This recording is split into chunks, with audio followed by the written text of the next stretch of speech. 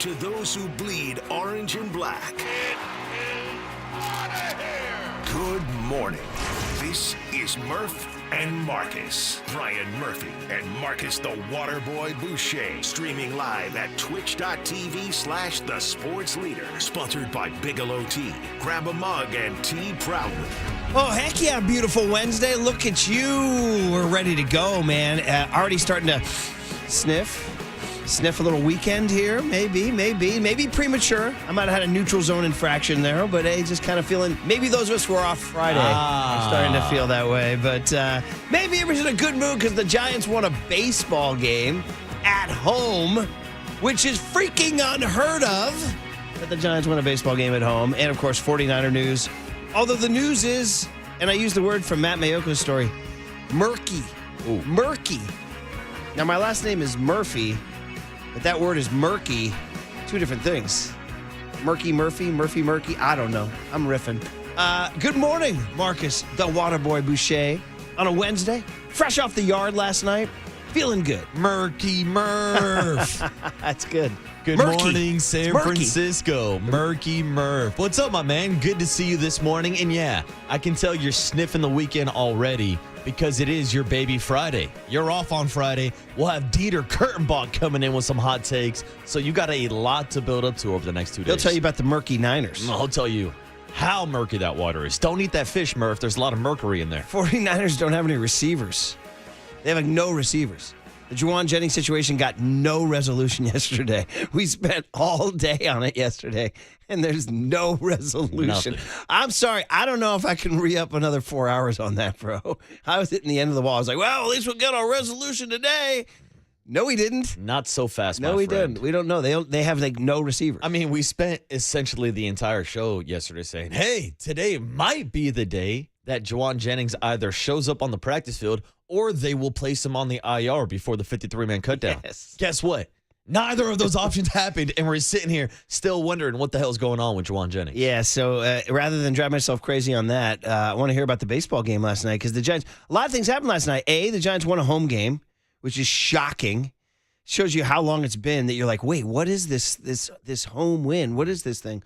And B, Justin freaking Verlander got a win. Dude, number 2 in late August, last week of the month. Number 2 on the season and number 1 at Oracle Park. That's his first. First ever. I didn't know that until the postgame, and he asked, he said, is that my last one? And reporters were up to date on what he was talking about. Oh, no. Getting a win in every major league ballpark. And apparently he has not won one in Milwaukee or Cincinnati. Was that it? Wow. I think it was. That's surprising, yeah. Because I was wondering the same thing. I didn't see the follow-up on those quotes, so I don't have the answer for you. But I just assumed, playing 20 years in the big leagues, that he would have a win in every ballpark. No, he didn't have one. He was kind of racking through his brain. He goes, well, I guess we're done with Milwaukee. And, oh, well, that's it. He pitched well. He did. He's been throwing the ball extremely well. He has. He's getting, August has been a very good month for him. And what are you going to say? I mean, there were people that thought he was washed back in, May. Kind of, move on from him. He's actually one of the more reliable guys now. He really is. So, shout him out. Way to get number 2, buddy. And some home runs at home. You actually said the weather was not bad. Yeah, I walked down to the ballpark last night, and it was great just to be back at the ballpark. It feels like it's been a while, especially since I went out to Vegas for the Raiders and 49ers preseason game, so I missed that entire series against the Rays. So I've been fiending for some Giants baseball. Hell, just some baseball back at Oracle Park in general. And I'm walking down to the ballpark, and I said, ooh, it's a nice night. I might have to go tops off tonight, Tony. So I took off my hoodie, and the hoodie was never even put back on until around the 5th inning. So it was a nice warm night, and Wilmer Flores got the party started. Yeah, Wilmer, a healthy flow, as we like to say. Oh, it's been a while since we've had a healthy flow. And then Matt Chapman did the unthinkable and hit a high fastball out of the yard. How about that? It's the pitch that has been defeating the Giants. And maybe, who knows, maybe they're down in their tunnel adjusting to the high fastball. But after he changed his walk-up music to the Talking Heads. Shout out my youth. I wasn't a Talking Heads PhD. I just had, they were highly aware of them, and probably told this story a million times, but the movie theater I worked at in downtown Mill Sequoia Twin Cinemas, when I wore the polyester. That's right, Marcus. There was a real process. You went to go get dressed for work in the popcorn room, which was small. There's popcorn and there's butter flavoring and some shelves, and you had to change in there. It was tiny little closet. Dude, you turn like Superman. You take off your shirt, you put on the white dress shirt, You put on the clip-on bow tie, brother. Ooh, the clip-on. Clip. Dude, then grab the brown polyester blazer, and you put it on, and then on the left blazer, it said, like, Sequoia Twin Cinemas or whatever the name of our company was, like Blumenthal Cinemas or something like that. Anyway, we put that brown blazer on. You emerge from that closet. You're like Superman, bro. You're like, here I am in the brown polyester blazer, the clip-on bow tie. What do you need? Dude, this dude's putting on polyester next to the popcorn machine. What do you need? Because I'm ready to go. But anyway, for about 3 weeks or 4 weeks in my senior year, the Talking Heads concert film, Stop Making Sense, played. It was quite the cultural phenomenon. It was a live concert film. So I got my share of the Talking Heads. Point being, that's what Matt Chapman played last night. Yeah, I had to switch it up. This is now the third different walk-up song that Matt Chapman has this season. Now, of course, last year, it was Not Like Us, Kendrick Lamar, and he let that play out for the majority of the season. Then switched it up, went with Antidote for a couple weeks, then ended up back on the IL, and now he's back with a little bit of Talking Heads. Burning Down the House. Paulie Mack had Vernon to the House. Vernon to the House. It was not one of his favorites. It was a creative Tony kind of forced that one on him. He used to always say he'd never like to play it. He's no, I don't like that one. I said, why not? Vernon to the House. Paulie was tough on a lot of his songs. He was. Actually, you know what's funny? I looked down. That's the Giants' second straight home win. I forgot that they won the finale against the Rays. So what am I saying? They're 2-0 in their last 2 home games. Go back at it tonight at 6:45. Hopefully you'll be out there, buddy. Oh, of course I will. On a Wednesday night. It's Carson Wisenhunt, your boy. The Whiz Kid. Carson Wisenhunt getting a chance against Colin Ray, 35-year-old righty, who's 10-5 with a 3.96. They should be able to get. They beat a lefty last night, dude. They beat a lefty. How about that? A good lefty, too. Matty Boyd. A forever Giant lefty. Forever Giant lefty. So we should probably call it in before we get going here on our Wednesday morning. So you got Pat Burrow with the flip phone. Open it up, calling Rob Manfred. Manfred said, wait a minute. Did you guys just win your third in a row? You called me 3 days in a row? He said, that's right, empty suit. Put it in the book. San Francisco Giants 5, Chicago Cubs 3. Beautiful baseball. Beautiful baseball. It's a marvelous day in the BAY. I like America. Healthy flow. Winning's fun. Yeah. Buster was a winner, bro. We want to be a gritty, grindy bunch. Let's go, Wilbur! Yes, sir! Hey, you don't go. It's time to go. Flores legs it out. Rafael Devers is a dude. Patrick Bailey, but he does have the clutch gene. Patrick Bailey scores! Hey, it's official. They're 64-68. All right, 7 out in the wild card. Climbing that ladder, As Murph. Marty Leary would say, until there's 6 out with 5 to play, that's baseball. They go back at it tonight, like I said. Oh, by the way, you heard Buster in the middle of that say it's a gritty, I'm grindy optimistic that they're going to make another run. There it is. It's not over yet. Yeah, And as keep I that. tell people, Yeah. when you're 6 out with 5 to go, then it's over. Hey, Marty- Until then, it's baseball. Oh, my God. It just kept going. So good. I know. I kept thinking Until the then, bite was it's over. baseball. You kept stepping on it. I did. I didn't know it was a longer bite. I know. I thought it was a short bite. I'm with you. I was My like, bad. oh, we got more Martyisms. So- I just filled out like half my Marty bingo card right there. Well, you heard Wilmer Flores in that win package, a healthy flow, and Flo's the GOAT, said CJ West, and Flores legs it out. Well, last night he legged it out, number 14. Big fly. Boom! And then the man who changed his music to Burning Down the House, Burning Matt Down the House. Chapman, hits a high fastball out of the yard. Congratulations, number 17. Big fly. Boom! All right, back at it tonight. Day game tomorrow, and then they have the Baltimore Orioles coming in Friday night. Apple TV situation. So, plus they released their 2026 schedule. How about this? It's opening night, Wednesday, March 25th, 2026, against your New York Yankees. How about the Yankees coming to town? Yeah, and it's like the Thursday night football of MLB. It's going to be the only game of the night. It's going to be the lid lifter. Yeah, but here's my only thought. What happens to our traditional opening day morning broadcast? That's a great question. What are we going to do? Sounds like it will be a afternoon show opening day broadcast. Can you imagine? It must be dirty work. You Kicking off the 2026 season. The bad vibes of a dirty work there with Copes taking shots at the Giants. I mean, and Chisholm taking shots at Copes. I mean, when I think Giants baseball, I think dirty work. And when you think like the salt that'll be like, hey, I wish we were doing this from the bunker, man. But we don't have the bunker. It'd be like a lot of shots fired and all that stuff. Give them a couple bloodies at the patio. They'll be all right. Well, I'm kind of like not okay. I mean, nothing against our friends in the afternoon. God bless them. And thanks to Derek Papa for being our fantasy commissioner. But that's not their deal. Our deal is the show. That's our deal. We do the opening day broadcast. That's not their deal. That's our deal. So what are we going to do? Well, I mean, we show up at 6 a.m. There'll be nobody there. We could do it. I mean, we can. I don't It'll know. just be us in an empty room. Well, I bet. I don't mind. I bet Pam from Mountain View will be there. Right? But then, AKA Sue from Pacifica. She'd be there. so are there any day games that series? Yeah, later. Thursday or Friday? Yeah, later that year. Yeah. Or Friday. no, I'm just saying like that series against the Yankees. Yeah, here we go right Like, here. could we do a Thursday or a Friday show? No, because No. Well, it wouldn't matter because we got to do the. So it's Wednesday night, off Thursday, and then Friday. I don't know if Friday's a day game or a night game. They haven't announced it. I would assume it's going to be a night game. It could be a day game. Maybe. But they only do day games on getaway. This is days. unusual. That's game 2 of the season. The whole thing's unusual, and I don't know what we're going to do about it. It's also just unusual the fact that the Giants are actually opening up at home. Yeah, it's first time since 2009. They always start on the road. Larry Bear always said a couple reasons. A, it tends to rain here sometimes in late March. Don't want to deal with that. And B, he wants more time to sell tickets. Money, money, money. And So to close out the season at home, which I believe, according to the schedule, they'll open at home and close at home. they finagled that. I didn't even know that was legal. Dodgers closing it out here at the Yard. So, I all like right, that. plan I like your that. 2020. I already looked at my 2026 dream trip possibilities, and there's not that many, man. We Not have that like, many. well, I mean, like we got like you get. They play every team in the league. I'm looking at weekends. Unfortunately, the Seattle weekend, which would be a no-brainer, I think I can already tell, is going to be gobbled up by a youth sporting event. I already know that for 2026, believe it or not. All right, listen, 49ers are murky. The Giants are winning, and we are here for all of it. Young Tony has a guest list on the other side. It's a Wednesday, August 27. If you're off Friday, it's a baby Friday.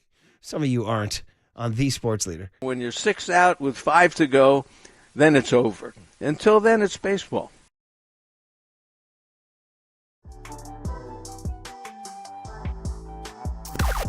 Now, from the O'Donnell Financial Group Sports Desk. Learn more at odfigroup.com. O'Donnell Financial Group, because planning is a process, not a product. It's time for the Young Tony and John Joe question of the day. Good morning, faithful. John Joe Curley wants to know who's wide receiver 2 for the 49ers for week 1 at Seattle. Overnight Dave chimed in. He said, who's wide receiver 1? Maybe that's a better question to ask. You can join the conversation in the YouTube chat now.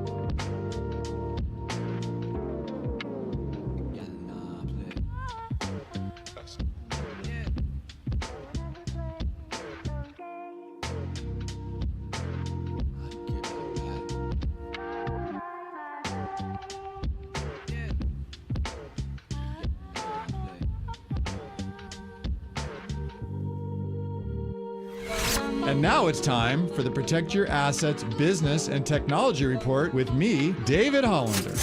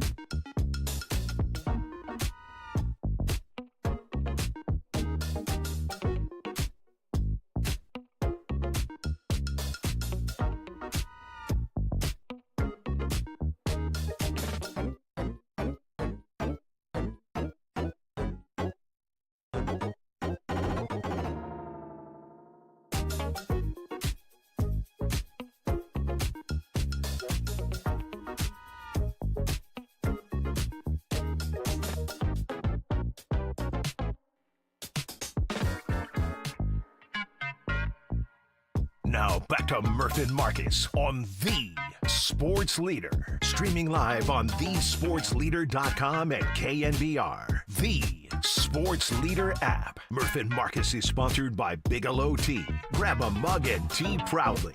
Big pitch coming. The runners are going to take off. There they go. And a swing and a miss. Strike three. Got him to chase a slider.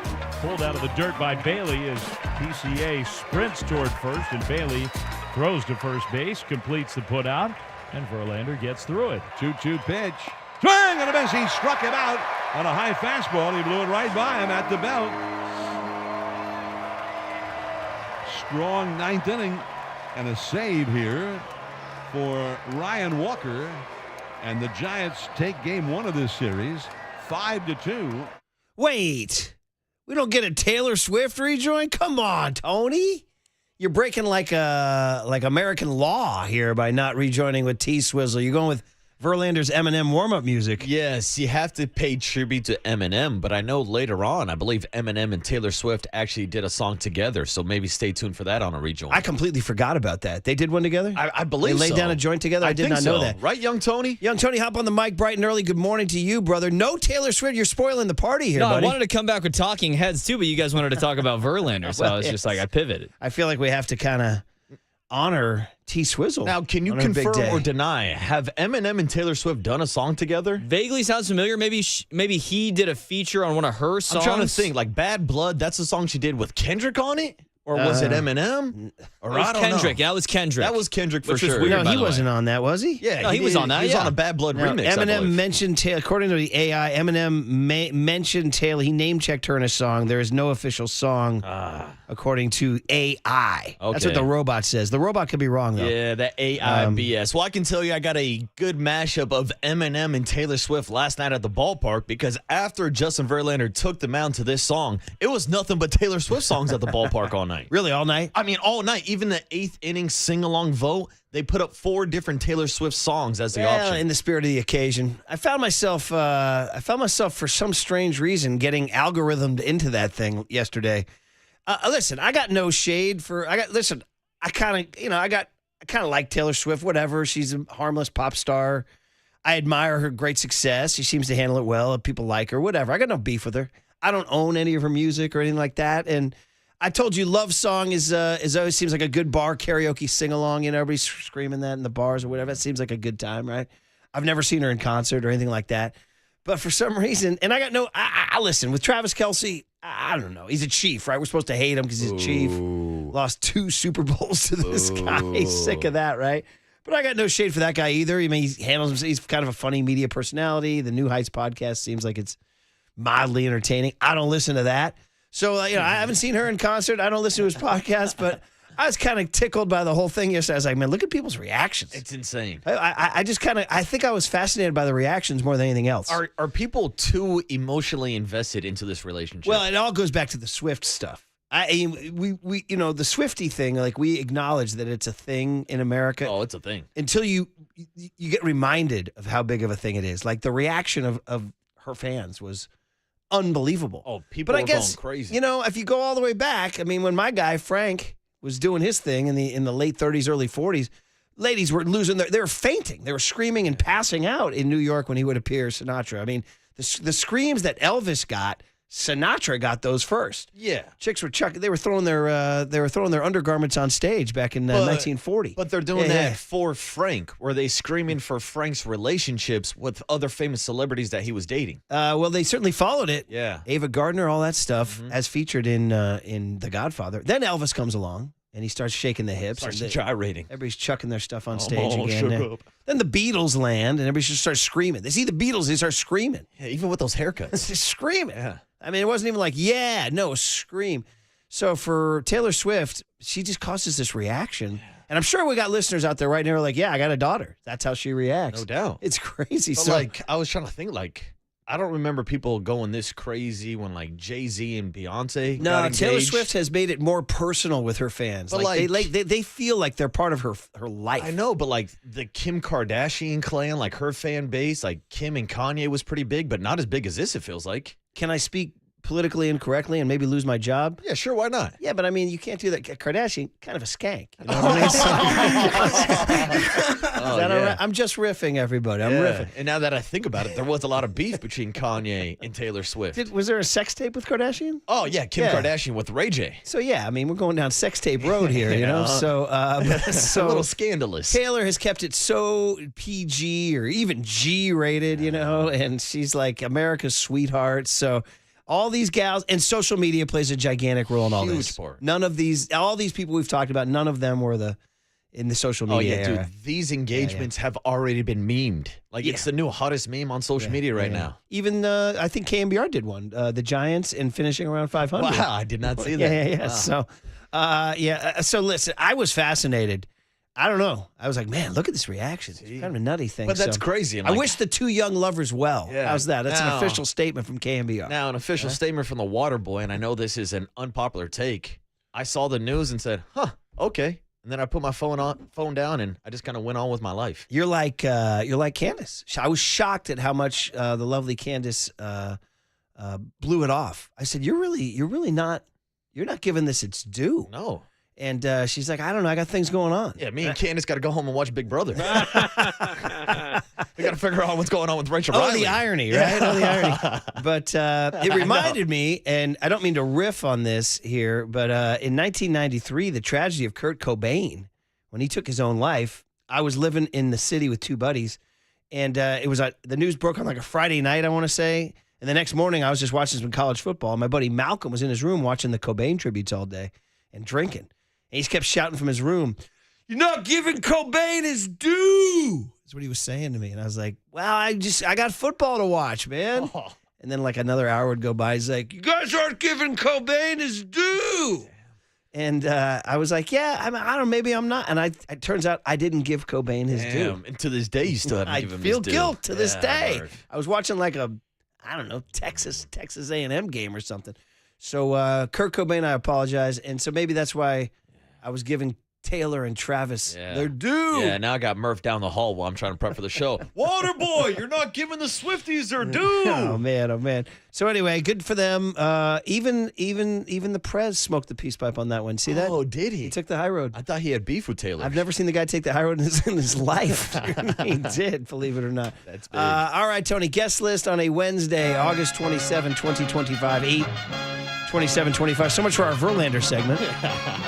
Did he have a comment on Taylor and Travis? No? It is going to be, people say it's going to be like the American Royal Wedding. Yeah. Right? But here's another example. I didn't freak out when Justin Verlander and Kate Upton got engaged. Well, they ain't really close to the Taylor-Travis Q rating. Who is close? Paul Skeens and Livy Taylor Swift, is she the biggest pop star in the world? Yeah, she is. So that's it. You start right there and move on down. So who's the second biggest? Beyonce? Yeah, I mean... Who's bigger, Beyonce or Taylor Swift? I think now Taylor Swift has currently passed her up. So Beyonce and Jay-Z was a big deal. It was a big deal. Yeah, but Taylor has this way of... She's made it all personal. All of her songs are about her personal life. Beyonce didn't sing about her personal life all the time. Yeah, that's true. And Taylor did make a lot of breakup songs, which I don't know if that throws a wrench into the plans, or we can all sit here and wait for the divorce album. Yeah, I was about to say, in all the Those algorithms, songs are gonna hit. Somebody said that divorce album's going to be. Oh, it's going to hit. It's going to hit. All right, Tone. Did you give Taylor and Travis their due? Yeah, I'm kind of like Marcus. I mean, I saw the post. You guys were talking about it after the show. I was just kind of working, doing my thing, and I just kind of went on with my day. I mean, like, listen, congrats to them. Really happy for them. I mean, like, I'm not like stopping what I'm doing and reacting crazily, but yeah, I mean, it's cool. Very professional, Yeah, responsive. Very calm, level-headed Tony. Good for them, honestly. Happy for them. Good to How see. about it came out like 3 weeks ago? Everybody knew about it on the team, and then it just became public yesterday. Got to give propers for nobody leaking. That's pretty good. That's pretty darn good. I saw one of the interviews. I sent it to the thread with the dad. They said, he said to Travis, when are you going to release it? He goes, when Taylor says so. Good answer. Yeah, buddy. Good now you're answer. learning. Yeah, Now you're learning. All right, what do we got, Tony? All right, well, coming up early in the show, what did Young Tony ask today at 7:15? Mike Krukow at 7:30. We'll have the big hit at 7:50. Then we got Larry Krueger at 8:15. Cooler content at 8:30. And then Ron Rivera, ladies and gentlemen. Let's go. Making his Murph and Marcus weekly debut at 8:50. Set your alarms. And then we got LaRussell at 9:15. How about that back-to-back? Russell. Russell's friend of the program. Second time on the show now. That's awesome. I know it. And then hitting cleanup to end the show, Tracy Sandler going to join us at 9:30. Man, that's a packed day. Busy day, yeah. We better get going on the Sports Leader.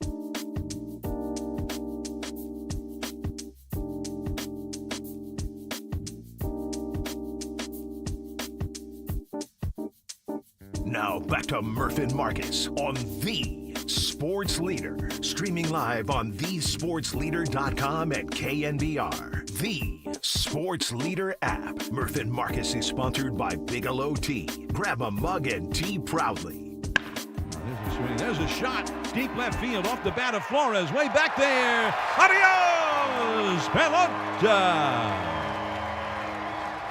First ball swinging.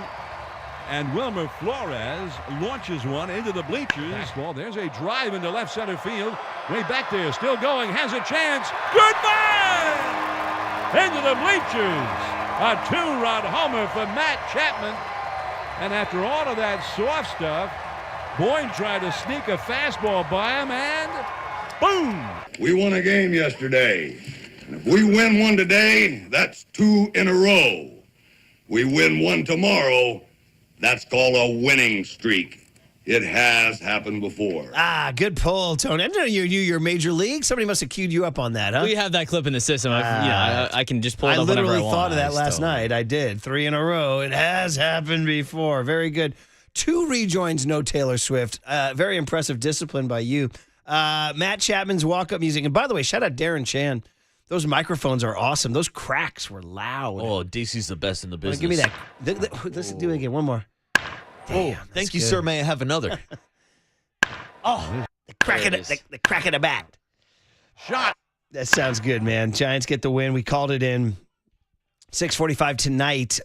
You go Carson Wisenhunt against Colin Ray, 35-year-old righty for the Cubs. Fun stuff, man. Some stuff to talk about. Verlander and Buster Posey. These are the 2 things I want to hit in this segment. We'll do the Niners at 6:50 with all their decisions. But 2 things of note. Number 1, Justin Verlander got his 2nd win of the season. So 7 times he's left with the lead prior to last night. And he only had 1 win of those. So they've cost him 6 wins. Again, he can't cash in all 6. It happens. Other teams can come back. They're allowed to come back. But you'd like to think that maybe 3 of those he would have gotten, so therefore. Especially leading up to the All-Star break before the trade deadline, the Giants had the best bullpen in baseball. And, that was the number 1 ERA across baseball with the bullpen, with all the arms that they had. So for him to lose 7 leads, it's just kind of unfathomable. Yeah. And then last night was a little unusual because he coughed up a lead. And the Giants came from behind and got him off the hook, which was really impressive. So shout out Elliot Ramos, 3 hits last night. And doing what the Giants, who hit the double? Was it?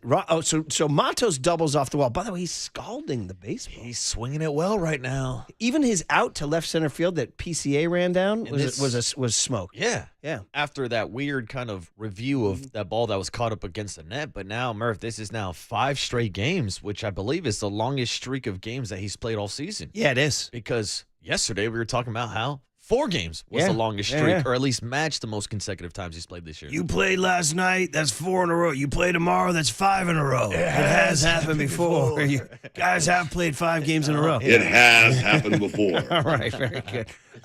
So number 1, Verlander, and I did not know until KNBR posted it on their social, and I was reading my doom scroll before tucking in with my jammies, that Justin Verlander had never won a game at Oracle Park. Can you believe that? Do you have that sound rolled in on the KNBR social where he's kind of bantering? It's not like a sound bite per se. He's kind of bantering with the reporters. But take a listen. They say to him, that's your first win at Oracle Park in your career. First home win this season. It's also your first career win at Oracle. Just what does that mean to you? No offense, but I wish I had one in 2000. What was that? 12? Yeah. No, I mean, is this the last one I needed?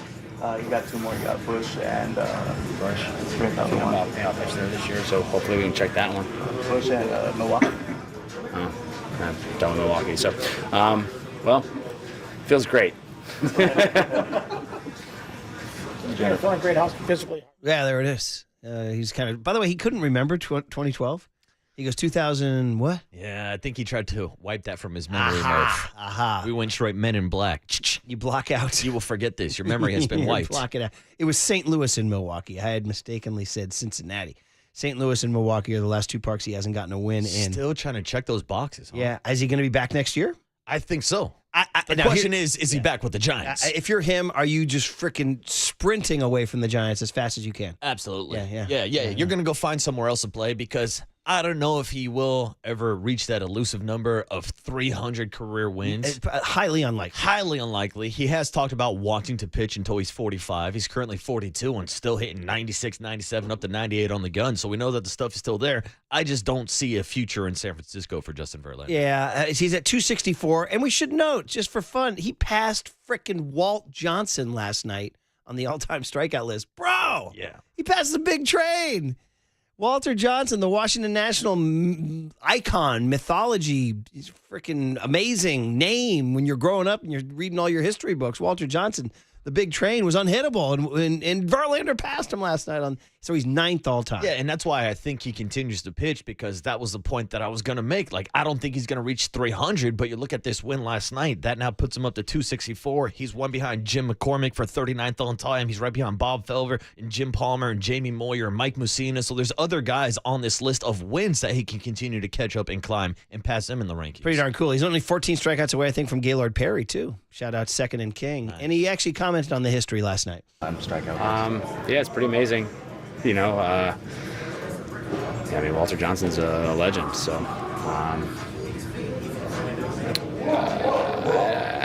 again, it's one of those things that, like, you take a lot of pride in it, and Willie mentioned it after the game when they were, we were kind of doing our little team thing, and. Wow. Yeah. Okay. I was playing off of YouTube. Well, they mentioned they were going to a club after the game. You know what tripped me out about Walter Johnson growing up is you look at a picture of Walter Johnson. He's born in 1887, and he's just like black and white pictures only. You know, they had pictures back then. I know, seriously, like a lithograph from the Civil War or something. And you're like, oh yeah, that guy came out of Nebraska or something. Dude went to high school in Southern California. Really? That has always tripped me out. Huh.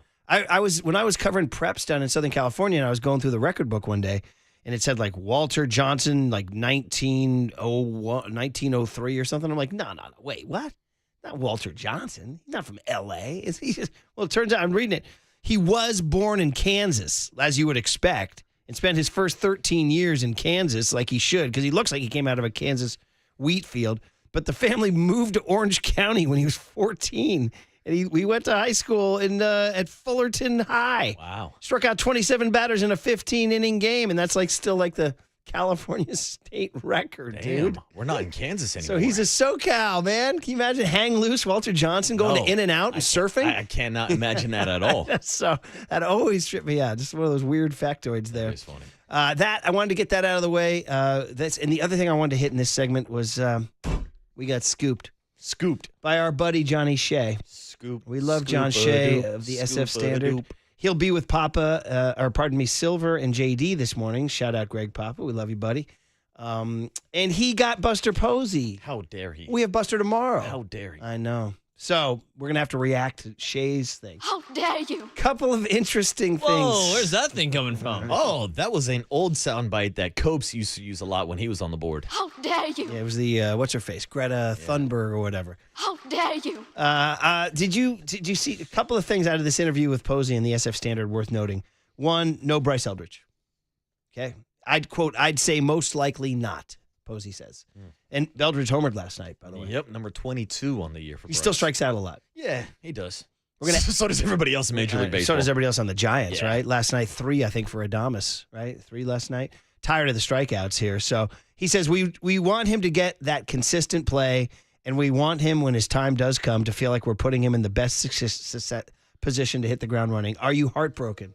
I'm a little disappointed. Now, I understand the logic behind it, especially since the Giants are all but out of the playoff picture, unless they do go on one of these crazy runs that Marty Laurie's talking about. But I don't see that happening. I got to see him get back to 500 baseball before we even start having those conversations and even start looking over at the standings of where the Giants are in the wild card picture. I'm optimistic that they're going to make another run. Okay, all right. Yeah, so no, I'm not that optimistic, but I thought, why not reward this kid for what he's done so far at all levels of the minor leagues? And I've heard people question me for asking for Bryce Eldridge to be called up, like saying, Waterboy, you're the same one who complained about the stunting of the development of a Joey Bart.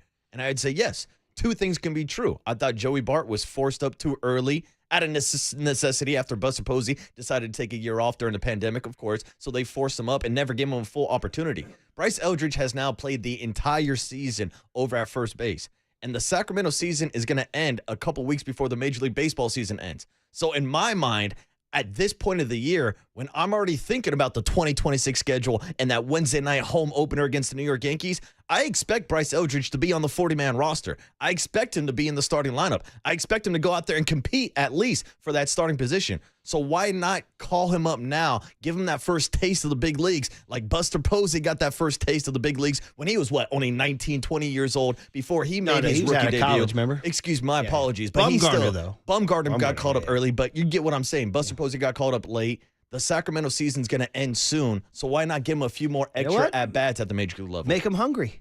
Make him want it. Make him crave for it. Yeah, but here's the thing. I'm hungry. Yeah. I'm craving it. The good news is that this quote-unquote long wait for Bryce Eldridge, he'll be 21 in spring training. Yeah. So you don't have to freak out too much. He'll be able to buy a beer at the Rusty Spur. The other one I'm going to say, yeah, he will. He will be able to buy a beer at the Rusty Spur. Bryce. Yeah, I'll be singing David Allen Coe with him. And then this is the one that caught my ear. To me, Bob Melvin is on notice. First of all, Buster declined to answer a question about his status, so I'm not going to comment. But this quote, and I could be overreaching here, but they asked him about what the hell happened. So, how did this whole thing go wrong? And he says, quote, "I do feel like for whatever reason we were playing a more aggressive style of baseball early." So he's saying that the style changed. He says, "I get sometimes when you're stealing bases, it has to do with personnel. Do you have guys who can steal bases? I was not a fast guy, but I was always trying to take an extra base on a ball in the dirt or a base hit in the outfield, and I think that's a recipe to success. And I think no matter if you're the fastest guy or the slowest guy, that needs to be your mentality." And I feel like we kind of backed off of that a little bit as the season went along. I would agree with that assessment. That, to me, is a referendum on your manager. That, to me, that's not what Buster, that's my interpretation. So take it for what it's worth. Yeah, I would say that definitely falls on Bob Melvin. I think it falls a little bit on Matty Williams as well as the third base coach, who's ever sending over the signs or giving the green light to guys like Jung-Hoo Lee, who felt like they were more active on the base pass early on the season. Matt Chapman was out here swiping bags. I mean, Murph, there was literally a month over the summer where the Giants didn't have a stolen bag attempt, let alone a stolen bag, I think. So they definitely got away from that brand of baseball, even though they aren't the fastest team in the league. But when you're playing in this ballpark, when you are trying to have a higher contact average, you're going to need a little bit of speed. You're going to need to create some chaos. 90 feet matter. Exactly. Take advantage. You're going to play low-scoring games. 90 feet matter. Mm-hmm. You can't play for big innings. It was the comments that Casey Schmidt, I believe, said just a week ago against the San Diego Padres. He said, they make you pay for every small mistake that you make. I mean, hell, we saw it last night with PCA. Elliot Ramos tried to make a diving play. Yeah. There he is getting to second base. Next thing you know, it's a knock, and the Cubs have the lead. You have to take advantage of the free 90s when defenses give them to you. Well, look what happened last night. Matt Chapman stole a base. Stole his ninth base last night. And I would say this. So last night, there was a double from, who doubled in front of Bailey last night? Maybe it was Matos. It was the one that wound up scoring on Ramos' double. Pat Bailey was up with Matos on second base. It was a low-scoring game. And I'm like, so you heard Krukow said in the booth, he needs to have a productive at-bat here. And he popped out and chucked his bat and shook his head. And I was just, I wasn't yelling at the TV. I've just reached this zen state of just total frustration. I'm like, bro, you have one job. You have to get that runner over. They do not get runners over freaking ever. It is so bad. The fundamentals are so bad on this. And all Bailey has to do is lay one down. And Bob Melvin has to call for it, or Matt Williams has to call for it. You got to play small ball. You got to. You can't play for a big inning. You're not an offensive team. You got to play for those scratch out your runs when you can, and then you pitch it in your yard. So I watched him pop up, and I was like, dude, what are you doing? Ramos saved him with a 2-out double. Gilbert struck out, too, by the way. He looks a little overmatched. Yeah, but at least he drops F-bombs when he strikes out. So that's a good thing. But yeah, Murph, you're right. You're more likely to find bunt at Outside Lands than at Oracle Park. Speaking of Outside Lands, LaRussell will be joining us, right? We're going to ask him about his Outside Lands. Front of the program. When LaRussell went into the crowd at Outside Lands, were you near him? Not close enough to give him a high five or anything, but I was in the crowd, a couple feet over, I'd say. Is he starting to recognize you? I mean, at this point, I've been to like 4 or 5 shows this year alone. I'm like, who's this creep following me to all these shows? Yeah, exactly. What are you, a Swiftie? Yeah, who the hell is this guy? Yeah. I'm a LaRusser. You're a what would you be? What's a little Russell Swiftie? I don't know if he has a fan base name. Anyway. Shout out Good Company. Just wanted to get that out there. The Buster Posey quotes and the Verlander history. That was pretty cool. All right, the Giants. We spent all day yesterday telling you the Giants or the 49ers, pardon me. The 49ers are finally going to make a decision. We're going to get some resolution. And we got no resolution. What the hell is going on about the 49ers? Next on The Sports Leader. Time for traffic on The Sports Leader.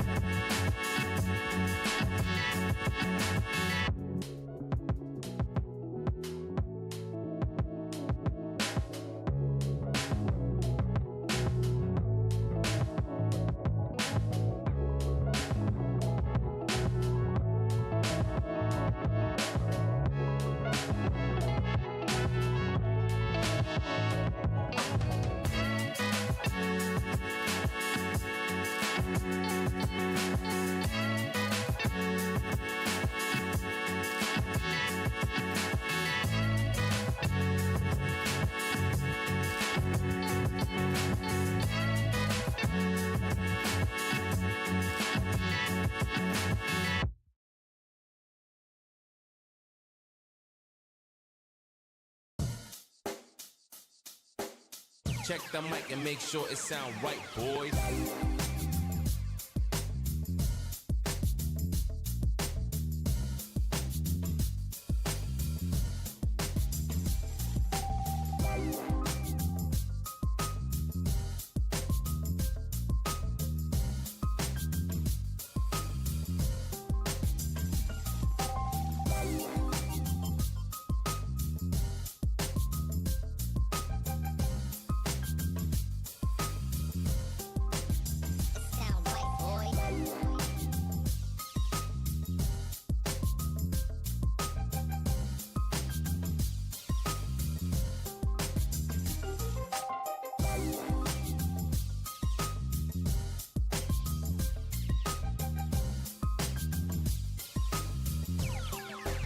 It sound right, boys.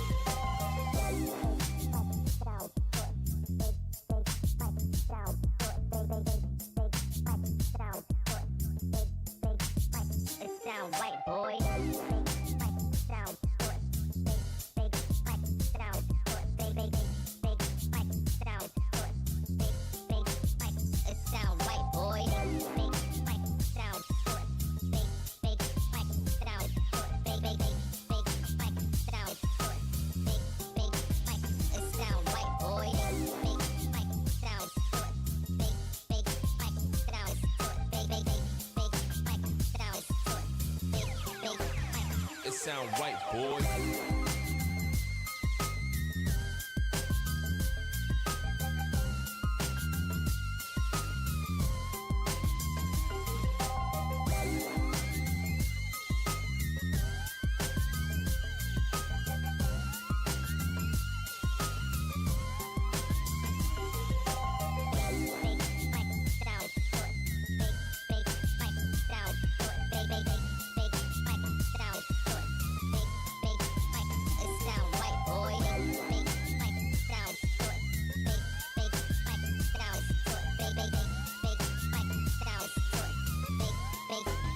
It sound right, boy.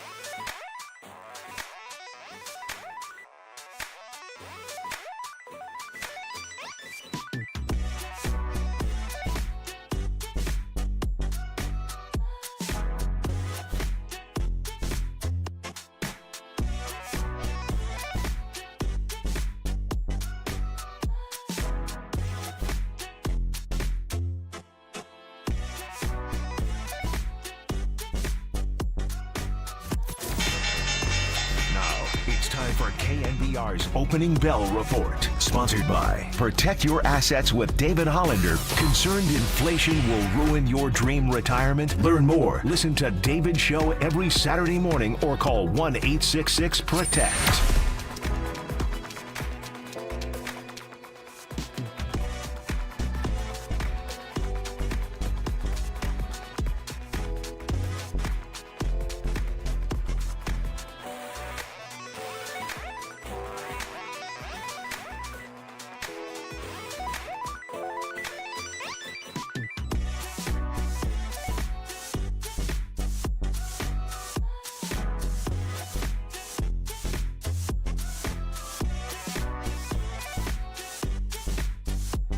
Listen to the sports leader anytime, anywhere. Download KNBR, the sports leader app.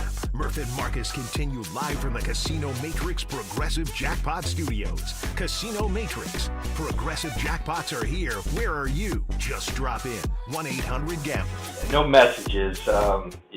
We like the player sky. I just talked about that. We love Jawan, and we're getting close to this season.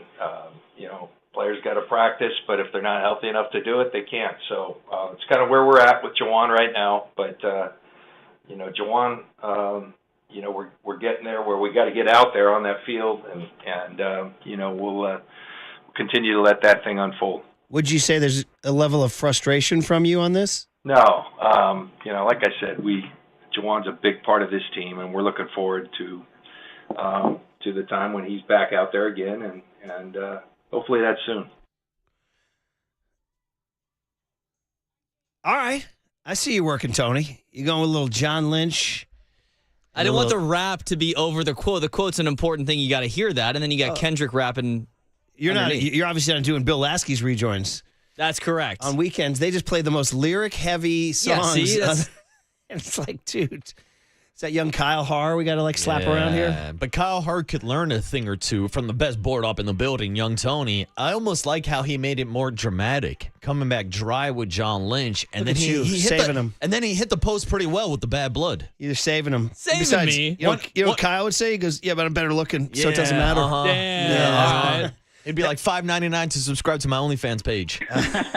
See, Kyle, all the good-looking people in the world, they live a certain life that we don't live, you know? Mm-hmm. That's why 831 texted in and said this Taylor Travis is a big deal, and why people are reacting is because Taylor Swift stands for the plain Jane in high school finally getting her revenge on the popular girls. So it'd be like you getting your revenge on Kyle Haar. He's a popular guy. There's no bad blood, though. Yeah. I'd like to create some. That's what I'm trying to do. Yeah. Bad blood, Niners, Jawan, man, oh man. He has not practiced. It startled me. I read this in Eric Branch in the Chronicle.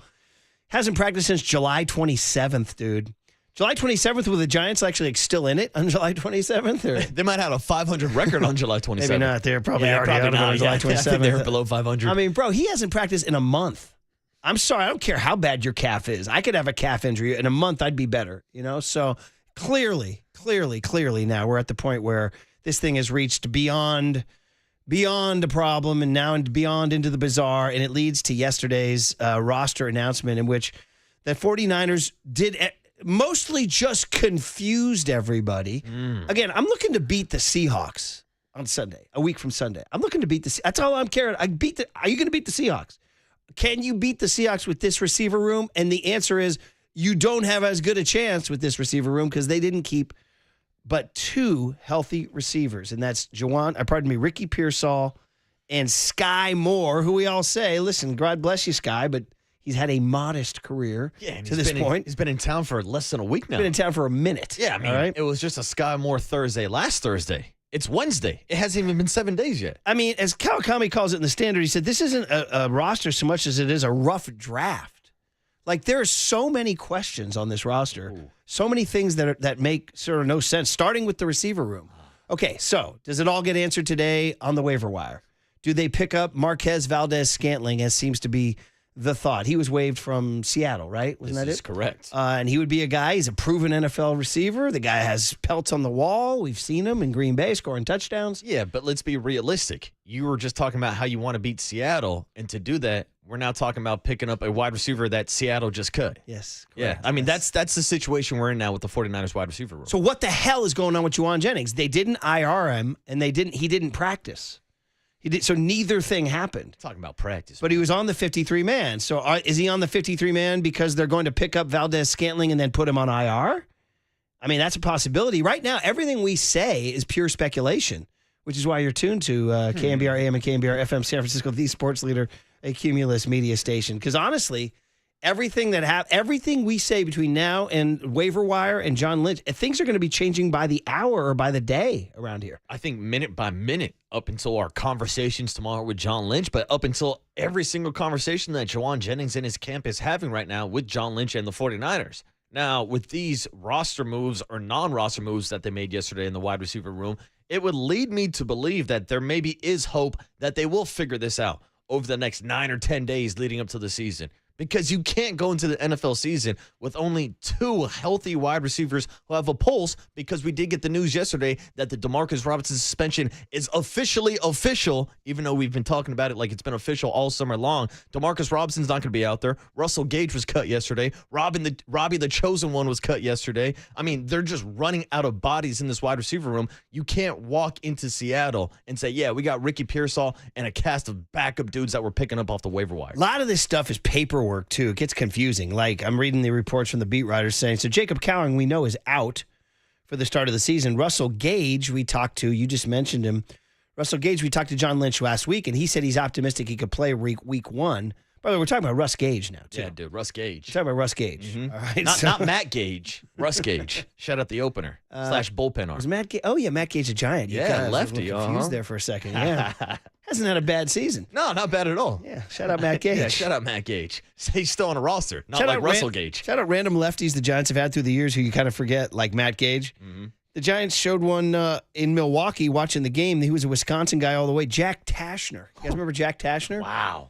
That's a hell of a We always pull. said it sounded like a game show host. Jack Tashner. Now, welcome to Card Sharks, and here's your host, Jack Tashner. Come on down. Higher. Lower. Well, it's lower on the Niners receiving booth because so Jacob Cowing is going to be so he right now is going to be he's on the 53-man roster, but he can't play. So it's like, okay, wait a minute. Now, I was confused why he didn't get put on the IR. Well, so they're saying like a lot of this stuff is going to get resolved today. That's why I'm saying like we're going to talk about this, and yet everything we say is going to evaporate by close of business today. By next segment. We should have answers. But there's one scenario where they put him on IR today and then call up Gage. Now, I don't know why procedurally they had to do it that way, but that is one of the situations. Now, again, we're talking about Russ Gage, bro. Now you're talking about breaking the huddle on week 1 in Seattle, and out go Pearsall and Gage split wide. You know what I mean? So where's Jawan Jennings in all this? What the hell is going on with Jawan Jennings? Then you get to the point where they could pick up a Marquez Valdez-Scantling or a Malachi Corley, who was cut from the Jets. Seems likely to me that they would pick one of those guys up, and then they make a move somewhere else. I know they kept a lot of O-linemen and D-linemen, 21 combined, when most NFL teams combine about 17 or 18 on O-line and D-line. So I don't know, man. Do you feel as, I don't know, frustrated and confused? Are you willing to be patient? Because the game is not until a week from Sunday. You don't have to have your roster finalized. You're not breaking the huddle in Lumen Field today. You're waiting, and you're waiting to see. And I don't know if this Jawan thing's going hour by hour, or if the agent and John Lynch are just staring at each other right now and trying to come to a resolution. For all, so Lynch is talking today at 2 o'clock, and then he'll be on with us tomorrow. And when he gets the mic, are they going to finally have, we finally came to a deal with Jawan. He'll be on the practice field today. I don't know. Maybe we might see a report of these on the practice field today. The point is, it is freaking literally totally unsolved. Yeah, and I think really the only thing you can do is be patient. And look, we've been patient now for a month. Sports talk radio. It doesn't. It doesn't at all. We need a hot take. Jawan, get back in camp now. But we've been patient for the last 30 days, and we're getting closer and closer to the start of the NFL season. So he can either hold out and cost himself some money in incentives, or they can figure out a contract, or they can play this out and Jawan Jennings puts up great stats and then gets paid next year in free agency. Like, those are the options that we've been talking about for weeks now, for months now, and we really just have to sit back, be patient, and see how this plays out, because if not, the 49ers might be out there week 1 in like a wing T offense or something. Like, because they don't even have 2 wide receivers who fully know the playbook. I don't think Sky Moore fully understands his playbook. There was talk about how he couldn't comprehend Andy Reid's playbook out in Kansas City. He's not going to show up and be able to digest the entire Kyle Shanahan playbook going into week 1 of this season. So this is a problem, and if they don't have Jawan Jennings out there week 1, who the hell is going to be the number 2? And like I said, these waiver wire pickups are not, I mean, I get it. It's a body, and it's somebody who's played in the NFL, Valdez-Scantling or Malachi Corley. But again, to your point, it's like, how productive can that player be?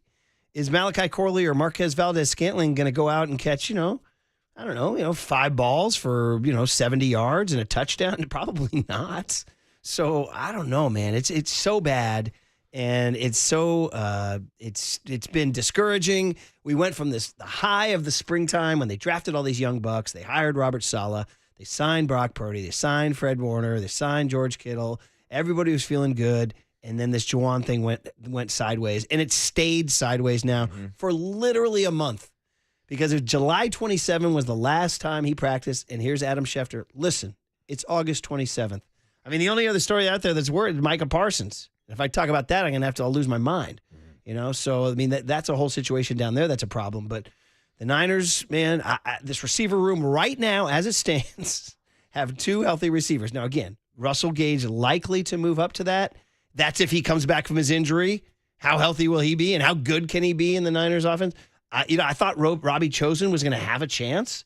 They cut him to keep, Jordan Watkins is on the 53-man instead of being IR'd or anything. So the injuries are confusing. The roster's confusing. It's a total work in progress. It's a rough draft. We got very little resolution yesterday, particularly in the receiver room. And you're saying, Murph, there's confusion. Because it was confusion. I am saying that. There's a lot of confusion. I mean, there's other parts that were settled, I mean, they kept 2 quarterbacks. All right, fine. They're going to put one on the practice squad, I'm sure. Tanner Mordecai or Curtis Rourke, the guy they drafted. The running backs, you're going to go McCaffrey, Brian Robinson, Isaac Guerendo's now RB3.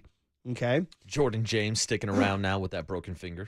And then we get to the O-line, which, and I know there's nothing less sexy in morning sports talk radio than the O-line. Let's talk about the trenches. But a couple interesting things. A kid named Drew Moss made the team. Shout out to Drew. They're high on him. Yeah, and it was an interesting battle to see if he'd stick around on the roster versus a guy like Nick Zakill, who has been on the roster for a couple of years Since 22. Who has been the former roommate and best friend of Brock Purdy, but they moved on from Nick yesterday. Are they hurting Brock with that move? It's personal. This kid, Matt Hennessy, made the team. He was another undrafted guy. Anything is possible. Yeah, and they're saying they're training him to be a backup center to Jake Brendel. So shout out those guys. Cut, as you mentioned, Nick Zakelj and Drake Nugent, a couple of names you've heard from a while. And then D-line would be the other one, too, where we're sort of, kind of wondering how good the Niners D-line can be. Micah Williams did return to practice. But the one that surprised everybody, because the beat writers wrote about this guy all summer long, was Sebastian Valdez, the Hulk. The Hulk, dude. From Washington. Everybody's like, what a find, what a find, what a find. The guy was a good player for the Huskies, and he's the strongest guy out there, and they cut him. And the guy who surprised us was Yetur Gross-Matos, who we thought was injured. They made him healthy and put him active. So he's on the roster, and I'm with you. I thought Seabass had a chance to make this roster, but I think with so much youth already on this defensive line, they decided to go with more veterans names, like a Sammy O, who has shown he's been productive in the system before at the NFL level. To your point, Yetur Gross-Matos can also slide inside, play a little bit of defensive tackle, as well as play as the edge. So it seems like they went with the veterans here. It'd be curious to see whether or not Seabass passes the waiver wire and can get back on the practice squad. Somebody asked, 559 says, are the Niners having seller's remorse for shipping Debo out given their receiver situation? Probably not, because I don't think they wanted to pay him that $25 million contract. But here we are now with Jawan Jennings wanting that $25 million contract. I mean, did you see Debo carry the ball in one of the Commanders' preseason games? Tore off like a 19-yard run. I was like, oh, okay. Look at you, Debo. Debo's back snatching chains. I know. So, linebacker situation, the guy Curtis Robinson, who I don't think people were totally emotionally attached to, but he's been putting in his time down there, hasn't really broken through.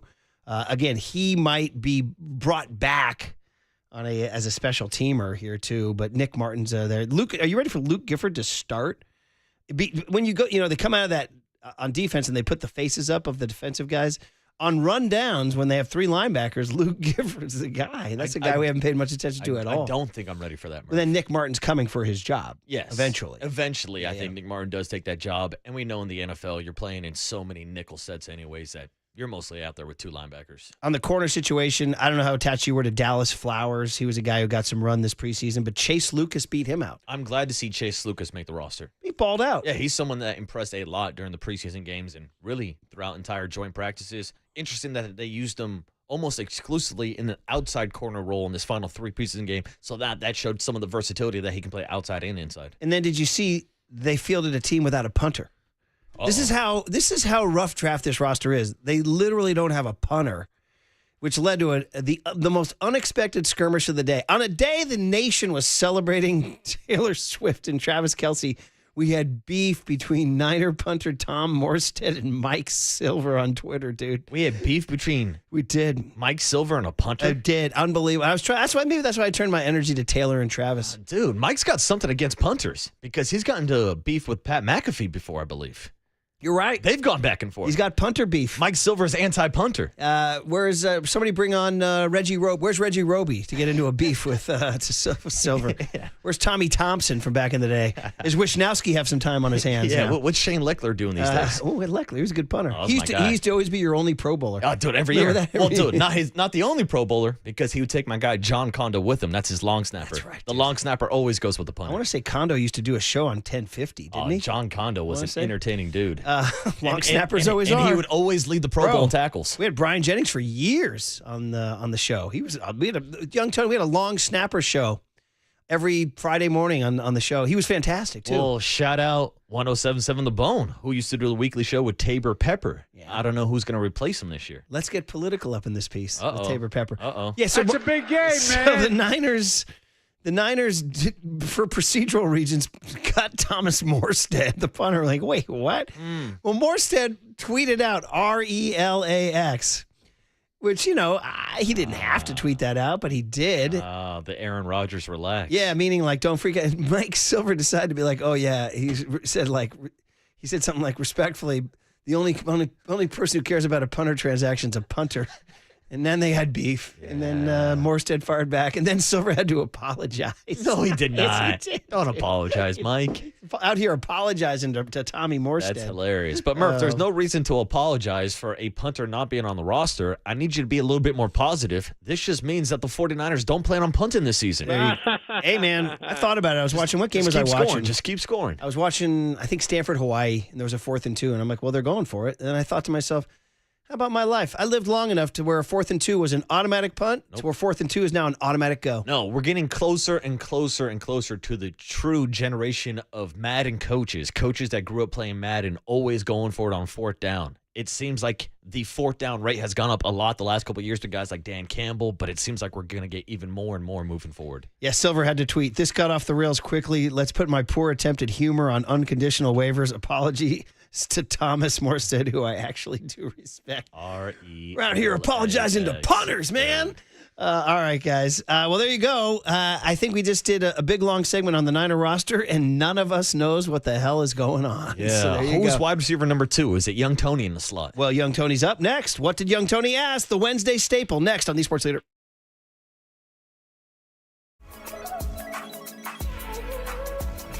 Time for traffic on The Sports Leader.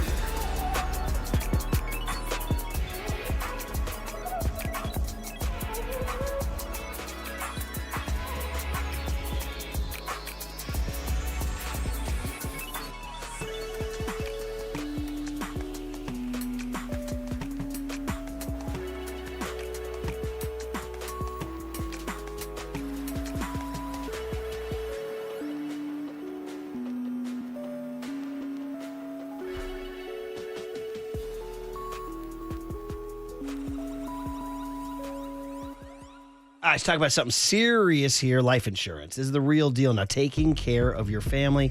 You're like, yeah, I got an excuse. I don't know. It's complicated. No. No excuses. Check out Ethos Life, the online easy way to get life insurance in as little as 10 minutes. All right, this is online. It's life insurance. They hook you up with life insurance carriers. You can answer a few health questions online and get up to $3 million in coverage with no medical exam. A 40-year-old male could figure something out on Ethos for a $500,000 term life policy starting at just $1 a day, $30 a month. Listen, Ethos has these answers for you. You got to ask yourself serious questions. What if something happened to me? Who would pay the mortgage? Who would pay the kids' college education? Who would pay the important bills in your family? You got to take care of your family. So forget the excuses and check out Ethos Life, the better way to get life insurance. For your free quote, visit ethos.com/leader. That's ethos.com/leader. Not available in all states. Rates vary.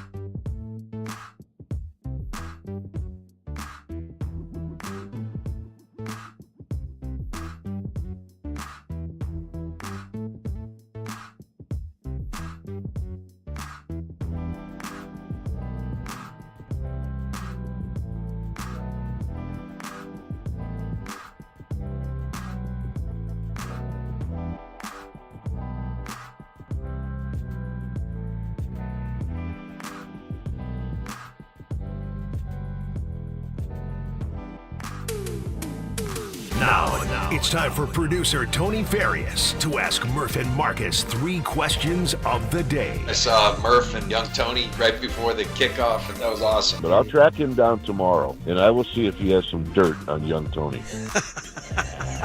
This is What Did Young Tony Ask Today? Oh, yeah. Every time I hear that laser that starts the whole thing, that pew, pew, pew, I always feel like we're beginning to turn the corner in our week, particularly those of us who have Friday off. Happy holiday weekend looming.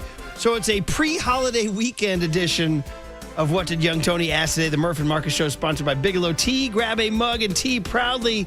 Young Tone behind the glass. You can see him on our feed on YouTube, Twitch, and Twitter. There he is, by the Alex Smith jersey. If you need him, he'll be by the Alex Smith jersey. Anthony, all yours, buddy. Whoa. Did I do something wrong? Am I in trouble? Anthony. Call me Anthony. Say it. Young Anthony, learn today. What do we got, buddy? What are the rules, Anthony? All right, I got 4, maybe 5 questions for you guys today. After I read the question, you're each going to have 60 seconds to respond. Minuteman Marcus reporting for duty. 20 minutes and a ham sandwich. Can I get an amen? Amen. If your time runs out, you're going to hear this bell. Thankfully, that we never works. hear you never ding us. Yeah, I know, because you guys are always just on time. No, please do ding. If always we go. on time. Please do. Text on YouTube chat. Everybody can get involved. You guys ready to go? Let's do it. Born ready, kid. Let's do it. All right, go. yesterday after the show, Major League Baseball released their 2026 schedules for all the teams, and the Giants are going to host the Yankees to open the season on March 25th, which is the earliest opening day in MLB history, excluding special season openers and international games. So, no traditional morning show on opening day for you guys. It is Giants versus Yanks, though. So, how we feeling? How we feeling? That's the question. How we feeling? How we feeling? Right. First of all, always excited to get it. Start planning my dream trips with my buddies for 2026. Second of all, Giants, Yankees. We got to go back to 1962, the World Series, when they all met. The Yankees were the very first team to play here at Oracle Park, or then Pac Bell Park, in an exhibition back in the day. They have the stage all to themselves on a Wednesday night, the Thursday night football of Major League Baseball. So I'm feeling good. I'm feeling good about it. I'm excited. We'll have eyeballs on us. I don't know what the hell the team's going to look like. I am going to say this, though. We got a problem with the morning show broadcast at the Public House /58 Social. I don't know what the hell we're going to do about that. We'll figure that out when it happens. But, Tony, the answer to your question is I'm feeling good. Ooh. That's how I'm feeling, yeah. Now, I'm not feeling good. I'm not feeling great about this. First of all, I don't feel good about the schedule release happening while the 2025 season is still going on.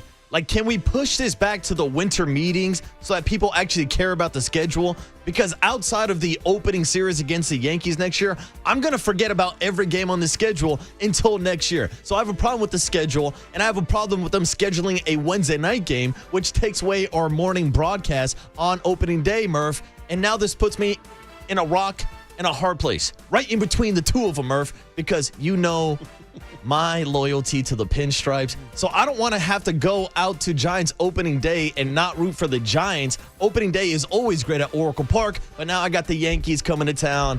I don't know. You would think I love it, but I'm not feeling great. Okay. Well, an honest answer. You're not feeling great. You are conflicted for sure. And it is a Wednesday nighter, but I have to admit, I'm relying on the teenage version. 17-year-old kid said, dude, that's sick. So if a 17-year-old kid thinks it's cool that the Giants have the opener, we're trying to get the young generation interested in baseball. So there you go, young Tone. All right, well, speaking of the young generation, Travis Kelce and Taylor Swift finally made it official. The streets are saying this is going to be America's royal wedding. The streets are saying, huh? So this is the question. Is this the biggest wedding of our lifetime? Well, first of all, I'll say I don't give a damn if it is the royal wedding here in America. Because guess what? I did not give a damn about the royal wedding. I don't give a damn about the royal family. And I really don't give a damn about this marriage between Travis Kelce and Taylor Swift. And I know that's not a popular take, but I saw this news yesterday and I was like, all right, cool. And then I continued on with my life. Now, maybe that's just because I'm a single man, and Murph, I'm not really big on relationships. So maybe I got my own things going on here, but I think people are too emotionally invested in this relationship. I mean, we've seen celebrity engagements and marriages before, Jay-Z and Beyonce. Hell, we can go back to Tommy Lee and Pam Anderson too. Like, there are so many other examples. Kim Kardashian and Kanye West, J-Lo and Ben Affleck, and J-Lo and about 5 or 6 other dudes. I mean, at this point, I really don't care. Congratulations. Be happy. Whatever. Till death do you parts. I can't wait for that divorce album. Oh, man, dude. Good answer. First of all, good answer. Number two, you definitely have your own things going on.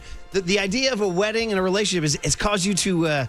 You're sort of like breaking out in hives a little bit over here, dude. I'm not going into that. Your skin's getting creepy crawly over there, dude. Marriage. No. Stay away. I'm going to agree with Waterboy on this, though. Very anti-royal wedding, very anti-royal everything. Listen, if you're going to come, if your family comes from the proud, mighty Republic of Ireland, you got to reject all things royal. Come on, man. Tell 'em. I wouldn't cross the street to see a freaking royal. All right, buddies? We start right there. So let's drop this royal wedding nonsense. Let's just This say is America. Let's just say it's an American wedding. All right, an American wedding. But dude, you know what's really funny? Because when you go, I try to write down little notes, and I had written down Tommy Lee and Pam Anderson in my notes. I did. Great minds think alike. Tommy Lee and Pam Anderson. Because I was going through, is this the biggest? So I was like, well, Bezos' wedding was just big deal, and I heard Tom Brady was trying to hit on Sydney Sweeney at that one. Oh, wow. Joe DiMaggio, Marilyn Monroe, right here in San Francisco City Hall. That's big. Pretty high up there. And then I had Tommy Lee and Pam Anderson as the next one. But I'm going to go ahead and say that because of social media and because of Taylor Swift's incredible... You said hit the bell. I appreciate you. You got Dean. I appreciate you. got Dean, dinging me. my friend. I appreciate Oh, it. I wanted to hear the rest of that take. I wanted to hear that take. I got to stop. I need to know the end of that answer. You didn't ding him. No, he was early. He was Was like he? 49. Okay. PTI, they go over the bell. You could just finish the take if you want to. I'm going to say I support the hoopla. I think it's cute to see the young guys, the young couple in love. Brings me back, Tony.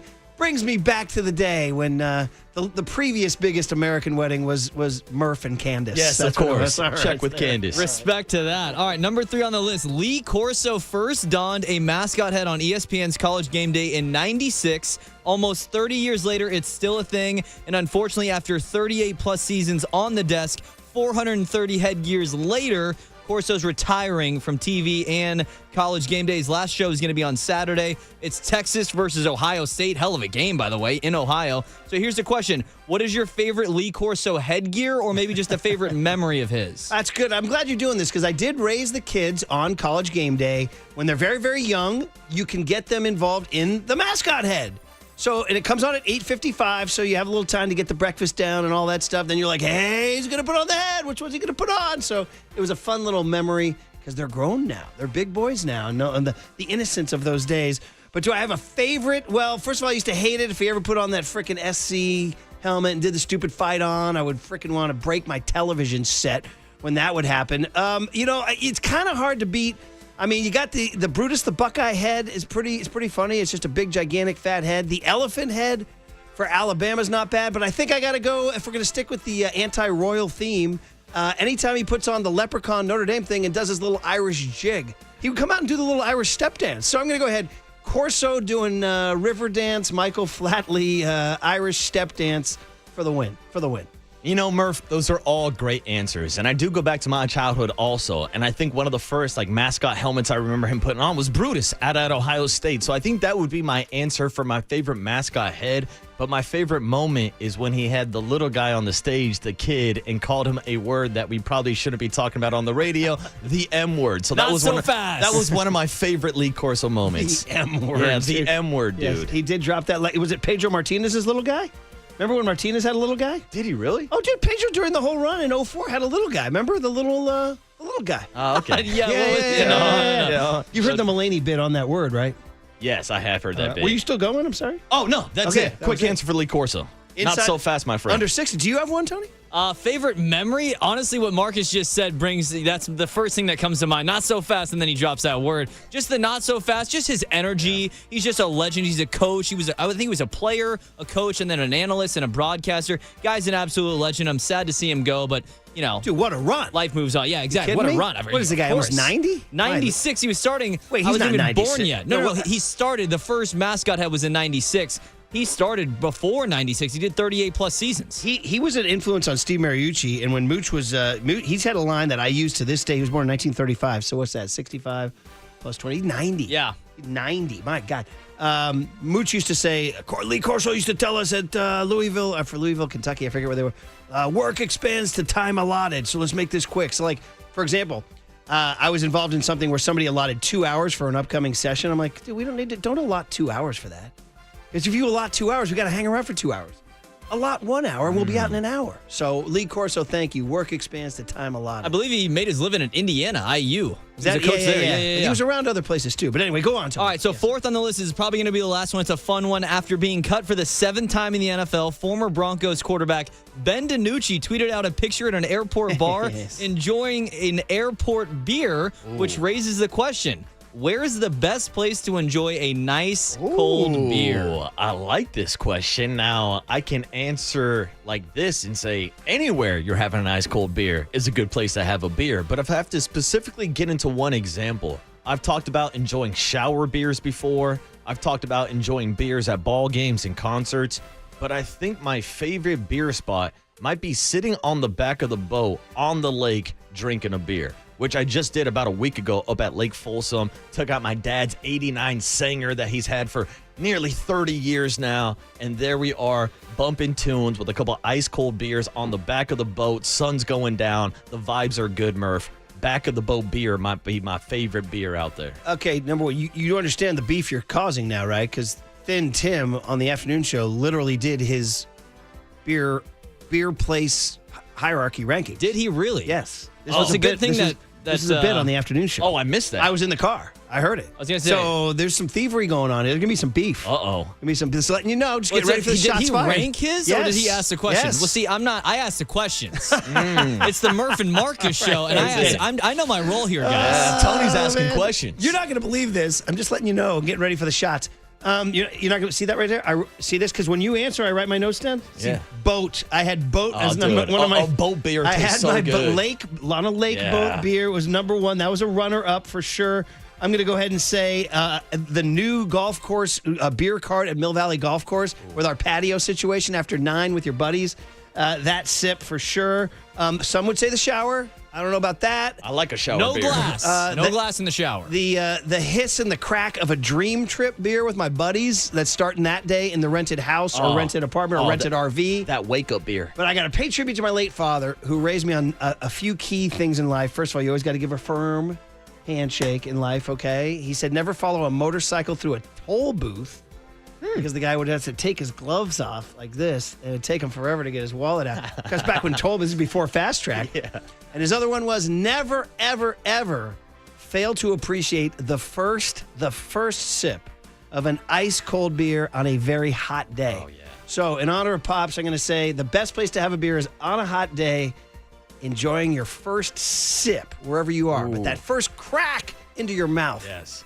On a warm afternoon. Oh, I'll say a post-yard work beer is a great beer. Yeah, if I ever did yard work, I'd really like that. Yeah, too. that'd be the thing, there Murph. There you go, Tone. We did it. Oh. Beef with Thin Tim underway, and congratulations to us. Congratulations. Let's all go and enjoy a beer with those pancakes. Yeah. So I need some applause there. No, man. I Come can't. on. Somebody's hacked into the board here. Yeah, we're trying to fix some things behind the Okay, scenes. Tony, is this Does that going on account for your that- soundboard does that account too? for that Tim Ryan sound we just Yeah, heard? exactly. Yes. Somebody's messing around with the soundboard. Do you think this is Thin Tim because of your beer rankings question? I think so. There you Whoever's go. hacking into All my right, how's soundboard, play this? the Thin Tim How's mistake this? of the day. Hey, great work as Remember when you were always, kids, you gentlemen. did that. Thank Big you, young applause. Tony. Thank you, Mike thank you, Krukow thank next you. on the Sports Leader.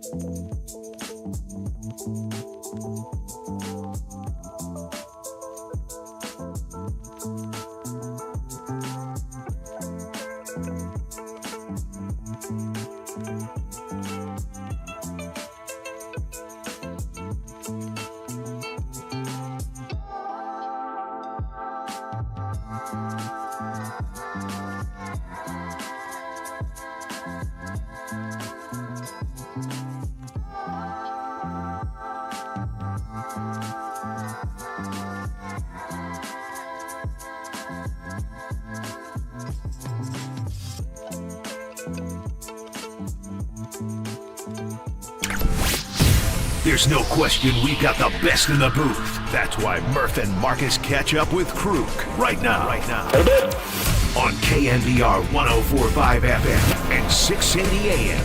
All right, every Monday, Wednesday, and Friday, Mike Krukow talking Giants baseball, talking life here. The Murph and Marcus Show is sponsored by Bigelow Tea. Grab a mug and tea proudly. And how about this? The Giants have won 3 in a row. They started a homestand with a win, their second straight home win, dating back to their last homestand, and hit the ball over the fence a couple times and pitched it well and beat a good Cubs team 5-2, pardon me, yesterday, 5-2. Mike, my goodness, a fun, clean, productive game. Good morning. Hey, morning, Mike. Yeah, it's within their skill set, and it's kind of nice for them to get off on a homestand in a good way, coming off a very emotional weekend in Milwaukee.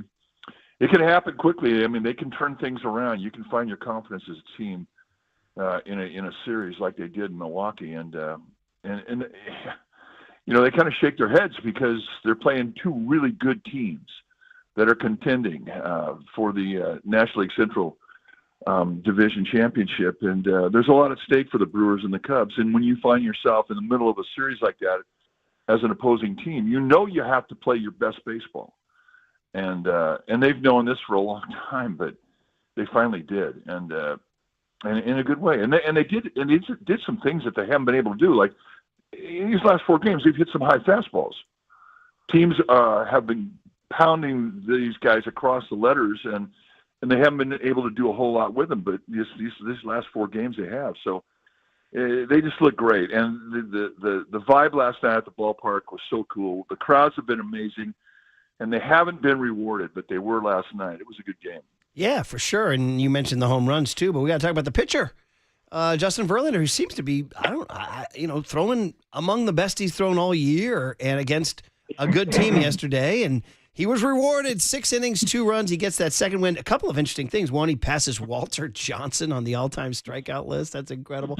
And he never won a game at Oracle Park, Mike. How about that? Did you even know that stat? How surprising was that? Yeah, no, we did know that going into the year. And, the joke was, well, I mean, he really wanted to win one in 2012. And he repeated it yesterday in the post-game comments. That was the World Series, of course, when Pablo Sandoval had the 3-run homer game. But anyway, it has been a point of contention for him. I mean, you want to win wherever you go, especially when you're wearing the hometown jersey and uniform. And so he's been frustrated with how things have gone this year. He's pitched a whole lot better than what his record would indicate.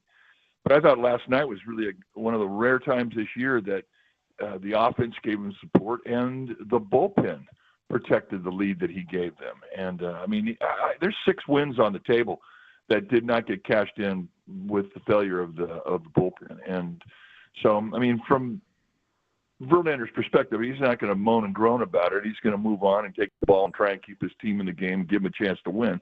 That's kind of his deal and his job. But deep down, he wants to get wins like everybody else. Yeah, and we've heard Justin Verlander talk about his desire to pitch until he's 45, Mike. But even at 42, the stuff looks pretty damn good. So what do you think? Does he still have gas in the tank to come back and pitch next year? From what I've seen, 100%. You have to want to put in the work. And when you're 42 years old, there's a lot more hurt in putting in the work. I mean, you ache a little louder, you ache a little more often. And I love that. What was that movie with Clint Eastwood, and he was a Trouble with the Curve. He was a fighter. He was a fist fighter, and he had the monkey and whatnot. Oh, Every Which Way But Loose. He was a bare-knuckle fighter. Any Which Way You Can, or Every Which Way But Loose. There were 2. Yeah, well, in the movie, he's talking to his friend, and he just got his butt kicked, and he says, there comes a point in time where you start looking forward to the pain. And it's absolutely the truth. If you play long enough in any sport, there's going to be a lot of pain to it, and it gets a little weird because you look forward to it, and I think that's kind of where Verlander is right now. I mean, he loves the game, he loves competing, and I don't see why he can't keep going. It'll be interesting for sure. He gets his second win of the season, and the Giants get their third in a row, 64-68, 5-2 win over the Cubs. You mentioned the high fastball Chapman hit out of the yard, and you called it out on Monday. You're like, hey, man, the league knows the blueprint. They're attacking the Giants with high fastballs. They still got 10 strikeouts from the Giants yesterday. Adames struck out 3 times. Devers went down on one of those, I think. So are you seeing a concentrated effort to try to combat that in any way? I do. I absolutely do. And, it's been pounded into their psyche by every hitting coach the Giants have is, you have to be able to eliminate some of the uppercut in order to beat the high pitch. You have to have a technique in order to go at it. One thing I thought was very telling in the post-game interview that we had with Chapman, we asked him about the at-bat that he had in the sixth inning when he hit the home run in a two-strike count. He fought off a two-strike changeup at the bottom of the strike zone. That was a great pitch. And then Boyd, the left-hander for the Cubs, comes back right across the letters. And Chapman was late on it. And Chapman said, I'm thinking that I was late on that high fastball. I thought he would come back up top again, and he did. So he was guessing. He was sitting on that high fastball in a two-strike count, and then when it comes, he jumped on it. And, I think he's got the strongest top hand on this club, and that even includes Elliot Ramos, who has ridiculous strength. But from the top hand perspective, the throw that he had with the bat on that high fastball from Boyd that knocked the ball out of the ballpark was sensational. He set up for it, he anticipated it, and he put the proper technique on it, and he hit the two-run homer that stretched the lead. It was, I thought, a huge hit that they haven't been able to get for weeks. Mm-hmm. Mike, there's still 30 games left this season, but yesterday we found out the Giants' schedule for next season. What were your thoughts on seeing the Giants' 2026 season and then having the home opener on Wednesday night against the New York Yankees? Well, I thought that they're going to get challenged early in the year. They get the Yankees, and they get the Phillies, the Padres, and the Mets. I mean, that's their first four series, right? Yeah. But I think that's a good thing because I've always felt that the team is most vulnerable early in the year when they haven't formed any chemistry. And that'll certainly be the case when the Giants face all four of those teams early in April. So it's an opportunity also to establish that you're a good team if you can win those series and have a winning record after you play those four teams. So, I mean, that'll be something that'll get talked about a lot during spring training next year. But it is an interesting challenge for this club. Couple interesting things, Mike. Randy Rodriguez goes to the IL. Unfortunate news. And actually, why don't we just start right there? Then I'll ask you about Ryan Walker. But just, he's a young guy. I don't know how serious it is or anything, but just your reaction to that. Well, it's unfortunate. You hate to see injury. And, when you see relievers in the minor leagues, they don't throw 2 days in a row. I mean, that's one thing that organizations do to protect their young arms. And so when you get to the big leagues, now you're asked to assume the workload of a big league reliever. And that means throwing back-to-back days, and in some instances throwing back-to-back-to-back days. And it's something you have to learn. And I don't think that he was ever comfortable with it at any point this year. And it was a concern of Bob Melvin from the first day of the season, as it was for J.P. Martinez.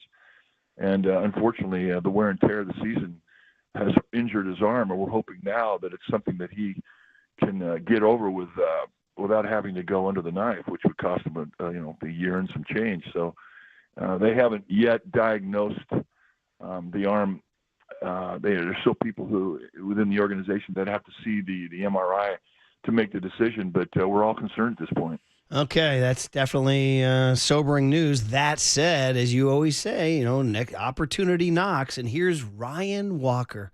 Man, oh man, we've been through a lot with this guy in the last year because he finished last year lights out and was the closer to start the season, lost the job, seemed lost mentally and physically, mechanically, and then, Mike, look at his August. 9 1/3. He's only allowed one run. It was in a meaningless game. 7 straight scoreless outings, 2 saves in a row. I mean, are we witnessing something here? And I mean, how big of a story is this? Well, it's a big story, and it's a good story. He's got the tools to be able to get through the toughest inning in the game, the 9th inning. But he went through a really tough mechanical problem. And it really, we thought a couple of number of times, he had gotten through it and he'd correct his mechanical issues, and then all of a sudden he'd have 2 or 3 good outings, and then boom, away he would go, and he'd be, well, you couldn't count on him. I mean, it's simple as that. He couldn't throw enough strikes and quality pitches to be able to assume the role of closer. So he would fall down the ladder of the bullpen, and then one rung at a time, he'd step back up, and it was kind of like 2 steps forward, 1 step backward.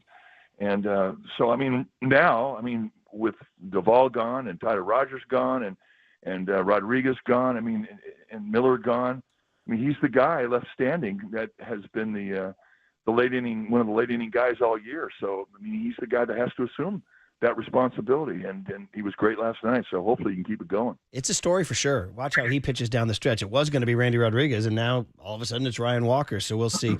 Last one is Buster Posey, who will join us Thursday, and we'll have a lot to talk about with him at 7:30. Did talk to John Shay of the SF Standard, and among the things he said was about Bryce Eldridge, who homered again last night in Sacramento, about coming up and in September, and Buster said, quote, "I'd say most likely not. We want him to just get that consistent play, and we want him, when his time does come, to feel like we're putting him in the best position to hit the ground running." So that's a reasonable take. Marcus was strident last hour, said he wants him to get a taste of the big leagues so he's even more ready next year. So there's arguments on both sides. What do you think about Buster saying that? Well, I think one of the things that is influencing this decision is what happened to Joey Bart. Joey Bart had all the skills when he signed. When he got to professional baseball, he had a couple of setbacks when he got hit on the hands and he got set back. He broke his hands twice. And then they changed his catching style. And then all of a sudden, here we are, and it's the COVID years, and they need a catcher, and they brought him up, and he wasn't ready. He hadn't gotten comfortable with the new style of catching. And when he wasn't catching well, it really affected his hitting. And as a result, he fell into a funk that he never really overcame. And you don't want that to happen to Eldridge. Now, you say, oh, he's a different guy, different story. But yet, he didn't ever play a defensive position in high school. He signed out of high school. Two-way player, pitcher, hitter. But he was a DH and a pitcher all through high school. They never let him play a position. So here he is now at AAA, and he's playing first base every day. And he's learning that position. He's learning instinct in that position. And it needs reps. So why would you take and put a guy in the big leagues when he's not ready? He's got to be ready on both sides. He's an intriguing young prospect. And you look at his swing, and he's an easy forecast. He's going to hit here. You don't see many guys who have his skills, especially at 6'7". He's got a short swing, and he can stay inside the ball. That doesn't happen for guys 6'7". Their arms are normally too long. But this guy can do this. Just a matter of him being able to learn first base and be a complete player when he comes up here. And right now, based on what everybody has seen, he's not quite ready. Now, that all could change. It could be that at the last moment, things, go his way, and we see the kid in September. That still could happen. But right now, I think it's err on the side of letting this guy get his confidence. I'm talking deep, deep confidence before he gets to the big leagues. Next February in Scottsdale sure is going to be interesting when this guy shows up, man.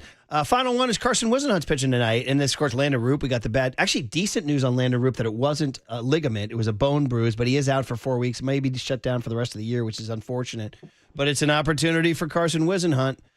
He got sent down. Now this is his big chance. Big start for him tonight against a good team, Mike. What does he need to do to succeed? He needs to get after him. He cannot nibble. He has to go after this Cubs team. Look, he's got 3 looks. He's got a fastball, a changeup, and he's got a slider. And he doesn't have he just has the one grip of the fastball and one grip of the changeup. So he's going to give him 3 types of movement. And within those 3 pitches, he's got 3 different speeds. He has to attack the strike zone.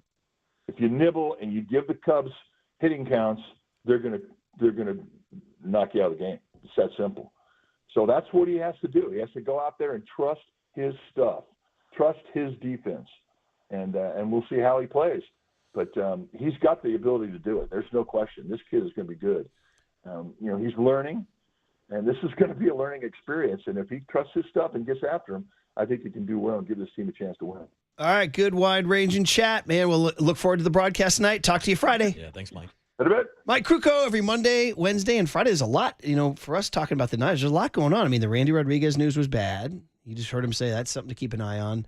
The Landon Roop news was good, bad. It was good that he didn't have a ligament tear, but bad he is out probably for the next 4 weeks, which means they probably shut him down when he needed reps. Yeah, but not as bad as we initially thought. Right. With a potential tear in that. That said, Ryan Walker's getting his chance, and Carson Wisenhunt's getting his chance. And already got a text from Daryl, got a text from, well, yeah, Ryan Walker's pitching well because there's no pressure on him. Do you buy that? That's meaningless. I think there's pressure on him. No, I disagree. I think if you're trying to get the final 3 outs of a ball game, there's always pressure. Even when you're out of the race? Hey, even when you're playing the Cubs in a safe situation, yes, there's pressure. There was pressure on Ryan Walker last night? Like, I don't think Ryan Walker is standing on the bump last night saying, we're 6 games under 500. We're not in the wild card race. This is easy. Who cares if I blow this save? No, because Ryan Walker's trying to prove to himself and to the organization that he could potentially be the closer of the future if Randy Rodriguez does not bounce back in that role, because the dirty little secret is Randy Rodriguez has not had great numbers since moving to that closer role, healthy or not healthy, and that could be a situation to monitor moving forward. And besides, who says there's no pressure? Who says the Giants are out of it? Marty didn't. I'm optimistic that they're going to make another run. It's not over yet. Bam!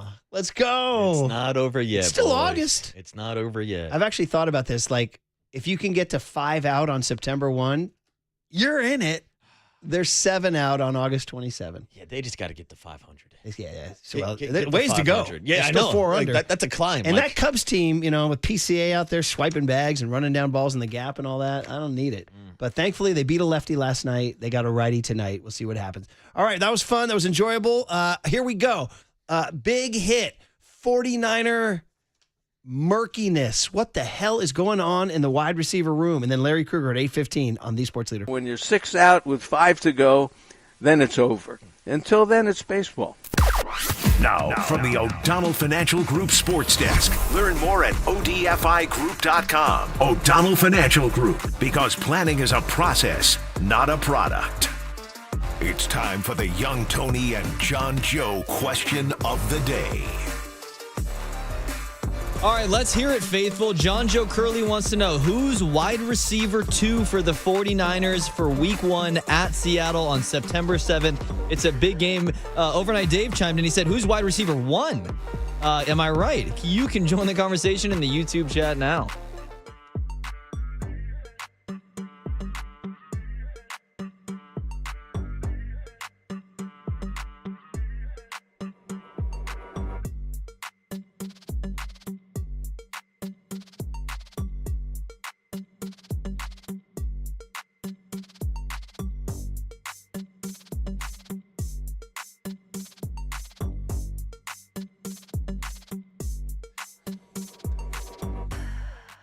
All right, let's talk about the good people at El Cerrito Honda. I do love my 2025 CRV Honda Hybrid that I got at El Cerrito Honda. Sharif runs a great shop over there. All the people who work there are, it's just a big, happy family, and they get it done.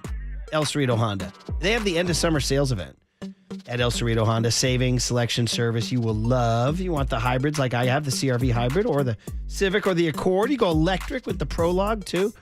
What you got to do is you got to visit the lot. El Cerrito Honda. It's right off of 80 on San Pablo Avenue. Easy to find. Beautiful lot. Or you can start your shopping online at elcerritohonda.com. That way when you go online, you're like, wait, do they have the car I'm looking for? Answer, yes, they do. So then you go and you say, hey, man, I was listening to KNBR. The guy Murph, that guy, he kind of annoys me in the morning, but I kind of like his car recommendations. He told me to come here. And they'll say, well, then come on in. Because El Cerrito Honda, we're more than just a car dealership. We're family.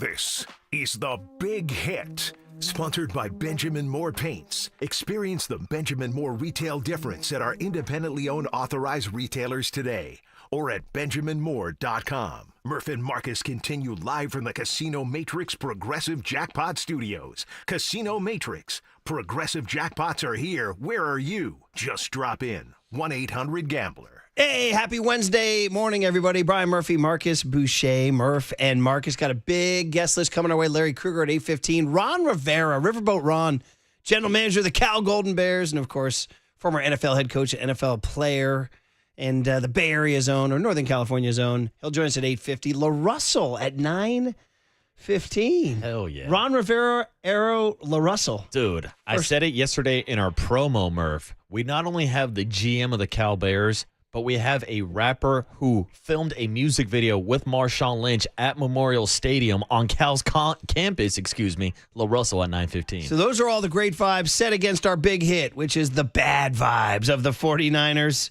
And as young Tony's finally recognizing the cultural significance of the Taylor Swift-Travis Kelce engagement, and he found the perfect song, Cruel Summer Tone. For the Niners. It's been a cruel summer from the Niners. Their due. You guys aren't giving Cobain his due. He was right, though. I didn't. What'd you say about the summer? I'm sorry. It's been a cruel listening summer. to Marcus yell. Yeah, no, you're good. It's been a cruel summer, that's all. It has been a cruel summer. Shout out Bananarama, Cruel Summer. That's an 80s Friday down the road. Bananarama. You are listening, not to be confused with the Savannah Bananas. You're listening to KNBR AM and KNBR FM, San Francisco, the sports leader, a Cumulus media station. So here's the deal. We spent all day yesterday saying, man, what's going to happen with Jawan Jennings? What's going to happen with Jawan Jennings? What's going to happen with Jawan Jennings? Oh, they're either going to put him on IR today or he's going to practice and he'll be on the 53-man. And guess what? Neither happened. Neither. He did not practice. He did not go on the IR. He is on the 53-man roster, which, to our understanding, is a fluid, changing thing, as Tim Kawakami called it in the SF Standard, a rough draft. You used to write rough drafts, Marcus? Oh, yeah. And just like the 49ers, I used to turn in my rough drafts on final days, too. Like, this is supposed to be the final. I know it's not the final roster, but this is the 53-man cutdown. So, yeah, this is me showing up and turning in my senior thesis, and it's the rough draft that I've been working on for 2 minutes leading up to the I just deadline. got an image of you with your backpack and your teacher going, Boucher, you haven't turned it in, and you reaching in and just pulling out like a crumpled piece of paper and kind of straightening it out and go, here you go. Yeah, exactly. Yeah, Here, let me fold this out. Sorry, my dog ate my homework. So the Niners basically did not answer a lot for us. It seems like tons more will be done today and the coming days, which is a little frustrating if you're a sports talk radio host and you're trying to give takes on the Niners, because whatever we're going to say right now at 7:57 on a Wednesday morning could be invalid by tomorrow at 7:57, because John Lynch will speak today at 2, so will Kyle Shanahan. Maybe they'll shed some light on this, but if they're still in the middle of all their proceduring, they're not going to give us answers. So it's very frustrating. We're just looking for some kind of direction as they show up in Seattle on week 1, September 7th. And right now, Marcus, it starts in the receiver room. You heard young Tony say that YouTube question of the day is, who's wide receiver 2? And overnight Dave with the better question, who's wide receiver 1? I mean, literally, obviously it's Ricky Pearsall. I mean, dude, Ricky Pearsall, how many pelts does he have in as well, dude? Not many. Nope. And he's your ace coming out of the pen? He's your guy? He's your number one guy. Are you comfortable with that? Not as comfortable as I would be if Brandon Ayuk and Jawan Jennings were out there next to him, but Ricky Pearsall was a first-round draft pick. This is year 2. Obviously, we knew everything that he dealt with last year, just trying to get back on the field, but he ended the season on a high note. And really, Brock Purdy and the Ricky Pearsall chemistry and connection has been one of the biggest positive takeaways of this offseason, this bummer summer, this cruel summer that we've been dealing with now with all these injuries. So, yeah, you would like to be in a better world where you didn't have to rely on Ricky Pearsall to be your number 1, but I do think he can handle the load. Wow, shout out fantasy football drafts coming up, right? Yeah, I mean, our 9:15 guest, Larry Krueger, or excuse me, 8:15 was teasing a little Ricky Pearsall fantasy pick. Our 9:15 guest is LaRussell. That's right. So, yeah, I'm as frustrated as anybody. I don't know what's going to happen with this Jennings situation. I mean, one day it will be solved. It's kind of like Trey Hendrickson and, what's his face, Terry McLaurin. Oh, my God, drama. And then I was like, whoop, solved. Yeah. They're in practice. But is it like that situation, though? Because I've told you this a few times. I don't consider it a similar situation because Terry McLaurin just got paid a Brandon Ayuk contract, just got near $30 million. I don't think Jawan Jennings is in that camp of wide receivers who can demand that kind of money. Is he demanding that much money? I mean, he can't be. We're all assuming here there hasn't been any true concrete reports, but I'm guessing he's asking for at least $20 to $30 million because he wants to get paid like a wide receiver one, because here we are on August 27th asking who the number 1 and number 2 wide receivers are. It's all very, very frustrating. Dude, I still threw out this number earlier in the show. He hasn't practiced since July 27th. Dude, July 27th, we were younger on July 27th. You know what I mean? I mean, it's August freaking 27th. It's been a month since this guy's been on the practice field. He and Brock need to continue to work together. He and Ricky need to work together. He's going to, when he comes back, is he going to be ready to rock? I mean, you would assume it's like the Commanders would say, is McLaurin ready to rock? Well, they hope so. I mean, listen, they don't play this weekend, but bro, they are playing a week from Sunday. Yeah. And all of a sudden, all my vibes on the Niners are kind of up in the air right now. I'm not feeling too good. And I'm sorry. He was like, oh, you're too negative. Bro, am I being too negative, or am I just reflecting what their receiver room is right now? The receiver room is not a positive right now. It's not. mean, how can anybody be positive about this? No, you can't when you literally only have 2 healthy, active wide receivers currently in this wide receiver room. Ricky Pearsall going to his sophomore year, and Sky Moore, who's been on the team for less than a week. Those are literally the only guys with a pulse right now in that wide receiver room.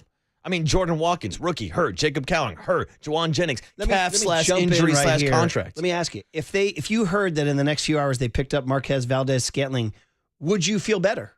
I'm not even sure I'd feel that much better. I mean, is Marquez Valdez-Scantling step right in and catch 6 balls in week 1? Well, they got to beat the Seahawks, bro. It's a division game. Yeah, I mean, I'm sorry, they got to beat the Seahawks. And there's a big difference to me from picking up a guy like Brian Robinson, who plays running back, who you can plug and play in almost any system. Here's your hole, hit the A gap, bust up the middle, follow Trent Williams around the corner. Here's Dominic Pooney pulling, follow your lead man. Running backs can be plug and play guys.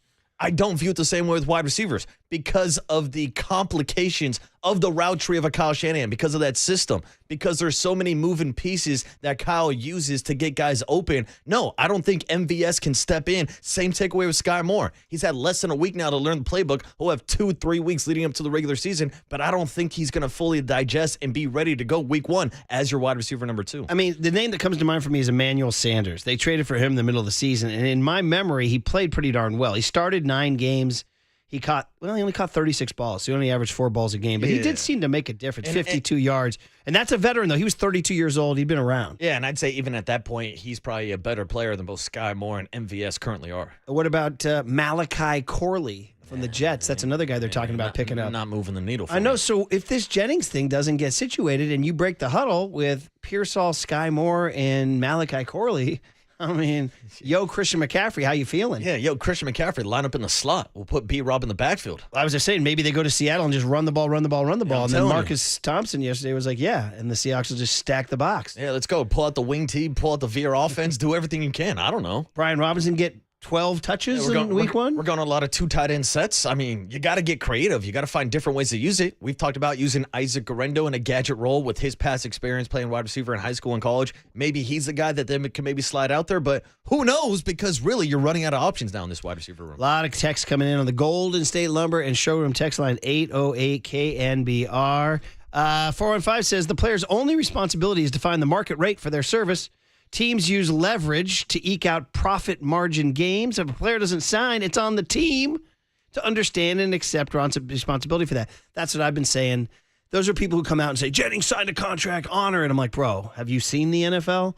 And the NFL is the one place where the honor of a contract doesn't really exist in the NFL. You sign a deal and it's a day-to-day. You could get your leg could get snapped tomorrow. So you are trying to maximize every bit of leverage you have, and Jennings has it, and I don't blame him for leveraging it, even though he is under contract. No, this happens all the time with players with 1 year left on their deal, Murph, but even when you talk about striking while the iron is hot, this is the perfect opportunity for Jawan Jennings to ask for more money, if we're being completely honest with you, because on paper, he would be the wide receiver 1 entering the season. Now, by the time week 4, week 5, week 6 comes around and Brandon Ayuk's back on the field, he might drop down the depth chart to wide receiver 2 or wide receiver 3. And of course, if you go into next offseason as a free agent, you're not going to get $20+ million as a wide receiver 3. So right now, he's basically trying to pull what Jacoby Myers is trying to do right now with the Las Vegas Raiders. Say, look, I'm your number 1 wide receiver, so pay me like a number 1 wide receiver, but not all wide receiver 1s are created equally. I'm not even sure he is, though, you know?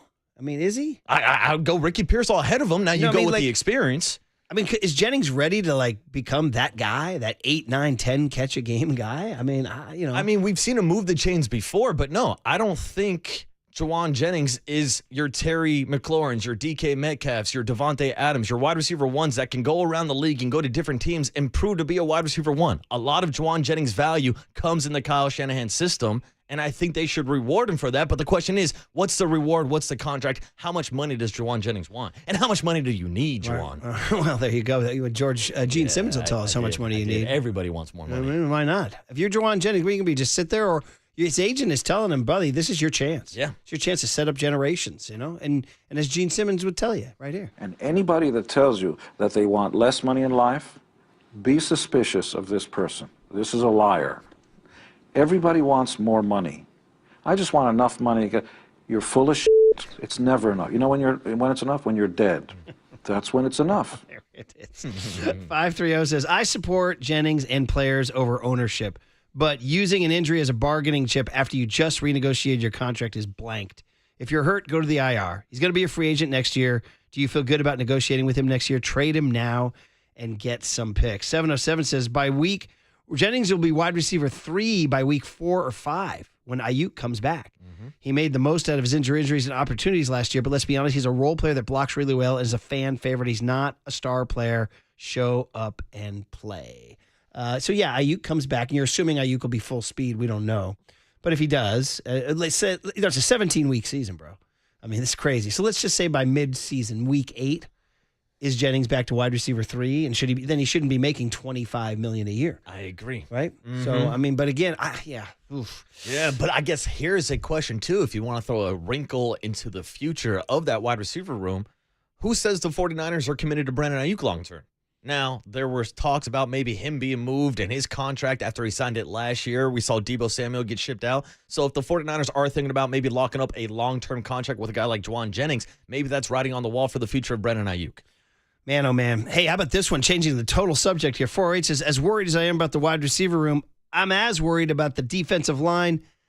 Seahawks going to gash us on the ground. Whoa. Dude, we're not even thinking about Here that comes right the now. K9, Kenneth Walker. I know, right? And Zach Charbonneau, dude. Don't forget about him, dude. Uh-huh. How about that, man? 408 says, I feel like Jennings is stepping over $1 to pick up a dime. So he's not going to play and jeopardize next free agency. That's cousin Vinny down in Gilroy. 415 says, relax. Heavy tosses to CMC, Kittle, and Juice. Relax. You What does this guy think he is? The punter that Mike Silver is beefing with? There you go. 623 says, guys, I'm having a really hard time with this Jawan Jennings situation. I'm usually always a player-first guy. But for a guy to ask for more money after just signing a contract last year while sitting out due to an injury is just too much. 707 says, guys, Jawan Jennings has elite catch in traffic ability. And 707 says, why do you want to give a big contract to a guy who's injured? LOL here. I don't know if he is injured. Yeah, I mean, that's also a bold strategy, Cotton, when you go into the negotiation saying, yeah, I have a calf injury. I want a long-term contract. Yeah. Like, what do you mean? Why would I commit that kind of money to you if you have a potential serious calf injury? That's when we have to go Godfather and say, oh, really, Kay? Who's being naive? 925 says, the 49ers have set a precedent in the past that they pay guys who do this. They're going to have to change that narrative eventually. So that's your big hit, guys, and it's murky. It's a murky hit. Murky. I know. I wish I don't like murky. I wish we had clear spring water to drink from. I need that Tahoe blue water. Yeah. Not with that your murky Clear Lake stuff. With your ice-cold beer on the boat. Yeah, that's it. Back of the boat. Which is one of your top. That's your number one beer ranking. Yeah, I think it has to be my number one beer. Which led to controversy because Thin Tim did his beer rankings, and then Young Tony asked us his beer rankings today, and I said, are you stealing Thin Tim's material? We got beer beef. I realized I have to clear my questions with Tim, you know? Yeah, you got to check with And Tim. by the way, this guy just waxes poetically for 10 minutes by himself. It's the Murph and Marcus show. You know your role, bro. Oh, you know? all right. It's not the Young Tony show. Roll and shut your mouth, jabroni. What do the YouTubers who follow everything say? They say Thin Tim did it first? They were just saying, yeah, Tim did this last week. Dirty By Work the already way, did this. when I heard that Thin Tim had done it, it's been done many Yeah, times. he's not the first person to ask a He didn't question invent or the have beer- a take on he didn't beer. invent beer rankings. Well, Young Tony, give us your take. Where's your number one spot to have a beer? I gotta say, Marcus, and you and I have enjoyed a few of them ourselves this year. It's got to be the ballpark, right? Ballpark, day game, 12 noon, just getting off work. But do the prices affect? Yes, they do. Well, the see, beer that, experience? I'm at all? taking that out of question. I mean, you can go, no. dude, a boat, you got to buy like a 40 pack. Yeah, but it's still cheaper than 2 beers at a ball game. That's fair. That's a fair point. Some people would say on a golf course. I would say after a golf course. I'm not a huge beers on the course guy. I'll have a couple. Maybe, yeah, exactly. I want one. And maybe it you have a depends on bad the round hole. you're playing too. But anyway, Yeah. we digress. Larry Krueger is next, and then Ron Rivera at 8:50 and La Russell at 9:15. Rip off the knob on the Sports Leader.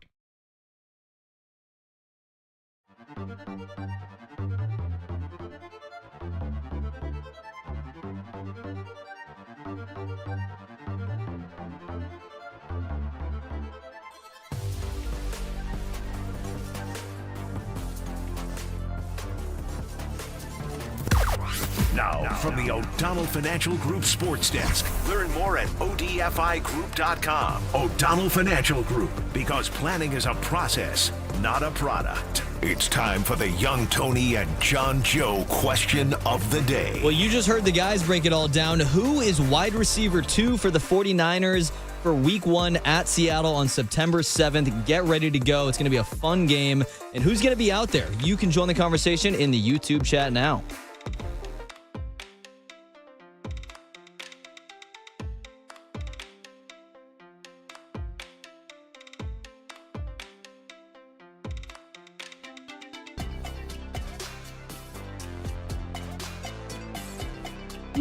Amici's. We've been bragging about this all August, about the half-baked pizzas. We love half-baked pizzas. I didn't discover them until the last few years, and I love them because when you put a half-baked pizza in the oven, number one, you're doing it on your schedule.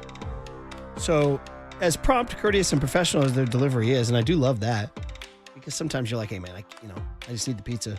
Bring it to me. If you can plan ahead and get yourself a half-baked pizza, you can solve the kid problem of different schedules, different times, different practices, all that stuff. Because then when everybody's finally ready, you have the half-baked pizza, you slide it in, and you got restaurant-quality pizza right in your kitchen, 5 minutes. And here's the deal. For the rest of August, any size half-baked pizza online from the menu category scroll bar at Amici's, 20% off. I'll say that again. For the rest of August, any size half-baked pizza online from the menu category scroll bar at Amici's.com, 20% off. You're all set for the ready when you want it back to school meal. Amici's delivers. I just want some pizza.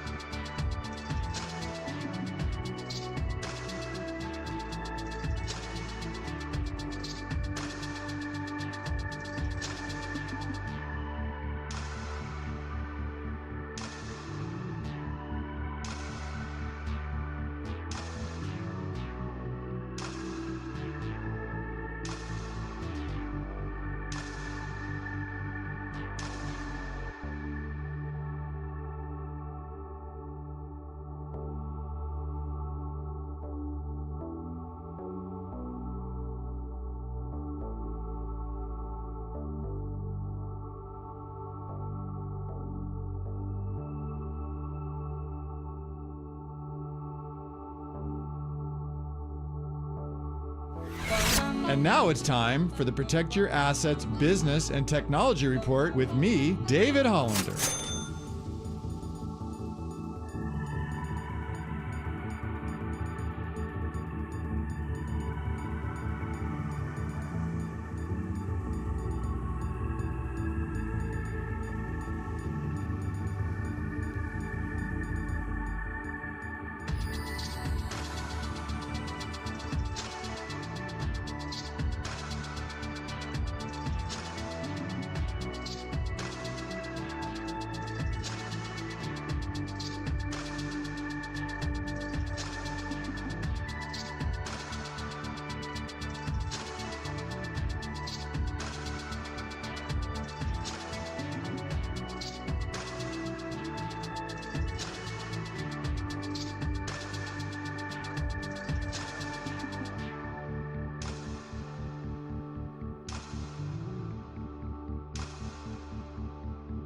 Now back to Murph and Marcus on The Sports Leader. Streaming live on thesportsleader.com and KNBR. The Sports Leader app. Murph and Marcus is sponsored by Bigelow Tea. Grab a mug and tea proudly.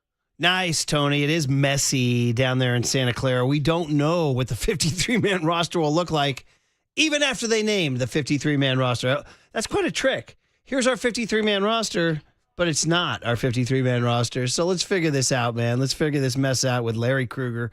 Of course, you hear him on Niners Nightly. You hear him on our show. Krug. Good morning, man. Hey, what's up, Larry? Hey, my guys. How you guys doing? We're doing all right. We can't figure out this damn roster, dude. It makes no sense. Larry, make it make sense. Well, you know, I'm still in warm-up mode because I've got Northgate playing Tam this weekend. I was gonna open with that, but I decided to give the Niner fans their bone. I was gonna close with the Northgate Tam.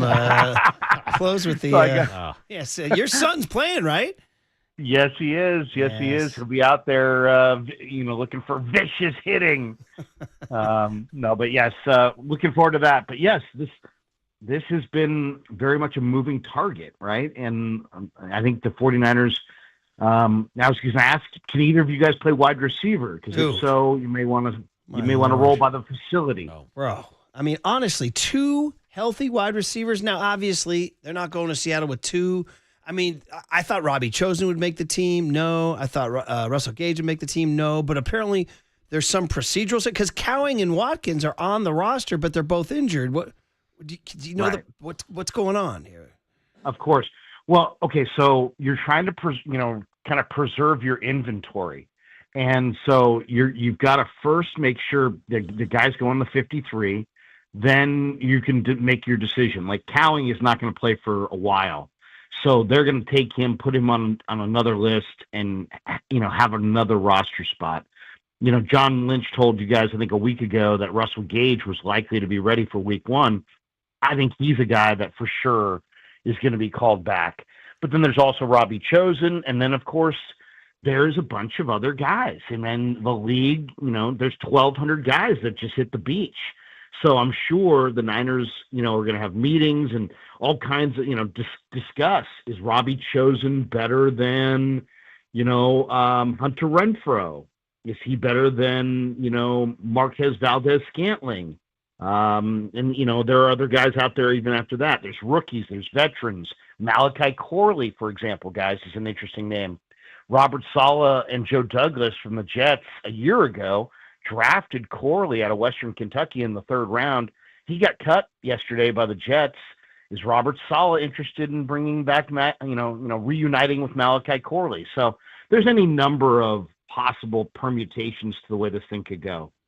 Larry, it feels like we're heading towards 3 different options for Jawan Jennings with the 49ers. They either pay him, they make him play out the contract, or they trade him. Which do you think is the most likely option? This is so hard because I don't think the 49ers have the ability to pay him really, because I don't think they want to set the precedent of ripping up his contract. I don't think Rosenhaus wants to bypass his free agency. And then, so I think the most likely alternative is that they don't trade him because they do love him and they do need him and they want him back. But I don't know how angry he is. He sounded pretty angry on social media. And if he has just said, hey, I'm done with you, then it's possible they'll be forced to trade him. But right now, if I had to go with one, I'd go with there is no new contract. Jawan just comes back and plays, and somehow the Niners get through the awkwardness of the fact that they rejected his overture. So the Niners would win the tug of war, and you'd have theoretically an unhappy Jawan. And there goes right. their vibes in the locker room. Well, Murph, I mean, that's a major thing, and it's a big thing with a player like Jawan because he's a very powerful presence in that room. So it's one thing if Devondre Campbell wasn't happy a year ago. He had no real presence in the room. He had no real. Had no skin in the game, but he was just there first year. Jennings is an established part of the Niner core. If he is, an angry island unto himself in the corner of the locker room, that will not help their chemistry. That will not help their efforts. So either Lynch is going to have to be, a genius and somehow bring this ship to shore and negotiate happiness with JJ, or they're going to have to kick him some more cash, or they're going to have to probably wind up trading him. Larry, I wanted to also take a look at the trenches, and let's start on the defensive side of the ball. The 49ers are keeping 11 guys currently on this 53-man roster. What stood out to you about the roster cuts yesterday on that defensive line? They cut Sebastian Valdez. I mean, that's what stood out to me, and that they took a lot of guys. I mean, there's a lot of D linemen, there's a lot of O linemen. They really went heavy on the line of scrimmage. But yeah, the big surprise to me was that they cut Sebastian Valdez because there's no way that Valdez gets through waivers. I mean, interior D tackles that can rush the passer, they tend to get scooped up. So that would be the one that kind of stood out to me, that, that they somehow decided that they wanted to go with other guys. And he did have a disappointing game against the Raiders. He looked like he got kind of engulfed. But I still thought he was going to make the roster. I thought that was a little bit of a surprise.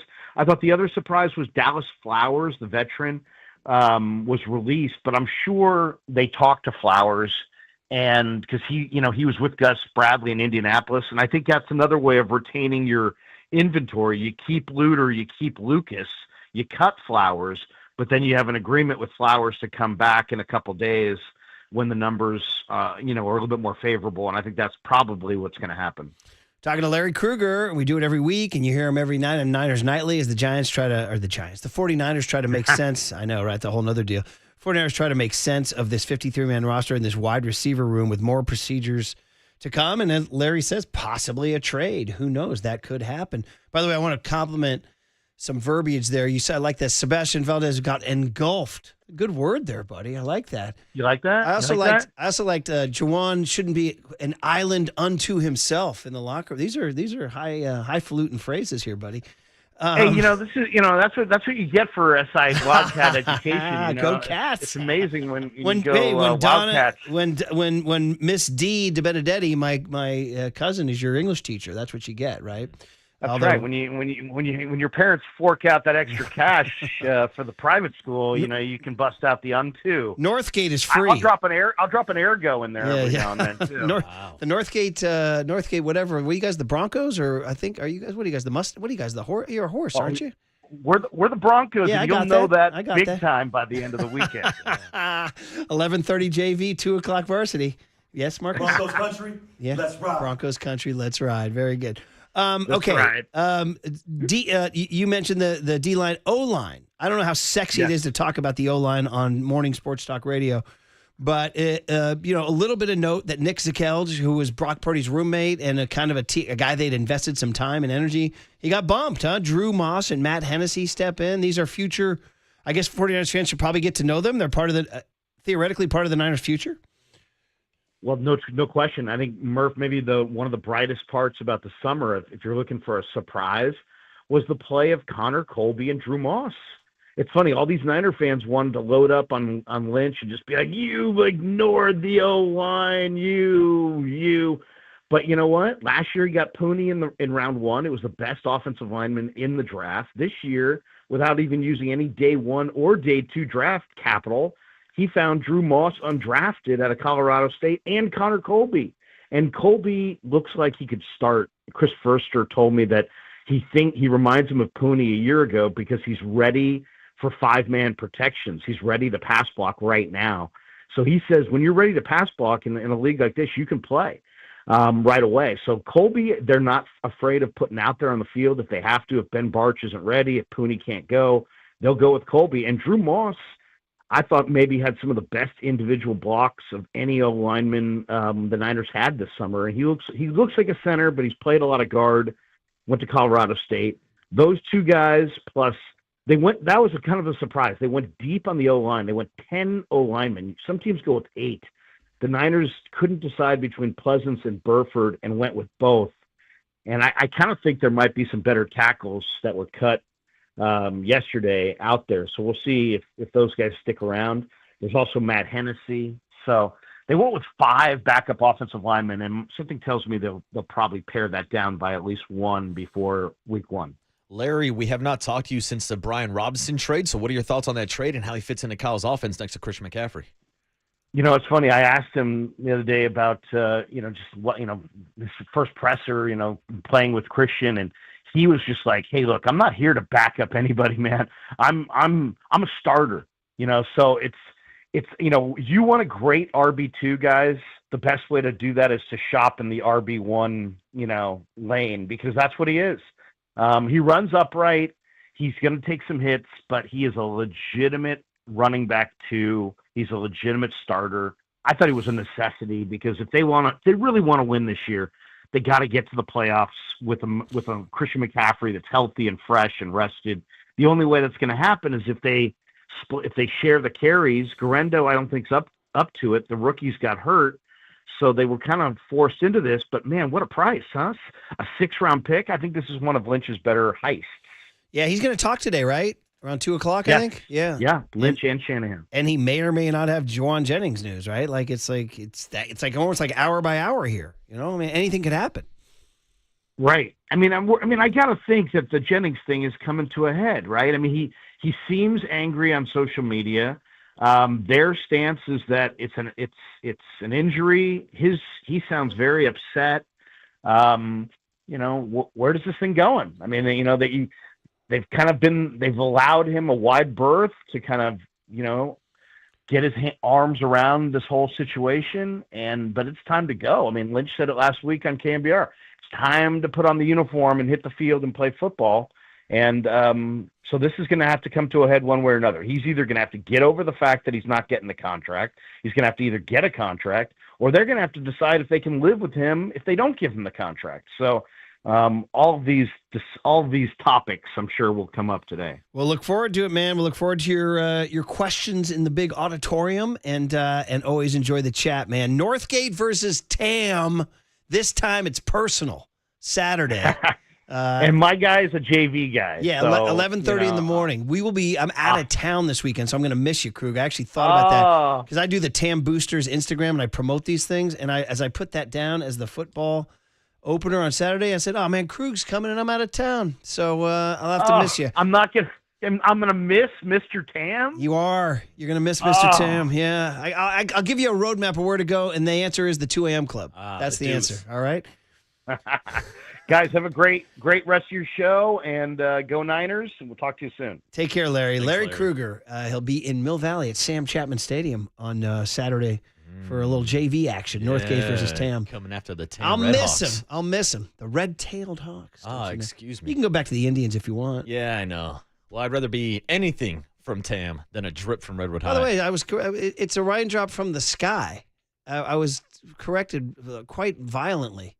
The chant is, I'm a raindrop from the sky. Oh. But I'd rather be a raindrop than a drip from Redwood High. I also want to know how somebody corrected you violently. Well, maybe that's a colorful description to make things sound more exciting. Yeah, they dress you down, Murk. How's that? How dare you not know that raindrops come from the sky? Now, do you like it better, Tom?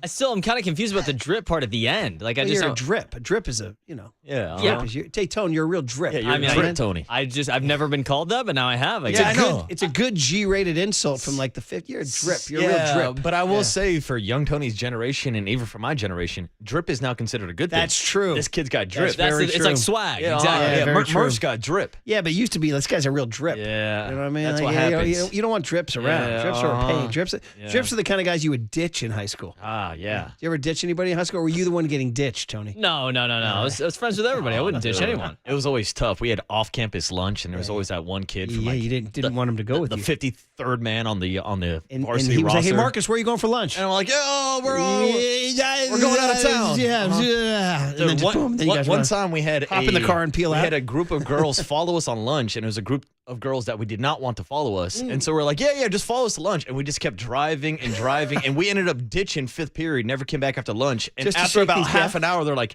we probably shouldn't follow you guys anymore. Just to shake those gals. Oh, man. Yeah, they kept following us. You know what? We just kept driving. You were a real drip. Yeah, I was buddy. a drip, dude. Yeah. For sure. There you go, buddy. And now I got drip. The Cooler, and then Ron Rivera and LaRussell. Whoa. Ron Rivera and LaRussell. How about that? Look at Curly on the Sports Leader.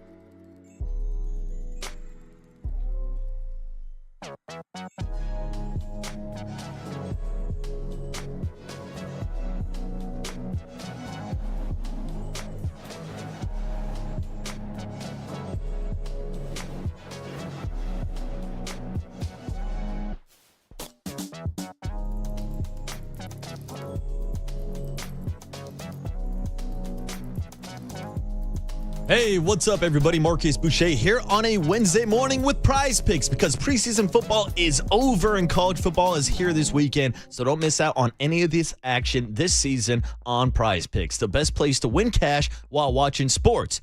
Also, you can cash in on the baseball season and the final 30 games of the Giants season because Prize Picks is the official daily fantasy sports partner of the San Francisco Giants. All you need to do is pick more or less on 2 to 6 player stat projections, and if you get your picks right, you could cash in and win up to 200 times your money. And you can make these picks in less than 60 seconds. I got a quick one for you as my Prize Picks pick of the day. It's Brian Wu. Shout out to Mr. Wu, who I know listens to the program. Let's take him to have more than 5 strikes out. He's had more than 5 strikeouts in more than 5 or 6 straight games. So let's continue to ride that gravy train with Brian Wu. Right now, you can download the Prize Pick app and use the code word LEADER to get $50 in lineups after you play your first $5 lineup. That's code LEADER to get $50 in lineups after you play your first $5 lineup. Prize Picks, run your game.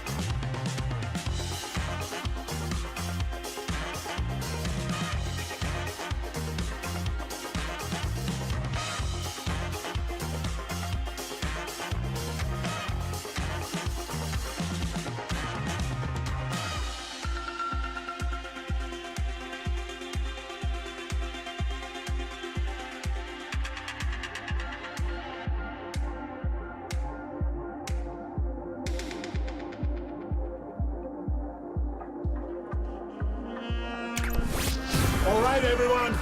Chill. This is the cooler He's bitten a cooler. of content. Cornucapacious of joyful news. We might be on to something. Yeah, baby! Murph and Marcus is sponsored by Bigelow Tea. Grab a mug and tea proudly. All righty, we're going cooler of content here on a Wednesday morning. For some of us, it's a baby Friday. If those of us who are off Friday who savvily used the 3-day weekend, we are sponsored by Marin Health with top physicians, surgeons, and clinicians right here in the North Bay. How about the Marin nerve Health, on this guy? Marin Health puts you closer to your best health, world-class For care. some of closer us. than you think. Just say it. You're not working on Friday. I'm not. Just say it. I'm trying to make be like you in June when you took like 3 weeks off and only used 1 day of vacation. Yeah, that was smart. Yes, it is. That was smart. Andy Baggerly at 5:15 today talked about those hot Giants. They're still in it, baby. Says Marty Lurie. You got that for the cooler of content? Gotta love Marty. I'm optimistic that they're going to make another run. It's not over yet. There it is. It's They're making not a run over. 3 in a row. Can they do it tonight with? When you're 6 out with 5 to go, then it's over. Until then, it's baseball. Oh, that's perfect. That's maybe the best Marty take. That's maybe it. That's it. That's all you need from Marty. Baseball. Heard from Marty yesterday. I congratulated him on his big night. He said he said he was listening and he had the beer can story for us, but Raph told us, right? Unless Marty had a different version of it. Yeah, maybe he does. Maybe that will be included in the upgraded version of the motion picture. I mean, what's next for Marty? Is he going to be down at Sundance? He's going to like these international festivals? What's going on They're here? looking to distribute it somewhere. So there you go. Could be coming to a cinema near you. All right, let's start small here. Justin Verlander got his first home win of the season. Oh, wait, his first career win at Oracle Park. Wow. And he goes into the memory tank 13 years ago, but it seems like he couldn't remember. So a reporter asks him about his first career win in San Francisco. In addition to this being your first home win this season, it's also your first career win at Oracle. Just what does that mean to you? I mean, no offense, but I wish I had one in 2000. What was that? 12? Yeah. No, I mean, is this the last one I needed? You got 2 more. You got Bush and Bush. I'll pay off there this year, so hopefully we can check that one. Bush and Milwaukee. Oh, I'm done with Milwaukee. So, well, feels great. There it is, man. What a career. Passes Walter Johnson on the all-time strikeout list, which is crazy. Southern Californian Walter Johnson. Next up is Gaylord Perry. He's going to get to him. You were talking about the win total list, like names like Bob Feller in sight and all that. But he had never won one in San Francisco. The crazy thing is, did he fake forgetting or really forget 2012? He goes, 2000 what? To be honest with you, I think he tried to maybe wipe it from his memory. Like we were riffing this morning about the neuralizer, the pen from Men in Black, where it just, you click it and it erases your entire memory. Mm-hmm. I think that's what Justin Verlander tried to do, Murph, because the mentality of a pitcher is next pitch. And when you have Pablo taking you deep multiple times in a game, you don't want to think about those pitches. Or as Ted Lasso told us, be a goldfish. Yeah. Right? Forget every 10 seconds. I mean, no offense, but I wish I had one in 2000. What was that? 12? Yeah. He got it right eventually. What was that? 12? We'll have to have some beef with young Jack Loader out in the bullpen on this one, too. Oh, yeah, of course. Yeah. That's a whole nother story. Yeah. Mm-hmm. That's a whole nother story. But hey, I'm glad that there's a little bit of self-deprecation there from Justin Verlander. Well, I guess Milwaukee and St. Louis would be kind of fun to conquer every ballpark. Now, I said early in the show that I was surprised that he actually has not had a win in every ballpark. And someone on the text line said, what do you mean you're surprised? He played in the American League for most of his career. I was like, yeah, but he's started 549 games in his career, Murph. And in case you don't know it, Interleague Paul is here to stay. Yeah, exactly. Yes. So he's played in every ballpark. So I'm a bit surprised, but there he was last night getting his first win at Oracle Park, Murph. And you never forget your first. Nice. You're calling it the St. Pauli Girl of wins. You know about that, Young Tone? St. Pauli Girl? No. I don't know if I know about that. You don't know St. Pauli Girl's a beer. It's a young Curly knows it. Curly knows it. Oh, of course he does. St. Pauli Girl's a beer. I don't know how St. Pauli Girl is viewed in the beer community. Is it mid? It was just a standard. It was out of Minnesota, though. And it had a buxom mistress on the front with pigtails and a low-cut dress. Oh. Yeah. Oh, I'm seeing the photos. And they literally said, their slogan was, You never forget your first. Hey, I like it. Yeah. That could be your young Tony today. Wow. Maybe they'll find an ad like that. How about them just marketing that? That's great. They're like, hey, man, they're kind of saying that if you have a St. Pauli, you might, you never know. You might get with that gal. Yeah, a blonde's not only a beer, Murph. Well, you never forget your first. I've always been kind of fascinated by that, how there's a beer called a blonde, but there's no brunette, Murph. Maybe that's next in the beer community. Marcus, you got to get on that, That's dude. it, dude. The brunette IPA? Yeah, the Boucher Brunette IPA. All West right, Coast, we are hazy. going to do this. We are going to pay homage to the Taylor-Travis engagement. Much to Tony's dismay, much to Marcus's dismay. No, we're not against it by any means. I view the Wait. cultural significance of this moment. What are we talking about? Did something We have happen? some sound coming up. Did Taylor Swift and Travis Kelce get married or something? You're like my wife. I was unaware. Candace was completely ignorant on the whole thing. And I finally said to her, I said, you're not any fun. I said, we're trying to have some fun chopping it up. I said, I need your takes. You call her beer can, too? She had no takes. She goes, I have no takes. I'm like, how can you not have a take on this? She's like, the biggest showmans of the summer just got split up on Big Brother, Well, Murph. that's true. That is true, yeah. I thought people were just going to take the fact that he turned his backyard into that floral wonderland. That was his backyard? Yeah, it was his backyard. No wow. way. Yeah. That was really his backyard? Yeah. The ring, the fact that Taylor Swift, everybody's favorite personal journal writing, diary keeping gal who's invaded the private lives of every teenage girl in America for the last 20 years, they love her. She's their idol. And now she's getting married. They were like crying. See, people like high school girls were like crying in the hallway. They were so happy. I don't So know. Reese Witherspoon, the actress, she said, I can't work today. I'm so excited. I'd rather her be without her spoon. I know, dude. And then obviously, then people start riffing. People start riffing on inevitably, you know. Yeah, How's the divorce Yeah, album? gonna sound? Taylor's known for her breakup songs. Just wait for the divorce I know. album. So cruel and unromantic. It's good content, right? Ed Kelsey, Travis's dad, went on a Kansas City radio station or It's a TV show. local news station, yeah. Local news station. Shout He out gave- Ed Kelsey. He gave dad's version of the whole thing here. So here's father of the groom here. It was kind of funny. About a week ago, I asked Travis, I said, so when are you going to when are you going to announce the engagement? He said, whenever Taylor says so. First That's a lesson. smart man. First You're lesson off of to a being good married. start. Are you prepared? Are you and Donna prepared for what's ahead? I mean, this is going to be like a royal wedding type of atmosphere. I think we're as prepared as you can be for something like this. I kind of look at it the same way that I'm sure the Swifts do. This is still the little kid they raised at home. Okay.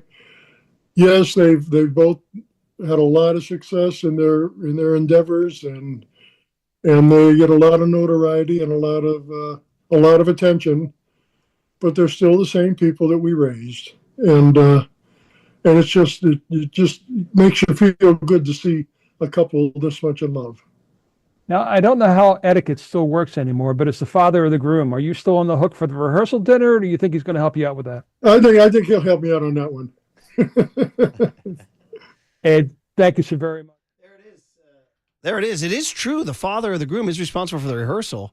But how about Ed going, hey, Travis, you got this one, buddy? Yeah, You got this one? Yeah, you got a few dollars in your bank account. I mean, where are they going to get married? What's the date?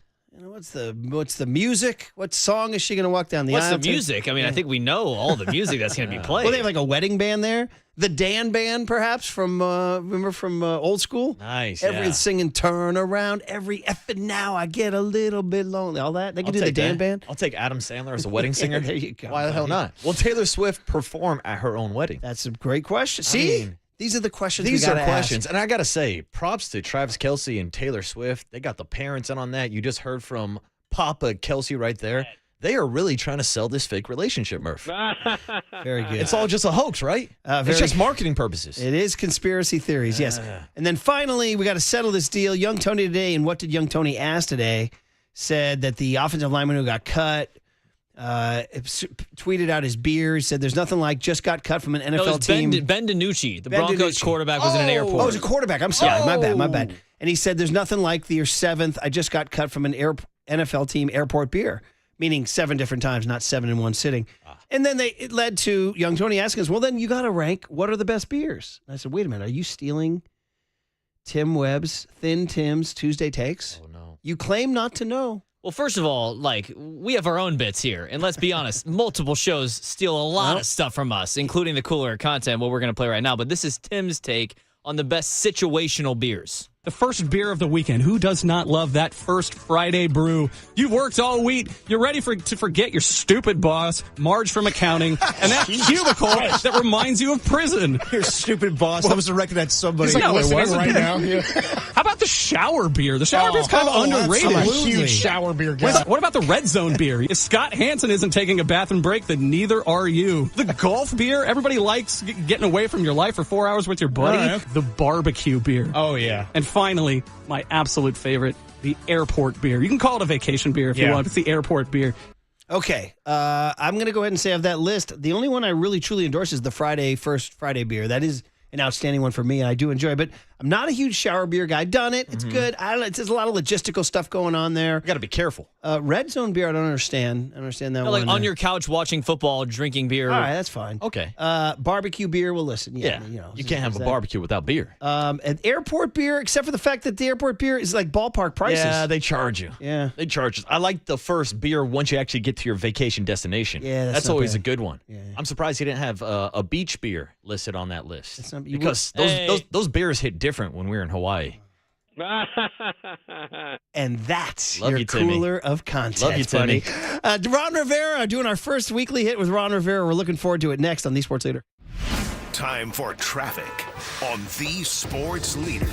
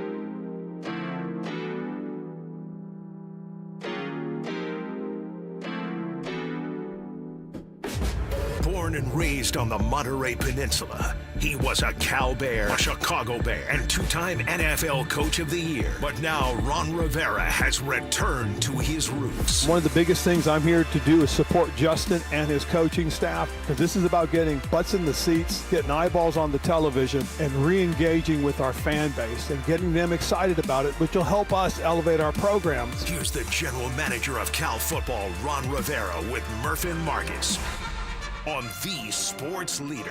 Oh, listen to that. We got a little Cal fight song action to get us going for what we very much look forward to every week. Our weekly show with Ron Rivera, the California Golden Bear GM, proud Cal Golden Bear himself, of course, NFL linebacker for so many years, NFL head coach, Northern California's own. I'm running out of descriptions, Ron. Listen, we had a great time hanging out with you in Berkeley. It's great to have you back here on the Weekly Hit with Murph and Marcus, and happy Wednesday. Good morning, Ron. How are you, man? Hey, morning, Ron. Good morning, guys. Hey, you had me worried there for a second. I was on hold for a while. I thought you were screening your calls, dude. Ron from Berkeley has some takes, right? Ron from Monterey. Yeah. Well, I'm in Berkeley. I only get down there now whenever we have a true break, now that the season started. But it's great to be back, guys. I'm pretty excited. We had a great day yesterday. I don't know if you know, but we had a welcome back to campus, to the 900 student athletes that we had. And, shoot, I got to talk to them, man. I was fired up. Oh, I love it, man. So what did you say? What was your message? Well, I told him, I said, look, if a guy like me can make it, you can make it too. So let's roll. Okay, pretty simple message, right? Listen, we want to talk Cal football. We want to talk about other things football too. But Saturday night at 7:30 at Oregon State. Used to be a conference game, isn't anymore. But you guys are up there. It's going to be on our radio on 810. And we'll very much look forward to that coverage there. So game week is different, Ron. And here it is, your first full season as GM, game week. So you guys named your quarterback, JKS, Jared Sangapolatele, if I think I said that correctly. We're going with JKS. It's easier. Just that vibe of game week. Can you talk about that sort of that butterfly feeling or how you and Justin Wilcox are maybe even, I don't know, walking through the hallway a little different this week? Well, what's interesting, everybody's walking through the hallway a little differently. The excitement's already been ramped up. Practice has been very physical the first couple of days, and so coaches had to ramp them down a touch because they are fired up. They're excited, and there's nothing like it. The start of a new season, everybody has hope. Everybody is excited about finding out just exactly who you are. Unlike in the NFL, you have these preseason games where you can sit there and go, wow, okay, I feel good about that. I feel good about that. Here, it's always you're gauging it based off of the guys that you see every day. And for me, my only real reference point as far as college football is concerned is what I've seen this year so far. So from what I've seen, the improvement and growth I've seen in our players, I'm excited about that. I really do look forward to the test this coming Saturday night to see just who we are and who we can become. Yeah, and Ron, we talked about this a lot in our last conversation, but there's been a lot of talk this offseason about the transfer portal and who left and who came into town. But Murph just mentioned it. You guys are going into week one with a true freshman as their starting quarterback in JKS. So what are your guys' expectations for the season? Well, we expect him to handle it just like he has. The young man came in early, graduated in December of 2024, enrolled January of 2025. So he's had 6 months to kind of get acclimated, and then he went right into the summer program with everybody and just picked it up right where he left off. So, we feel he's a freshman, but he's got a little bit of experience as far as the guys that he's going to be playing with. So that's a huge plus. So we feel really confident in him. We think we can have a good running game. We like what we've done with our offensive line. We went in the portal twice last year, our last portal. And we pulled out, a good combination of offensive linemen, in late January and then in June. So we feel like we have a good offensive line potentially. We feel some guys can really step up and, be solid for us. So we expect to be able to run the ball. We also feel like we can protect the quarterback. And if we can give the young man some time, we think with his arm talent and some of the guys around him, we have a good opportunity to be a dynamic offense. So we're excited about that. Defensively, we may have found a couple of guys that you feel really comfortable and confident about as well. And we're gonna start a freshman at safety for us. And he's another one of those young men that when you sit there and you watch what he does and how he plays, Aiden Manutai is a solid young football player. He and Jaron both came from Hawaii, both enrolled early, and we think we have some young guys that can really develop and grow. And, and if they do, what that means for us is we're going to have to be able to keep young guys around. Yeah, we're looking forward to watching the Cal Golden Bears get started. Ron Rivera joins us here every week, and we're talking Cal football, Cal culture, all that stuff. And it's 7:30 at Oregon State on 810. JKS is the first freshman quarterback to start since Jared Goff, so it's been a while. That is, he was asked yesterday in his press conference, or his meeting with the media, I should say, he has met Goff, I guess, and he met Aaron Rodgers too, I guess, which is interesting. Yeah. And he was asked by one of the reporters, what did those guys say to you? And he said, I think his answer was, just be part of the Cal culture, is what he said. And I wonder what that means to you. Like, what does that mean? What would Goff and Rodgers and JKS and Ron Rivera, how would you say, what does that mean to be part of the Cal culture? I think what it means is to be part of the community. When you look at, going to UC and being something that somebody that's unique, here it is, there is something about being unique.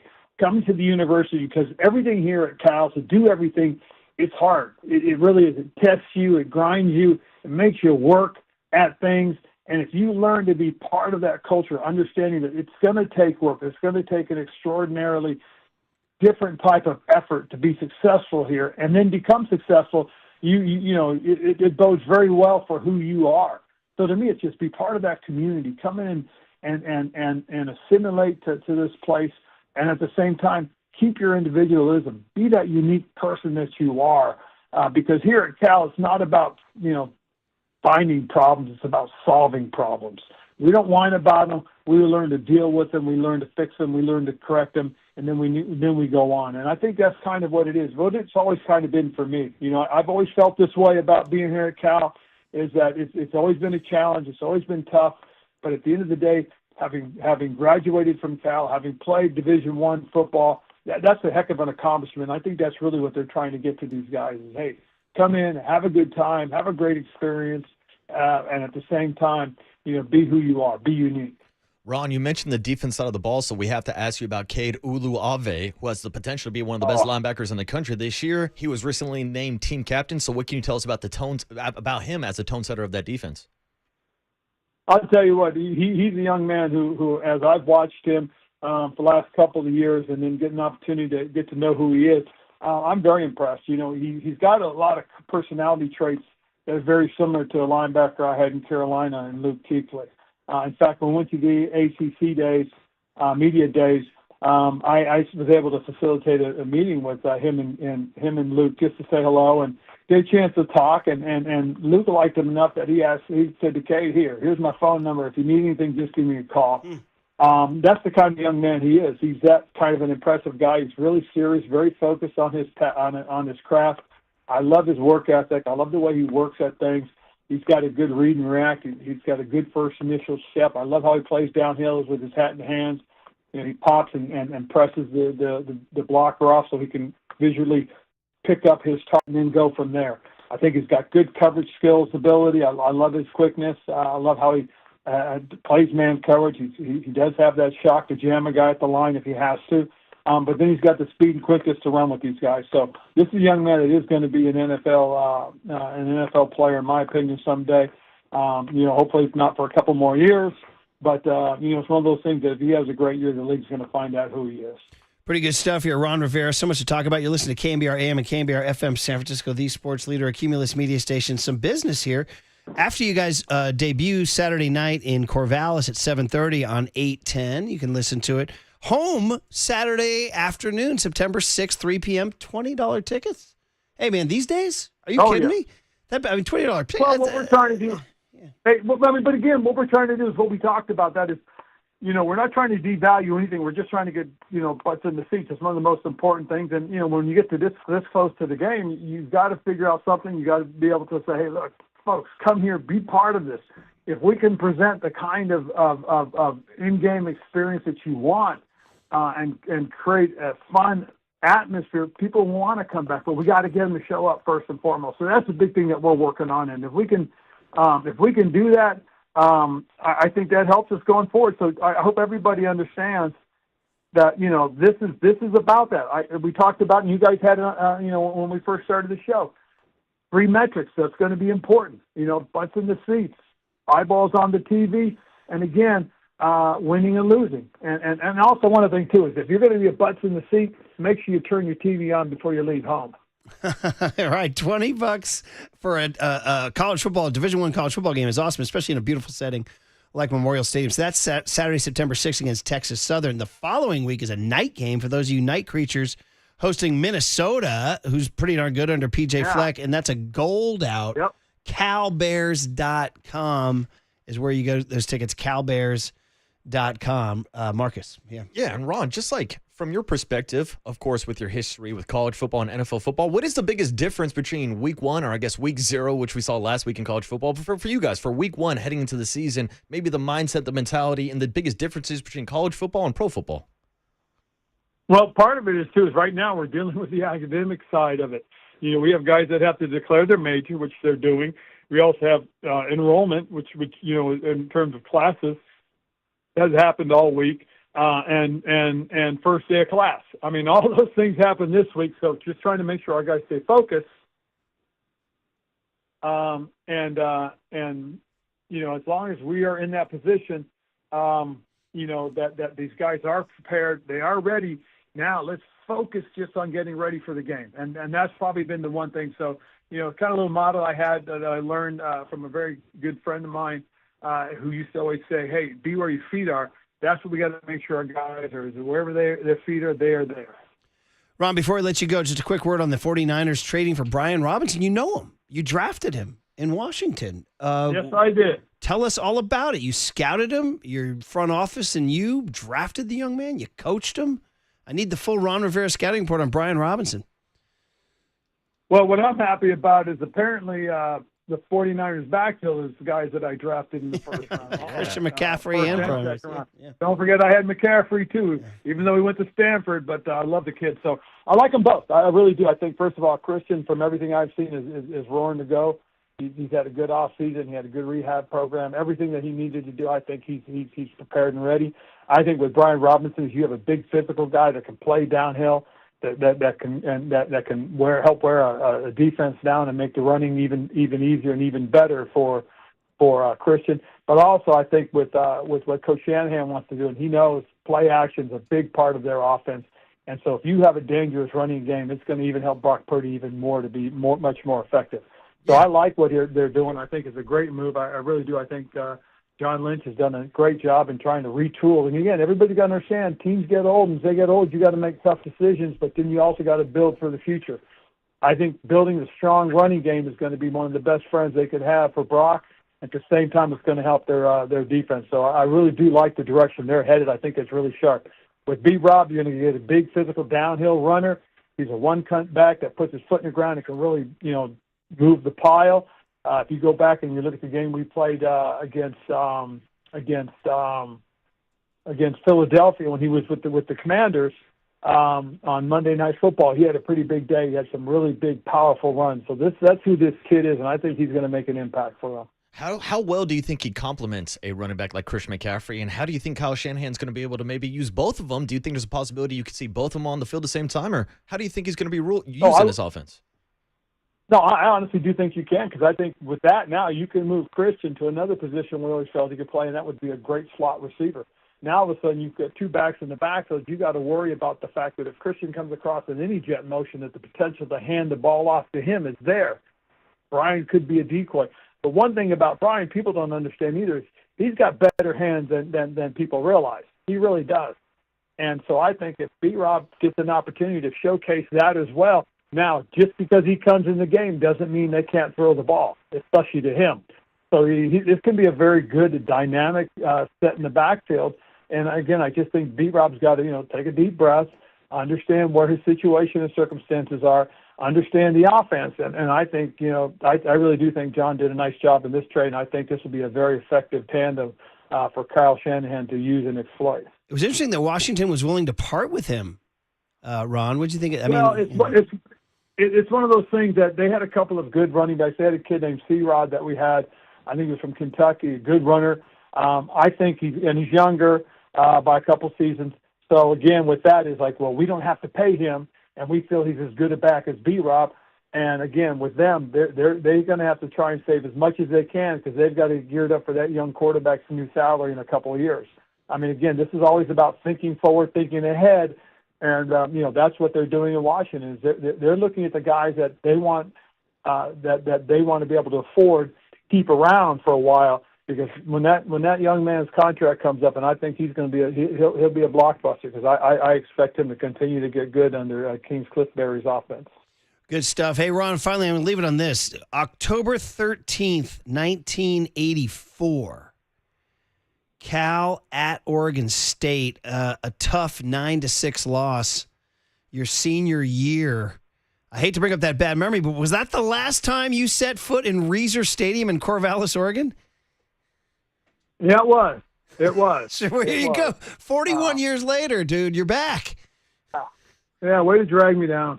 Well, it's a revenge game. It's a revenge game now, right? Yeah. You got to go, you now have the pregame speech. You're like, 41 years ago, we were robbed by a call late or something. By the way, low score. You did your job. You held them to 9. I'm blaming the offense, Well, Ron. I'll tell you what. I tell you what, I'm pretty excited about this group we have. I really am. And I don't know if there's anything I need to say to help fire them up. I'm pretty excited about the way they've been practicing, but to me, just being back has been exciting. It's been great because the energy that's here in the college level is different from the NFL level. It really is. And the thing I really appreciate is when one of these young guys, one of these guys come in and they sit there and talk to me about what it takes, what does it mean? Because these guys want to aspire to get to eventually get to the peak, the pinnacle, and that's the NFL. And it's really cool to be able to sit down and talk to a guy and say, hey, look, this is what it takes. If you put in this kind of work, that's going to be awesome. But also remember this, get your education. Because it's a great step, and everybody should know this. Less than 1% of all guys that are draft-eligible college football players. Every year, less than 1% of them make it to the NFL. The transition rate of probably 350 to 425 guys a year. That's it that make it on a roster. And so it takes a pretty special guy. So just talking to these guys, one thing I always try to remind them is how important it is to get that education. Yeah, well, that's what Cal's all about, obviously, big time. So, all right, revenge game in Corvallis. It's a weird place. Strange things happen at night. You're going to get the pregame speech there. Again, I'm blaming the offense. You did your job. It's a strange things can happen up there. So you guys got to stay on point. Don't let those that nighttime Corvallis beaver thing get weird there in the Palouse. I don't trust Washington State. I don't trust Oregon State at night. So I want you guys on edge. All right, I want you guys going in on edge, on cutting edge. Never let a play up. Yeah, I'm ready to give the speech, Coach. You ready? Yeah, I was about to say you're employing the wrong person. If you're going to get as excited as I am, man, this stuff's cool though. It is. I'm fired up for our guys, and you're going to see it's an opportunity for us to go out and find out it. Yeah, you get to see the young men compete, and it's only the beginning. There'll be many weeks of this. So, love talking to you, Ron. We'll do it again next week. Have a great trip up there, and go get that W. Yeah, thanks, Ron. All right, guys, appreciate it. There he is, Ron Rivera. Look at me. What am I, Oski now? Yeah. I'm like the biggest Cal fan going. Dude, you're going deep into the Cal Bear lexicon, too, bringing up Ron Rivera's last game. Well, I did a little State. research here, and I found his senior year, they played at Oregon State. Listen, with all due respect to Ron, both teams were at the bottom of the conference. It wasn't exactly a marquee game, and they lost 9-6. And honest to goodness, Rivera, when he's like, way to bring me down, he's pissed. He's like, we held him to 9. You guys couldn't score 10? Yeah. I'm up here on the road holding them to 9. Dude, I'm out here laying my body on the line. You should have a chance to win, especially in college football. He held them to single digits. Yeah, dude. He did his job. That's one of those ones where he goes Charles Haley in the locker room and screaming at the offense, dude. Do your job. You guys couldn't even tie it? Yeah. Back then we had ties. That thing ends 9-9. We just go home with a tie. 9-9 in college football is unreal. Yes, sir. We got a little breaking news. Sorry to get interrupted here. The Niners are signing veteran wide receiver Marquez Valdez-Scantling, who was recently released by Seattle. There's the news. All right. What does that mean for Jawan Jennings? Ooh, what does it all mean? Okay. Well, what does that? Okay. Well, John Lynch at 2. Also, we got to quickly say another Fox News chime. We have officially released, the 49ers have officially released the team of broadcasters who will collectively fill in for Greg Papa while he continues to focus on his health. Congratulations to Guy Haberman. Give me a little applause there. He will serve as the primary anchor. Also, our buddy from Cal, Justin Allegri, will get his chance. How about Stanford broadcaster, former KNBR 1050 mainstay, Troy Clarity? Oh, my God, that's bringing me back. How about Papa's guy, C-Ram, Carlos Ramirez? Going to get his shot, too. And how about a local kid who graduated from Mitty High School in 2021? And he was the recipient of the 2025 Jim Nance Award for the best college broadcaster.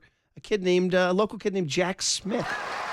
Jack Smith. So there you go. Haberman, Allegri, Clarity, Ramirez, and Smith will each have a chance to work with Tim Ryan.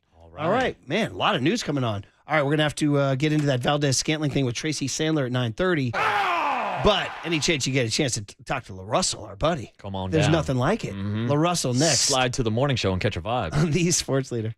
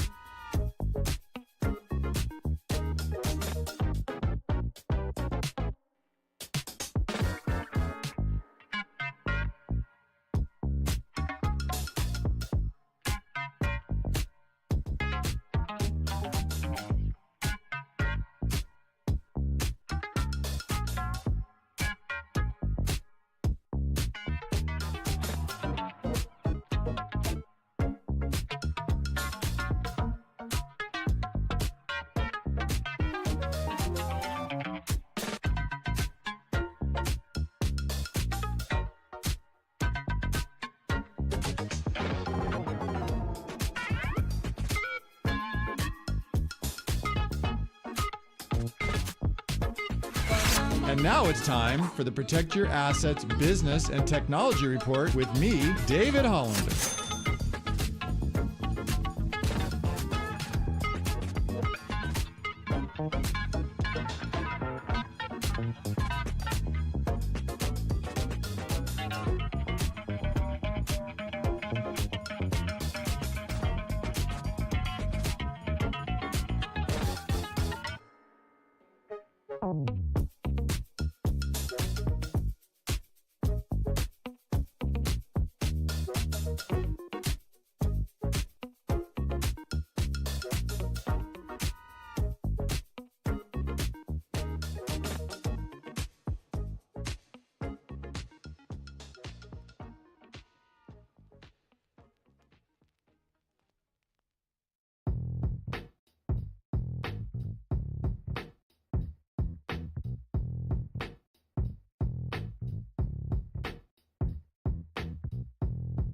Now back to Murph and Marcus on The Sports Leader. Streaming live on thesportsleader.com and KNBR. The Sports Leader app. Murph and Marcus is sponsored by Bigelow Tea. Grab a mug and tea proudly.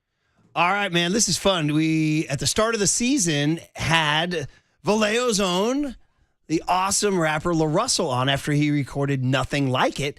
And now we got a chance to have him on again. This is sweet. After Outside Lands, when he lit it up and was in the crowd in Golden Gate Park running around and doing, by the way, you follow him on Insta, man. He's active. He's always out there performing.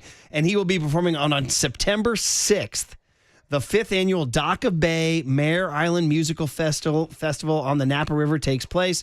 That's the one we talked to E40 about last week. How about back-to-back weeks? We get icons. We got E40. We got LaRussell. Hey, LaRussell, you're back on KNBR. Your boy Murph, your boy Marcus from the morning. We talked to you in the spring. It's great to talk to you now. How you doing, LaRussell? Good morning. Hey, what's up, LaRussell? I'm well. What's up, y'all, man? It's good to hear from y'all again. It is great to hear from you, man. You having a good morning? I always feel like you have a good morning. Like you're already having a good morning, aren't you, right? Yeah, it's a lovely one. I woke up. Well, on your if you go on LaRussell's Instagram, which is a great follow, There's always something going on in your world, man. You're performing every day. You're recording every day. Like this is what you do, right? I mean, you're probably going to do something today and perform, I would imagine. Certainly, yeah, man. I'm trying to leave empty. You know, I want to use as much of my life as possible while I'm here. Yeah, and LaRussell, I know last time we talked about your backyard concerts, but now you're going to be at the Dock of the Bay. Tell us about this concert you got going up with E40 making an appearance. Yeah, man, this is special because this is something that I'm actually putting on. You know, most artists get booked for festivals, but I'm at the point where I'm now promoting and throwing my own festivals, and to be able to book E40 and Confunction and Baby Bash and do this from my hometown. You know, I'm from Vallejo, and we don't have experiences like this at home. So to be in position where I'm a part of bringing this to home and giving people this experience is really something special. And the show is going to be phenomenal. We got the choir coming out and the band. It's a really great moment for Bay Area music. Yeah, and LaRussell, how much of that experience from putting on those backyard shows has helped you now in this world of promoting concerts and putting on these type of events? Man, in every aspect, you know, I've done every part from building the stages and trailing tables and bringing in speakers and audio equipment and you know, just having this many people on my team that I get to put in positions to be empowered to do things like this. You know, we're really Bay Area kids, and we never seen any of this growing up. So the backyard shows has really helped build us into something. You know, one day we want to be the size of Another Planet and the size of Live Nation and doing things the way we like to do it. Man, it's so good. By the way, I'm on the website, dockofbay.com. It's super simple to navigate and get tickets for the event at Mare Island on September 6, 2025. Afternoon show, 1 to 6. You love those matinees. Yeah. You love those matinees, LaRussell. Yes, because we want grannies to come out and we want grandkids to come out. We don't want people out at 9 p.m. and 10 p.m. The freaks come out at night. We like it in the daytime. And LaRussell, I saw you in the daytime just a couple weeks ago at Golden Gate Park for Outside Lands where you had the midday matinee. What was that experience like for you with the entire crowd? It felt like the entire Bay Area was out there. Oh, my God. It was monumental. You know, another one of those things, like I say, growing up here, I could never afford to go to Outside Lands or anything. You know, I didn't really go to festivals. That wasn't an experience I got. So to be on that stage and to have brought 20 other Bay Area kids with me to witness that experience and Lil Ave, that's something special that, you know, you can't take for granted. Yeah, you brought the little gal up, right? Yeah, she's Vallejo's own too.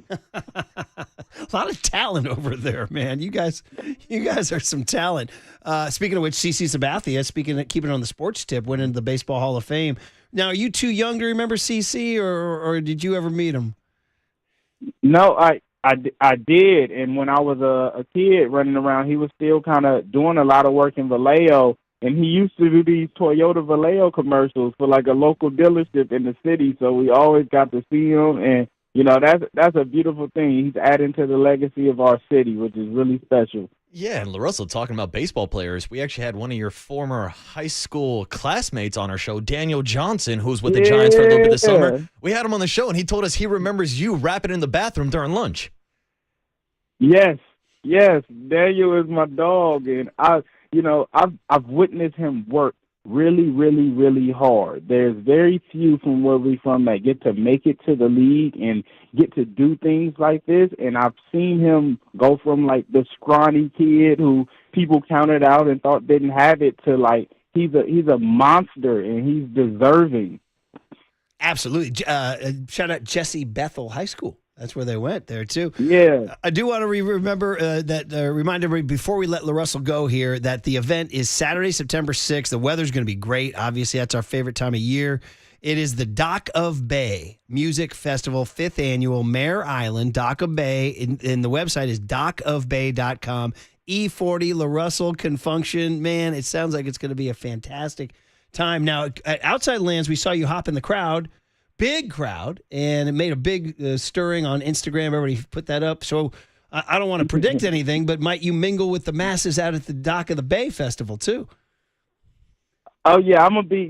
This one is mine, like I said. So I'm gonna be outside all day. I'm in it. I'm in it. If you're gonna be there, you're gonna see me, and we're gonna get some hugs in and some pictures. I'm home. Yeah, and LaRussell, we saw you perform earlier this year, not only in outside lines in San Francisco, but outside of the ballpark, outside of McCovey Cove. Now, we've talked about your Nothing Like It anthem for the Giants this year. What was that like? Because I think you might be the first person ever to perform a concert live midday out at McCovey Cove.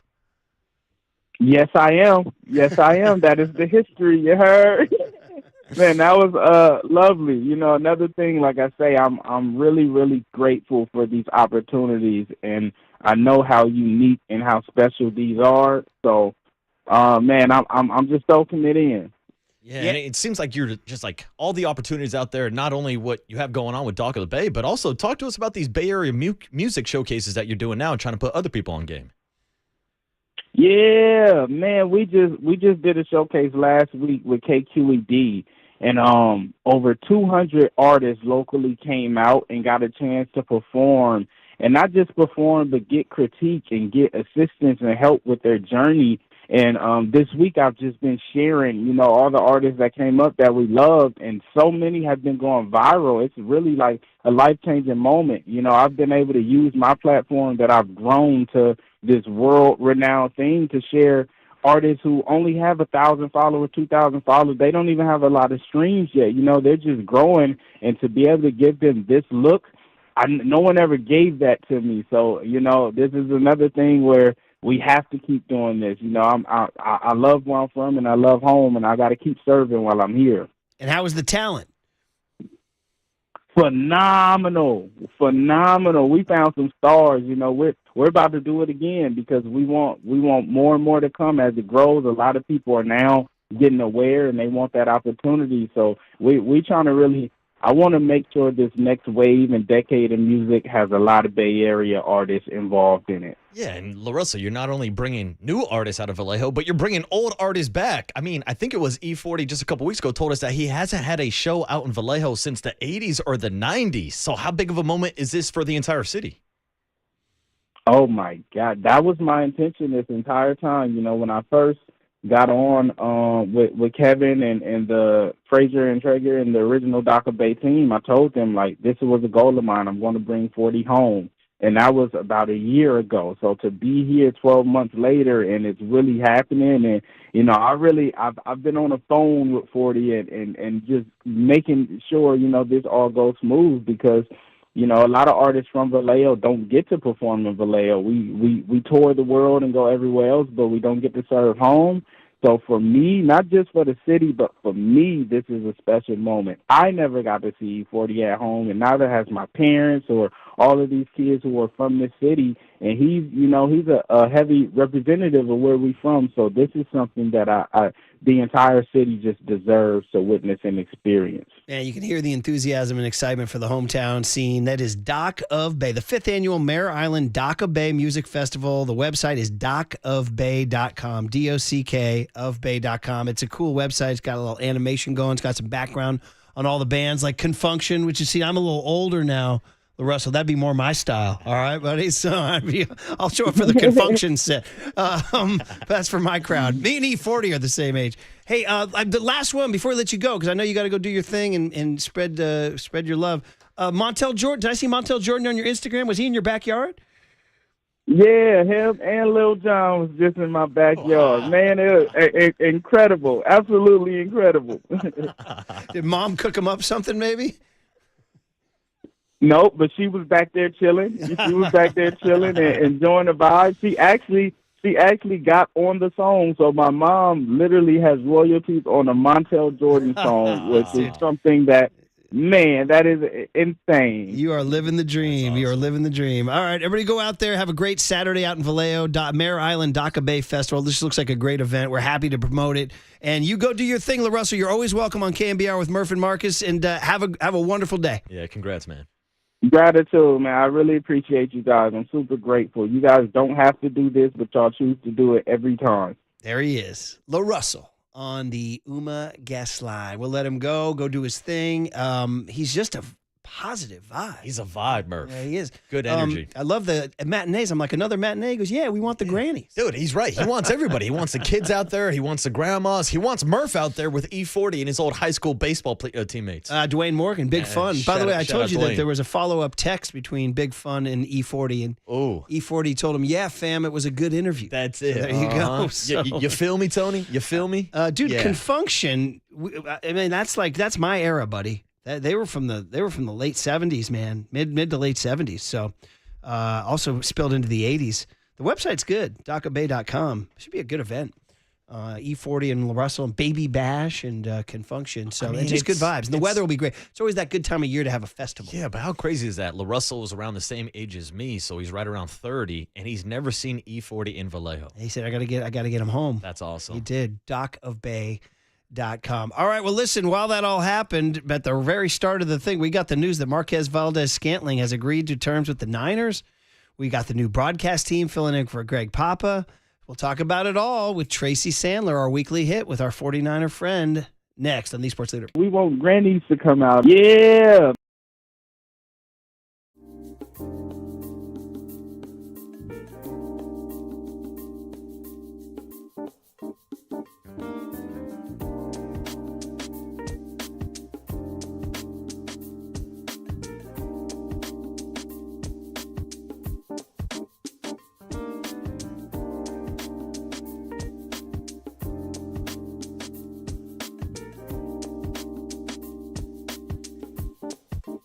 All right, Provident Credit Union. I love good people at Provident. Jim Ernest and the crew, local financial institution. And my mortgage with Provident.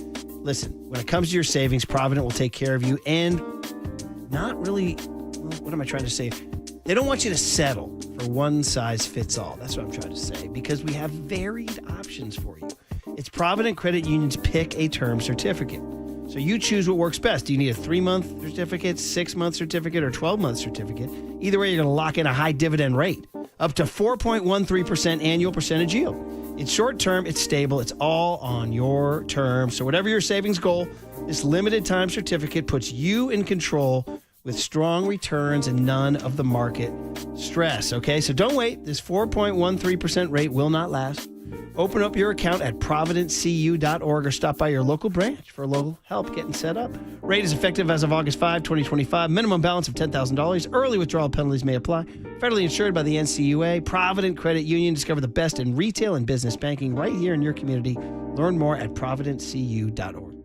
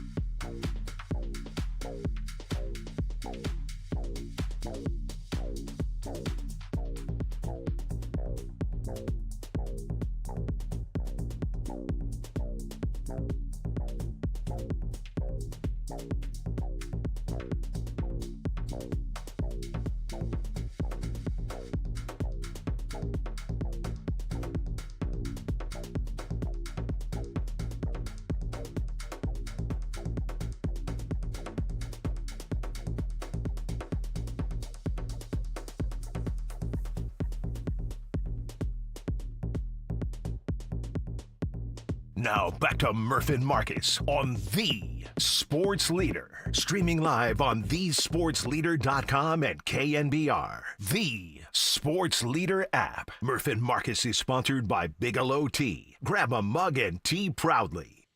Ooh, you're playing that era music for me there, buddy. Confunction out of Vallejo. Nothing can beat the 70s and early 80s R&B. You just can't beat it. I'm sorry.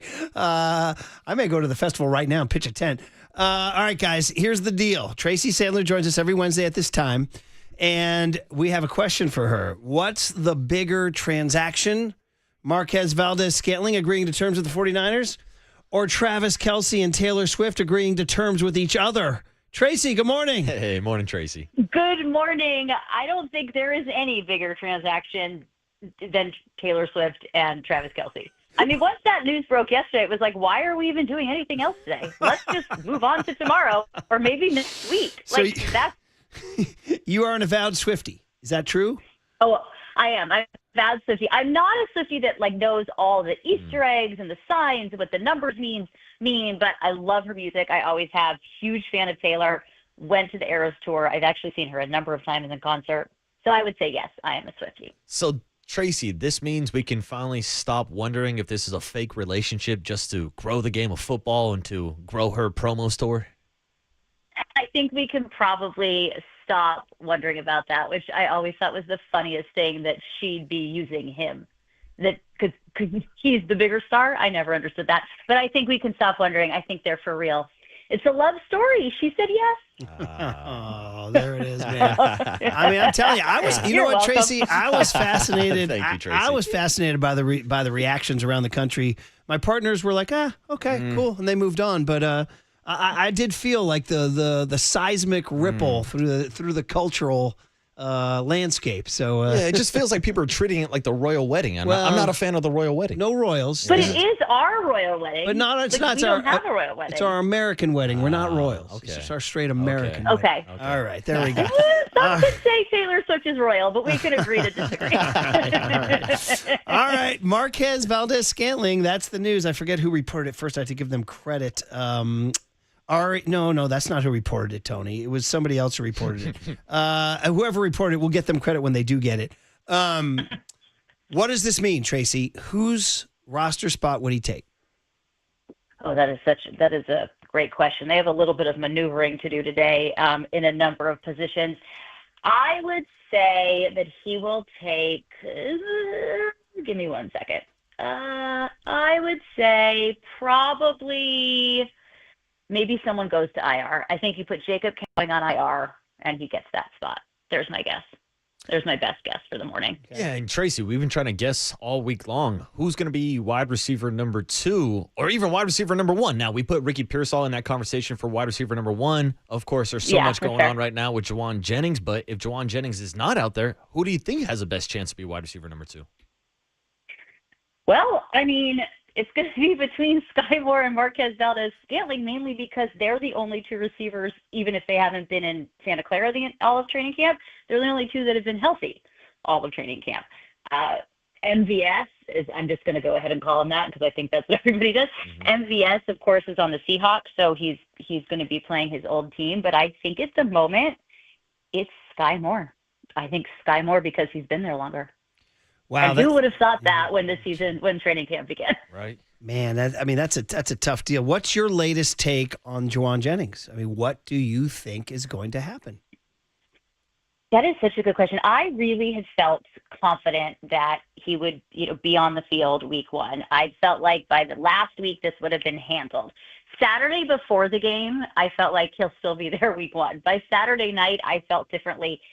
I don't know what they're going to do here because they're a little bit in a pickle, which is just a term I like to use. So get used to that. But they're a little bit in a pickle here because they could put him on IR, but then he's out 4 games. Do they really want him out 4 games if he doesn't have to be out 4 games? By the same token, if he's just quote unquote holding in or out or whatever, then you just put him on IR because you're not going to have him anyway. We're going to learn a lot more between today and tomorrow, obviously. But this is a tough one. And what's been interesting about it is how little has been trickled out about it. There just hasn't been, normally we get the whispers and the rumors or whatever, and there really just has not been that.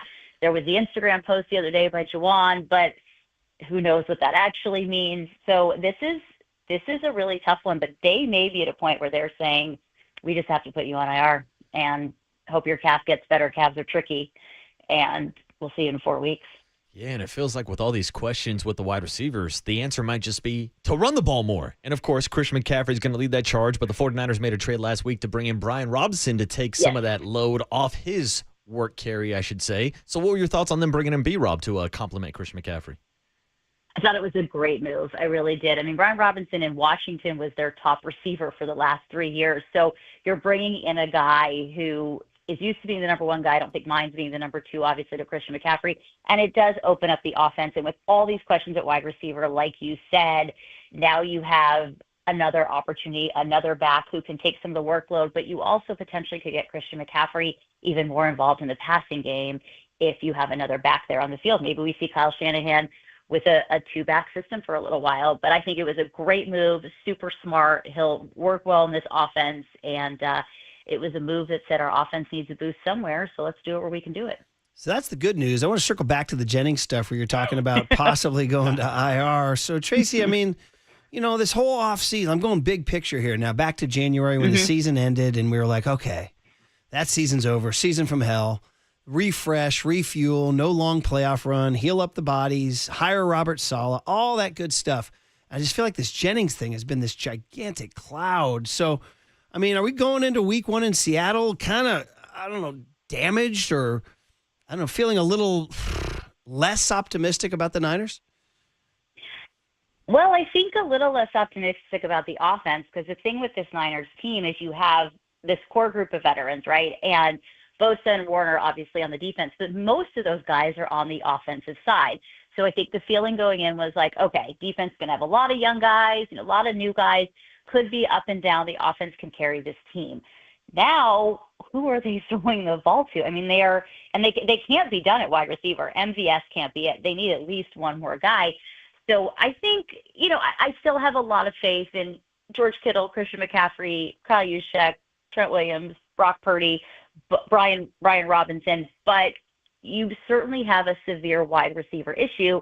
And the problem, of course, is that other teams know you have a wide receiver issue. So they kind of have an idea of where the ball is going to be going. So there's that too. I don't know if it's deflating. I think it's unfortunate and disappointing because it felt like this was going to finally be an off season without a contract issue. Everything had been taken care of going into camp. Everyone was there. Jawan Jennings showed up.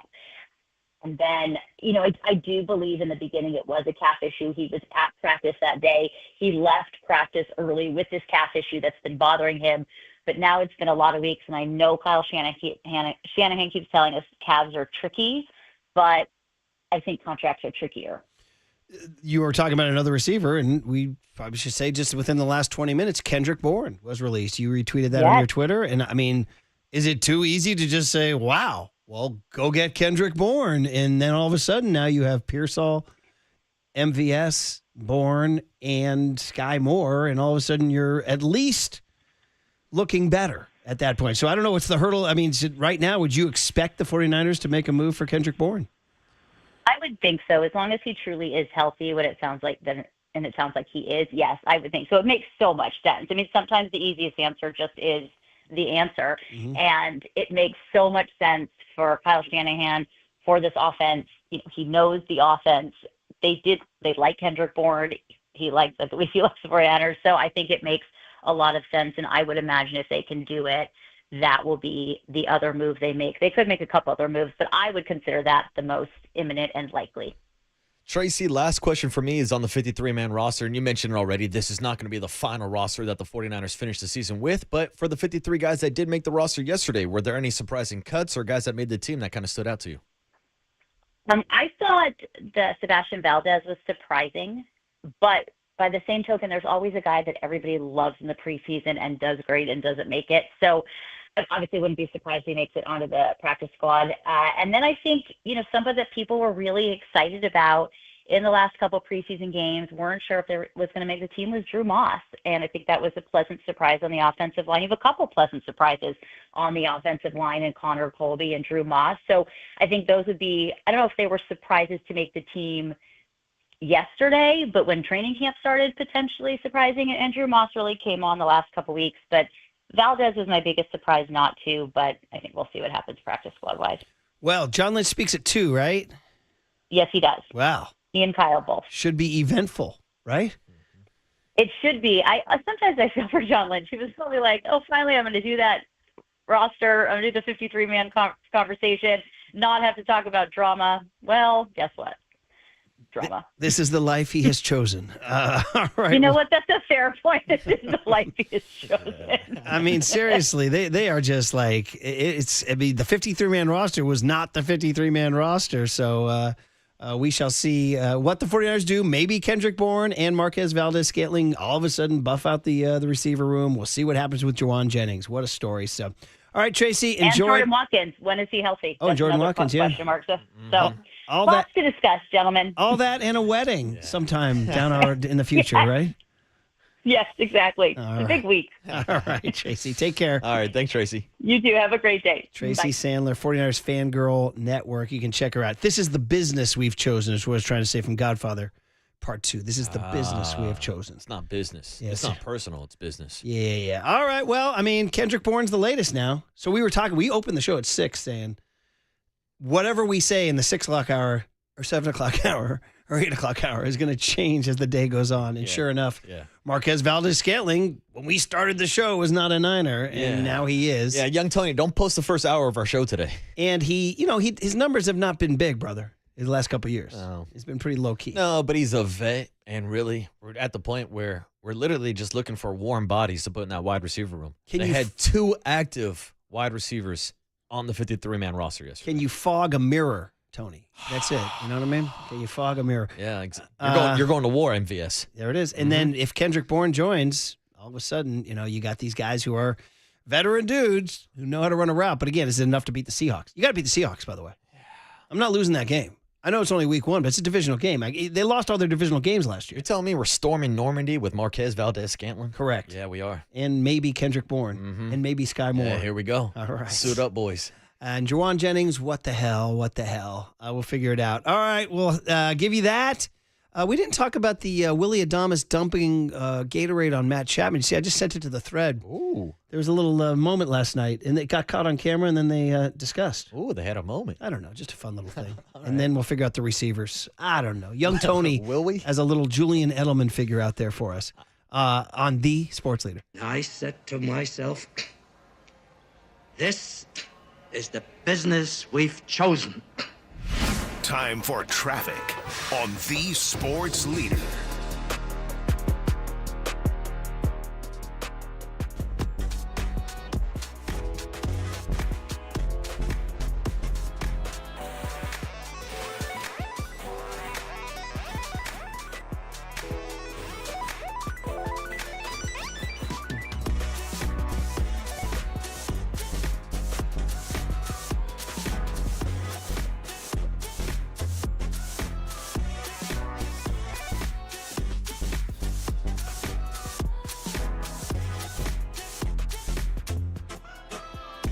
All right, life insurance, serious deal for those family listeners out there. You got to take care of your family. Life insurance is important. Excuses get in the way. Oh, you can't afford it. It's too complicated. No. Check out Ethos Life, the online easy way to get life insurance in as little as 10 minutes. Ethos has rates you can afford. For example, like a $500,000 term life policy for a 40-year-old male starting at just $30 a month. That's $1 a day. And the rates increase the longer you wait, so don't put it off. With Ethos, how about this? No medical exams, just answer a few health questions online. You can get up to $3 million in coverage, okay? So you got to ask yourself the serious questions. If something happens, who takes care of the family? Who pays the mortgage? Who pays the kids' education? All the other bills. Then forget the excuses and check out Ethos Life, the better way to get life insurance. For your free quote, visit ethos.com/leader. That's ethos.com/leader. Not available in all states. Rates vary.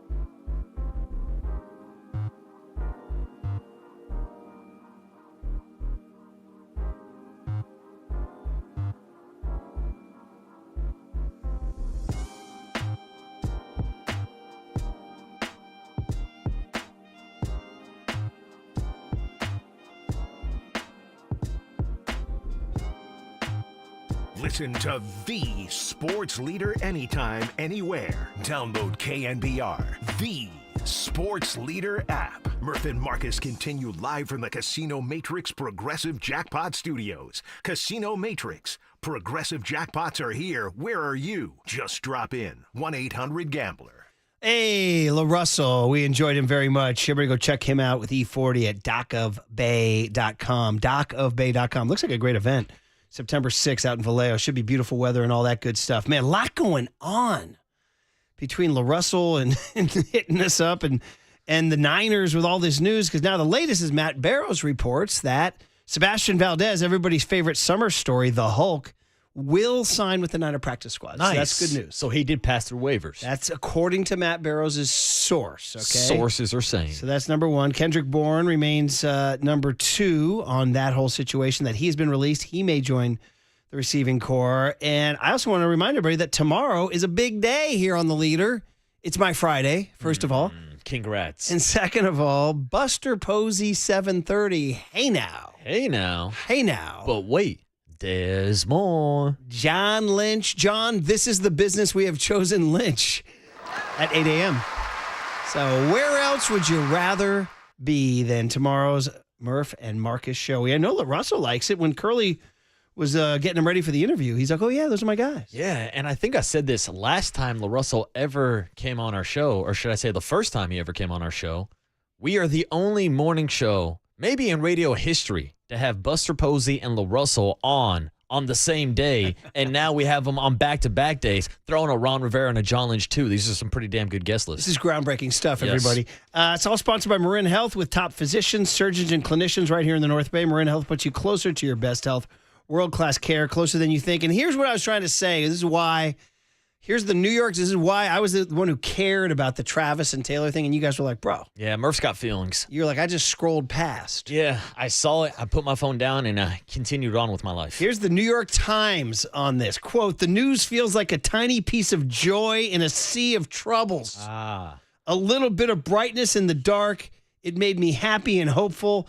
Maybe love still wins. Wow. Can I get some applause, please, Maybe for that whole love thing? still wins. There it is, buddy. Love still wins. That's Murph. why America wept with joy at the news yesterday in this sketchy world we live in. Are here. we sure that this isn't an AI relationship? It's all fake. Dude, it's all I actually, some of that no joke, AI BS. The flower situation in his backyard, I honestly wondered if it was AI. I honestly wondered, but apparently not. No. Apparently he threw down for the flowers. It's real, Murph. Threw down for the ring, too. It's like that AI BS. By the way, Will Clark was in the Marty Lurie documentary. Nice. Yeah. He goes, Marty knows what he's talking about. If somebody asks me a question, he's all stern. If somebody asks you a question, they don't know what they're talking about. Yeah, that I guy don't have time Will, for that. He can hit. Yes. I nicknamed him the Thrill. Will, the fastball. You were looking, Nolan Ryan, the high fastball. You know, with this AI bullshit that's going on, that's what that is. And also, by the way, congrats to Guy Haberman, who will be the primary fill-in anchor on our radio broadcasts of the 49ers. That's awesome. He will be helped by others. Justin Allegri, our friend from Cal. Troy Clarity, former KNBR 1050 mainstay and a Stanford broadcaster. Carlos Ramirez and young kid from Mitty High School 2021, Jack Smith. I didn't mention that he graduated from USC because that makes me and Jack Smith have beef already. I don't want to have beef with Jack Smith right out of the gate. I wonder why. But shout out to one of 408's own hopping on the broadcast. Yeah. That's pretty cool. We'll focus on his Bay Area roots, not his college degree. Yeah. Okay, what do we want to do, Young Tone? It's time to learn. Yes.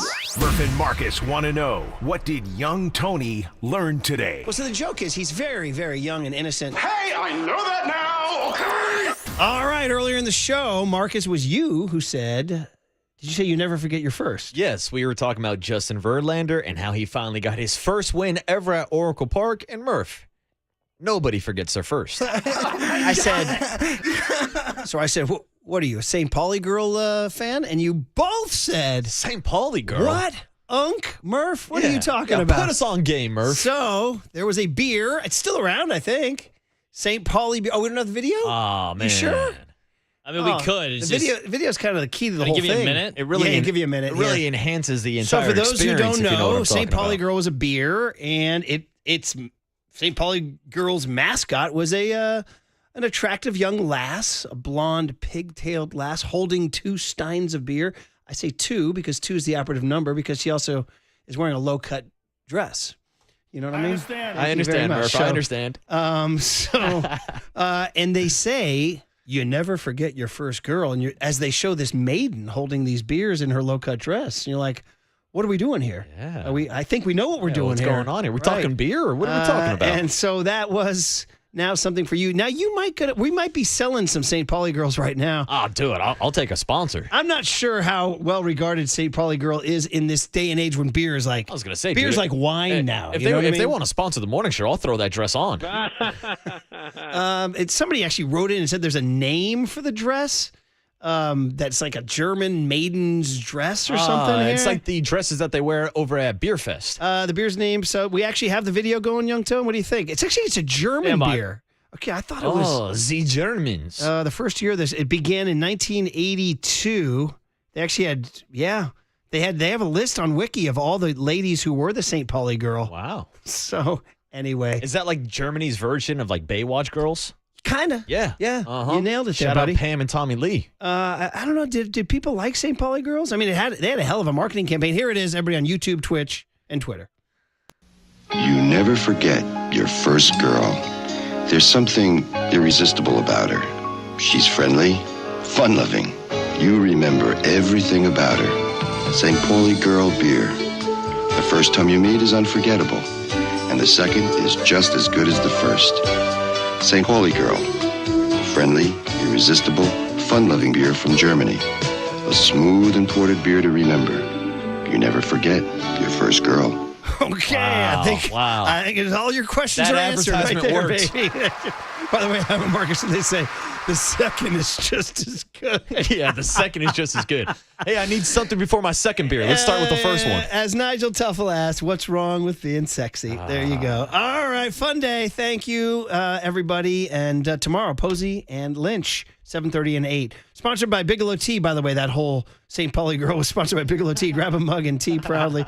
Hey, when it's time for a change, think speedy oil change and auto service. Engine light on, we can fix that. You listen to KNBR AM and KNBR FM San Francisco, the sports leader, a Cumulus media station. He said, whenever Taylor says so. We want grannies to come out. Yes, Daniel is my dog. Yeah. That's the end of the game. 4 hours, 3 faces, 2 Gregs, and 1 place to be. Excellent. Greg Papa. San Francisco. And Greg Silver. Let me tell you something. There is no such thing as being calm. I am fired up to be here. This is Papa and Silver. There's a swing. There's a shot. Deep left field off the bat of Flores. Way back there. Adios, pelota. First ball swinging, and Wilmer Flores launches one into the bleachers. 1-0 Giants. Big pitch coming. The runners are going to take off. There they go. And a swing and a miss. Strike 3. Got him to chase the slider. Pulled out of the dirt by Bailey as PCA sprints toward first, and Bailey throws to first base, completes the putout, and Verlander gets through it. Fastball. There's a drive into left center field. Way back there. Still going. Has a chance. Goodbye! Into the bleachers. A 2-run homer for Matt Chapman. And after all of that soft stuff, Boyd tried to sneak a fastball by him, and boom! 2-2 pitch. Swing and a miss. He struck it out on a high fastball. He blew it right by him at the belt. Strong 9th inning and a save here for Ryan Walker. And the Giants take game 1 of this series 5-2. Yeah, little Giants, little Niners for you on a Wednesday. We're going to get you through your hump day. Greg Silver, John Dickinson with you on Papa and Silver. 49ers continue to iron out their roster, and I love how you call it the final 53-man because really, it's just a rough draft. Marquez Valdes-Scantling, welcome to the team. Kendrick Bourne has been released about 45 minutes ago, so that's another name to go ahead and keep your eyes on. And, of course, the Giants. You know what, JD, as I say good morning to you, that was just kind of nice to watch a clean, quality win. It was nothing too special, nothing too spectacular, but they go down 2-1. They get it right back. The important players on this team get some quality RBIs. Matos, Ramos, Devers gets that bloop single. And, hey, the bullpen, even without a Randy Rodriguez and even without the guys you traded away, able to get the job done. Just a nice, refreshing, ordinary Tuesday night City Connect win, and I'm here for it. Yeah, and the 49ers and the 53-man roster and all of the shuffling that'll need to be done, still the lead today as we get closer to Seattle on September 7th. But the one thing that I think is true, and yeah, it's nice Justin Verlander gets a win at Oracle Park and all that, just his second win of the year. You're spot on. The Giants are playing a little better. Like it's official, right? The two games in Milwaukee, they take that series, they come home, off day. What's it going to look like? The Cubs are another really good team that's going to be a playoff team. And for whatever reason, matchups and different things, that the Giants have played really well against both the Brewers and the Cubs, 8-3 by my count in the 11 head-to-head matchups. Go figure when you look at the way the Giants have played against everybody else. But, the existential questions surrounding the Giants, the big picture stuff, who's going to be the manager next year, is there anything really that we can take in terms of players performing at a higher level between now and the end of the season that actually translates into 2026? Those are the things at this point, unless there's some kind of miraculous, historic type run that the Giants are able to get on in conjunction with a miraculous, historic-like collapse from a team like the Mets. But, in the micro, they're playing better against some good teams the last three games. So it's not nothing. But, and I know we're going to have John Shay coming on, Greg, the big picture questions and the way Buster Posey reacts to the season that's been such a disappointment, I think is at the top of mind once we get into the Giants conversation. And we will have some Giants coming your way, middle of the 11 o'clock hour. John Shay is going to be joining us at 11:50. It is a Shay Hay Wednesday. Going to get into that.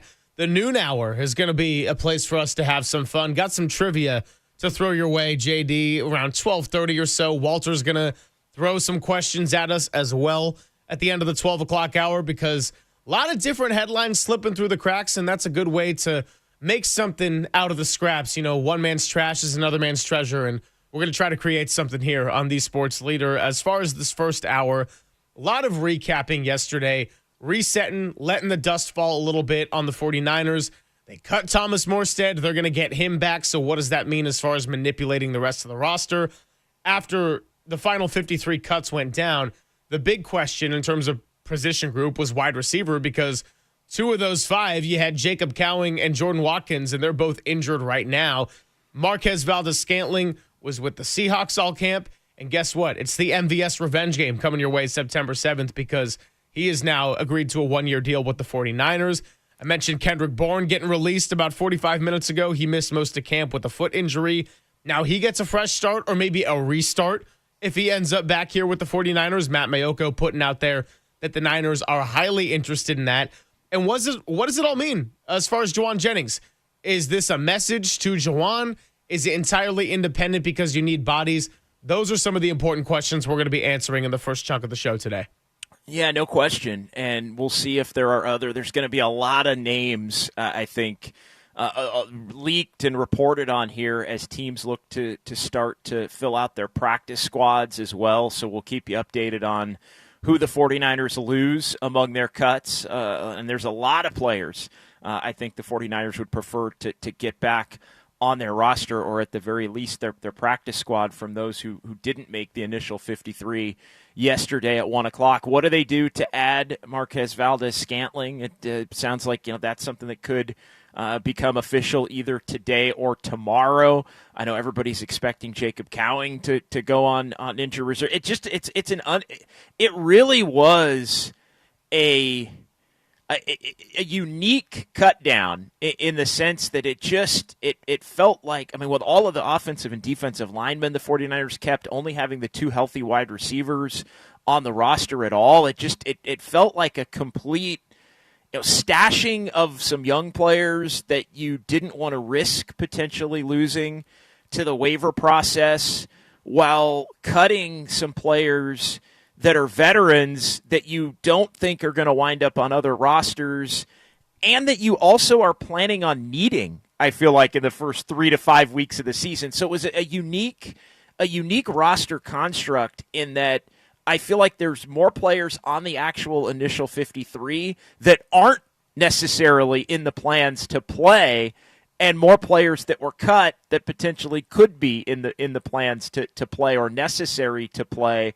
And so there was just this shuffle. It felt like the Niners are trying to maximize and/or game in a positive way the system to try to meet a bunch of different needs, but it all led back to a very odd, incomplete feeling initial 53 in terms of just who you thought was going to make the team from being out at training camp and watching the preseason and all those things, and who actually wound up making the initial team. And again, not as much of an indicator of the guys who are actually going to play a lot as you may think. 808 KNBR, your initial takeaways on the 49ers 53-man roster, where they still need some work, any players in particular you got your eyes on. We're going to get into some of those big names coming back here in just a bit. Also got to say good morning to the YouTube chat. I see Dom, I see Aaron, I see Mario, I see Rockin', I see Wes. Last time I saw Wes, by the way, was out at the roundtable for the Giants. I owe him a beer if he comes to the 49er roundtable. That's a good chance to let you know. Next Thursday, 8 days from now at 3 p.m., we got the 49ers roundtable going. 2 o'clock, Copes and Depop will be on site, starting off dirty work. And then 3 o'clock, you're going to have me, JD, Krug, Copes, Depop, Murph, and Marcus for a couple of hours, giving you a little 49er preview, as we did with the Giants back out at the Presidio. Really looking forward to that. Walter's going to be there, so make sure you run up his tab. That is the most important rule. And, of course, on the text line, shout out to our good friend, CHP Joe. I hope you're having a fantastic day as well. It's Papa and Silver with JD, talking a lot of Niners here on hour number 1, 808 KNBR, as always, to join the conversation on the Sports Leader.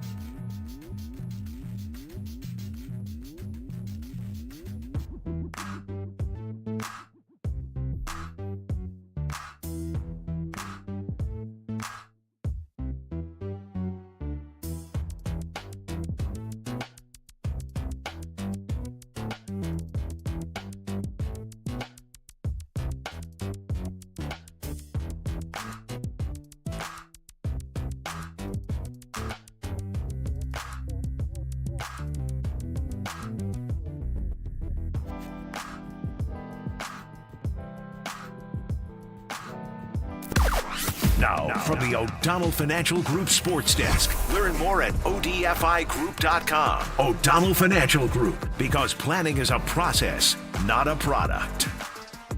John Shay of the SF Standard spoke with Buster Posey about the Giants' collapse in the middle of the summer and what the future holds this season for Bryce Eldridge. We'll be diving inside those comments and have the man himself, John Shay, join the show at 11:50. So rip off the knob, stay tuned.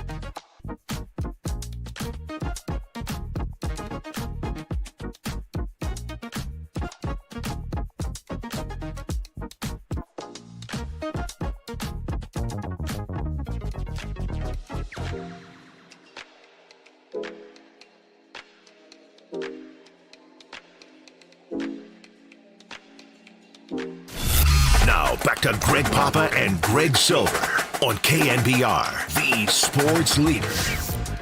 Filling in for Greg Papa is John Dickinson on the sports leader.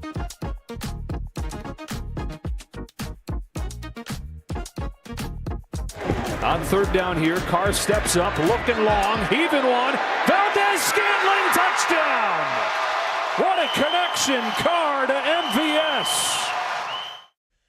All right, honest question to everybody out there. Do you remember the Marquez Valdez-Scantling stint on the Saints last year? Because I barely did. I kind of did. I know he had a couple of deep touchdowns in one game. The graphic that our socials posted today had MVS in a Saints jersey. But, JD, I was thinking, the second he signed this morning, I go, man, Brock Purdy's about to be the worst quarterback he's ever had. And I love Brock. But we're talking about Patrick Mahomes and prime Aaron Rodgers. And then I said, wait. He did play for the Saints last season. It's okay. He did play for the Saints last season. He did play for Buffalo last season as well. Started with Buffalo, actually, right? And then went to New Orleans. Exactly. So mix in a little bit of Josh Allen there as well. I'm trying to think. He didn't have many catches. I would take the under on 5 catches just off the top of my head. For his time in Buffalo, and I'm looking it up right now. Yeah, he had 2 catches with Buffalo on 9 targets last year in 6 games. Ends up with the Saints from there, where he had 17 catches on 35 targets. But Marquez Valdez-Scantling is somebody, and he was with the Chiefs. He was with the Chiefs in 2022. And 2023, and the one that stands out to me is the game at Levi's, the first Christian McCaffrey game. I just remember, for whatever reason, just him in that game playing for Kansas City. But we talked about him. He was a name we brought up along the lines of trying to thread the needle between somebody that maybe isn't as good as some of the guys that you're going to count on, the Ayuks, the DeMarcus Robinsons, the Ricky Pearsalls or Jawan Jennings, but has done a little something in his NFL career to a greater extent than, say, somebody like a Sky Moore. So I think this is a solid move. We'll see what happens with Kendrick Bourne, who did get released at his own request earlier this morning. But the one thing that is true, and again, Jawan Jennings, as we've said for the last week, is very much the pivot point in all of this. You'd like to know, is Jawan Jennings going to be healthy and available and happy for this 49ers team? But I think they got two guys they can count on going into week one. Valdez-Scantling, I think, makes 3. We'll see who comes back on the practice squad. But I think looking to get a Kendrick Bourne or another veteran wide receiver that's done a little bit in the league is still top priority as the 53 continues to get massaged here, Greg. I had a list of names I wanted to look at heading into the morning. Marquez Valdez-Scantling was one of them. He got signed by the 49ers. Trey Palmer was another one, and he was claimed off of waivers by the Saints. This one per Adam Schefter from a few moments ago. I think the Saints were ahead of the 49ers on the waiver claim order. So I do wonder if the Niners had put in a claim for somebody like Palmer. Robert Woods, another one out there. Malachi Corley from the Jets. Those are a couple to watch. And now Kendrick Bourne also on that list. So Kendrick Bourne was released by the Patriots after being a surprise addition to their 53-man yesterday. You know who the Patriots did pick up, though? Everybody's favorite Italian, Tommy DeVito, went and took that roster spot. Yeah, big Tommy DeVito guy. Let me ask you this about Valdez-Scantling. Yeah. To what level does he move the needle? I think that can be kind of the initial question today. 808 KNBR 415-808-5627. How does he fit in conjunction with some of the other guys that the 49ers are going to have? Because let's be honest, it's not in my mind. I'll let you speak to it first, but it's not a big needle mover. But I do feel like he has the potential to provide a little bit more in the wide receiver department than maybe somebody like Sky Moore. I got to say, it's a small needle mover for me as far as the context of week 1, 2, and 3. I don't know if MVS is going to be someone that is even on the 49er roster when we're talking about Ayuk coming back, when we're discussing DeMarcus Robinson being a part of this wide receiving core. But right now, it absolutely matters because you look at what they had yesterday and we're thinking, what are their plans at the wide receiver position, given that couple of guys you have on your 53 with no injury designation.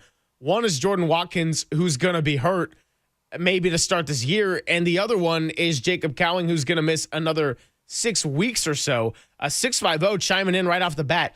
Could see MVS being released after the Seahawks game. I don't think that's a crazy take, and that's why I say it's not a big needle mover for me. But, JD, you still got to play that Seahawks game, and so therefore it does count for something because with Jawan Jennings being a giant fat question mark right now, with Ricky Pearsall being healthy, and other than that, you got Sky Moore, you got to be able to throw the ball to somebody where MVS could have maybe some short-term and even sustained success within this offense is being someone that Kyle Shanahan really hasn't had a lot of in his time. That is kind of a true deep threat. Aaron Rodgers, Patrick Mahomes, a little bit of Josh Allen, and then as you heard with that highlight coming in there, Derek Carr. MVS has made his money in the NFL by being someone who's a deep threat. You know what his big issue is, though? And stop me if you've heard this before. Yeah. Holding on to the rock when it comes his way in the air. Yeah, no question. And by the way, just a little bit of news here as we pepper in. Adam Schefter reporting that Jeff Wilson Jr. is going to sign with the Dolphins practice squad. So the 49ers wind up losing Jeff Wilson Jr. to the Dolphins. He goes back with Mike McDaniel there. And again, I think that's somebody, did the Niners get a little cute in keeping Jordan James on the roster? Again, we know they have Christian McCaffrey and Brian Robinson. I think the top two are really strongly solidified. I think going and getting Brian Robinson is an indicator that they're not as confident in Isaac Guerrero organizationally as maybe the fan base is. And look, Jordan James ends up on the roster, and we'll see if he's one of many that wind up on IR to where he could return at some point, or maybe he ends up not returning at some point as they do this next wave shuffle. But I think Jeff Wilson is somebody that the 49ers would have liked to have had come back to be on their practice squad as an insurance policy to sort of bump up and be RB2 in if one of your top two wound up getting injured. So I think that's a significant player that I think you would have liked to have kept that you're not going to be able to, although you can always sign somebody off of another team's practice squad if you're looking to put them onto your 53-man roster immediately. Couple of minor transactions as well. 49ers also signed defensive end Trevis Gibson, who spent 5 years in the league. Couple with Chicago, 3 with Chicago, 1 with Tennessee, and then 1 with Seattle. Just played 5 games last year. And then Eric Branch also putting out there that they signed defensive tackle. They claimed him on waivers, I should say, Jordan Jefferson, who was waived by the Jaguars yesterday. He's a 23-year-old, 2024 fourth-round pick, 12 tackles, 1 sack while playing in 8 games as a rookie last year in Jacksonville. So the defensive line, the offensive line, when we look at the initial 53, JD, that was probably what stuck out the strongest in that 21 linemen total. That's the most in the Lynch-Shanahan era, what they have kept on this roster, and makes a lot of sense in the sense of offensive line. We know who their starting unit's going to be, but they got guys that want to go improve themselves and a couple of young additions like a Connor Colby. And then the defensive line outside of Nick Bosa, well, that you spend a lot of high draft capital on, but you got to really see who's ready to go. And even if some of these high draft picks might be skilled eventually, you got to find out who's NFL ready for Robert Saleh to begin with. You do. I like, again, small move. I like the fact that they're able to get Trevis Gibson back. I thought he was impressive in the preseason to the point where I think there was a case to be made for him to be able to make the team. But you look at all of the defensive linemen that they wind up keeping, and Yetur Gross-Matos ends up being activated, which to me was a little bit of a surprise there. So I think the 49ers are going with the theory at defensive line specifically.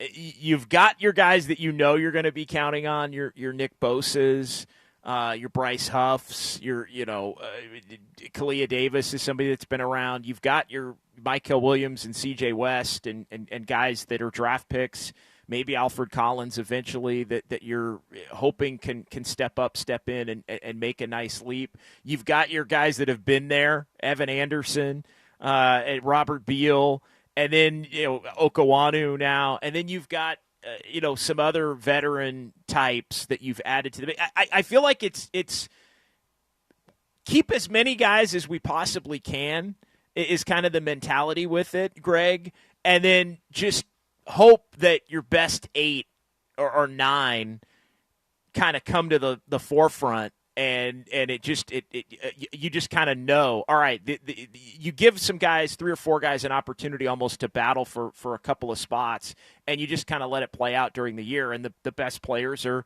going to play, and the others either won't or won't be on the roster at some point maybe down the line at the expense of looking to upgrade some other positions. Yeah, and the practice squad's important to look at as well, because with the 49ers and all of these rookies and all the changes, some of these guys that end up going on the practice squad might end up getting their shot with the 49ers. Curtis Robinson, one of those names that intends to sign with the practice squad. And then the big shocker of yesterday was defensive tackle Sebastian Valdez, also reportedly from Matt Barrows, intending to sign onto the 49ers practice squad. So 11 defensive linemen.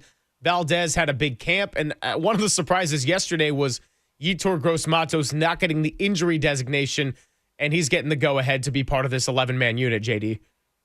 Yep, he is. And again, like I said, surprise to me. And maybe coming up, we get we could kind of go position by position through it. I know we did a little bit of that yesterday, but just kind of look at what you thought you had maybe coming into the preseason and where you sit now with the first regular season game set to be coming up here on September 7th after Kyle Shanahan and John Lynch are going to speak today. So we'll hopefully get a little bit of an update on what's going on with Jawan Jennings and whether or not he's going to be available and just kind of where things sit there with Jawan. But we can get into maybe positionally just where you're feeling good and where maybe some work needs to be done. And, of course, 808 KNBR, the number to chime in. Shout out to our listener, Ken, who's out in North Carolina. Says he's missing Greg Papa. Yeah, no doubt about it. We all are very much. And Robin Lafayette, I see you on the phone lines. Hang tight. We will take calls. When we return, it is Papa and Silver with John Dickinson, only here on the Sports Leader.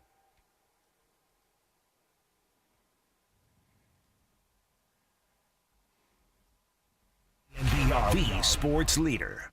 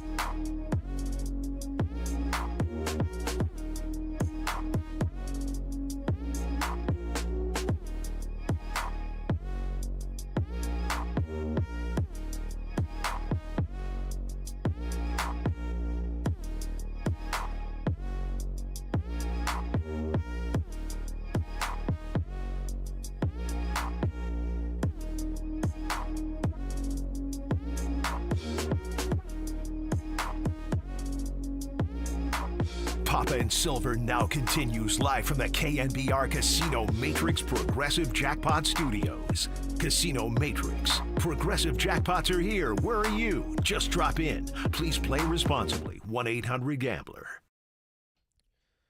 Pop and Silver with John Dickinson is sponsored by Redwood Credit Union. Whether you're dreaming of a new home, planning your children's future, or growing your business, Redwood Credit Union is a financial partner that feels like home. Learn more at redwoodcu.org. Federally insured by the NCUA. 808 KNBR going over the 49ers roster strengths and deficiencies as we got the first edition of the Final 53 yesterday, but we continue to learn. This is an evolving, ever living, breathing document. And let's get right out to the phones. Rob in Lafayette is on the line. We appreciate your patience, Rob. Appreciate you joining us on The Sports Leader. What's happening today? Hey, thanks, guys. Thanks for taking my call. I'm just getting a little confused. I was hoping you could clarify. If somebody's on the IR, that means he can't play for 4 weeks. Can another team take that guy, or are they part of the team? And same question on the practice squad. If you're on the practice squad, you're part of the team. Is that right? Can you clarify those designations, please? So for injured reserve, you can designate up to 2 people with an IR designated to return, and they have to miss a minimum of 4 games, but another team cannot go and claim them. The designation is to make sure that it clears spot on their 53-man. And, JD, gotcha. Thank you. Yeah. And where did they leave Jennings at this point?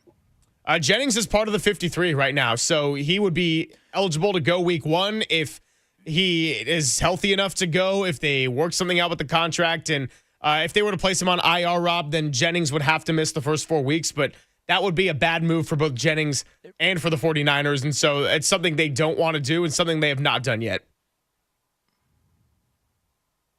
Really appreciate it. Yeah, no problem, Rob. Looks like your connection's breaking up a little bit. As far as the practice squad, yes, you can claim somebody off another team's practice squad, but the IR designation is something that plays into the math today, and that's why Jacob Cowing, who's currently injured and expected to miss about 6 weeks with a hamstring, might get that very designation. Well, and there's 2 spots that you can designate to return when you do the initial 53, and that's what the 49ers did yesterday.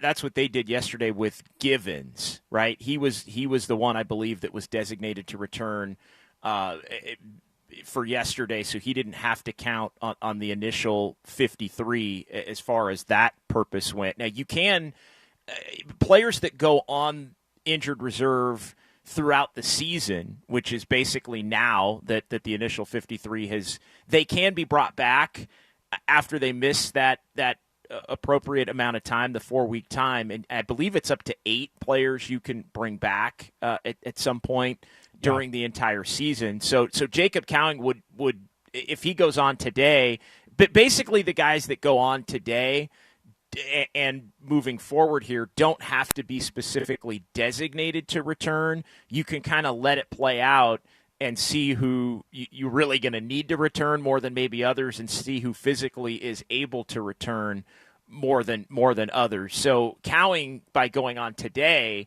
would maybe be among the 8 you can bring back, or maybe not if there's 8 others that are more relevant to be able to bring back along the way. And so how you manage that obviously becomes something that's really key. And then to go back to the practice squad, any team can sign a player off of another team's practice squad, but they have to have a 53-man roster spot guaranteed to them at that point. So anybody that's on the Niners practice squad or anybody that's on any other team's practice squad, the other 31 teams in the league can look at players on the 49ers practice squad and say, hey, we'd like to sign you to our 53. Do you want to come?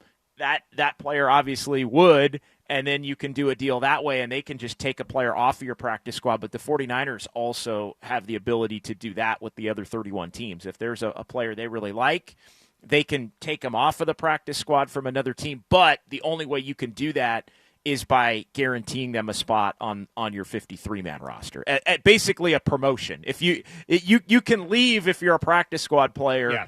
If you're getting promoted to being a regular 53-man roster team member somewhere.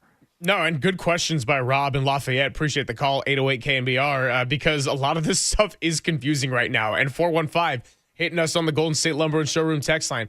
49ers have no punter. What's up with this? It is a roster manipulation game right now, and math and numbers and keeping it to 53. So, yes, Thomas Morstead was among those released yesterday. He could probably be brought back as soon as sometime today. So they're trying to figure out how it works as far as waiver claims, IR designations, just figuring out the numbers. But, yes, as of right now, they have no punter. I think Thomas Morstead, sooner than later, going to be right back on this roster. Yeah, they used him to get an extra roster spot to be able to stash somebody that I think they either feel more comfortable trying to release or waive today. Because that's the other thing. You allow all of these cuts across the league, and teams are looking at everybody that got cut on all the teams and who can help and who can't. But then teams are also in a hurry to fill out their practice squads. So cutting somebody after teams have a lot of that stuff set, in all likelihood, means that you know, for some players, you'd have a better shot at getting them through waivers if they require waivers today as opposed to yesterday. So you keep that player. Morstead's a vet, so Morstead can do whatever he wants. So they can do a little, hey, Thomas, we're going to cut you, but we're going to re-sign you. Don't go anywhere. It's all good. Are you cool? So they have like a little, handshake, wink and a nod agreement with Morstead, basically to get cut for a day or two, so they could keep somebody else on the roster. It felt like the whole 49er 53 that came out yesterday at 1 o'clock. Not the whole thing, obviously. I mean, much of it with the 49er headlining players is as you would expect. But it felt like there was a ton of manipulation going on. It felt like a manipulation sensation as to the way that they're trying to stash guys and let others go and bring certain players back. And I'm fascinated to see how it all shakes out. And there's the Trevis Gibson example of they're able to get him back as somebody that they cut. But then there's also the Jeff Wilson example who goes to Miami on Miami's practice squad. And I think he's somebody that the 49ers would have liked to have been able to keep. And they chose to keep options open on Jordan James, even though Jordan James might not be in the cards to actually be a productive player for them. And now it winds up being a situation where they lose somebody that probably would have been more trustworthy to play this season than Jordan James. As we look at the roster overall, let's talk a little strengths and weaknesses here as our pivot point to get us through a lot into this 11 o'clock hour. Just initial look at it. I mean, let's start with the most important position, quarterback. I'm going to call that a strength. They got two of them, but guess what? I say it's a strength because Brock Purdy is going to have a great chance to bounce back this year. Yes, who he has to throw to and the weapons around him, bit of a question mark. We'll get to that shortly. But the reason I say strength is because, well, short and simple, Mac Jones is a better backup than they've had in the last couple of years. Yeah, it is a strength. And Brock Purdy's ability to bounce back and be closer to the player he was in 22 and 23, I think is a big part of that. But he's the guy. I mean, it's going to be on him to continue to prove that he's the guy, but he doesn't have to prove anything to the building. They paid him. They believe he's the guy, and so I think it's funny when you look position by position. Quarterback feels like one of the most solid positions on the roster, if not maybe the most solid position on the roster. I think running back is probably now with the acquisition of Brian Robinson, the duo of Christian McCaffrey and Brian Robinson. I'm reluctant to go there definitively, but just kind of off the top of my head, Greg, as we work our way down through the offense, there's some other positions in the conversation we can get to, but I kind of feel like running back might be their number one most stable position right now, just in terms of overall talent. Running back I would have listed as a strength with a major asterisk prior to the Brian Robinson acquisition, because if Christian McCaffrey is healthy, then it's a strength. That's your RB1, and we saw the difference between when he was healthy and available and when he was not healthy and not available. But now bringing in Brian Robinson Jr. as a number 2 running back, I would say that you're talking the stability you're alluding to, and certainly one of the strengths of this roster, because you've got Christian McCaffrey ready to go as your RB1, and you have a secondary option for maybe a series here and there, or maybe a short yardage situation when you're going to get beat up at the line or maybe in the red zone, or maybe, guess what? Maybe Kyle Shanahan is never going to want to take Christian McCaffrey off the field. Can you really blame him? No, but you do have a somebody to go to if you wind up in a situation where McCaffrey is banged up or you want to limit him. I think it's going to be fascinating to watch. So I think that's a position of strength. Wide receiver,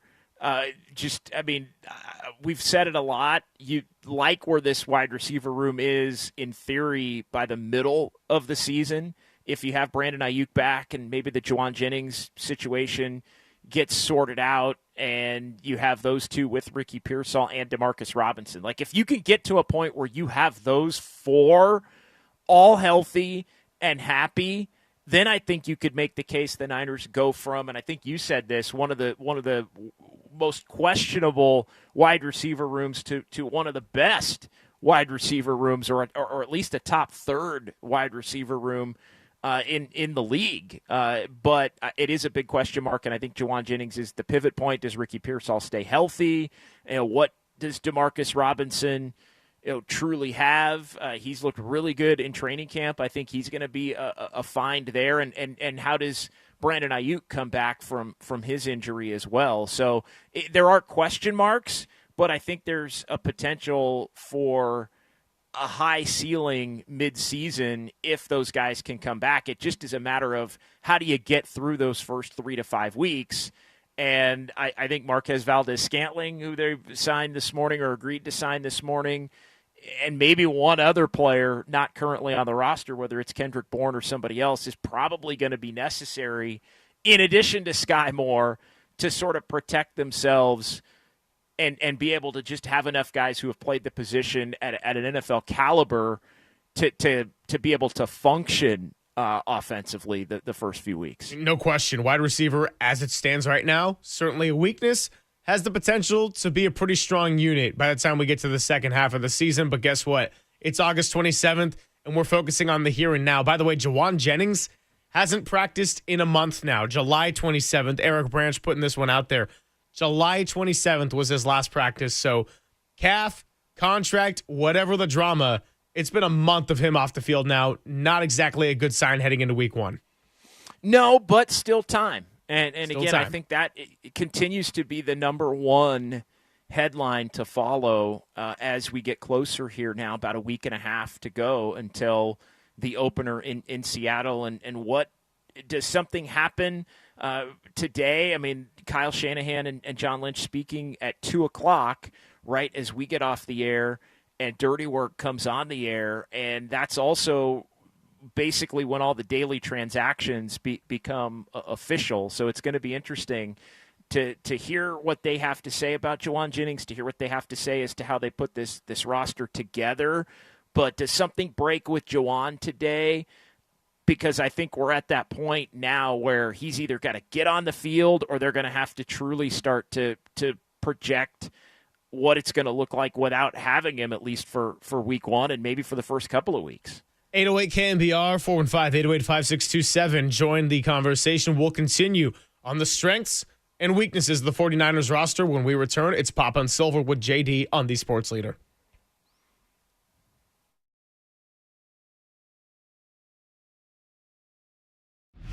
Time for traffic on the Sports Leader.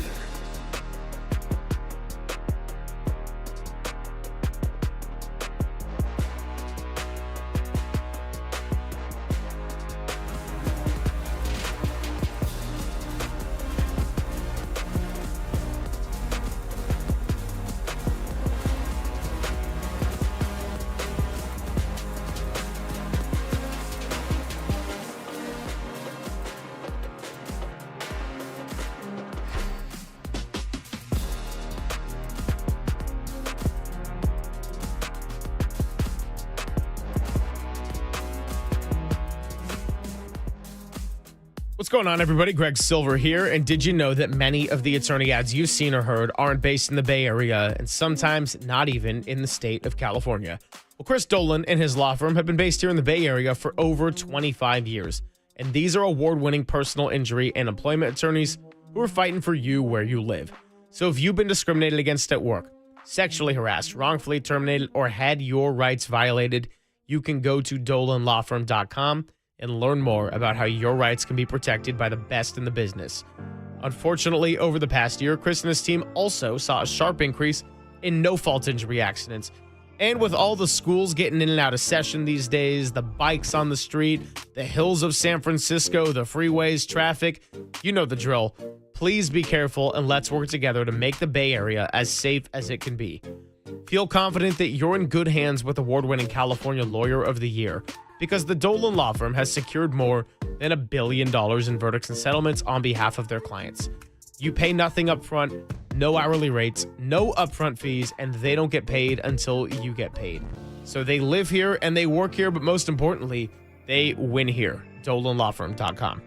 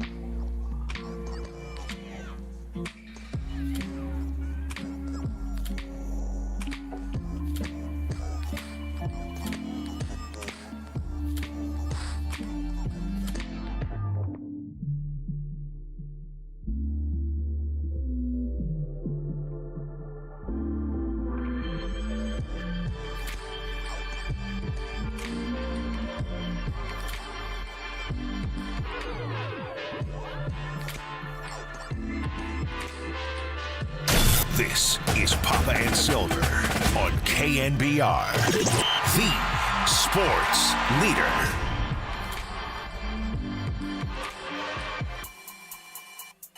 It's Papa and Silver, Greg Silver, John Dickinson with you. We got John Shay joining us at 11:50. We're also going to have Austin Mock of The Athletic come by at 1:15. And Kyle Shanahan and John Lynch scheduled to speak today at 2 o'clock. So that is at the very end of our show and right at the start of Dirty Works. So we'll get ready to hand it off to Lynch and Shanahan and Depop and Kerry Crowley all at once at the very end of our show. But right now, getting into the Niners, the 53-man, the strengths, the weaknesses, the questions that still remain. And JD, we left off right in the middle of the offense talking about everyone's one of two favorite topics, the wide receivers.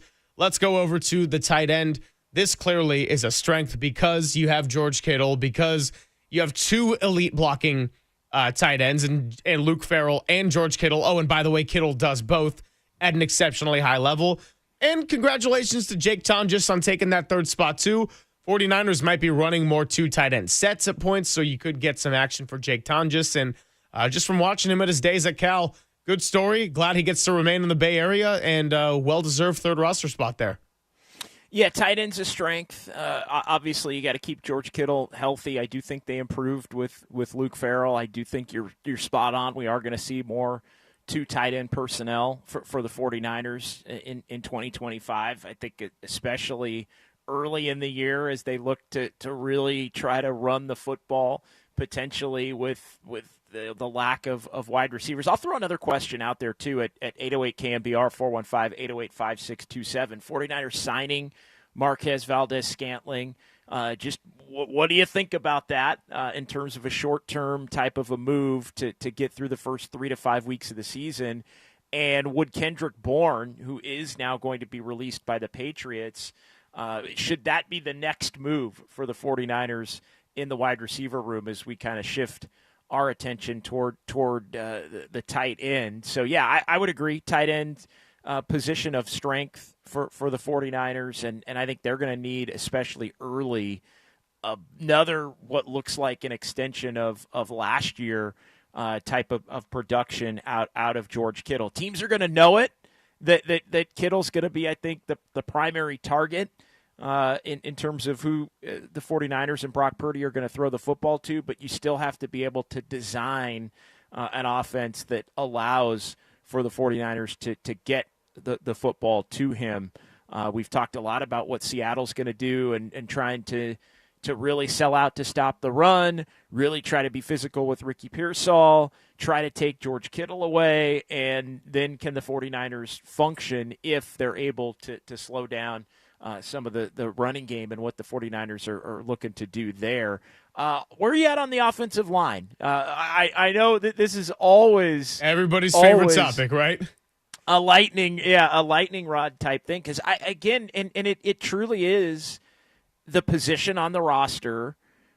When you combine the whole group, it truly is it's the group on the roster that there is the greatest difference in terms of organizational and coaching staff view of what they have and the fan base view of what they have. There is the greatest gap between how the 49ers view Trent Williams and Ben Barch and Jake Brendel and Dominic Pooty and Colton McKivitz, and they did keep 5 backup offensive linemen, at least on the initial 53, and what the fan base thinks. So where are you on that? Is it somewhere in the middle for you? I think they like what they have, and I think they also like some of the developmental prospects that they have as backups in Connor Colby, Drew Moss, and even a guy like Austin Pleasance, who's the backup right tackle. I'm a wait and see on the offensive line. I'm not going to call it a strength. I'm also not ready to call it a weakness in the way that a lot of anxious 49er fans are to this point. It was not great in the preseason. I fully acknowledge that. Spencer Burford as the backup left tackle, don't love that. But how much is Trent Williams' existence going to make up for the potential deficiencies? It's a big wait and see. Seattle is a really good defense. They got a lot of youth. They got one of the best defensive young coaches in Mike McDonald, so it'll be a good test right off the bat.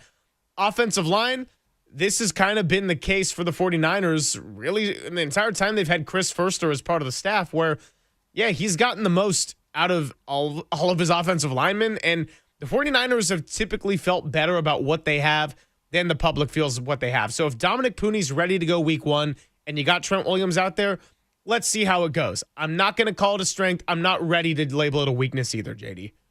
Yeah, it's when you have Trent Williams, I think, that part is obviously a future Hall of Famer. That's a big strength. So much of it is based on scheme. And it's how do they run block? How do they pass block?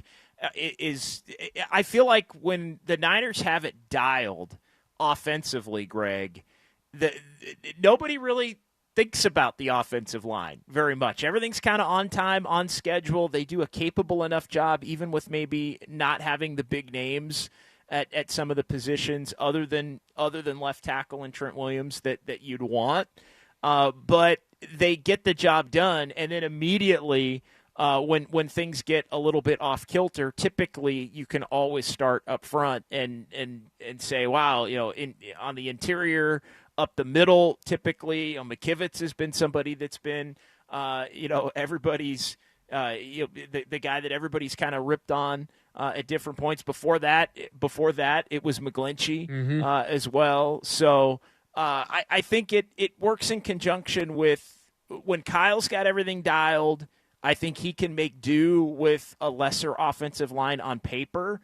But the moment things in other areas, I feel like, become deficient, the offensive line leaves itself, even with Trent Williams, to become immediately exposed. So I think it goes from passable to good a lot of the time, but immediately when you start taking other areas of strength away, it goes from passable to good to like really bad very quickly. And I think that's where a lot of that frustration sort of seeps in from the fan base. Yeah, first hour show of Down and Pop and Silver here. We got 3 more hours, and that's a good pivot point to get you over to the defensive side of the ball.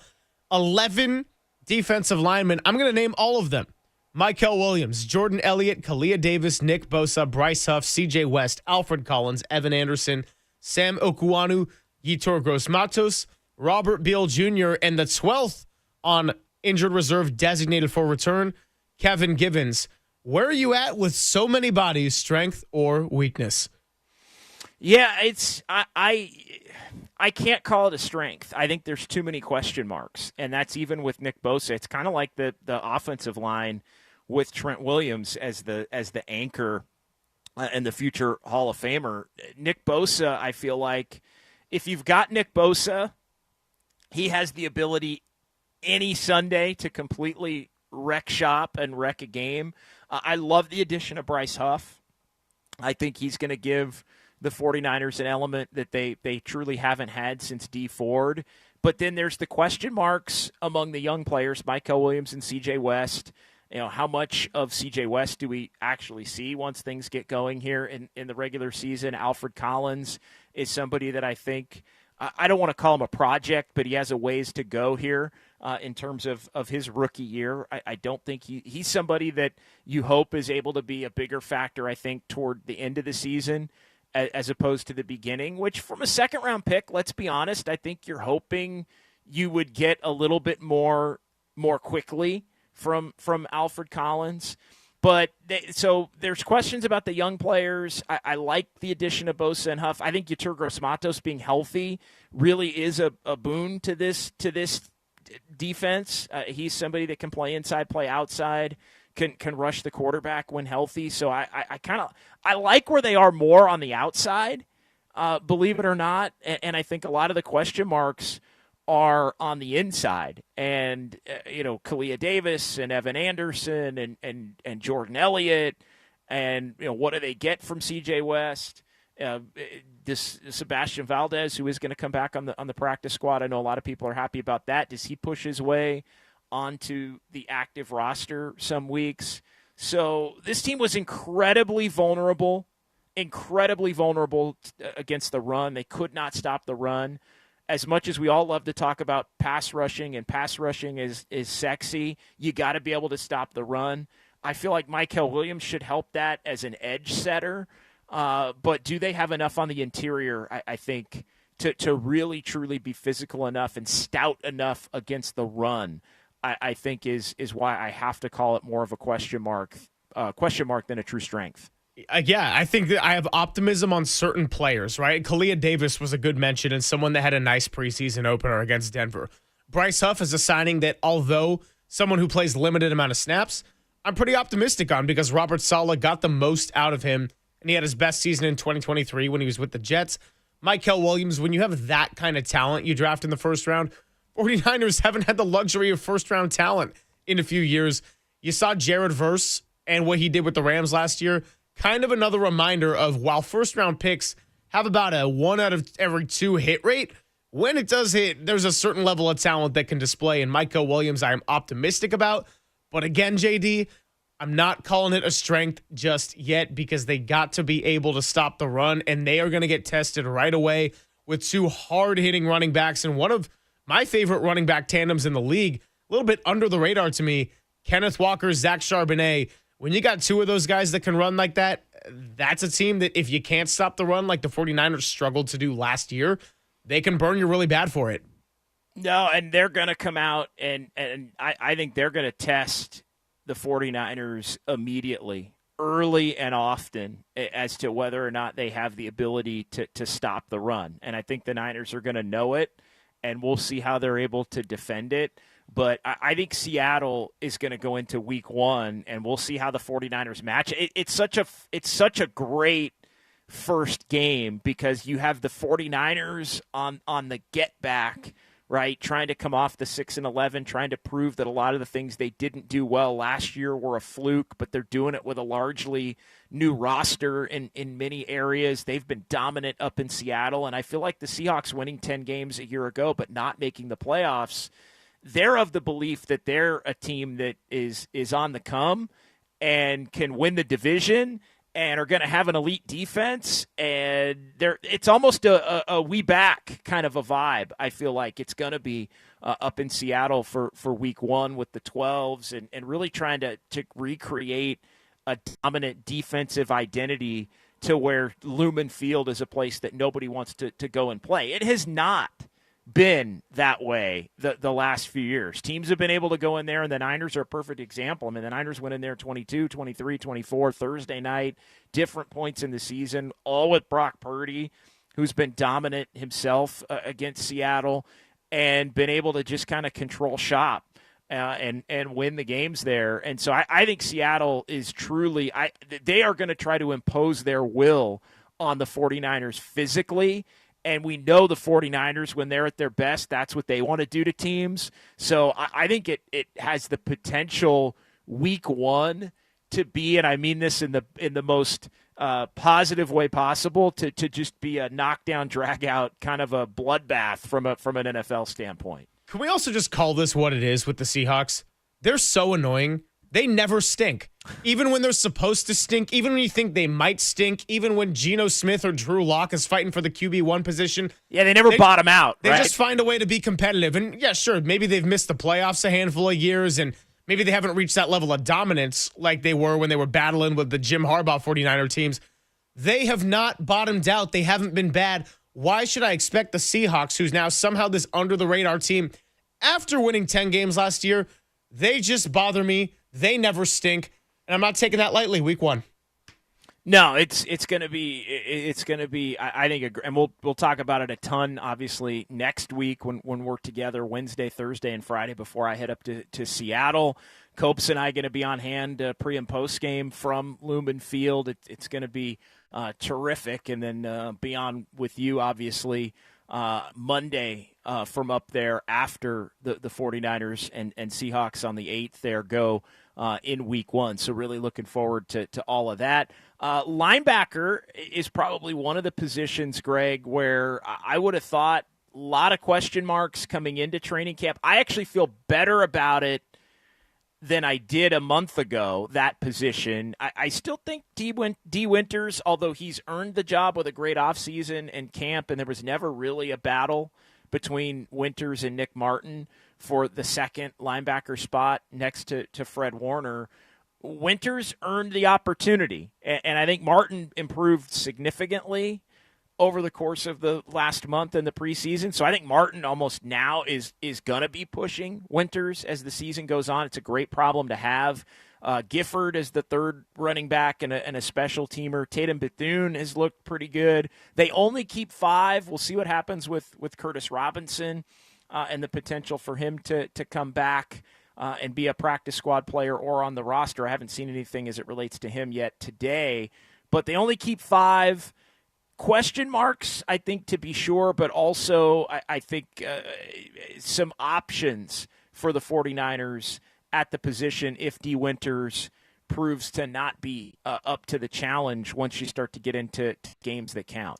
I look at linebacker as a solid position group right now with a healthy Fred Warner. Whether it's an ultimate strength, that's to be determined. I hesitate to ever call it a weakness when you have someone like a Fred Warner there running the show. But when we talked to Fred Warner out at training camp, that was one of the interviews I was most excited for as far as the answers he was going to give, because I wanted to get into losing Dre Greenlaw. And yes, that was his best friend, but what was that going to look like as far as the defense here in 2025? He noted, I don't think it's going to be one guy. I think it's going to be by committee to replace a lot of those attributes and the attitude of someone like a Dre Greenlaw. When we talked about the similarities between Jim Harbaugh and Kyle Shanahan and their head coaching tenures of the 49ers, among those many eerily similar attributes was a great linebacking duo. Patrick Willis, Navarro Bowman, Fred Warner, Dre Greenlaw. Now you don't have one of those guys. He also, as in Fred, talked about D. Winters in that year 2 to 3 leap, which is something I've got my eye on. So if D. Winters makes that big leap, if Nick Martin, who showed a lot of flashes in the last 2 preseason games, can be a nice committee piece for this group, if you can get something out of a Tatum Bethune, if Curtis Robinson ends up getting his shot in some capacity, then I'm looking forward to watching it. But I'm going to call it solid. Can't call it a strength because I want to see how people play opposite of Fred right now. Yeah, I'm with you on that. I think that's well said. Corner, a lot of young talent at corner and in the secondary overall. I think this has the potential not only to be a strength this season for the 49ers, but a strength potentially for the next 4 to 5 years. If you look at Lenore, who they've already paid, I thought it was interesting. Renardo Green was out there in preseason game number 3.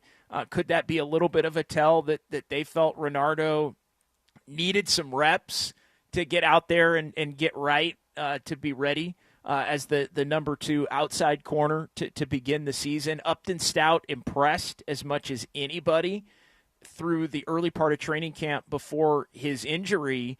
But you've got 3 young corners out there that I think are all pretty good. I think because of the youth, and I'm kind of wondering where Renardo Green's at. Upton Stout has to prove it in real games. So I think there's a lot to like in terms of the corners. Maybe a few lumps because they're young early, but I think this is a position, maybe more than any, that by the end of the year we might be saying, wow, this is a top 3 position group potentially on the roster. And then you look at, again, another rookie in Siegel at the safety spot with Pinnock, the veteran, and then we'll see what ultimately happens. I mean, Malik Mustafa. And you have the potential, Greg, to have Lenore, Renardo Green, Upton Stout, Marquise Siegel, and Malik Mustafa be your 5 primary defensive backs with Upton Stout as the nickel. And that is a group that could all grow and play together for half a decade if it works out. So I think the stock is potentially very high longer term for that group overall. Oh, you're getting to right where I was going to go, JD. Look, you heard my defensive X factor yesterday when we had Tracy Sandler on. If Renardo Green thrives, I really, really like this secondary and group of defensive backs, because Upton Stout, I know we haven't gotten to see him in the preseason because of his calf injury. I am very optimistic and excited for what this kid could be. And 8 of 11 rookie contracts. Yes, there's a lot of risk in that. There's a lot of unknown in that. But as you just noted, if it goes well with a guy like Robert Saleh calling the shots for at least this first year, that's a group that could be homegrown together and give you a nice window to be a very, very competitive team with Brock Purdy and this retooled roster. So Renardo Green and that secondary is someone, that's a group right there that I got my eyes on as a whole. There's no doubt about it. Yeah, we'll save special teams. I know they got to get Thomas Morstead back, and we'll get into Jake Moody and all that. We'll save special teams for the other side here, coming back to kind of wrap up, going through position by position. But yeah, there are so many question marks and things that project to potentially be positive. But the Niners are going to have a lot go right here in the midst of a season where I think They probably, if they had their druthers, they probably would want to be a little bit more firmed up and would have anticipated they would be a little bit more firmed up at a lot of these positions on August 27th. Special teams coming up, and then let's do a little bit of a stacking exercise against the NFC West as a division. It's Papa and Silver with JD on the Sports Leader.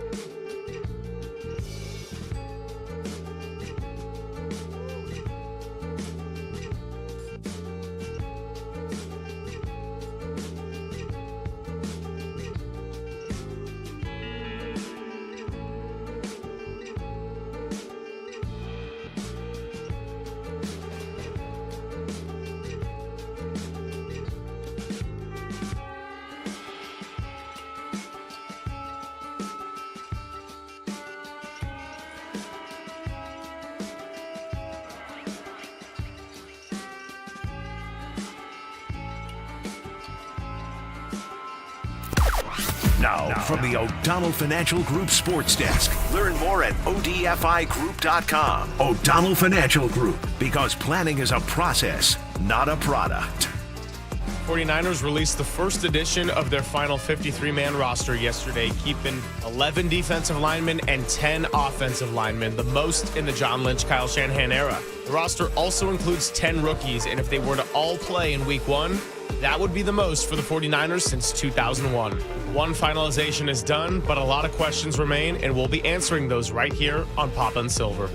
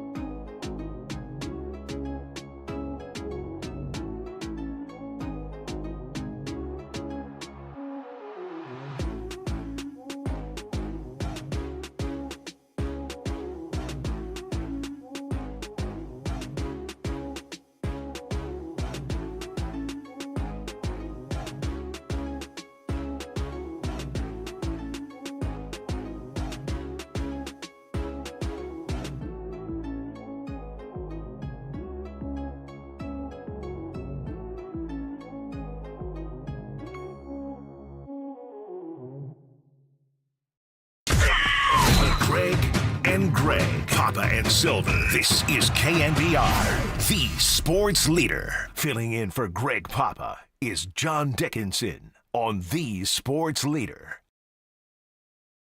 So 59 yards, Jake Moody for the win. He got it! Bang! Moody. 59-yarder, and the 49ers win.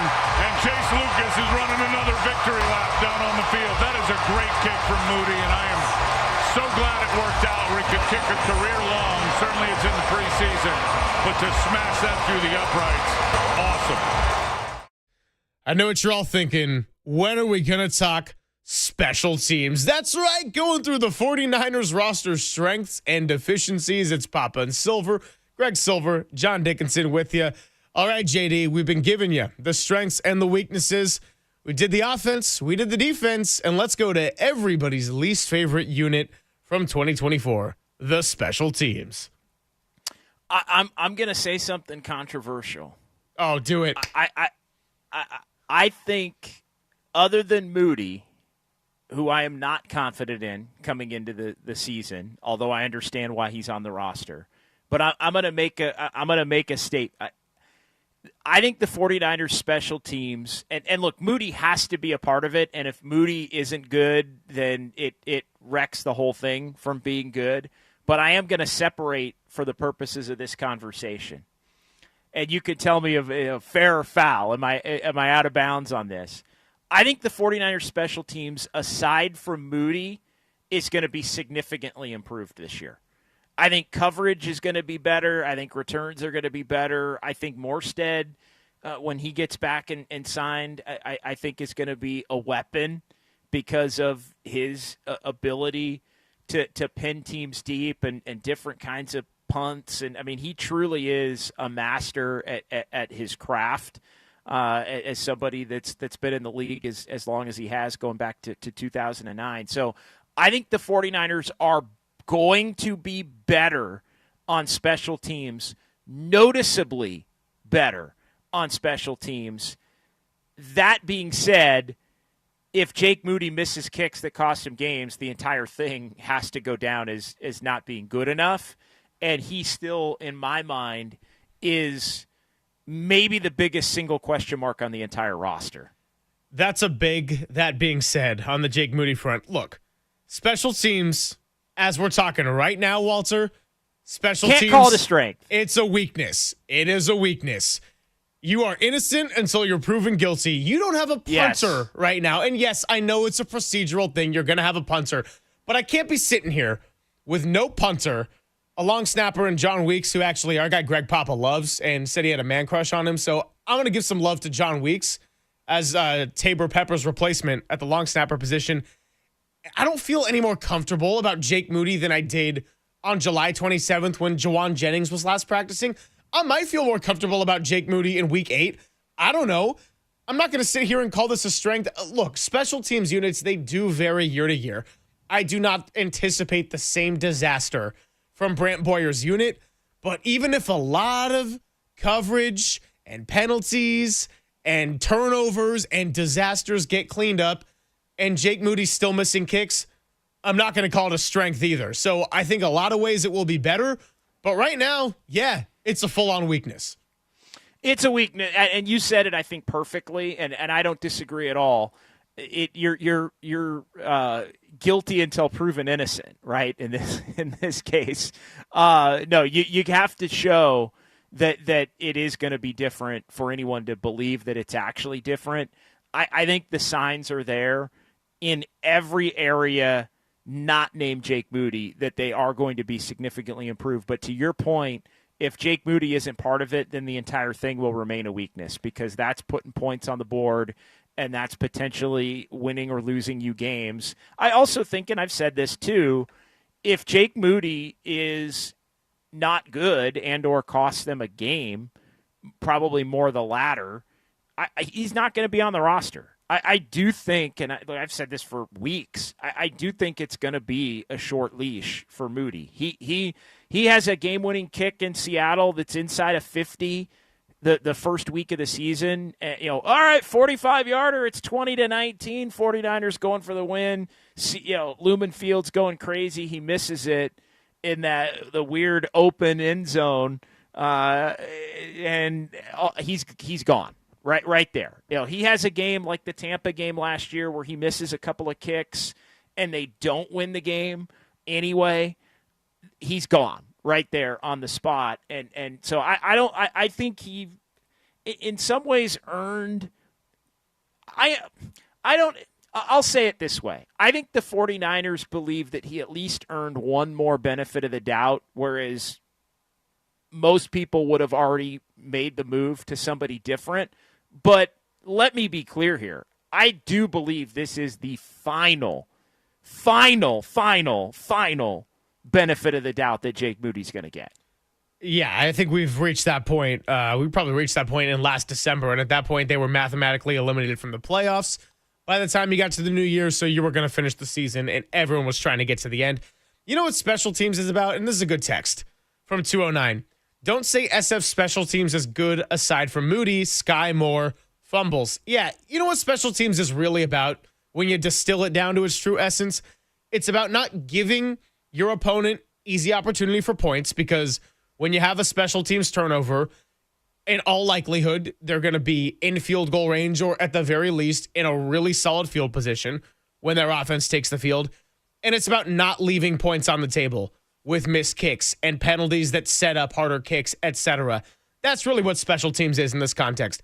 Don't set up the other team to have easy opportunities at points, whether that's 3 or 6 or 7, and don't leave too many points on the table.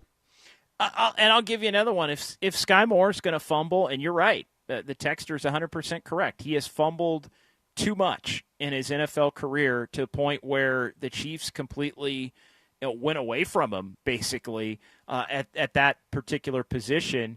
If he fumbles, he gone. Like they're going to have to come up with another option there. It's a flyer believing that they will be able to get a better perform. And again, I'm not giving him the benefit of the doubt on Sky Moore at all, but I do think the special teams are going to be noticeably better in a lot of ways. But you can't actually say they're good if your punt returner is fumbling, there's no question, and your kicker is missing kicks. But I do think we do have to let that play out and happen first before we all go crazy about it. Where we are very much on the same page is that we got to let it play out and happen. And that's why I'm calling it a weakness. Innocent until proven guilty. It is. I don't think it's going to be a disaster in the same way that it was in 2024. But preseason special teams has given me no information that changes how I view this unit heading into September 7th.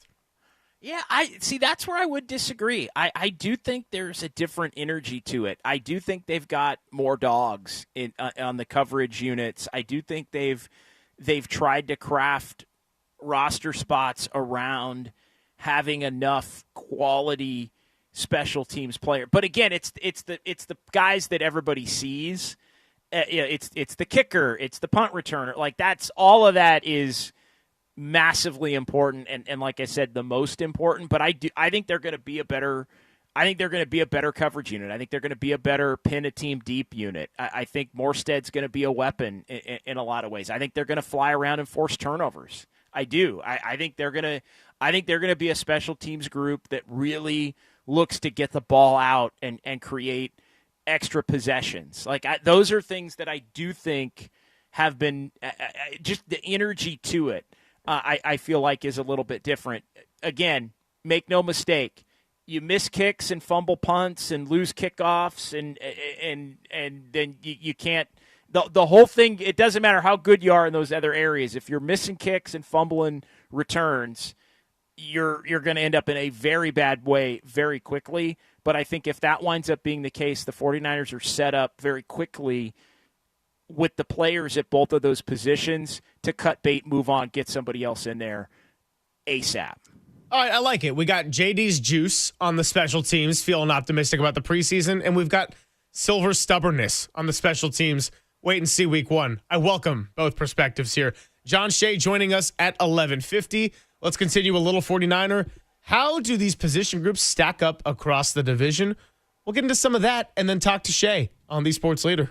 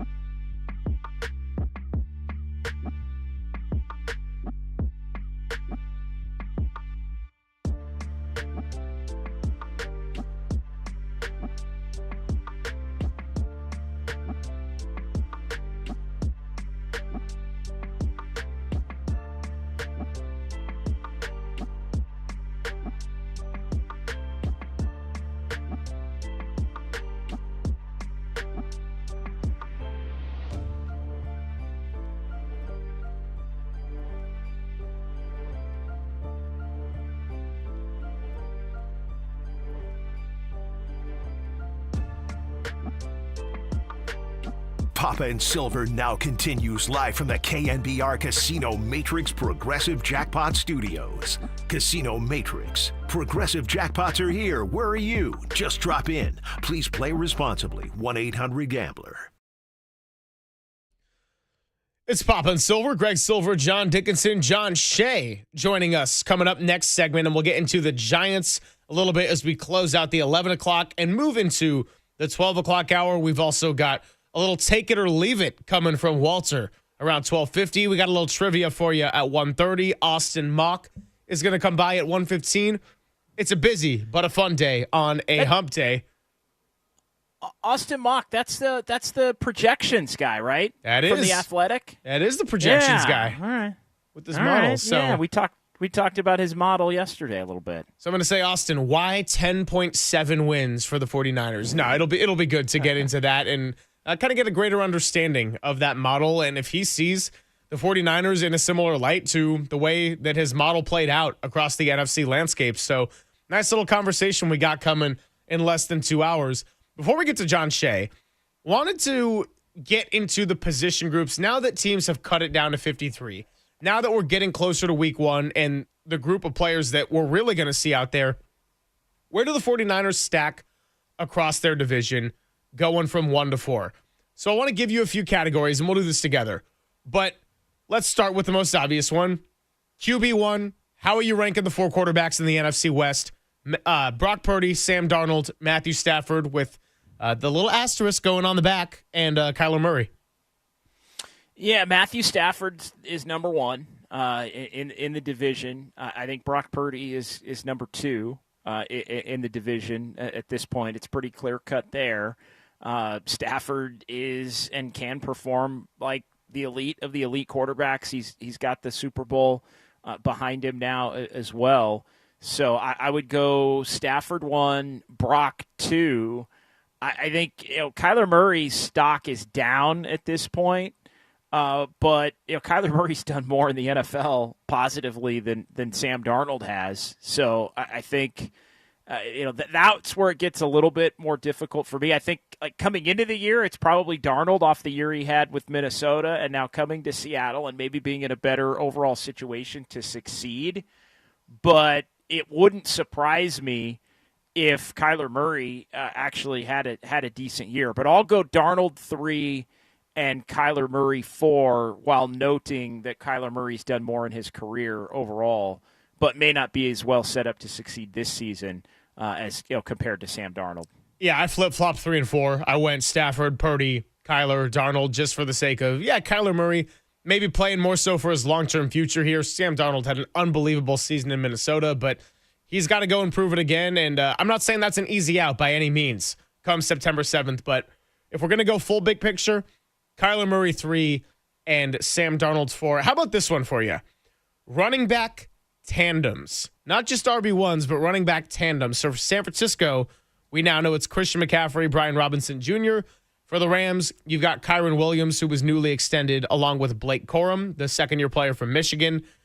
James Conner for the Cardinals with Trey Benson backing him up. And then week 1, you're going to see Kenneth Walker and Zach Charbonnet. I'll let you go first on this one. I think number 1 is clearly the Niners. Now, it would have been a really fascinating talking point if this was before the Brian Robinson trade and we were looking at Isaac Guerendo, who has talent, also has an injury history, and really didn't get to see a whole lot of last year. To bring in Brian Robinson, that for sure solidifies the Niners at the top of that list. The other 3, though, I got to say, I really like all the RB1s in the NFC West. I think they're all the same breed of hard-nosed runners, true workhorse backs, deserving of the careers that they have had. And if we're going to go tandem, I'll probably say Seattle number 2. Kenneth Walker has been hurt a good amount over the last 3 years, and so we've gotten a greater look at Zach Charbonnet, seeing him be a little bit more capable of carrying that load. So I'll probably go K9, Zach Charbonnet number 2. 3, I will probably go James Conner, Trey Benson, and that's just giving a slight edge to the RB2. Kyron Williams is awesome and certainly not the 4th best RB1. We just haven't really seen a whole lot of Blake Corum, period, in his NFL career. All right, so you go it ended up Seattle 2, Niners 1, Seattle 2, Cardinals 3, Rams 4. Cardinals 3, Rams 4. Okay. I'm gonna flip it. I'm gonna go 49ers 1. That part is gonna remain the same. And yeah, Brian Robinson to me solidifies it at that point. I'm gonna go Seattle 2 as well. I think Seattle's going to be committed to really running the football a lot, and yeah, Charbonnet to go with Kenneth Walker, I think is pretty solid. So I'm gonna go 2 there. I'm gonna go Rams 3 because I do think there's gonna be a commitment to running the football. There always usually is with Sean McVay to set everything else up. So I'm gonna go Kyron Williams and Blake Corum 3. And then I'm going to go Arizona 4 with Connor and Benson. And look, no shade at Connor. I think he's really good. But, yeah, I'll flip the 2 there. I'll go Niners, Seahawks, Rams, Cardinals. Okay. How about wide receiver starting units? So the top 3, I'll say, as it stands with who you anticipate to see week 1. So now – for the Niners, Jawan Jennings factors into this. Do you think Jawan Jennings is going to be there week 1? Do you not think so? That can play into your rankings. The top 3 on the depth chart for wide receivers. So just to lay it out, for the Niners, you got Jawan Jennings maybe, Ricky Pearsall, and Marquez Valdez-Scantling. Or if you want to take no Jawan, we're talking Sky Moore. For the Rams, you've got Devontae Adams, Puka Nacua, and Tutu Atwell. For the Cardinals, you have Marvin Harrison Jr., Michael Wilson, and journeyman Zay Jones. And for the Seahawks, you have Jackson Smith and Jigba, Cooper Kupp, and Torrey Horton. All right. This is where, okay. I'm actually gonna go Rams 1 in this one with Adams and Nacua and Atwell, and they're number 1. Coming into the season. The Niners are at a disadvantage, and I think the 49ers could end up potentially getting as high as maybe 2 on this list by that midpoint of the season, but we're going based on what we're going to see coming into the regular season. This gets tough because I'm going to go Seattle 2. I'm going to go Seattle 2 with Cooper Kupp and Jackson Smith and Jigba. I'm going to go Arizona 3. I'm going to go Arizona 3 by default because the 49ers are so thin at the position right now, and I cannot count Jawan Jennings as being in. Ricky Pearsall, as it stands right now, is the 49ers' number 1 wide receiver, and there just isn't enough else on the roster, even with the addition of Marquez Valdez-Scantling, even with the addition of Sky Moore, and we'll see what else they do. Even if they add Kendrick Bourne, I think I would probably still put them 4. They're expecting big things from Ricky Pearsall this year, but I do think he's going to have to prove it. And I think he's initially going to have to prove it in a really unfavorable position because of the talent that isn't there overall at the position. And based on the fact that everybody's going to know on a lot of these opposing defenses that Ricky Pearsall is going to be a big part of it. So, yeah, I'm going Niners number 4 there. So give me Rams, Seahawks, Cardinals, Niners at the wide receiver spots. I have identical rankings 1 to 4. I just want to voice, though, that as it stands right now, the gap between 2 and 3 to me is vast. The gap between Seattle is a significant gap. Now, the Rams, Devontae Adams, very curious to see what he's got left in the tank as far as working with Matthew Stafford. Not saying he is a bad receiver by any means, but, well, how similar to the Packers version do we get? Is it closer to what we saw with the Jets last year or at times with the Raiders? A lot up in the air. Puka Nacua had an injury-ravaged first half of the season last year. He's a true workhorse, and he's awesome. And Tutu Atwell, I think, complements them nicely as someone who's a deep threat and a little bit of a smaller guy. Nice, solid wide receiver 3. Seahawks, I'm a big Jackson Smith and Jigba fan. Cooper Kupp was a nice addition.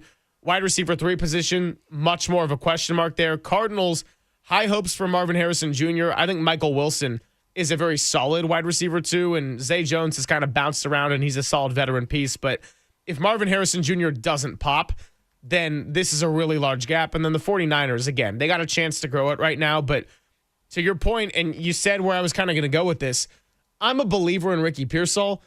It's not exactly favorable circumstances for him to be starting the year, even with the health and even with the expectations and even with the strong camp and connection he's developed with Purdy.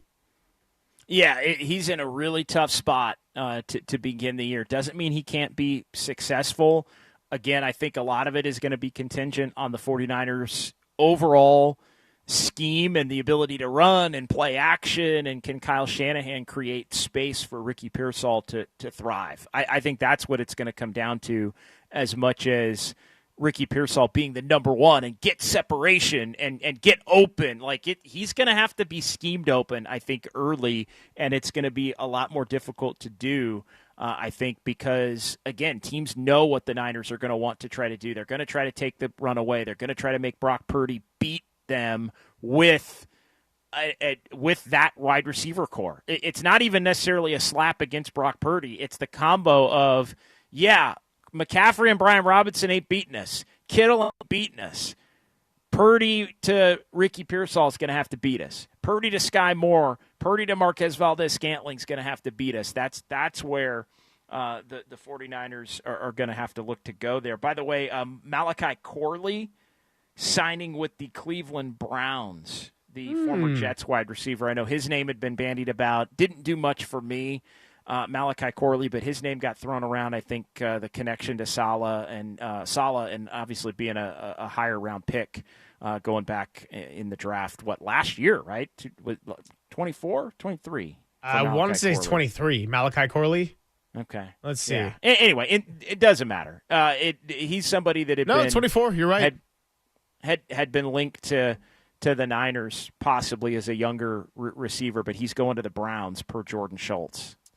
Malachi Corley, another name to be checked off the list. Let's get into some San Francisco Giants. It's a Wednesday, and we talk to John Shay of the SF Standard, who's been writing some heat. So let's break it down next. It's Papa and Silver with JD and John Shay on the Sports Leader.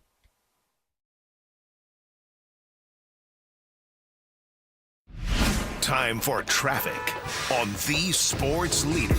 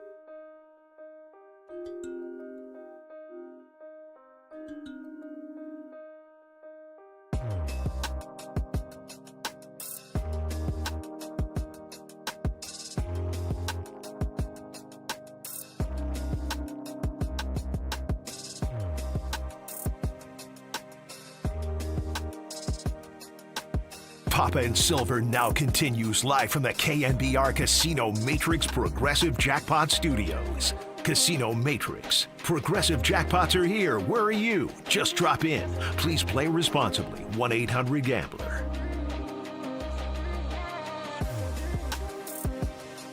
Papa and Silver with you on a Wednesday, almost through the midpoint of the show. And as always, fantastic when we get the chance to catch up with our good friend of the SF Standard, John Shay. He's going to be joining us in just a moment. And it looks like, actually, if you're watching us on YouTube, Twitch, and X, he is already showing his face on the really, really, really ridiculously good-looking guest cam. But the audio connection is the part we're waiting on. So, JD, Shay's been writing some heat, as I teased before the break. Great conversation with Buster Posey, splitting up the season into a few different sections. And the Giants, for as messy as it's been, a big takeaway from last night is, hey, you played some clean baseball and the mood was lighter. Justin Verlander was cracking jokes. Everybody just seemed a little bit happier. Yeah, when you play clean baseball, when this team has done that, they've put themselves in position to win really against almost everybody. And that doesn't mean they've always come through. Getting the big hit has been problematic, really, in every month not named April for this team over the course of the season. And for whatever reason, they've had the Cubs and Brewers number to the tune of 8-3. But the existential, the big picture questions as they relate to the Giants moving forward here, I think are on everybody's mind. How do they finish? Does how they finish matter? To what extent for 2026? And what the heck Buster Posey's going to do after a season that looks so promising has wound up to be so disappointing, at least currently with a month to go in the season. Yeah, we're going to ask John Shay about all of this coming up in just a bit. The holes on the roster. You got Drew Gilbert in center field last night with Matos, who's on an extra base hit tear, playing in right. And it appears we now have made the connection with our good friend John Shay. And I'll tell you that he is sponsored by Surfside before first pitch. Grab a pack of Surfside iced tea and vodka or Surfside lemonade and vodka. Surfside, a proud partner of Giants baseball.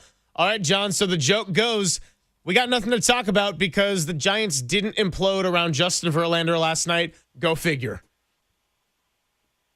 I was sitting next to Saris last night in the press box, and I asked him after 5, I said, do you leave in Verlander? I think he was at 89 pitches. He had a 1-run lead. And he said, yeah, bottom of the lineup. Stuff's still good, thin bullpen. And I said, okay, I'll go with that. But if this implodes, you can't say tomorrow that they should have taken him out. And he agreed. But he was right. And what a game. It was like we were in April or May. And it was just a normal, good baseball game, a good, clean baseball game. And that's 4 in a row. I mean, they won 3 in a row, but you got to count Friday's loss in Milwaukee. That was also good. Runners in scoring, they're hitting darn near 300 in 4 games. So what they're doing defensively, offensively, on the mound, it's all kind of coming together. Maybe at the wrong time, but better late than never. And we'll see how that goes with 30 games to go. Yeah, it's interesting, John, because I kind of come back to what of the positive, and when they have played clean, they have been able to compete and be in position to beat just about anybody. We were talking about that right before you came on. It hasn't been nearly consistently enough, and the baseball's been downright ugly, really, in the lead up to the weekend in Milwaukee. Much better the last 4.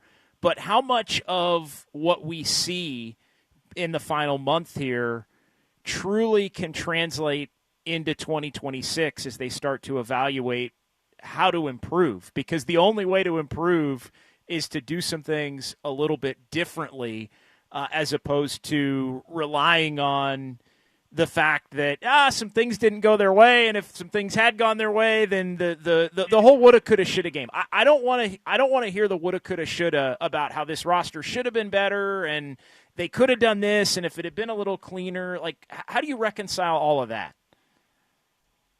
Well, 30 games to go, you want to figure next year is in everybody's minds, and that means Luis Matos is not just a 4-day deal. Remember last year he was Player of the Week, and not long thereafter he was sent out. So that's not going to happen if he goes into a rut. And if he does, good for him. You learn from that. But right now he's getting a couple of hits every game. He's doing well. He's holding his own, mostly in right field. And unlike a lot of these guys, unlike most of the core players, Luis Matos is very good at making contact, bat-to-ball skills. If you look at his minor league numbers, his major league numbers, he doesn't strike out that much. And that plays at Oracle Park. Dom Smith is another. I'm working on a story just about that, in fact, as we speak. But when Buster Posey and his group looks at players for next year, I mean, you can't just have strikeout guys throughout the lineup. And that's kind of what he's going to be emphasizing here in the last 30 games. You know, who can help us, whether it's Gilbert, who played center field last night and had a funny route but made all the plays defensively. He can play all around the field. He got off to a rough start, but, you know, a left-hander who's got pop, even though he's not a big dude. Again, bat to ball, and if you look at the guys he drafted, Posey, if you look at the guys he acquired in the trades, they're all contact guys. So I think he wants to bring back, you know, Posey's old line, keep the line moving, and that doesn't mean striking out or hitting into double plays. It means good, smart at-bats, grinding it out, running the count to you know, to make it deep, to get the starting pitcher out of there. All the things that fundamentally you do if you don't have a home run hitting team, and you're not going to without Barry Bonds at this ballpark. So I think the key here in the last 30 games is not only to see what you have internally, but maybe to look to the offseason and to see what else is out there. I think good point. I guess I'll ask it in this way, John, and we want to get into your conversation with Buster Posey from yesterday, and you're writing about that. I guess can the Giants afford to project Luis Matos, for example, and Casey Schmidt, for example, as contributors for 2026. Dominic Smith, I think, is another one who certainly has earned the consideration. It's no fault of him. But how do you say Matos has performed well enough to be in the conversation next year, Casey Schmidt has, Dominic Smith has, and then also say you're going to get better next year? Like, where are the spots to get better? Patrick Bailey? Yeah, sure. Yeah, include definitely. Patrick Bailey in that conversation. Definitely. So, yeah, I mean, what we saw out of Tyler Fitzgerald last year got him an opening day start at second base this year. He kind of fizzled out quickly. Offensive and defensively, he just wasn't ready. Do you do the same thing with Casey Schmidt? Well, it's always good to have depth.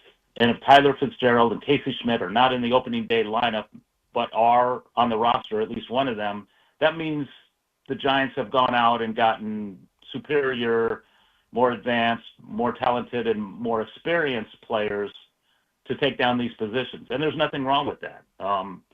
It's tough to rely on an untested guy, you know, out of the chute when, even though Fitzgerald was an amazing hitter during a stretch last year, over 162, it's a different story.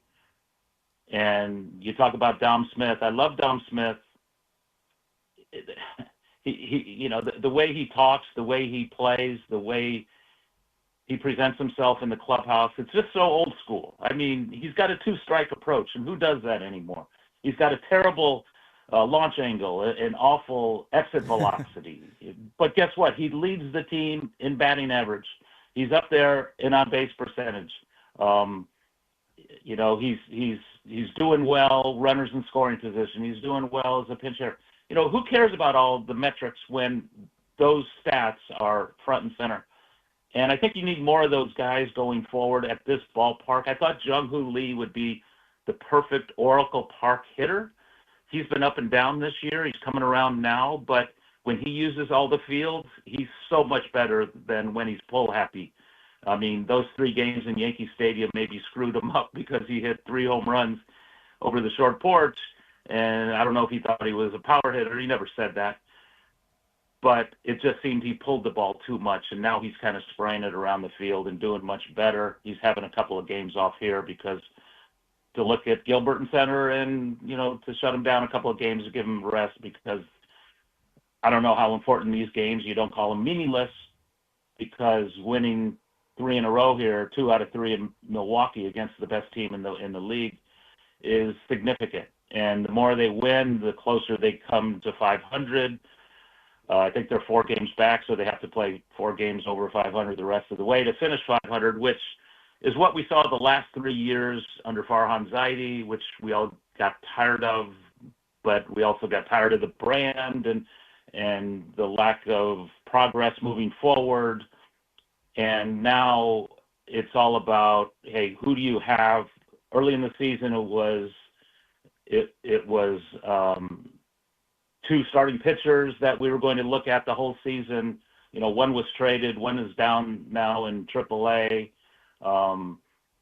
Tidwell, I thought, would be here by now, the guy they got from the Mets in the Rogers trade, but he's got his shoulder after 3 great outings in Sacramento.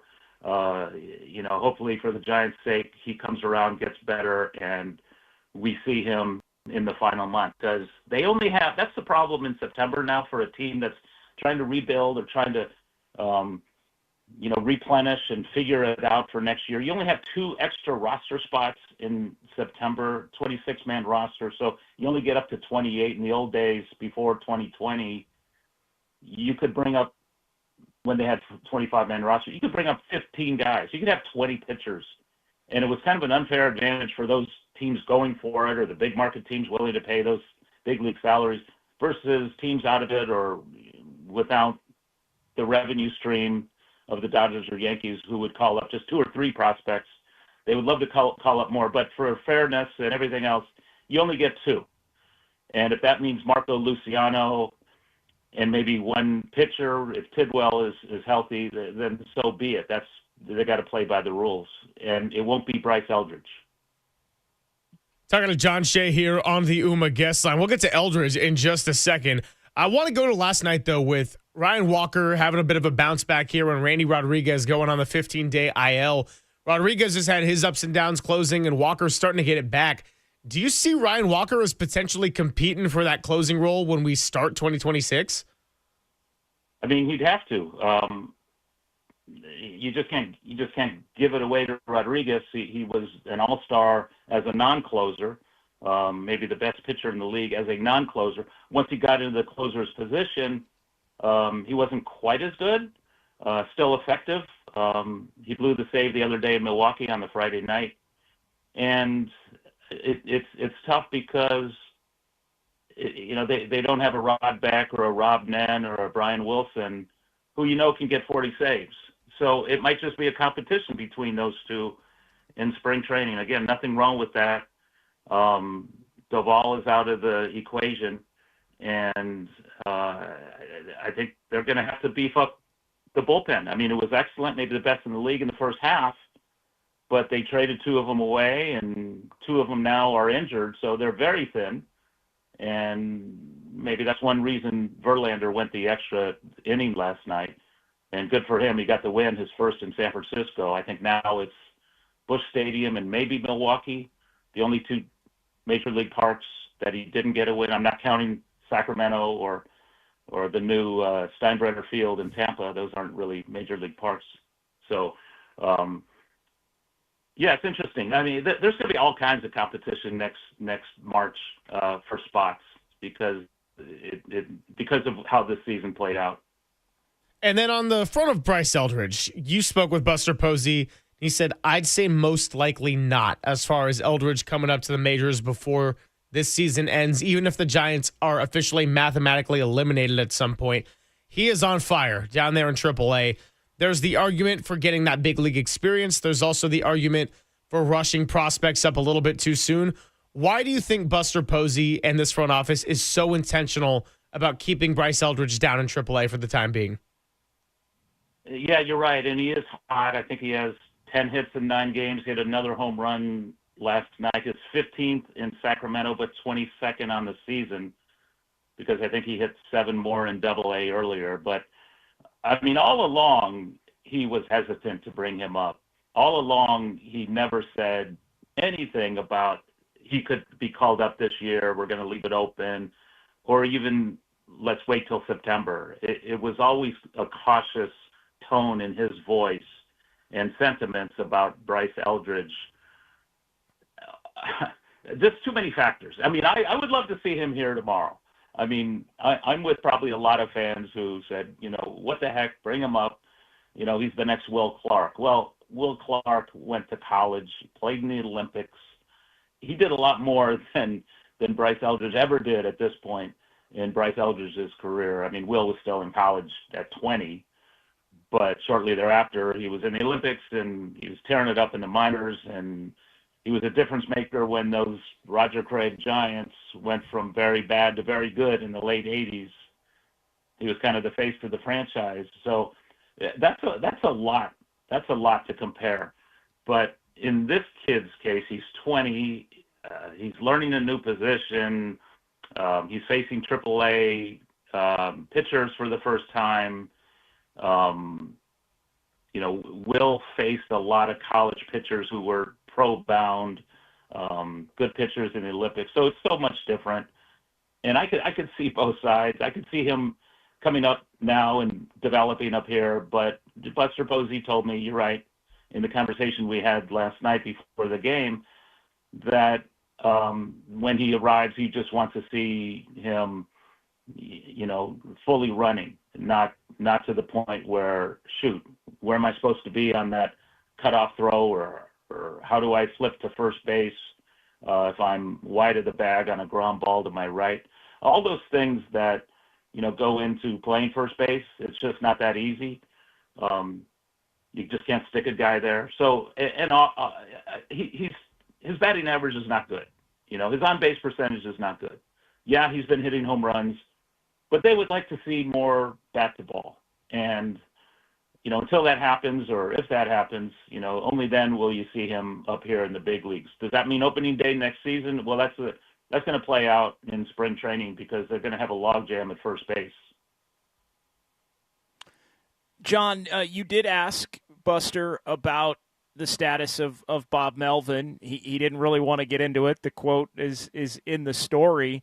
But what did you take Posey's non-response to mean at this stage as to the future of Bob Melvin? And do you think how the final month looks, more like the last 4 days as opposed to the 2 months prior, is going to be a major determining factor as to whether Bob Melvin is the manager in 2026? You're right. He didn't budge. He didn't say he's definitely coming back next season. He didn't say, we'll wait till after the season to value the year or consider, other possibilities. He said nothing other than we're in the here and now, and we're focusing on getting better and finishing strong, and, in his words, playing hard-nosed baseball the rest of the year. Yes, it's up in the air. It's up in the air because of the record, because of the way the team has played the last couple of months, not just a lack of performance, but a lack of aggressiveness. Buster said that in another question I asked about, if it's possible to bring back that energy and vibe from the first third of the season going into next season, because obviously it's there. We saw it for the first month and a half, 2 months. Into June, they were in first place. And he spoke about somewhere along the line, for whatever reason, the aggressiveness stopped, including on the base paths. They weren't pushing it. They weren't taking that extra base. They weren't challenging themselves to be more aggressive, first to third, or scoring on a single, or swiping a bag. It's almost like they shut down the running game, which kind of was alarming. And is that a reflection on the coaching staff? Well, that's, going to be talked about upstairs.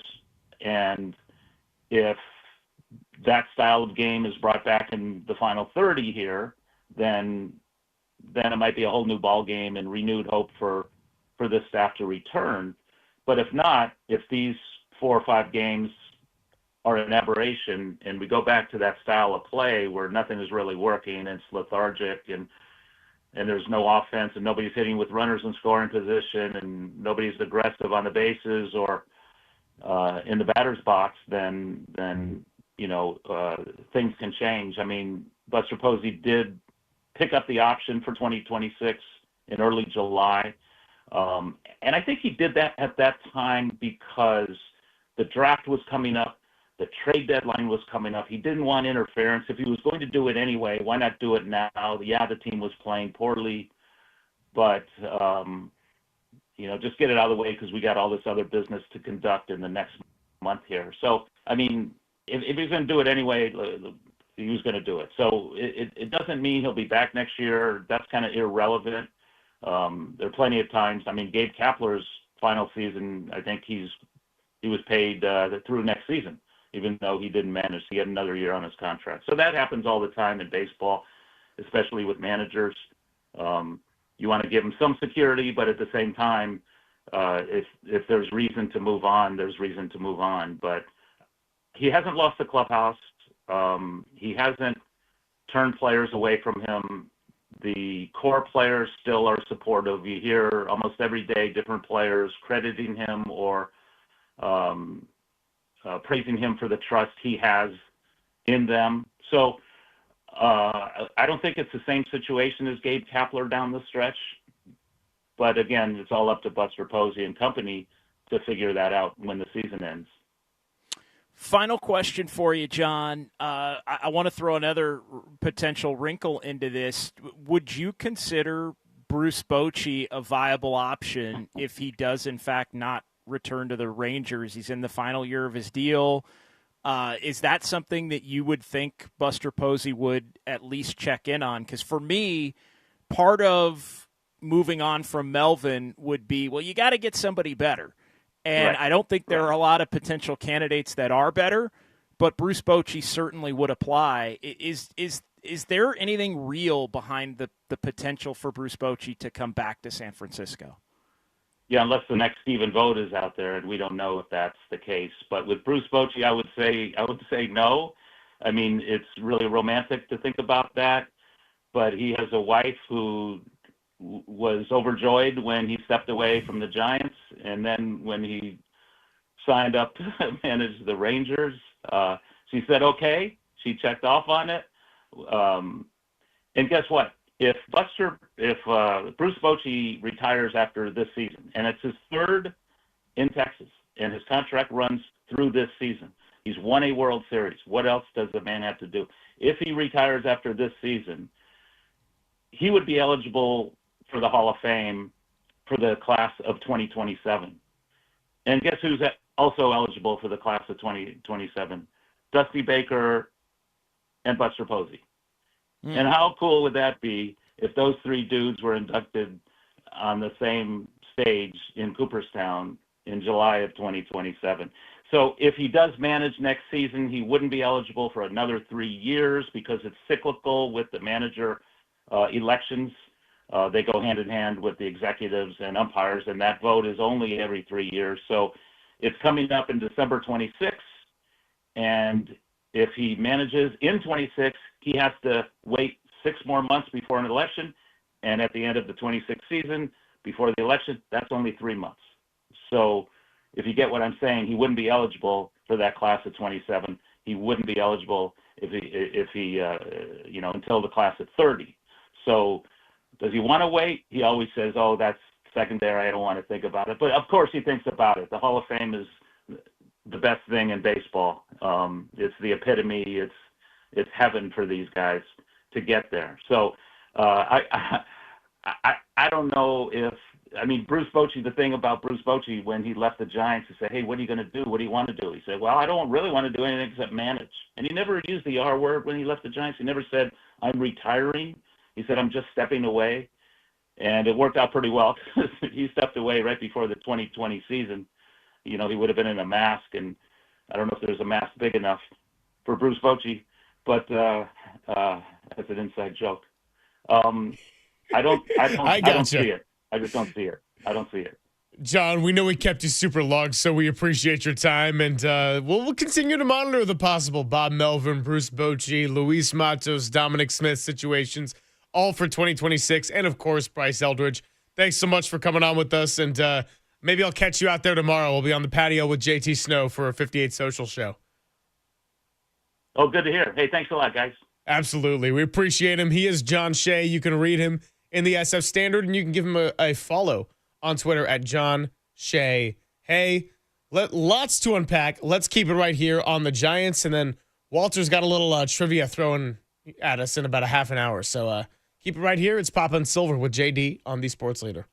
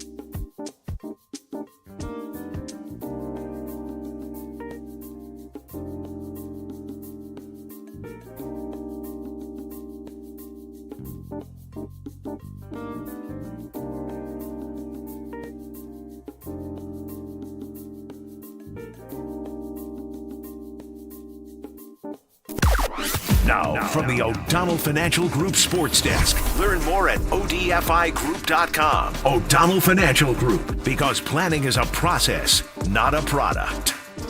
Ron Rivera joined Murph and Marcus this morning as Cal football gets ready for their season opener against Oregon State. Murph and Marcus also spoke to Mike Krukow, Larry Krueger, Tracy Sandler, and yes, friend of the program, Lo Russell. You can check out all of those interviews on the KNBR app, thesportsleader.com, Apple, Spotify, or wherever you get your podcasts.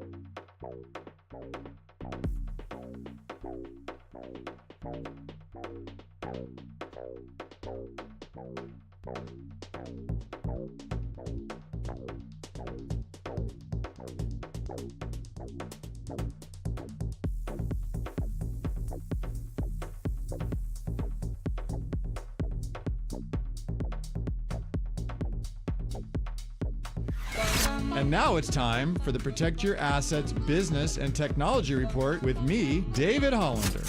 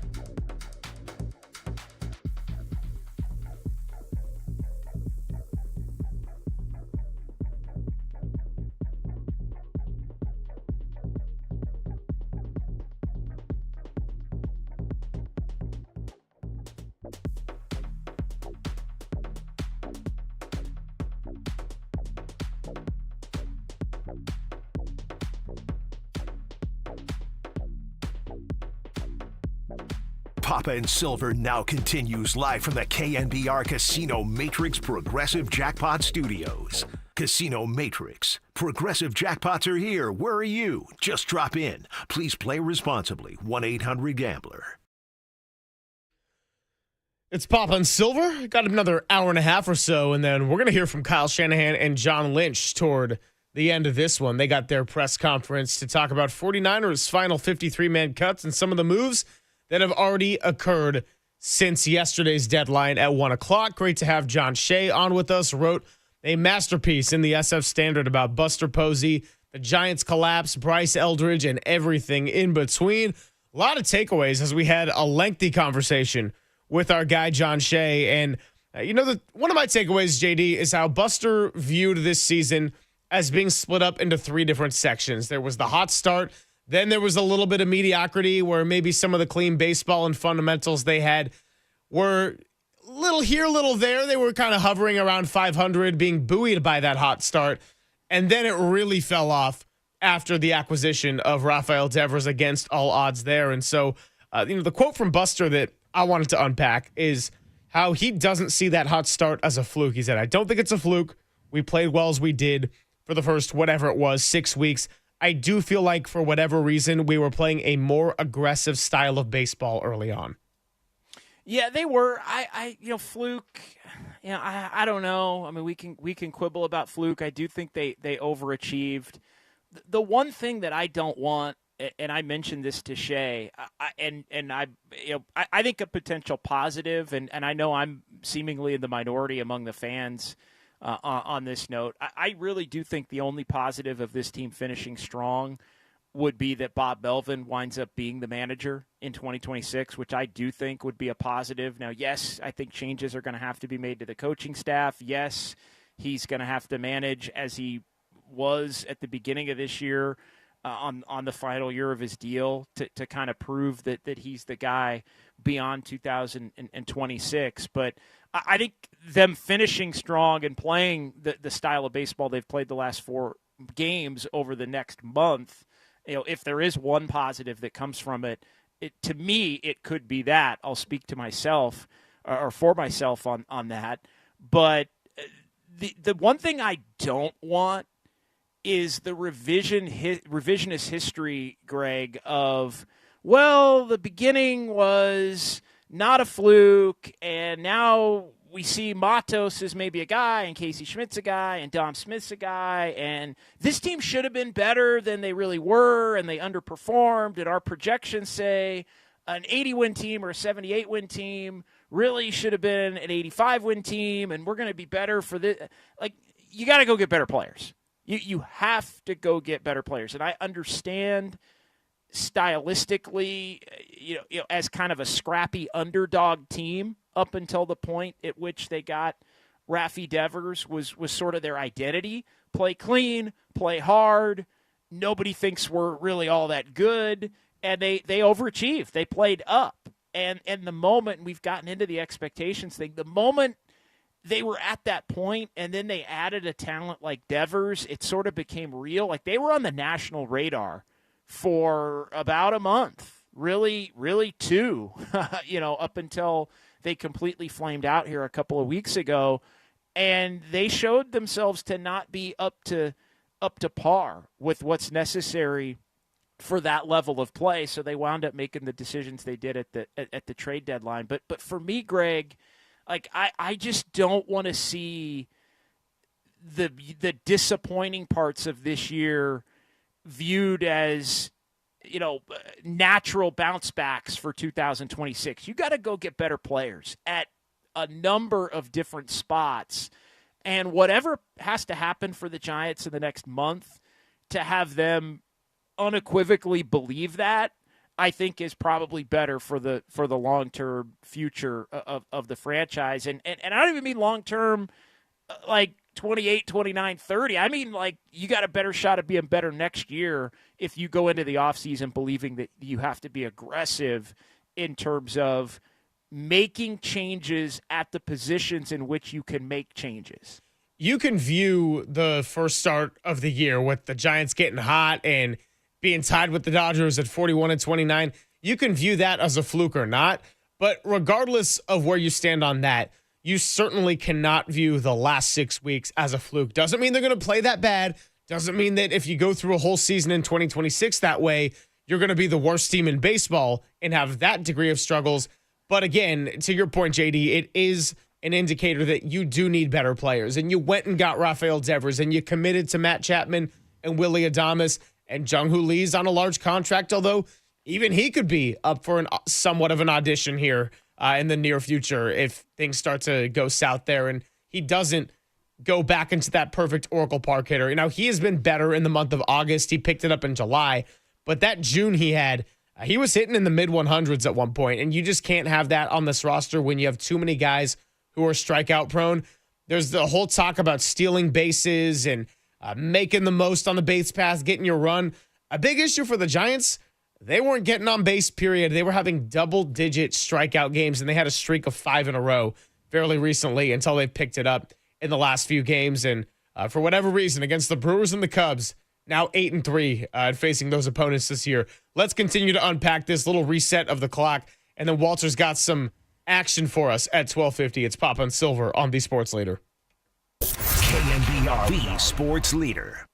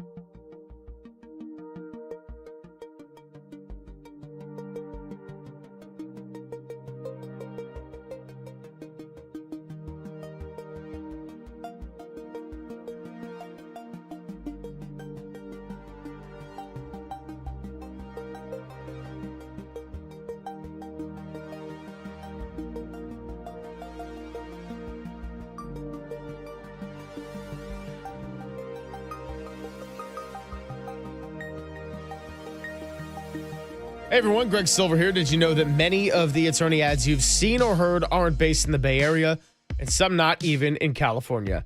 Chris Dolan and the Dolan Law Firm are based right here in the Bay Area, and they have been for more than 25 years. Award-winning personal injury and employment attorneys fighting for you where you live. So if you've been discriminated against at work, wrongfully terminated, or sexually harassed, Your rights matter, and you can go to dolanlawfirm.com to learn more about your rights. Unfortunately, over the past year, Chris and his team saw a sharp increase in no-fault injury accidents. And remember, with all the motorcyclists, pedestrians, cyclists, children, self-driving cars, there's chaos around us, so please be careful and let's work together to make the Bay Area a safer place. Feel confident that you're in good hands with award-winning California Lawyer of the Year, because the Dolan Law Firm has secured more than $1 billion in verdicts and settlements on behalf of their clients. You pay nothing up front, no hourly rates, no upfront fees, and they don't get paid until you get paid. They live here, they work here, they win here. DolanLawFirm.com.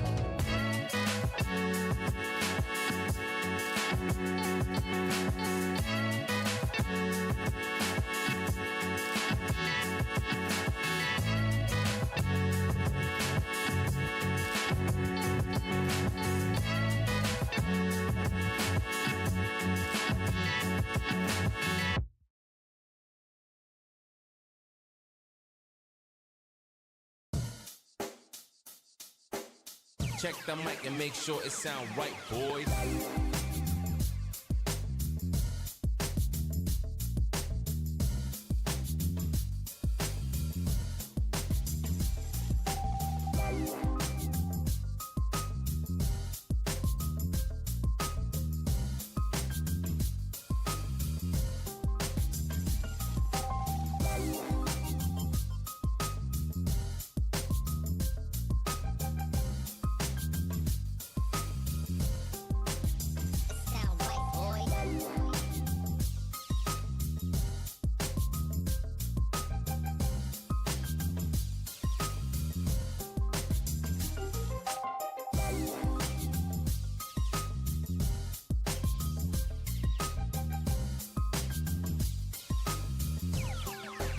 It sound right, boys.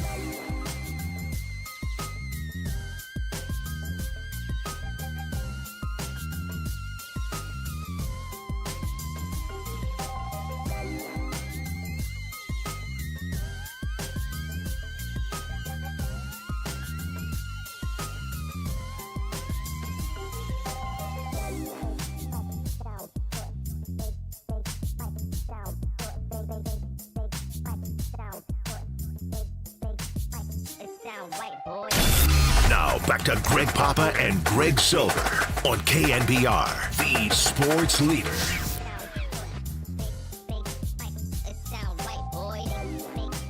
Papa and Silver with JD continues on for your Wednesday. About an hour and a half left here. We got Austin Mock of The Athletic and his win projection model coming at 1:15. We got a little trivia coming at 1:30, and we've got Walter trying to give us some hard-hitting questions in about 15 minutes or so. Keeping it on the Giants, our conversation with John Shay.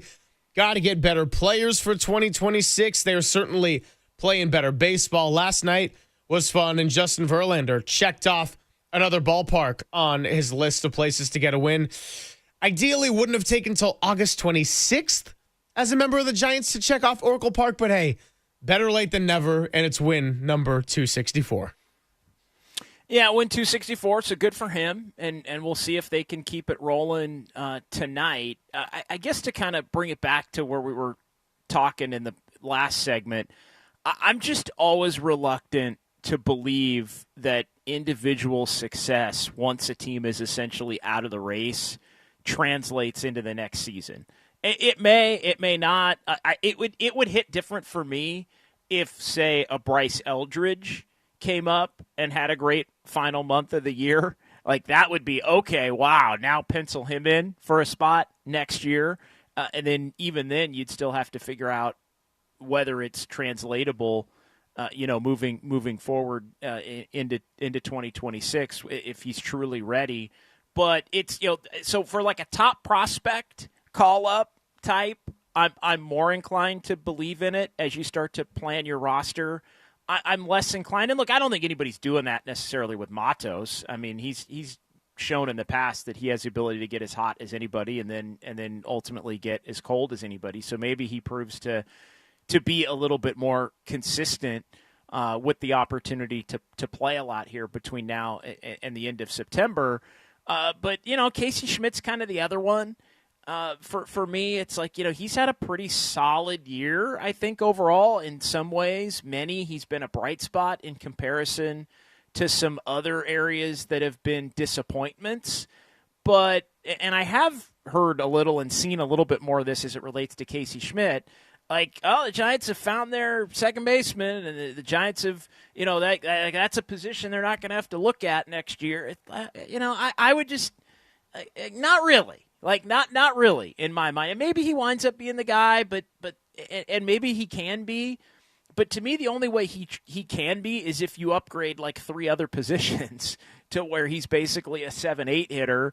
And the reason it works is because you've got bona fide, legitimate, more production at the DH spot and the right field spot and the potential, catcher spot or center field, I think is another. I know Jung-Hoo Lee's under a very expensive contract for many years, but that's another area where the Giants may be stuck, just kind of hoping he can be a better player or the higher end version of when he's looked better this year, more consistently next year. But I just don't think you can be so ready to start handing out spots to people for next year when you have a lot of spots that truly need to be upgraded. No, I mean, you know what your left side of the infield's going to be. You know what a couple of your starting pitchers are going to be. You got some of the bullpen worked out, some names to continue to try to make their mark. You've got your first baseman / DH situation sorted out with whatever you're going to do with Rafael Devers, and the plan is to commit him to first base. Ramos in left field, we will see. It has been a rough stretch in the second part of the summer, but that is another one where you got to consider it. Of course, you want his bat out there. Jung-Hoo Lee, yes, the money has been committed to him, but it's not a guarantee that he's going to be there for the long term. And right field, after you traded Mike Yastrzemski, you're looking for your next answer there.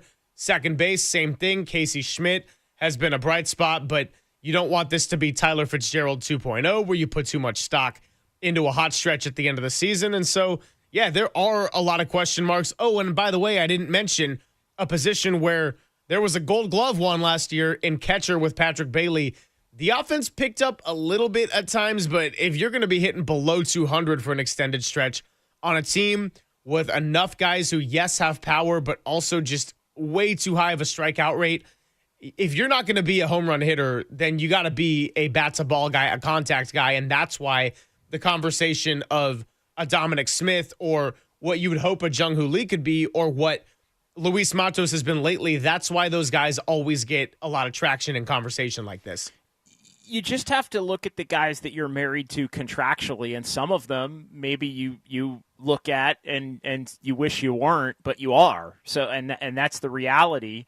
And Elliot Ramos is the one young player that I think has proven enough with his bat over a long enough stretch to where, like, I don't view. I mean, he's been an all-star in the majors. Like, I look at Elliot Ramos as needs to get himself in condition to be able to be a capable outfielder in left field. Like he needs to be somebody, because of his bat and his ability to get on base. He just has to me, he's the one I would keep among the young players because he's proven the most to this point, and he was somebody that was a top prospect at one point in time. So I'm I'm down on Ramos based on the defense, but I'm also, if you're looking for like who does get the benefit of the doubt for next year in terms of if he could clean it up and working with him in the offseason to clean it up, he could be a really productive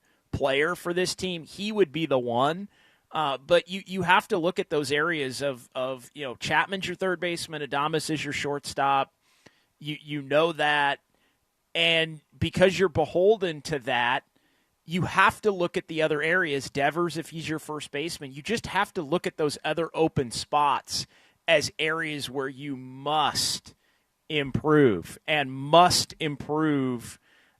I think for other than maybe an Eldridge for next year, must look to improve outside of the organization. Maybe a Jesus Rodriguez mixed in at catcher, but is he going to be ready to come up and hit and be a complementary piece to Patrick Bailey? We don't know the answer to that. So maybe you do need to try and find a veteran complement to Patrick Bailey while you sort of wait for Rodriguez to come up and be that guy. Or as Susan Slusser said yesterday, maybe if you have a third catcher that can hit, he's just on the roster and you use him to hit at other positions on the field. There are options. Rodriguez and Eldridge are the two among the young players that I would say, okay, I'd like to see more of them. Certainly, potentially what they could bring to the table in 2026. But I just think at a lot of those other spots, yes, maybe you think of Matos as depth. Maybe you think of Casey Schmidt as depth. But I just hope the Giants aren't getting overwhelmed with believing, Greg, that they have some of these solutions solved internally already, based on some of the results that have come during this stretch where the Giants have basically run themselves out of the race. No, I think that would be unwise to fall into that mindset. And if we're going to look at one more macro takeaway I have from all of this, they got to win at home. Again, if you're going to build your team in a certain way and do it in a Buster Posey style way and the type of team that was winning games in the first couple of months of the season, you got to be able to do it in your own yard. And right now the Giants are 31-33 at Oracle Park. That's just simply not going to cut it.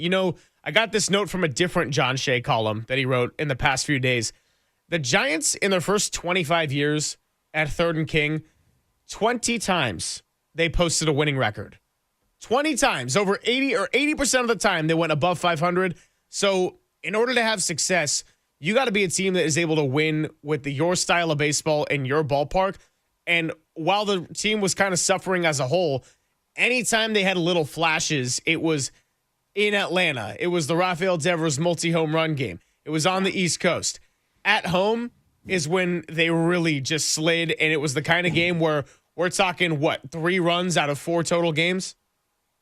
They look more normal on the road throughout this stretch, and they were winning at home early. But yeah, to that point, they just look like a more of a normal offense on the road. Well, guess what? You have to account for that in how you build and how you plan your team out. They were winning early. Now, some of their winning early was a little. Again, I don't want to use the word fluky, but they were a light. They were kind of a 2021 light version at home in the early part of the season. It's just reality. A lot of weird wins and clutch wins and things breaking their way that completely stopped breaking their way over the longer haul. So, but you have to. How do you account for all of that, Greg?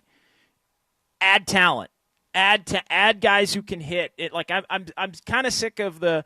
It's the ballpark and guys don't want to hit here, and find guys that can hit here. Find guys that can hit the ball out of the ballpark there. Find guys who aren't intimidated by it. Like it in some ways is find more contact hitters or line drive hitters or all those things, but it's also other teams come in to Oracle Park and have dudes who hit the ball out of the ballpark against the Giants' quality pitching that's upheld, that is enhanced, I should say, by the ballpark. The Giants need to find those guys that can hit the ball out of Oracle Park with a little bit more regularity. And maybe Willy Adames from July onward can be a nice representation of someone that was willing to take that risk and maybe puts together a more complete season in 2026. Walter, you ready? You've been staring at me. I think you're ready to give us some heat. Is that the case? I'll take it as a yes. Oh, I'm ready, baby. I'm Okay. ready. Are you Are you guys ready? That's Well, the I'm ready, question. but this is not the whip around, so it's something a little bit new, and now I'm a little bit scared. I'm on my heels, I'll be honest. Might be similar to the whip around. I don't know. We'll figure it out. All right, let's find out. So what are we calling this? Take it or leave it? We'll A tease new it on the name. other side. A new yeah. name for the whip around. We've rebranded the whip around. Hell yeah, dude! Isn't that what the afternoon boys do all the time? They just rebrand stuff. NBA grab bag coming up. We're like Taco Bell, right? It's the same ingredients. We just make something new out of it. Live Moss, baby. That's the secret. Radio 101 right there. All right, cool. NBA Got grab the same bag six / ingredients, but we can make 100 different things with it. Is it coach speak? Is it NBA grab bag? Is it what did young Tony ask today? I don't know. Let's find out next on the Sports Leader.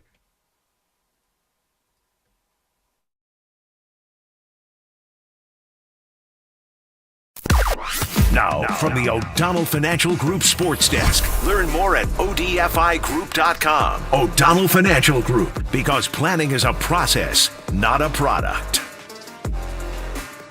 John Shay of the SF Standard spoke with Buster Posey about the Giants' collapse in the middle of the summer and what the future holds this season for Bryce Eldridge. We'll be diving inside those comments and have the man himself, John Shay, join the show at 11:50. So rip off the knob, stay tuned.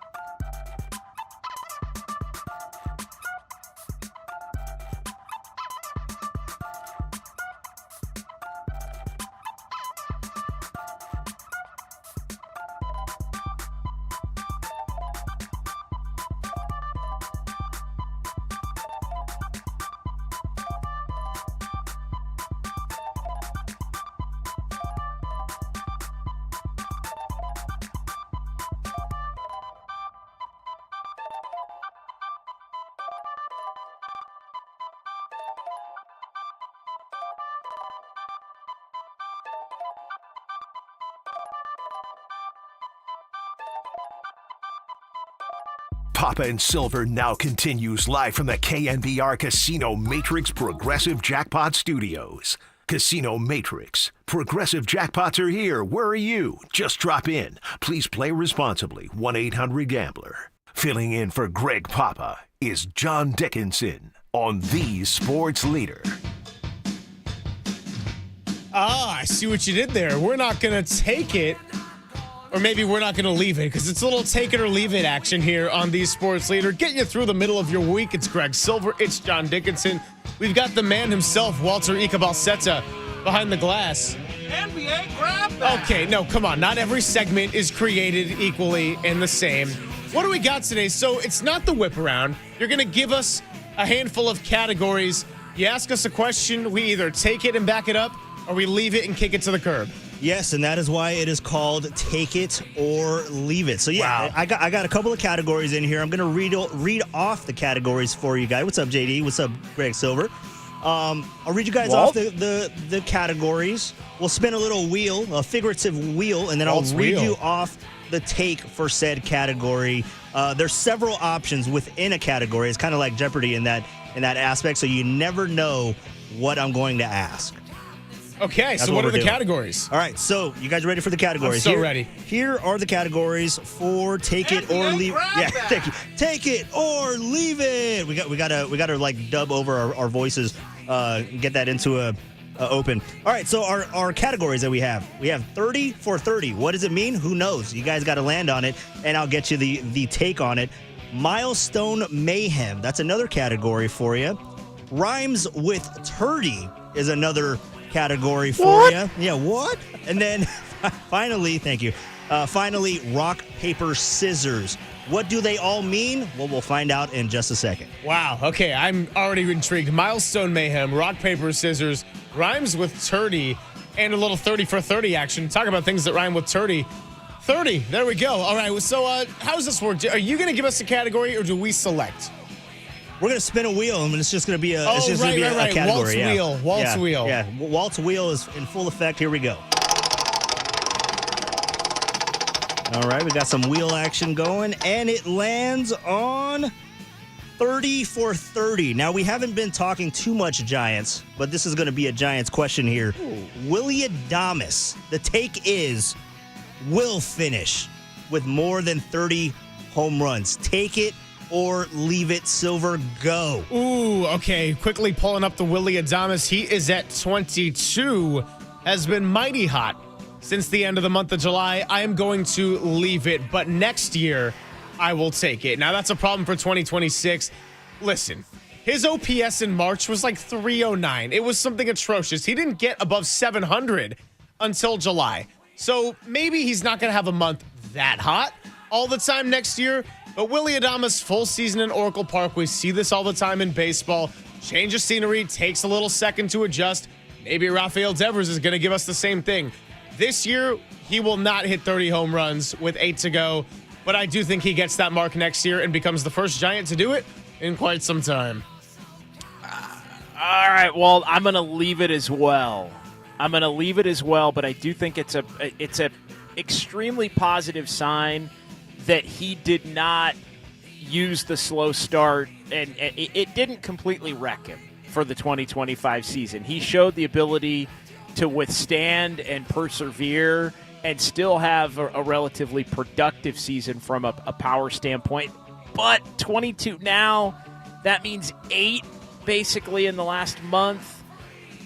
He's going to come close. I do think he's going to get. I think he's going to hit 5 or 6, but he's going to come up at about 27 or 28. So I'm going to leave it. If he finishes at 30, does that count as yes. Right? Oh, I mean, yes. Yeah, that counts, right? Yeah. All right. Yeah. He might finish at 30. He might finish at 30. I mean, that's my They thought. do still have 6 games against the Rockies, including 3 at Coors Field. So maybe if he could hit like 5 of them in a 3-game series at Coors Field, something like that, maybe he's got a shot. And those in the Dong Pool here at KNBR Studios, we are looking forward to that series at Coors Field. All right, so let's go ahead and spin the wheel one more time. While you're spinning the wheel, somebody's got to take that longest dong from Tony next time they go to Coors Field. Yeah, no, Tony's just running away with the Dong Pool. All right, so that just landed on Hey, look, we got another 30 for 30 here. Let's go 2 for 2 on the 30 for 30 category.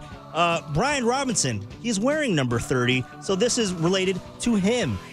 He will have Brian Robinson will have the second most touchdowns for the 49ers this season. That includes all wide receivers. That includes George Kittle. It may only be behind Christian McCaffrey. Take it or leave it. Wow. I'm going to leave it in the hopes that he finishes top 3 or 4. If Brian Robinson's 3rd or 4th, that could be great. If he's the second leading touchdown, that would just be. I mean, look, I don't know who would be what the first. hell happened? Yeah. I mean, right now I'm going through the nightmare scenarios. Right? Yeah. Does this mean Christian McCaffrey got injured? Does it mean that George Kittle got injured? Does it mean that the wide receiving unit was atrocious up until Brandon Ayuk could come back and then somehow get fewer touchdowns than Brian Robinson? I love him as a red zone option. Second most touchdowns on the team. You'd like to think Kittle, McCaffrey, maybe Ricky Pearsall, maybe Jawan Jennings, and maybe even a late surge from Brandon Ayuk are all candidates to finish ahead of Brian Robinson. So I'm going to leave it because if you're taking that, I immediately just ask myself, what the F happened with the 49ers season? Or is Brian Robinson just that damn good?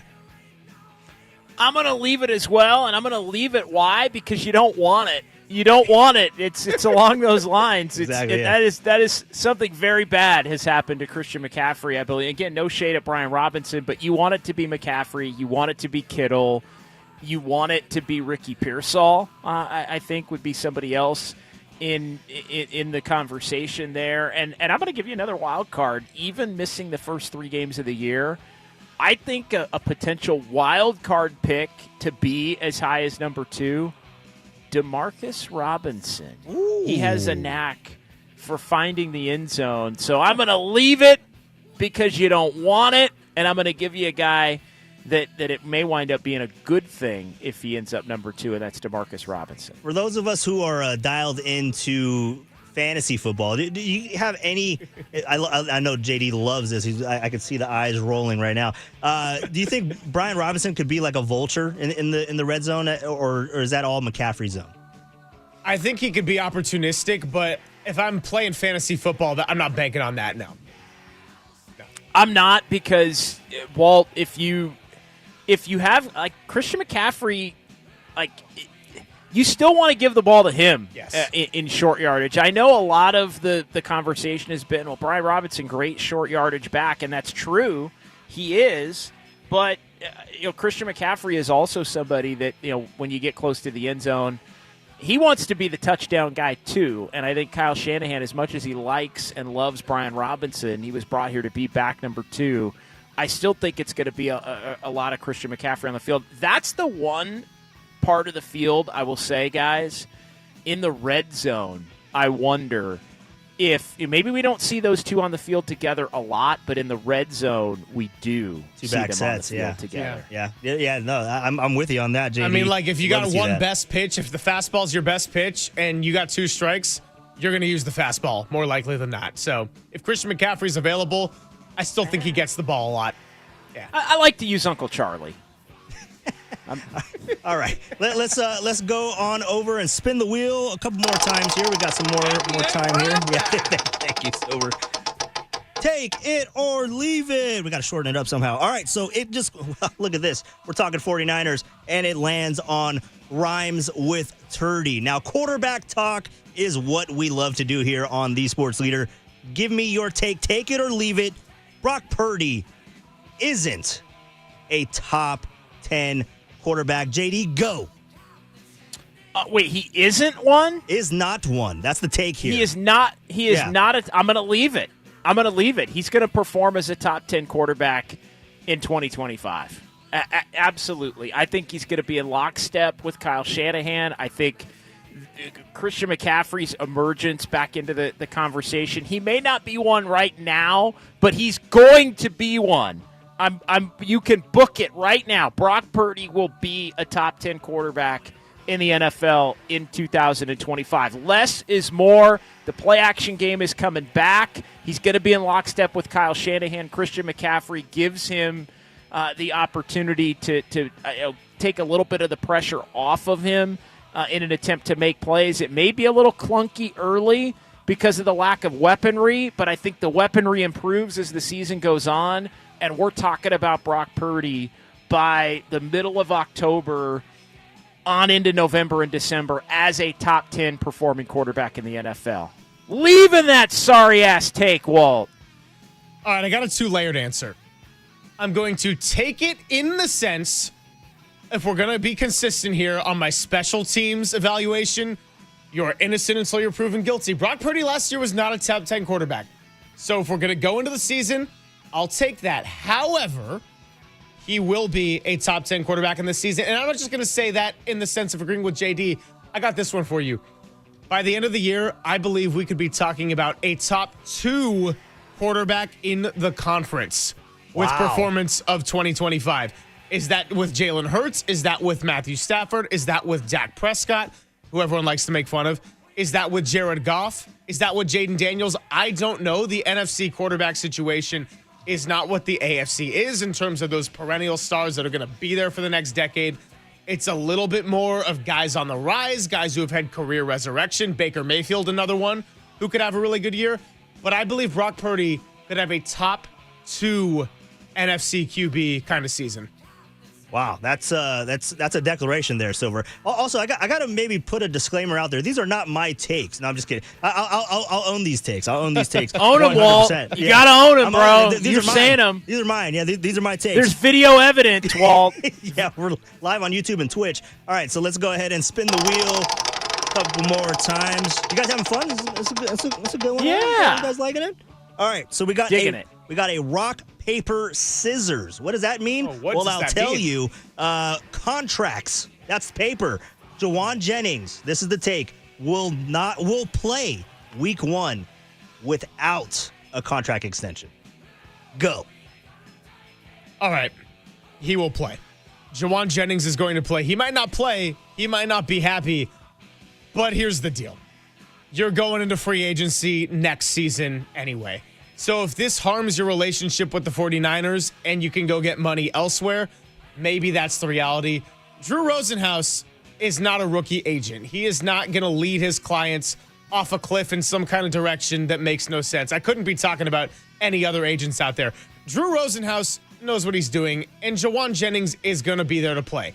So the 49ers might not ultimately give him a new deal, and maybe this calf injury is something that goes away. Jennings is so beloved in that locker room. Brock Purdy is an example of someone that took a compromise deal, and yes, he is making $53 million on average, so I get that it's different. And if Jawan Jennings isn't going to get paid like a wide receiver 1 or 2, because the reality is he could be a wide receiver 3 by the end of the season, he still has a chance to go and make some money in his career, whether that's with the Niners next season or with another team. But he's not just going to tank his entire value in what could be the remainder of his prime just over wanting, I don't know, another $5 to $10 million more than what he's going to get this year. So it's take the fact that he's going to play week 1. If I take it, yes, I like that. Okay, I'm leaving it. He's not. I don't think he's going to play week 1. I think the injury will continue to rear its ugly head. I think we're getting right to that breaking point where we're going to find out one way or another, but I do not believe Jawan Jennings is going to be out there for the 49ers against the Seahawks. He may at some point come back. It may get a little ugly between organization and player as it relates to, is he hurt? Is he healthy? When's he coming back? The threat of potentially going on IR, which still exists. We'll see how everything plays out with Jawan when Kyle and John Lynch meet with the media here in an hour. But I'm going to leave it. I don't think he's active week 1 against Seattle. Kendrick Bourne, come home. All right, let's get one more before we get to Austin Mock of The Athletic. All right, let's do one more. Get one in for you guys. We haven't had this one come up. Here we go. Milestone Mayhem. The question is, and we're going to kind of shift gears a little bit away from football, get into basketball, because basketball is starting up. I've been spending my time at Chase. It's actually, I haven't been there too often for basketball. Anyways, you guys don't care about that. What you do care about is the question, or the take rather, Steph will finish with more points then MJ, Michael Jordan, when it's all said and done. Ooh. Take it or leave it. Okay, very quick math here. So Steph Curry, when you go to the NBA all-time scoring, somehow only the playoffs comes up, which, by the way, I kind of feel like we could combine them. Steph Curry is currently 24th all-time with 25,386 points. Michael Jordan is 5th on the list at 32,292. We're talking almost 7,000 points. Say Steph Curry averages 25 over 65 games in a regular season. That would be, quick math, 1625. And then let's say he gives you 4 more solid seasons of elite play. That gets you to 6,500, which leaves him just short. And that's already accounting for no kind of injuries, and if he ends up going to another team, or if there's a new number one here in the Bay Area. I'm going to cherish every single moment and every single game Steph Curry plays for the rest of his career. But in terms of catching Michael Jordan on the scoring list, I'm going to leave it. Too much math. Everything Greg said, I kind of went with my Hall of Fame rule, and a lot of people have this, and I respect it. It's the, like, how do you know somebody's a Hall of Famer? You just kind of say their name and you know. Like, I'm using that rule, and when you presented it, it was just gut instinct. I looked at Jordan's number. I looked at Steph's number. I didn't do any of the math Greg did. Props to Greg for doing it. I'm glad he went first on this question because I would have been completely freaking stymied if I had to go first on this question. But I'm going to leave it. Eye test says no, fellas. Jordan ends up with more points than Steph. But will Steph finish top 10? He could. How far is he from that? Yes. To get like top 10, 1,000, right? Yes, he will finish top 10. He will finish Yes, top he 10. will. 2 more really good seasons, he gets top 10. Yeah. All right, well, that concludes this edition of Say It With Me, boys. Take it or leave it. All right. NBA grab bag. Thank you. Very well done, Walter. We appreciate it. We got a little trivia coming for JD and his brain with the crazy recall, but that'll be at 1:30 because coming up first, Austin Mock of The Athletic joins us next on The Sports Leader. NBA grab bag.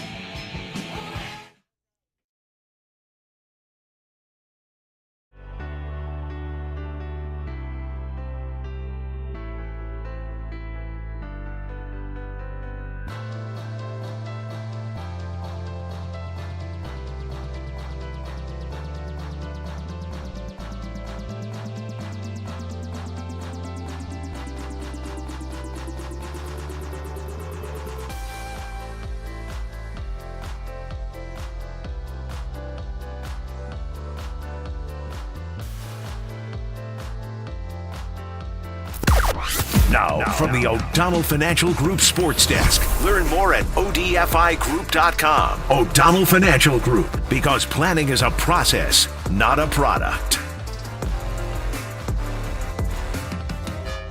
49ers released the first edition of their final 53-man roster yesterday, keeping 11 defensive linemen and 10 offensive linemen, the most in the John Lynch, Kyle Shanahan era. The roster also includes 10 rookies, and if they were to all play in Week 1, that would be the most for the 49ers since 2001.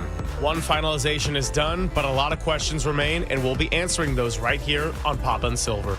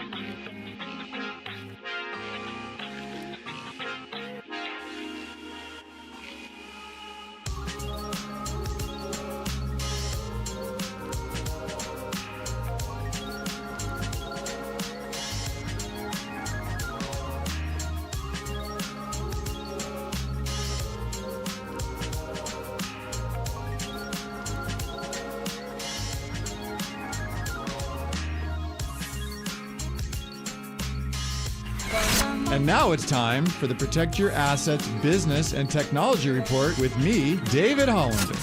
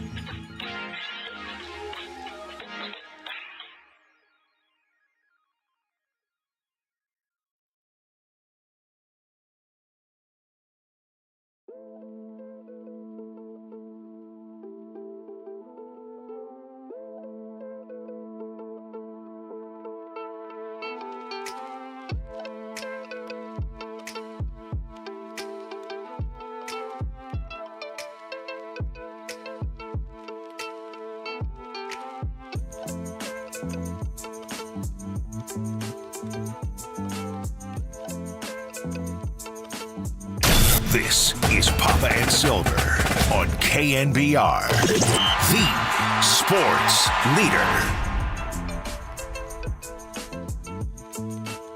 It's Papa and Silver with John Dickinson, about 40 minutes away from hearing from Kyle Shanahan and John Lynch. We'll be carrying those pressers right here live on the Sports Leader. Had a nice conversation with John Shay earlier in the show, and it is time to welcome in our second guest of the day. We've referenced his story and the win projection model a couple of times recently. He is the Athletics' Austin Mock, and he joins us on the UMA guest line. Austin, we really appreciate your time. First time having you on this program. Greg Silver, John Dickinson here with you out on KNBR flagship of the 49ers, and looking forward to talking all things NFC here and getting into your model. How's it going today? Yeah, I appreciate you guys having me on. Going good. We're a week away from football, and I can't be more excited. Yeah, before I get into the NFL of it all, I've just kind of read through a lot of your stuff on The Athletic, and you'll talk college football sometimes too. Are you excited for anything in particular with college and just a totally different environment, different landscape, and always comes first, so I know that that's a big advantage it has over the NFL. Yeah, I think just with the new landscape of rev share, NIL, all of this, I think you're kind of seeing some talent getting dispersed, not just like from the top 5 teams, maybe down to like the 10 or 12, and that makes for a more exciting, more NFL-esque feel. Like anybody can kind of upset anyone type of deal. I think we're getting closer to that. The top teams are going to be the top teams, but I think that brings a little bit more excitement to your Saturdays, where these top teams can get upset by your Missouris of the world that usually aren't your blue bloods of the sport.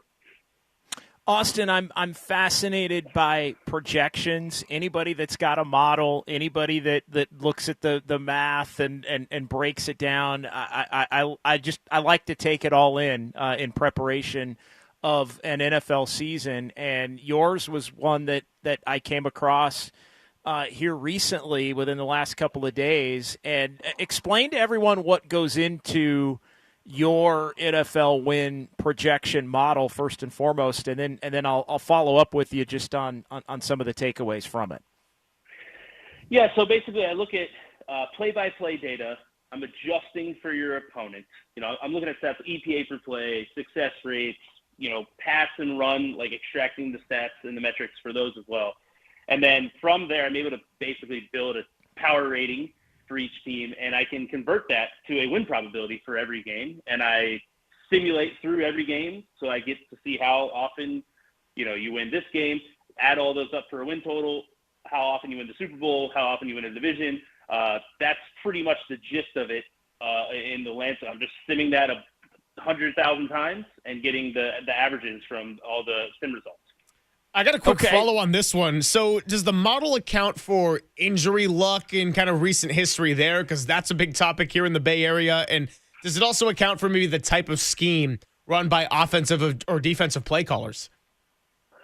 Yeah, so injury luck is tough, because obviously the metrics that would use the Niners, for example, without Christian McCaffrey for a large chunk of last year, you have a little bit of a downgrade. You try to find your ways. It's not perfect. It's like kind of an art in terms of the science behind the model and everything. I do adjust, if a quarterback is replaced, that is a straight adjustment. I can tell you how much difference the backup quarterback for each team goes, and I have player ratings as well. But sometimes the injury luck year over year is tough. Definitely when there's like cluster injuries, as the Niners have with wide receiver right now, that is something that's difficult and more of an art than a science with this process. Looking at those, and I think I say this kiddingly, Austin, I think anybody knows the Niners go from, say, a 10.4 with McCaffrey to basically a 4.8 without him. So I just, no, I'm kidding. That's not unofficially, but that's how it's felt here in the Bay Area, really since McCaffrey's been on the team going back to the middle of 2022. What stood out to me, and I'm just in kind of scanning it here, is the 49ers are in the top 5. They have the 5th highest number here after Buffalo, Baltimore, Kansas City, and Philadelphia. The usual suspects there in the top 4. But you project the 49ers to have a bounce-back year and be a team that is among the top in the NFL.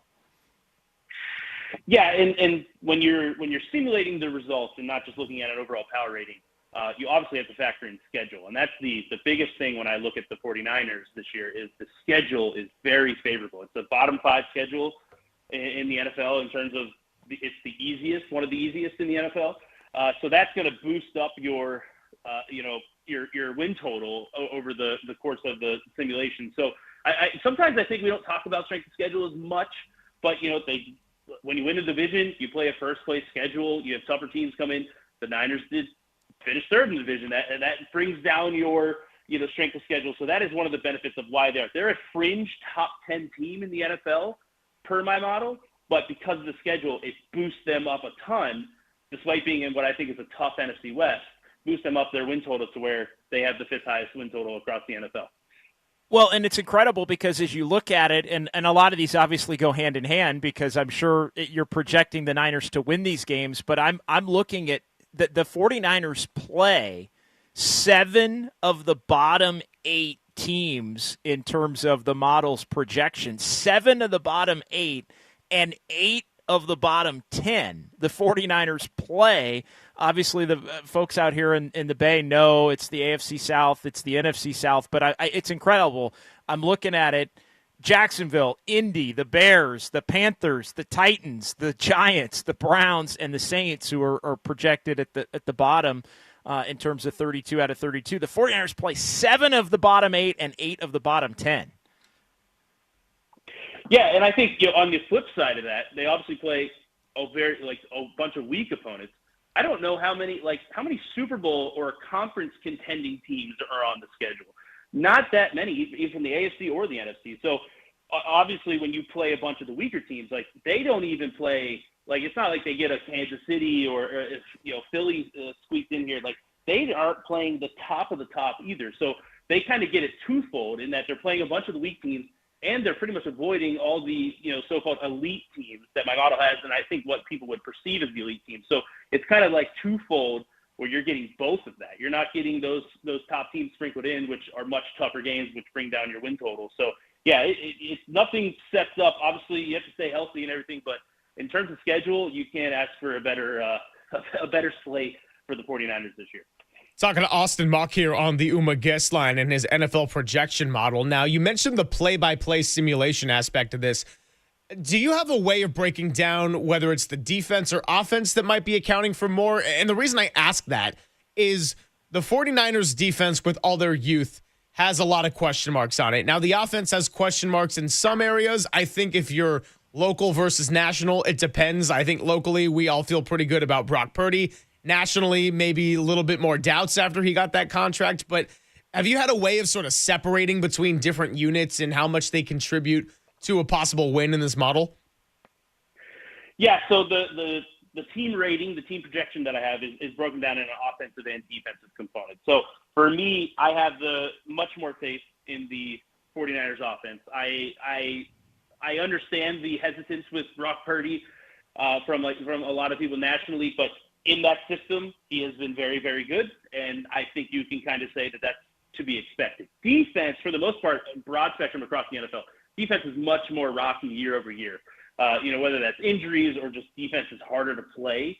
In general, it's just cornerback play is not very easy to repeat over years, so secondary play is very volatile. So I have the 49ers defense more average-ish. Like you said, there's a lot of question marks with the youth infusion that they've had going into this season, but definitely I have more faith in the offense, and that's probably why their win projection total is higher versus like the Vikings, who I am higher on their defense, but a little bit more question marks on their offense. So that does go into it. I'm able to separate those things, look at particular units. I mentioned cluster injuries earlier.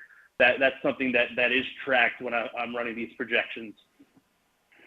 As we look at the NFC West here, obviously if you follow through, it's the 49ers are the top-ranked NFC West team, then the Rams, then the Cardinals, then the Seahawks. There are a lot of people high on the Seahawks. That's the 49ers' Week 1 opponent. How do you break down the NFC West overall? What kind of stood out as teams separated there? And is the difference between, say, the 49ers at a 10.4 and the Rams at a 9.7 as simple as first place versus that last place schedule? Yeah, so when you look at it, the division as a whole, I think, is top to bottom probably the best because there's not really a bad team in the division. I don't know if there's like an elite team in the division as we head into the season either, but that makes things tough. That's why those win projections for Seattle, despite the projected fourth place finish, is pretty high. But I actually have if they played on a neutral field, I would have the Rams as small favorites, about a 1-point favorite over the Niners. But when you factor in that schedule, and there's a little bit of extra baked-in uncertainty with Matthew Stafford because we don't know exactly what his situation looks like as we head into the season here. That schedule is the big component there of what pushes the 49ers over the top. The NFL does not have equal scheduling. They reward teams that finish at the bottom of the division. They punish teams that finish at the top. So that is what is pushing the Niners as the division favorite because the schedule is that much easier. Austin, a few more minutes here. It makes sense that the Eagles have a considerable gap between them and the next cluster of teams that could threaten to take their throne. A lot of the same core coming back, very similar coaching staff. They drafted so well, won the Super Bowl.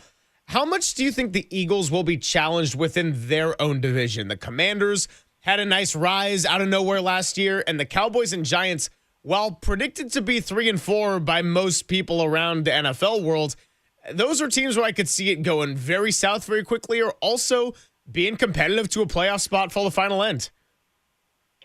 Yeah, with the Cowboys, obviously Micah Parsons, I expect him to be on there, but their roster is very star-driven. They have Dak Prescott, CeeDee Lamb, Micah Parsons.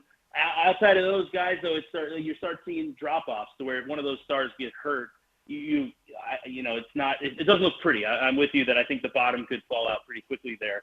But again, Dak Prescott, when he's healthy and the weapons are there, they've been a pretty solid team. I think that's not an easy win for the Eagles or anything like that. So I think they can definitely contend for the division. The Cowboys, that is.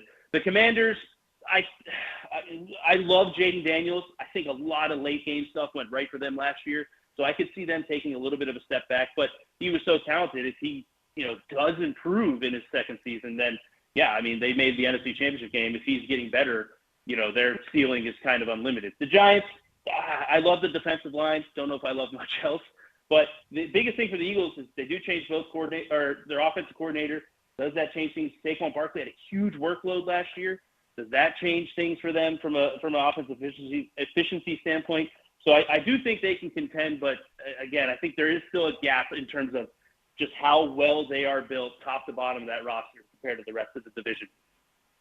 Austin, final question from me. I want to go back to the NFC West because as you laid out, it is very compact, and the Seahawks, even as the fourth-ranked team in the division, are still in the top half of the league overall. I believe they're exactly 16th. So you've got all four teams in the NFC West are top half of the league teams, despite the fact that they're going to be playing each other 2 times each. Does the division come down to the head-to-head matchups? I know the 49ers play each of the other 3 teams in the first 5 weeks of the season. Is that kind of an oversimplification simplification, or do you think those divisional matchups are going to be extra important for the division this season? Yeah, I could definitely. When everybody's so compact, I think the division record's huge. You know, you assume if everybody's compact, there's probably a lot of splits and tiebreakers come into play and everything. I think when it's so competitive, it's hard to get a 12-5 record out of that because you're playing 6 games against your division that's competitive. There's probably going to be some losses in there. So yeah, I do think if the ball tends to break your way in those games against divisional opponents, it's huge. When you are tightly compact like that, you lose one game and it's a game you should have won, you blew it late or something like that. That it's going to be heightened the impact of that. And when it comes down to late in the year, if you're looking at tiebreakers to win the division, get a home game in the playoffs. So yeah, I think the division, how these games kind of stack up. Somebody breaks out to a 4-0 start in the division or something like that. They're probably going to be the favorite to take down the division. So yeah, I think the division games are what's going to settle this division in the long run. Austin, we really appreciate you coming by. Again, never had you on the show, but certainly won't be our last time. Loved reading about your NFL win projection model. And I personally, look, I know the NFL is week to week, but I'm a total nerd for models and breakdowns and statistical analysis. And now I'm just itching for some game action. So thank you for helping us get there with us. As we got, still not quite there, but by the time we get to next week, I'm going to be so antsy sitting in this chair. Yeah, thanks for having me, guys. I appreciate it. I'm in the same boat. Preseason, it's over. Get it out of here. Let's get some real football on our screens. About a week away. Let's get it going.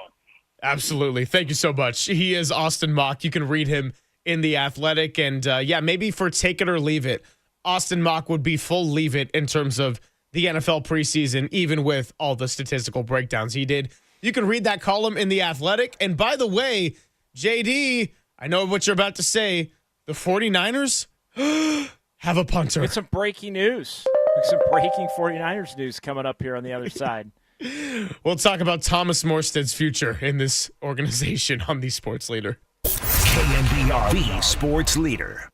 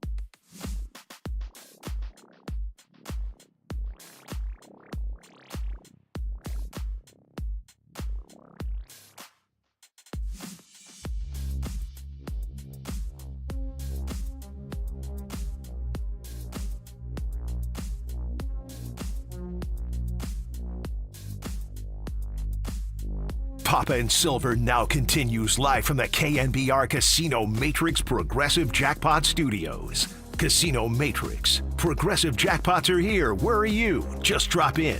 Please play responsibly. 1-800-GAMBLER.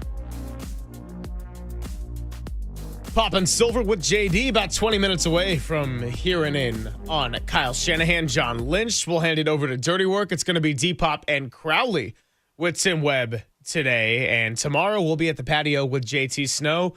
Walter and I are going to be there. And JD, we will reconnect a week from today on Wednesday, but still got a good 20 minutes here. And we told you about the update. Thomas Morstead has been re-signed, and the 49ers have a punter, and Jacob Cowing has officially headed over to the injured reserve list. Yeah, and the 49ers making a number of other roster moves as well, adding a player to the 53-man roster in addition to Morstead, Jordan Jefferson. We did mention Jordan Jefferson claimed off waivers from the Jags. Evan Anderson was waived, making the initial 53 there. And then also 13 players added to the practice squad and a lot of familiar names. So if you were concerned about guys who got cut, the 49ers did miss out on keeping Jeff Wilson. He went to Miami to join their practice squad. But the 49ers do sign to their practice squad corner Eli Apple, along with Junior Bergen, William Bradley King, Derek Canteen, Robbie Chosen, Trevis Gibson, Jalen Graham, Drake Nugent, Curtis Robinson, Malik Turner, Sebastian Valdez, Braden Willis, and Nick Zakel. So a lot of guys who got cut yesterday. I think everybody who got cut yesterday, with the exception of Apple. Did Apple get cut yesterday? I know he may have as well. I thought he was cut earlier.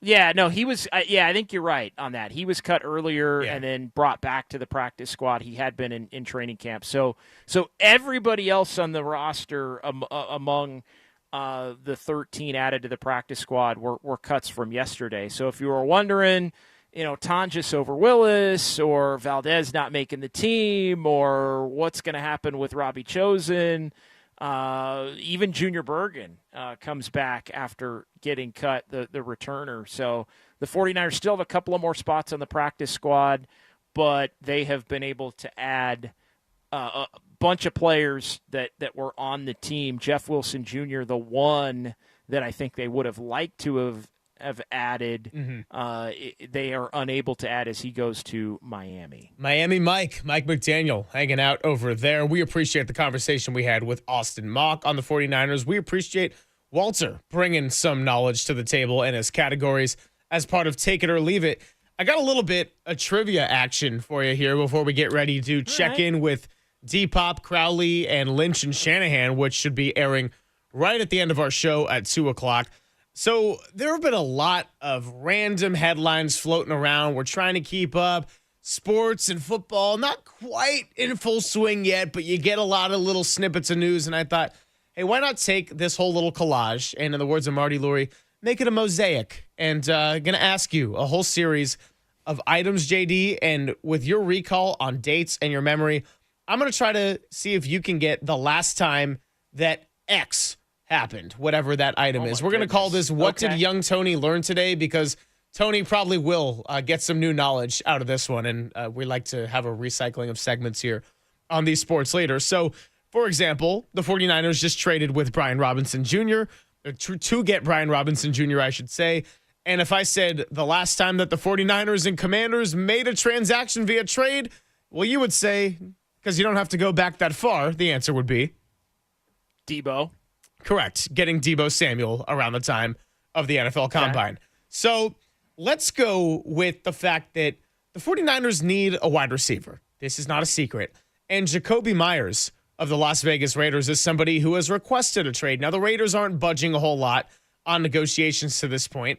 A lot of opinions out there and a lot of urgency for the 49ers to maybe inquire about Jacoby Myers. Now, immediately I think, well, the 49ers and Raiders kind of have a history of not really doing deals. So I went to my good friend Josh Dubow of the Associated Press for this one, and I said, hey, can you give me an official note on when the last time the 49ers and Raiders made a trade with one another? And I'm not including any kind of draft pick swap during a draft or anything like that. There has to be a player involved. Do you know what the answer to this question is? I don't. I do think they have made a trade. I don't know the answer to that. I do think they did make one in the last 5 years on draft day. Yes. So that's as far as I'll go. Maybe 20 or 21, somewhere in there during in kind of the COVID era or coming out of COVID era.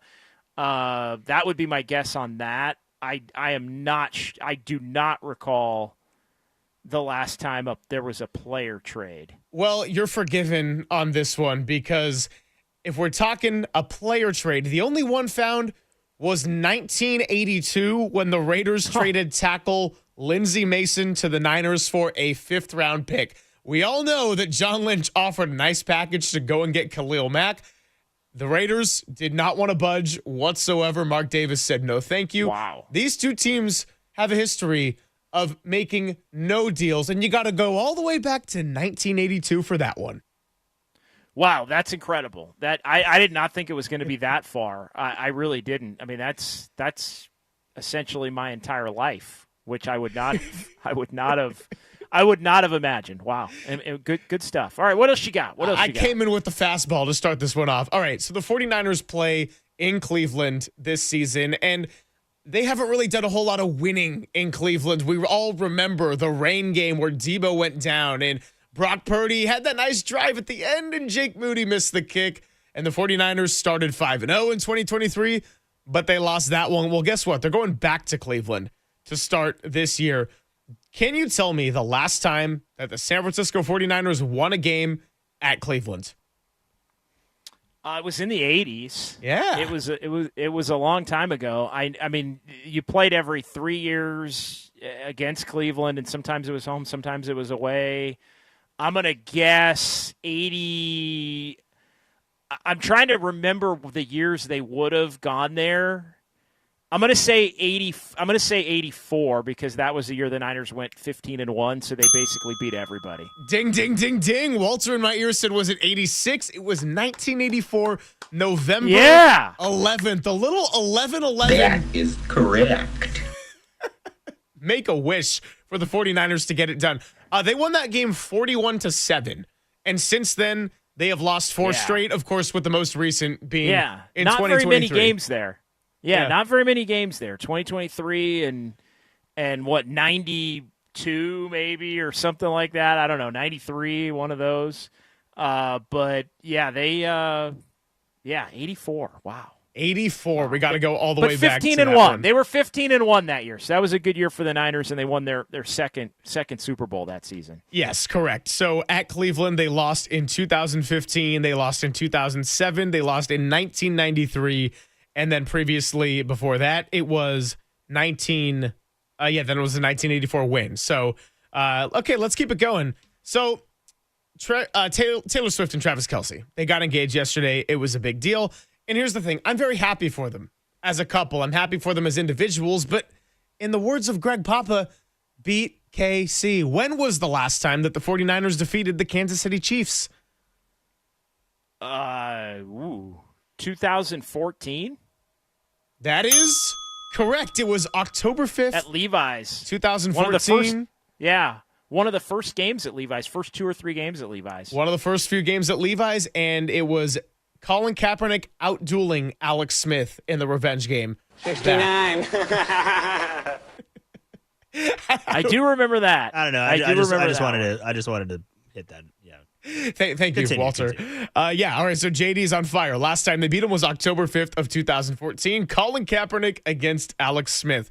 All right, going back to my good friend Josh Dubow. So Tariq Owens caught a 22-yard touchdown pass from Carter Bradley for the 49ers in the preseason finale. Now, sadly, neither of those players are on the roster as we stand today, but Tariq Owens' father, Terrell, had his last touchdown catch at one time for the 49ers.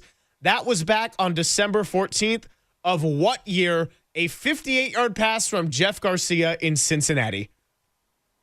Oh, man. That is a Jeff Garcia 2003 2003. Oh, my God. This guy is on fire. Making 3 in a row. 2003. Wow. Okay. JD on fire with his 49ers. December 14th, 03. Terrell Owens. Almost said 02. Almost said 02. I almost got Very him. close to. Let's see if I can get him on this one. All right. So there's only a handful of times since 1990 where a teammate duo has received a first-place vote in the NFL MVP conversation.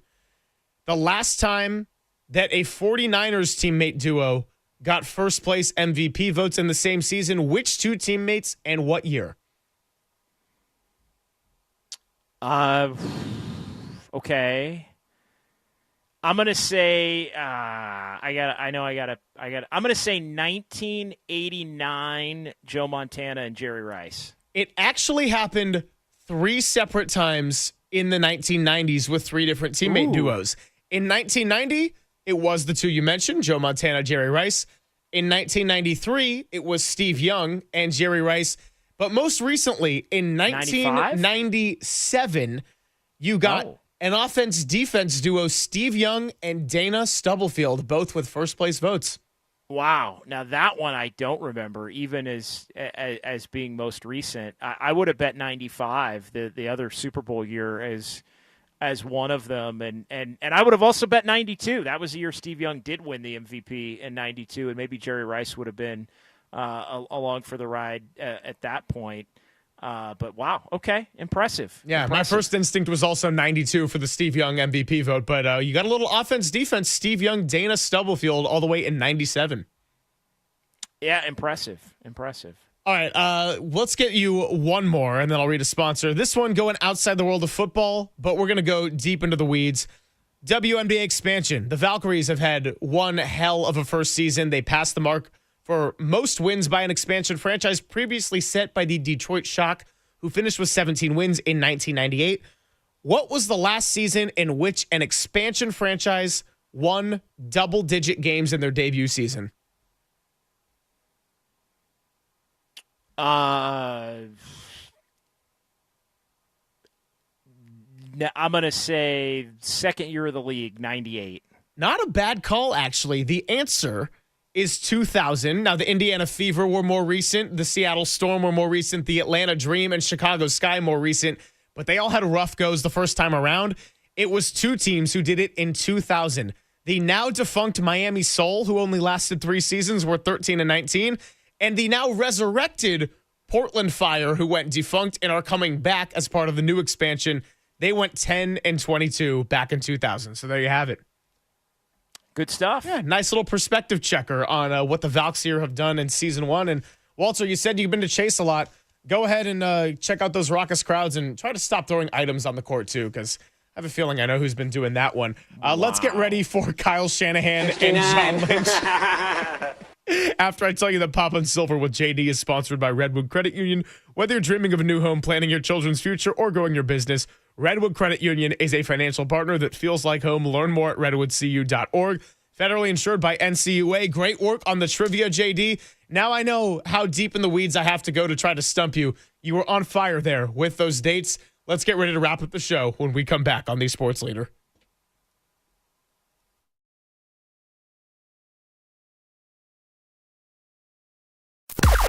Now, from the O'Donnell Financial Group Sports Desk. Learn more at odfigroup.com. O'Donnell Financial Group, because planning is a process, not a product.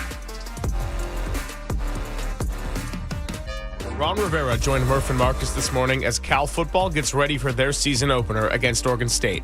Murph and Marcus also spoke to Mike Krukow, Larry Krueger, Tracy Sandler, and yes, friend of the program, Lo Russell. You can check out all of those interviews on the KNBR app, thesportsleader.com, Apple, Spotify, or wherever you get your podcasts.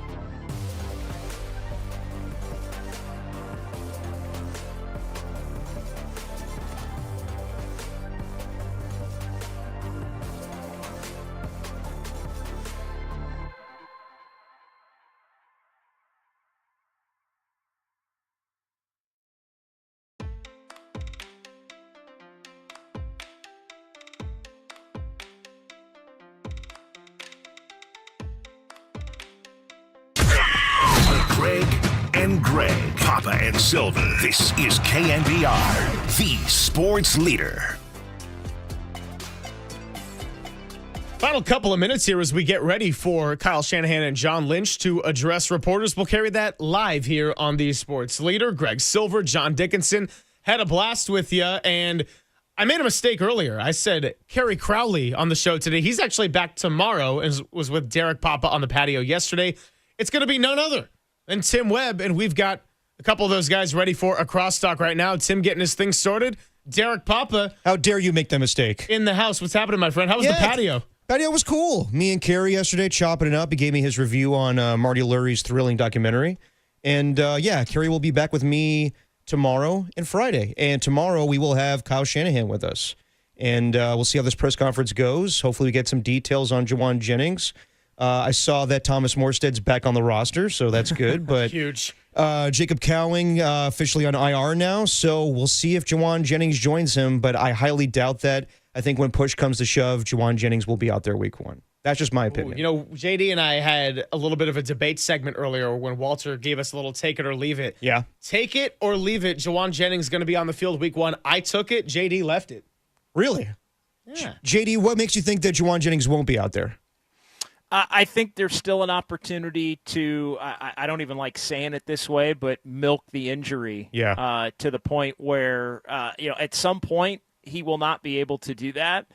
I'm not sure if the Niners put him on IR at this point. I think if they're going to do it, they should do it as soon as possible so they can obviously get him back as soon as possible. You don't want to leave him on the roster for a week and then do it because then you got to miss more time.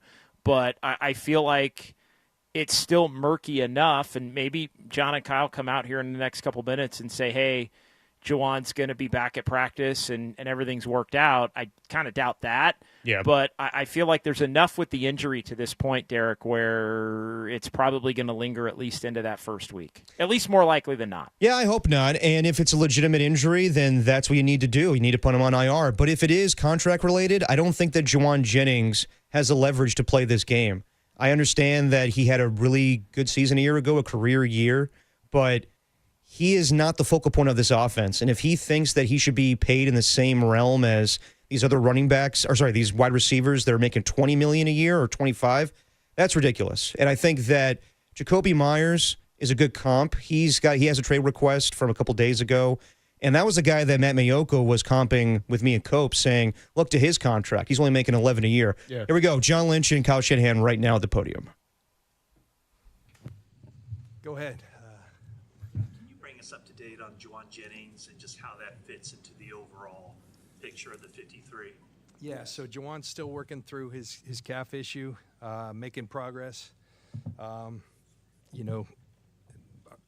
kind of like everyone else. Hopeful but not sure, on week one, and we'll proceed as such. And so we're working to get the best mix out there. We added a piece today, and in MVS, Marquez Valdez-Scantling, and thrilled to have him part of it. And we move forward. Are you involved in any other wide receivers? We're always trying to improve our roster. Mentioned his MRI in the past. Do you guys see progress with that, with the imaging that's been taken on the calf? Yeah, you don't image a guy like daily, so that's something that happened a little bit ago, and if it doesn't get better soon, I'm sure we'll be doing more of that. Is it worse than you originally had thought it was going to be? Yeah, but I also, calves can take a long time. That's one thing with that injury. Played with guys who they can take a while. So, John, I'm sure you may be aware that there's been some conjecture that there's more than just a calf going on, given his desire for a new contract and everything. Are you convinced when he is healthy that he'll be ready to play? Well, there's a lot that goes into that, Eric. Ideally, everybody has a training camp. Everyone's out there. That's a perfect world, but. He's been putting in work to the side, and we'll have to make that judgment when the time comes. The other thing is both things can be true. He wants a new contract and he's got a hurt calf. So I think people want to assume one or the other. Both things can be true. When you make your decisions on the wide receiver position specifically, do you have to do it assuming you might not have Jawan for the first few weeks? I think we make every decision on this roster with so many things in consideration. So, yes, of course. Has he asked to be traded? A while ago he did, but that was a long time ago, and we've moved on from that. That was during camp, or was it before? I'm not getting into when it was, but it was a while ago. What about Russell Gage? Is he any plans to bring him back? Yeah. Gage will be out there today. Okay. Yeah. So on the practice squad? No, he'll be on the 53. You mentioned a couple weeks ago that there would be definitely movement. It's fluid, given the number of injuries and the positions. How hard is it to start looking at week one, knowing that there's still moves to be made, there's some positions that look pretty short right now. As the coach plotting for that, how difficult has that been? It's always difficult. It's difficult in week 8 when you have a bunch of guys go down the week before too, and you're sitting there and you don't have those guys on practice squad, and you're not sure how you're going to put it together, but you find a way to figure it out and you show up the next Sunday. At week 1, it can be a little bit different, but these are times that you go through always as a coach at some time in the year. I'm glad that we have gotten a lot of our injured guys back. Some joining in on practice on Monday. We'll have more out there today. So hopefully we'll keep having better luck with that. And this is a team that's had great chemistry, obviously, but it's also had some contractual issues in the past. What does it tell you that Jawan did ask to be traded, and how does that change the way you think about him or the way he exists on this organization? No, that doesn't faze me at all. I don't think it has anything to do with team chemistry. That only has anything to do with how we approach each other, how we spend our time with each other. That has to do with business decisions, and those are the business decisions people make. But I don't look at any of that stuff. I mean, you get a tweet of that while you're on vacation, and I don't get the tweets, but when people copy a tweet and send it to me, that's about all I get, and I usually move on with my life. John, when you said he did ask for a trade a while back, has that trade request been rescinded? No, he asked for it, and we've moved on. And we're not doing that, so we're moving forward. What is his one of the contract sites says that he has incentives baked into that contract that he signed. Does he have performance-based incentives? I think that report, somebody put that in front. That was from last year. So those are things that he's already earned from last year. Yeah. So your offense is pretty consistently over the years ranked toward the top of the league in yards after the catch. From your view, to what extent is that a credit to the scheme versus the individual ability of anyone receiver and player? I mean, I think it always goes to players. I mean, you can always get more yards after the catch if you're really open. You know, you need good players to get really open. And sometimes you're not really open and you have the right player who's only a normal guy would get 2 yards after the catch, but we got a different guy who gets 4 yards after the catch, so that stuff adds up. So I always give that credit to the players. Nickname for Debo, you can kill the Yak Bros. Debo's not here anymore, and I won't be ready to go for the early part of the season. How would you assess Ricky Pearsall's chances of maybe being accepted as a new member? I'm struggling to hear, but you're saying that him getting yards after the catch? Yeah.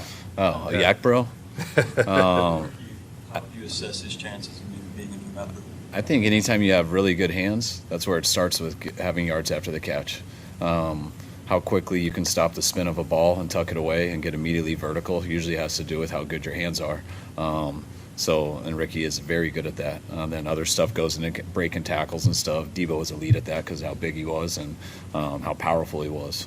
And then some guys get yards after the catch because they can run away from everybody. But usually the guys who are yards after the catch are guys who don't mess around, catch it clean, get right up the field. And that to me always starts with your hands and leads to the mindset of how you play football. Are things trending so that you think you'll have Pooney and Barch week 1? We're optimistic about it. We're hoping so. I mean, I guess I would say that'd be trending in the right direction, but we won't know that till next week. And I'm hoping and we got Barch back out on Monday's practice, so we're on course for that, and hoping to get Pooney out sometime next week, if not Monday, hopefully Wednesday. But he's doing good in his rehab, and it's looking positive so far. You guys activated Yeater yesterday from where is he? Is he possible for week 1, or is that going to be? Yeah, he's possible for week 1. We expect him to get out and start practicing here next week.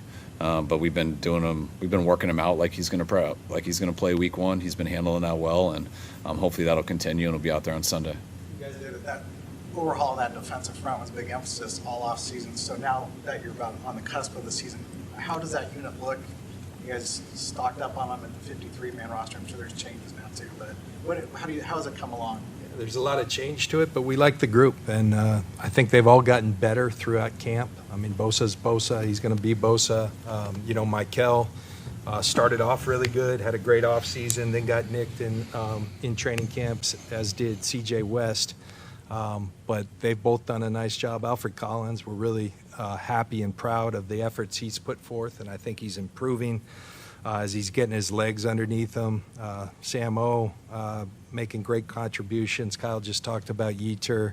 Bryce Huff really has shown his value to us. So I think when you throw it all together, Beal in that group as well. So as you throw that whole group together, there's a lot to like. We did claim a guy from Jacksonville, Jordan Jefferson, today, and felt like an opportunity to upgrade our group, a guy we've liked way back to his college days in LSU, and add something to our group, and we wanted to take a look at that. So, when you put the whole group together, I think we like it, and there's versatility, guys who can move inside, rush inside, and be a fun group to work with. A few ex-Jacksonville guys. Is the Ethan Walk connection helpful there, or is that just random? Well, it's certainly nice to, when you can see the film. We can all see the film. You go back to draft process. But how's he been since he's been a pro? And it's nice to have Ethan's, we respect Ethan's opinion. He's earned that around here. And so it is nice to have that resource. You mentioned you're not going to trade Jawan Jennings. Hard was the decision on Sebastian Valdez, and kind of what went into that decision to kind of go forward the way you did? Just, you mean him not making the 53? Just numbers. I mean, we had, sometimes we go with 4 guys inside, sometimes we go with 5. We usually go 9 as a group. We went 10. We ended up finding I think we went 11 actually.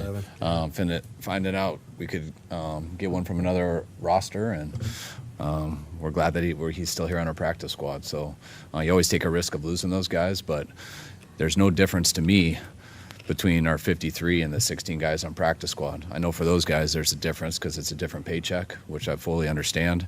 But Sebastian's part of our team, and I'm glad that we don't lose him, and I plan on him continuing throughout the year, and there's probably going to come a time in this year where we need him. You mentioned you're not going to trade Jawan. Are you negotiating with him or waiting for him to come back soon? We keep those things we have throughout the offseason, and we'll leave it at that. You mentioned bringing Russell Gage back. Any other moves of guys who will be added to the 50? Just some practice squad stuff, and that's gone on. Continuing to add to that. We'll put that out as soon as that's final. But just that right now. You plan to have a quarterback on the Yes, squad? We do. Yep. We do. What's the plan with Curtis Rourke this season? Is it going to be a red shirt for him? Or He gets 3 weeks to decide when he comes back. So we'll decide on that and how those 3 weeks go. And I don't expect it anytime real soon, but I think what I said last time, around week 6 or something. So sometime in that area. So when that happens, we'll have 3 weeks to decide. And it's always tough when a guy doesn't get any off season to throw him into 3 weeks of Carter practices and stuff to make a decision. But I'll tell you, he's worked as hard as anyone can in the position he's in. Just what we see him out there doing alone in the morning, how attentive he is in the meetings and stuff. So he'll give himself a chance in those 3 weeks, and if not, he'll get a redshirt year. John, how do you think Jake Moody did as a quarterback you're bringing to the practice squad? It's not official. He's still en route, but Adrian Martinez is his name. Was with the Jets, and he's en route. Yeah. How do you think Jake Moody did this preseason? Well, I think it was an excellent competition between him and Joseph. I think Kyle spoke to. We didn't want that competition to end, but anyone who says it wasn't a competition, I don't really agree. I think the coaches, the special teams coaches, are always charting everything. So you see what you see in front of everyone, and then they're doing things to the side. And Jake had a really good preseason. I found it interesting after having a hell of a game in Las Vegas that a lot of people still have questions, and I guess that when you had a season like you did last year, those things are going to be there until you put those you kind of put that away. And we got a lot of belief in him and understand that last year was rough, but that happens in guys' careers. Our confidence and belief in him is what we see out here. But I will say everything's earned in this league, and everyone's got to go prove it each and every game, each and every year. And so Jake understands that. You mentioned the young guys up front. As far as Marcus Siegel, what's his progress been? And also the updates on Upton Stout. Upton should get out there today, here this afternoon. So it'll be his first time out of practice here in a little bit. So excited about that. And Marquise Siegel's had an awesome camp. He got a late start, missing OTAs. I think it was his core surgery, I think. But he's been great. You guys have seen him in the games, been the same way in practice, and we're expecting him to help us this year. You guys had 17 guys, offensive linemen, defensive linemen. This year it's 21. Was this just a product of guys that were unhealthy, or? We like the groups, really. And, we like the groups. And sometimes there's roster mechanics that go on. Last year, I forget exactly what happened, why we went light. But this is where we thought our best 53 was right now, as Kyle always tells the guys. It's never a final 53. I'm sure it will be fluid. But we like the group of guys. And, that, like I said, it expect it to move. It never stays static. Owners' meetings when free agency was fresh, and kind of indicated that you guys had to take your medicine, and I don't think you said it was a one-season pause, but kind of had that vibe. I know you've since said that your feelings have changed. and John, if you want to weigh in. But like, where do you like? It doesn't feel like it's quite Super Bowl or bust, but obviously you still have a lot of great players. Like, I guess big picture, where do you think you are? And I mean, is it a different feeling than in some of the past years?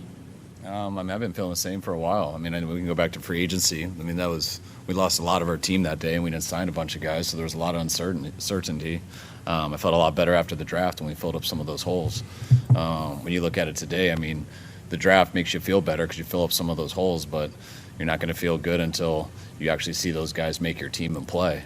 I think that was the most exciting thing when you look at the 53. I mean, we lost more D linemen and stuff and defensive players than what we had, especially in one exit. And sometimes when, as a coach, and you think you're going to make that all up in the draft, I look at that as a little make-believe. I don't usually, wherever you draft, first round, second round, seventh round, it's usually 50-50 on that guy. And then when I look at all the guys we drafted and that they legitimately made our team and we're excited about them, that's the stuff that makes me feel a lot better. Where are we at? I don't know. It depends on how good we get as this year goes. We lost some good players, but I think we filled them with some guys who are capable of becoming those guys and hopefully became capable of becoming better. Is that going to happen right away? No, it never does. But can it happen this year? Can it happen by week 4? Can it happen by week 8? And those are things that we're optimistic about. You want to have good luck with injuries and everything like that, which can't control all of that. But I'm excited that we have options in this building. We have young guys to work with, and we have a bunch of players who have been successful in this league who I still believe have a number of good years ahead of them, too. Kind of following up on that, you look at it two ways. Obviously, more inexperienced, particularly depth-wise, but also maybe more upside. How do you kind of view the variance that you might get with a younger group when you're building out the roster? Yeah, I think, Nick, 10 of 11 of our draft picks, that's a lot of draft picks, and 10 of 11 made it, and undrafted free agent made it as well. So there is a lot of youth on this team. There's a lot of opportunity, with youth. The expectation, the standard doesn't change, and, man, they've got great examples of guys who've done it at a high level in this league, so that's really cool for these guys.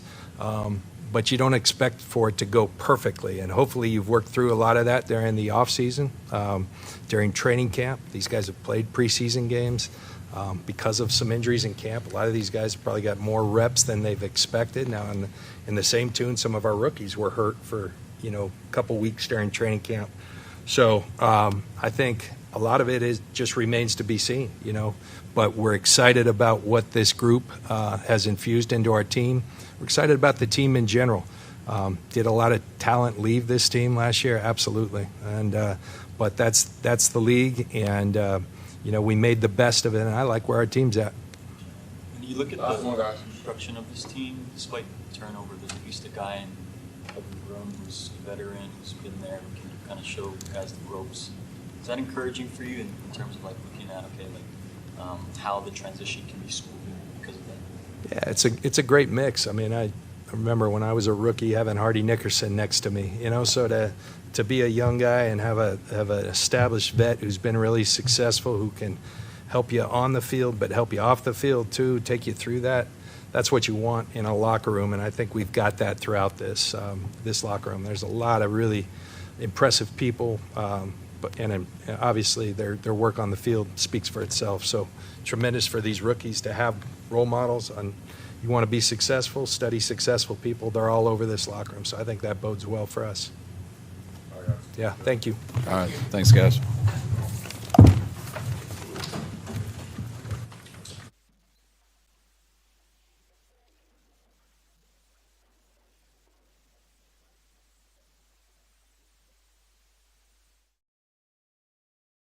I'm Derek Papa. Tim Wim and I will discuss it coming up next on Dirty Work on the Sports Leader.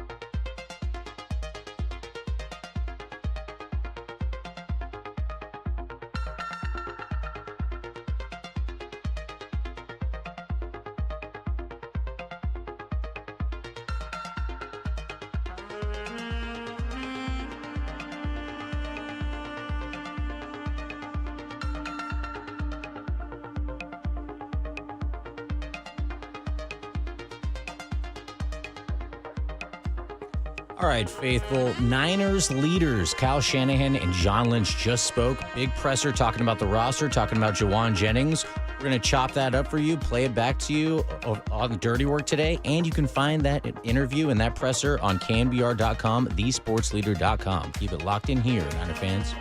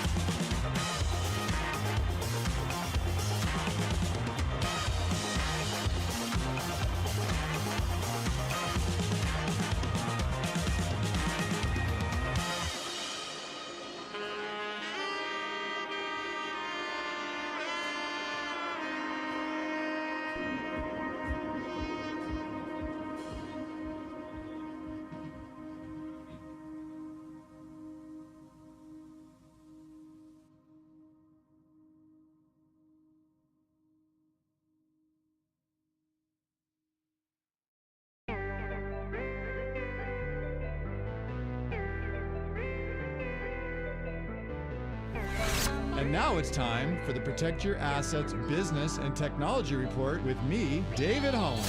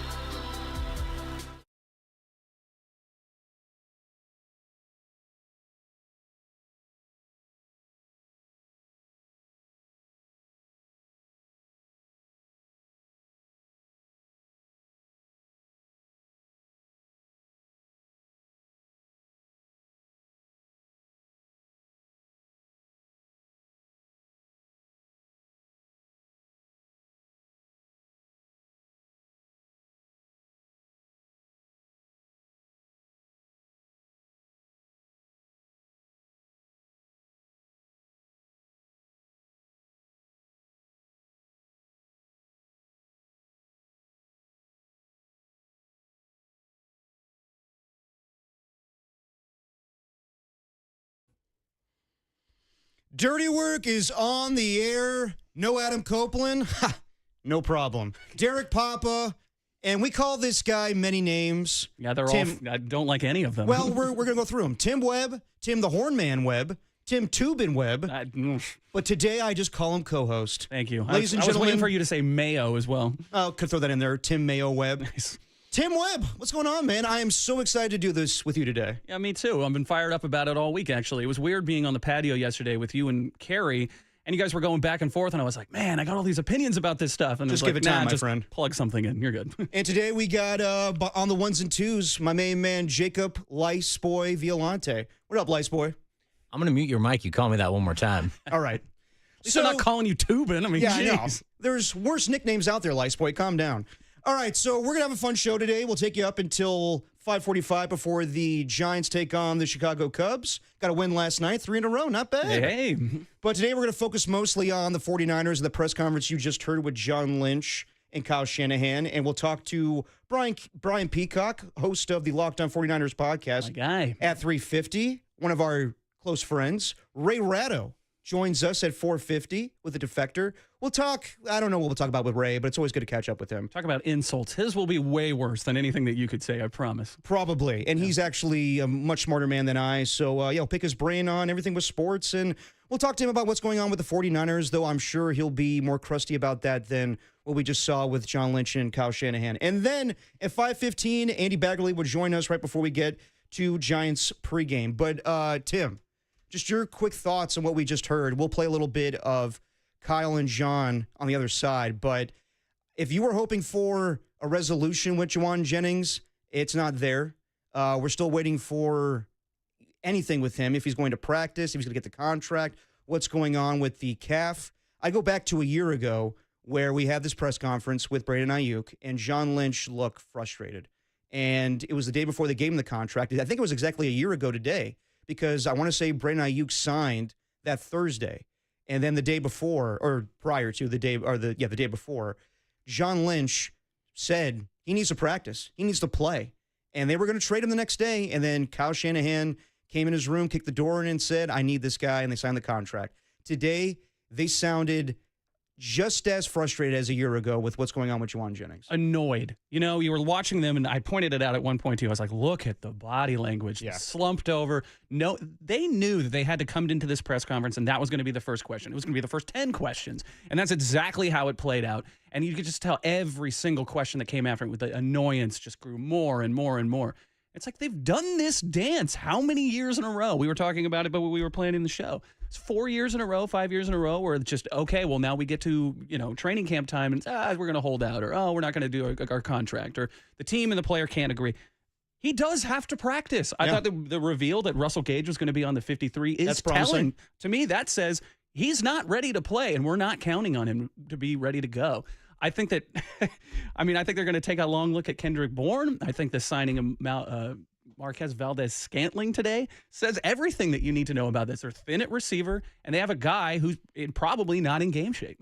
No, we'll see what happens with Jawan Jennings, but yeah, Marquez Valdez-Scantling, the wide receiver, so nice. They named him thrice. Thank you. Signed on the team. We'll see about Kendrick Bourne as well, but yeah, not promising from that press conference. We'll talk about it today, and I want to get your thoughts out there, Filth.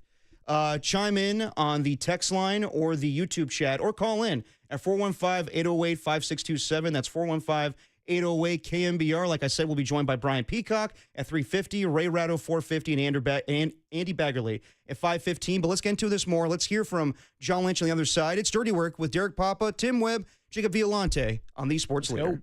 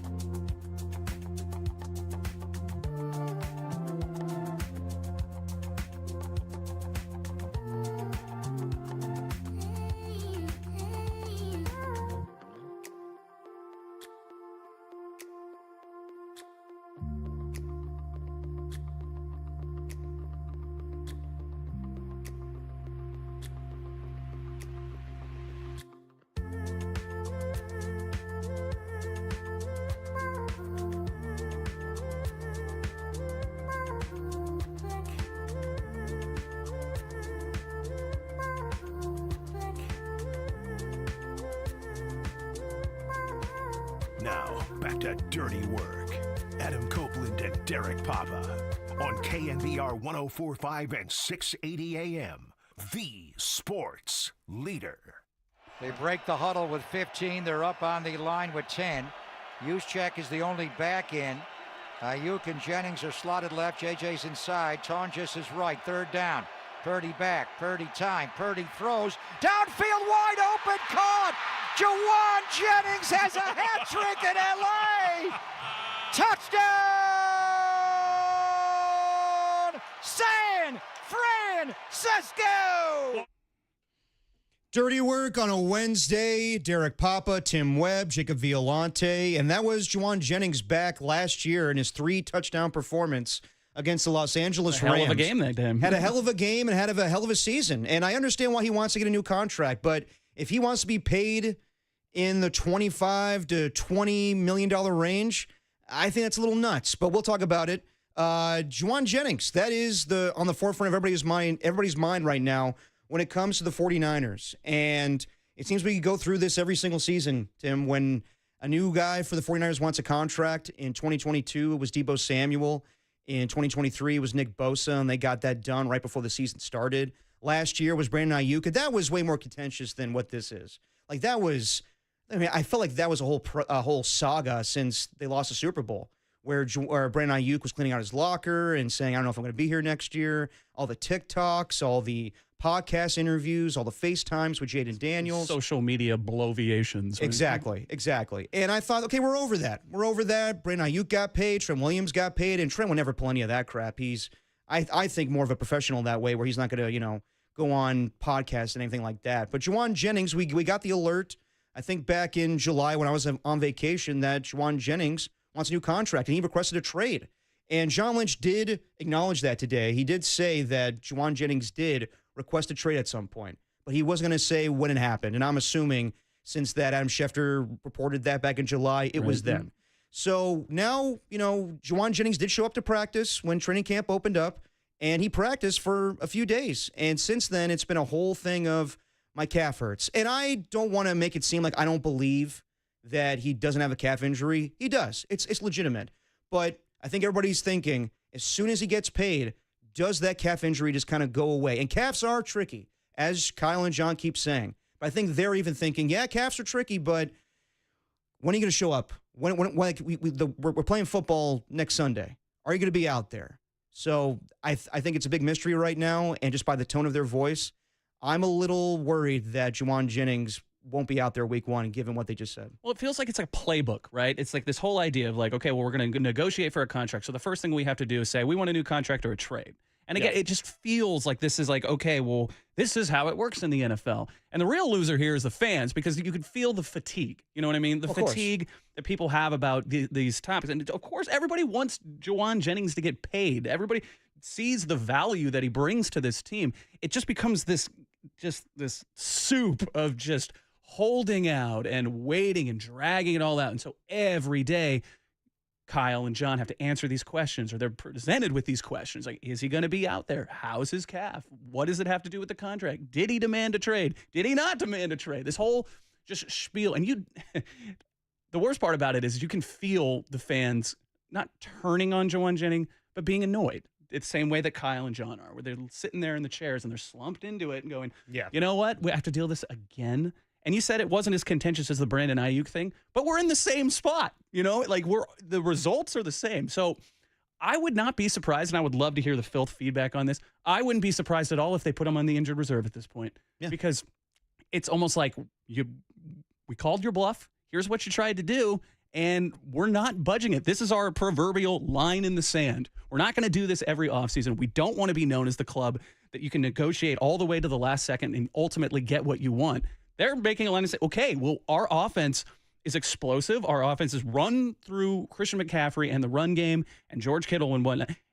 We're not going to be defined by Jawan Jennings. And so, I mean, I can just see them either putting him on and signing Kendrick Bourne, or, having a Russell Gage on the 53. Again, they're making moves to fill this out. So I don't know. The takeaway for me has always just been they're annoyed. And you can just feel it. And I'm sure we have a clip here of them saying that just that sound, just listen to it. You can hear the exasperation of it. Yeah, let's hear John Lynch a little bit on how he opened this press conference. I was hoping that today would be a resolution, hopefully that they were going to say one way or another that Jawan Jennings is practicing or he's going on IR.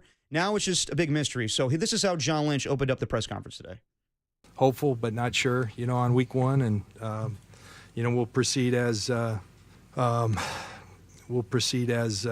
such. And so we're working to get the best mix out there. We added a piece today, and in MVS, Marquez Valdez-Scantling, and thrilled to have him part of it. And we move forward.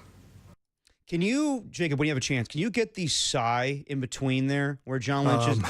Yeah, that exasperation. That is telling to me. That is, we're just waiting. We're waiting on Jawan Jennings. And look, yeah, and it might be, frustration based on the injury because you don't want to, tear Achilles and anything like that, or it's really just, is it about the money? Is it about the fact that Jawan Jennings now is holding the team hostage and he wants more money this offseason, or more money right now to play? And I don't know, man. I was hopeful that he was going to be out there, but I do believe they'll call his bluff. I don't think that they'll budge on whatever they think is an appropriate amount of money to give him. I think that, I think that they go through this every year, and they're willing to make accommodations for Nick Bosa and Deebo Samuel and Brandon Ayuk because they've made an impact on this football team for a longer amount of time. Jawan Jennings, let's be real. He's a solid player and third and Jawan and all that stuff, but it really was a Super Bowl, and it was last season. I don't think that warrants a new, multi-million-dollar contract. I think you should maybe get a raise, but to get like a brand new deal where he's one of the higher paid wide receivers in all of football, I would not do that for Jawan Jennings. I think he's in the same boat as Jacoby Myers. And I've said this with Copes. I think that both of them right now on their football teams are wide receiver ones at a necessity because their offenses are not pass-happy offenses. You can run the football. I think that with the Raiders, it's going to be Ashton Genty, and they're going to throw a lot to the tight end. Same thing with the 49ers, where they're going to live and die based on the run. It's going to be Christian McCaffrey and Brian Robinson, and then throwing to whoever's open, hopefully George Kittle in the red zone. But Jawan Jennings is really not a wide receiver one, so I don't think he should be compensated as such. So I do believe that if you ask me right now, even though I heard that press conference, I know that it sounds bad. I do think Drew Rosenhaus will not set up his client to fail. As I said before earlier this week with Copes, I do think that he wants to get him paid, and hopefully the Niners are willing to do that and do a contract or whatnot. But if he's just I'm stuck on this money, I want this amount, whether it's 20 or 25, then Drew has to be reasonable with his client and say, dude, they're not going to give you that. And if you go on IR, that's going to screw you for the season with your incentives. So I think it's in Jawan Jennings' best interest to get to practice, and then they can work out a contract. I doubt they get a deal done before the season starts. I still am hopeful that Jawan Jennings practices or plays week one. And you brought up MVS and Kendrick Bourne. They need those guys along with Jawan Jennings. If it's just Ricky Pearsall and Sky Moore and MVS and Kendrick Bourne possibly, it's not enough. It's not. I know I'm trusting Kyle to scheme it up in a certain way where they can score points.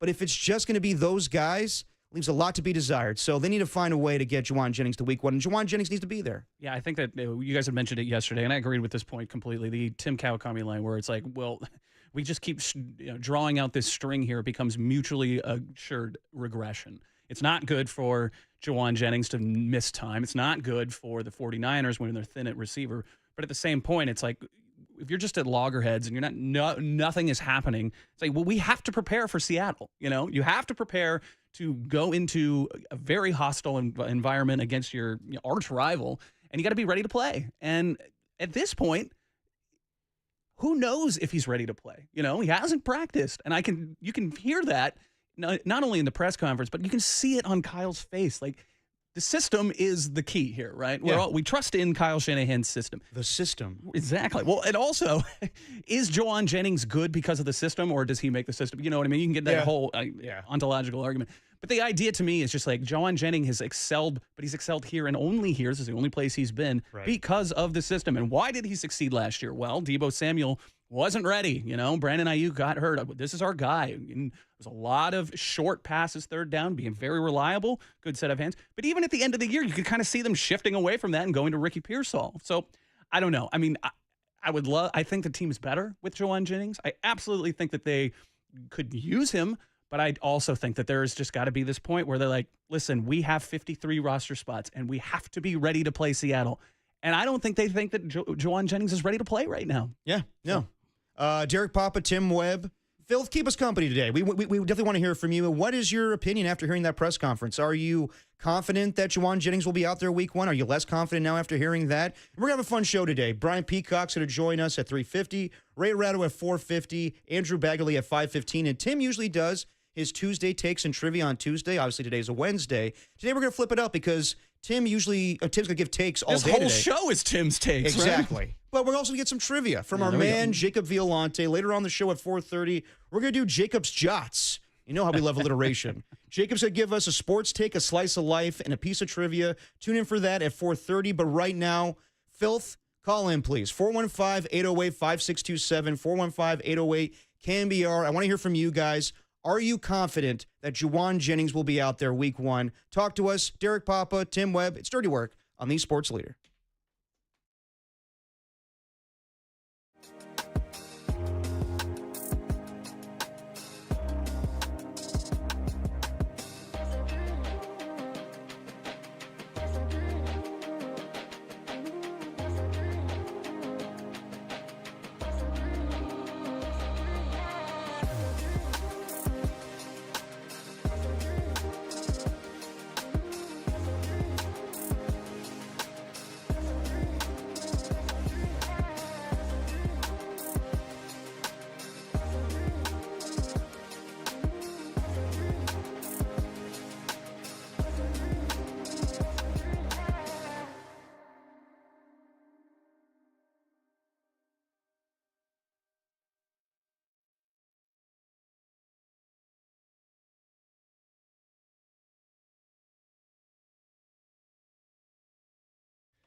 Jawan Jennings, a no-call, no-show, Niner fans, but John Lynch, Kyle Shanahan talked all about it, talked about the roster, talked about who's going to be on the field in week 1. Check out that interview, that presser on KNBR.com, thesportsleader.com, and, like you heard, John Lynch on the morning show tomorrow.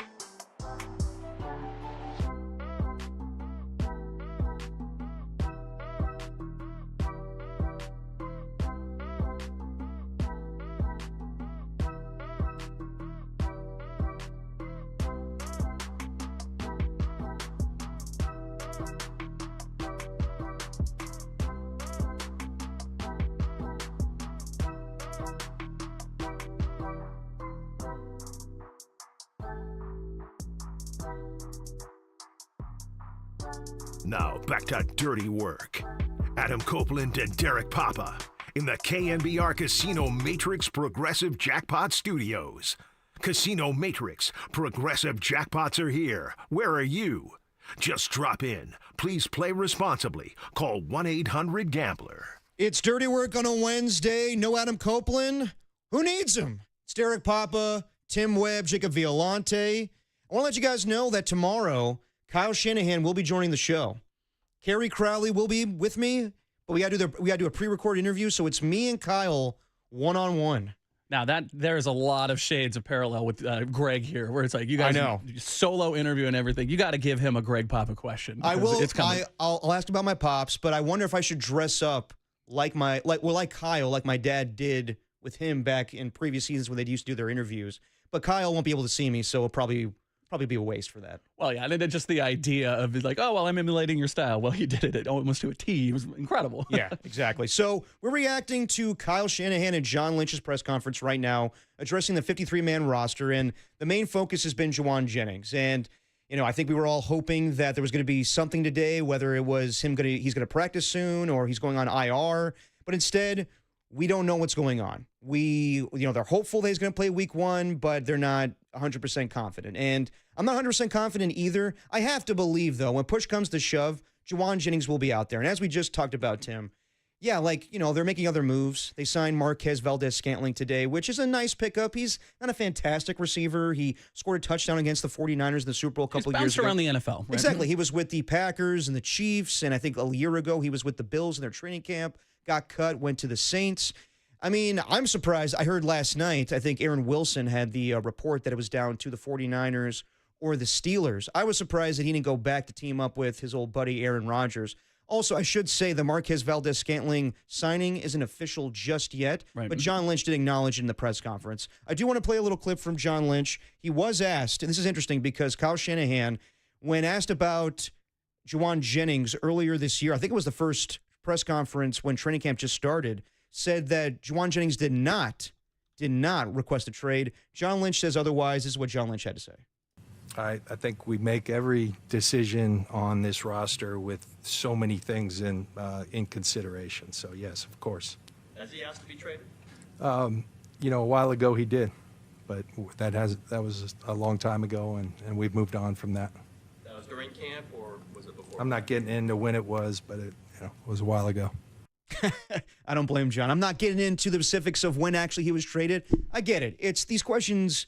You don't want these questions right before the season's going to start. And this has happened the last few seasons for the 49ers. I want to focus on football. And I have been Mr. Optimistic on this season where we're focusing on just this season at hand. There's no contract stuff, but Jawan Jennings' situation makes things a little more complicated right now. Oh, absolutely. And again, I'm sure that they would love to take nothing but questions about Seattle. Let's talk about Seattle, the old Bill Belichick. Moving on to Seattle, right?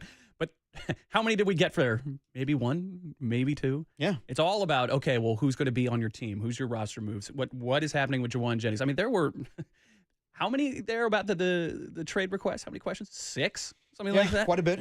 And that's just a timeline question. Oh, when did he request it? Did it request, how did that happen? Is Adam Schefter's, report true? Blah, blah, blah, blah, blah, blah, blah. And you can just see Kyle I want to talk about football. I would love to talk about what we're thinking about doing for Seattle. And we got very little of that today. Yeah. And there were some positives to come from the press conference. Dominique Pooney is trending in the right direction, so we're hopeful to see him week 1 against the Seattle Seahawks. Russell Gage is on the 53-man roster. But, yeah, the main focus is Jawan Jennings. We go now to the KNBR text line here and see some of the response from the filth. From the 831, I'm 80% positive Jawan Jennings will be in uniform against Seattle. If only I'm about 25% positive he will be in full game shape. Yeah, I mean, at this point, when guys are holding out or holding in and they haven't practiced the entire training camp with their team, yeah, they're going to be a little out of shape. I mean, that's what we saw in Brandon Ayuk a year ago. He barely got any catches, I want to say, the first few weeks that he was out there against the Jets, and unfortunately got injured that game against the Patriots where he tore his ACL and MCL. But, yeah, that's the case with everybody. Like, I'm sure, Micah Parsons, what's going on with him right now, he may be out there week 1 against the Philadelphia Eagles, but he's going to be a shell of his former self because he's not practicing with the team. Same thing with Nick Bosa a few years ago where he just signed right before the season started. So, yeah, I mean, Jawan Jennings, you have to pretty much planned that he won't be there. And multiple contingency plans. I totally understand that. That's why you signed a Marquez Valdez-Scantling. That's why, everything we hear today, the 49ers are heavily interested in Kendrick Bourne, a reunion with him. And I'm all for that. And I know I've been on record saying that I think that this wide receiving core is better than what's been in recent years, just based on the depth. I know that Deebo Samuel was a great player, but a pure wide receiver, there was a lot to be desired. I thought that he was a good athlete, and they used him in multiple ways, but his skill set was diminished as soon as they got Christian McCaffrey. And that's where Brandon Ayuk's stock went up. But they needed more receivers like Brandon Ayuk. Well, to your point, what's interesting about that is also there's an adjustment period in the NFL, right? Yeah. Nobody had really seen the wide back, or they hadn't seen it in the variation that Shanahan had sort of implemented. There's a lot of blocking, a lot of pulling, a lot of motion. Trying to describe his offense is like trying to, read a language that you don't understand. You just start watching it differently. You see so much happening pre-snap and whatnot. And so it kind of took everybody by storm. And then how many teams sort of emulated that? And now, instead of, Deebo being able to sweep around the side, he was getting pushed out, or he wasn't getting, the whole value of it was that he was able to take a hit and he wouldn't go down. He was like fourth, and this is where the Yak brothers got, all of that stuff.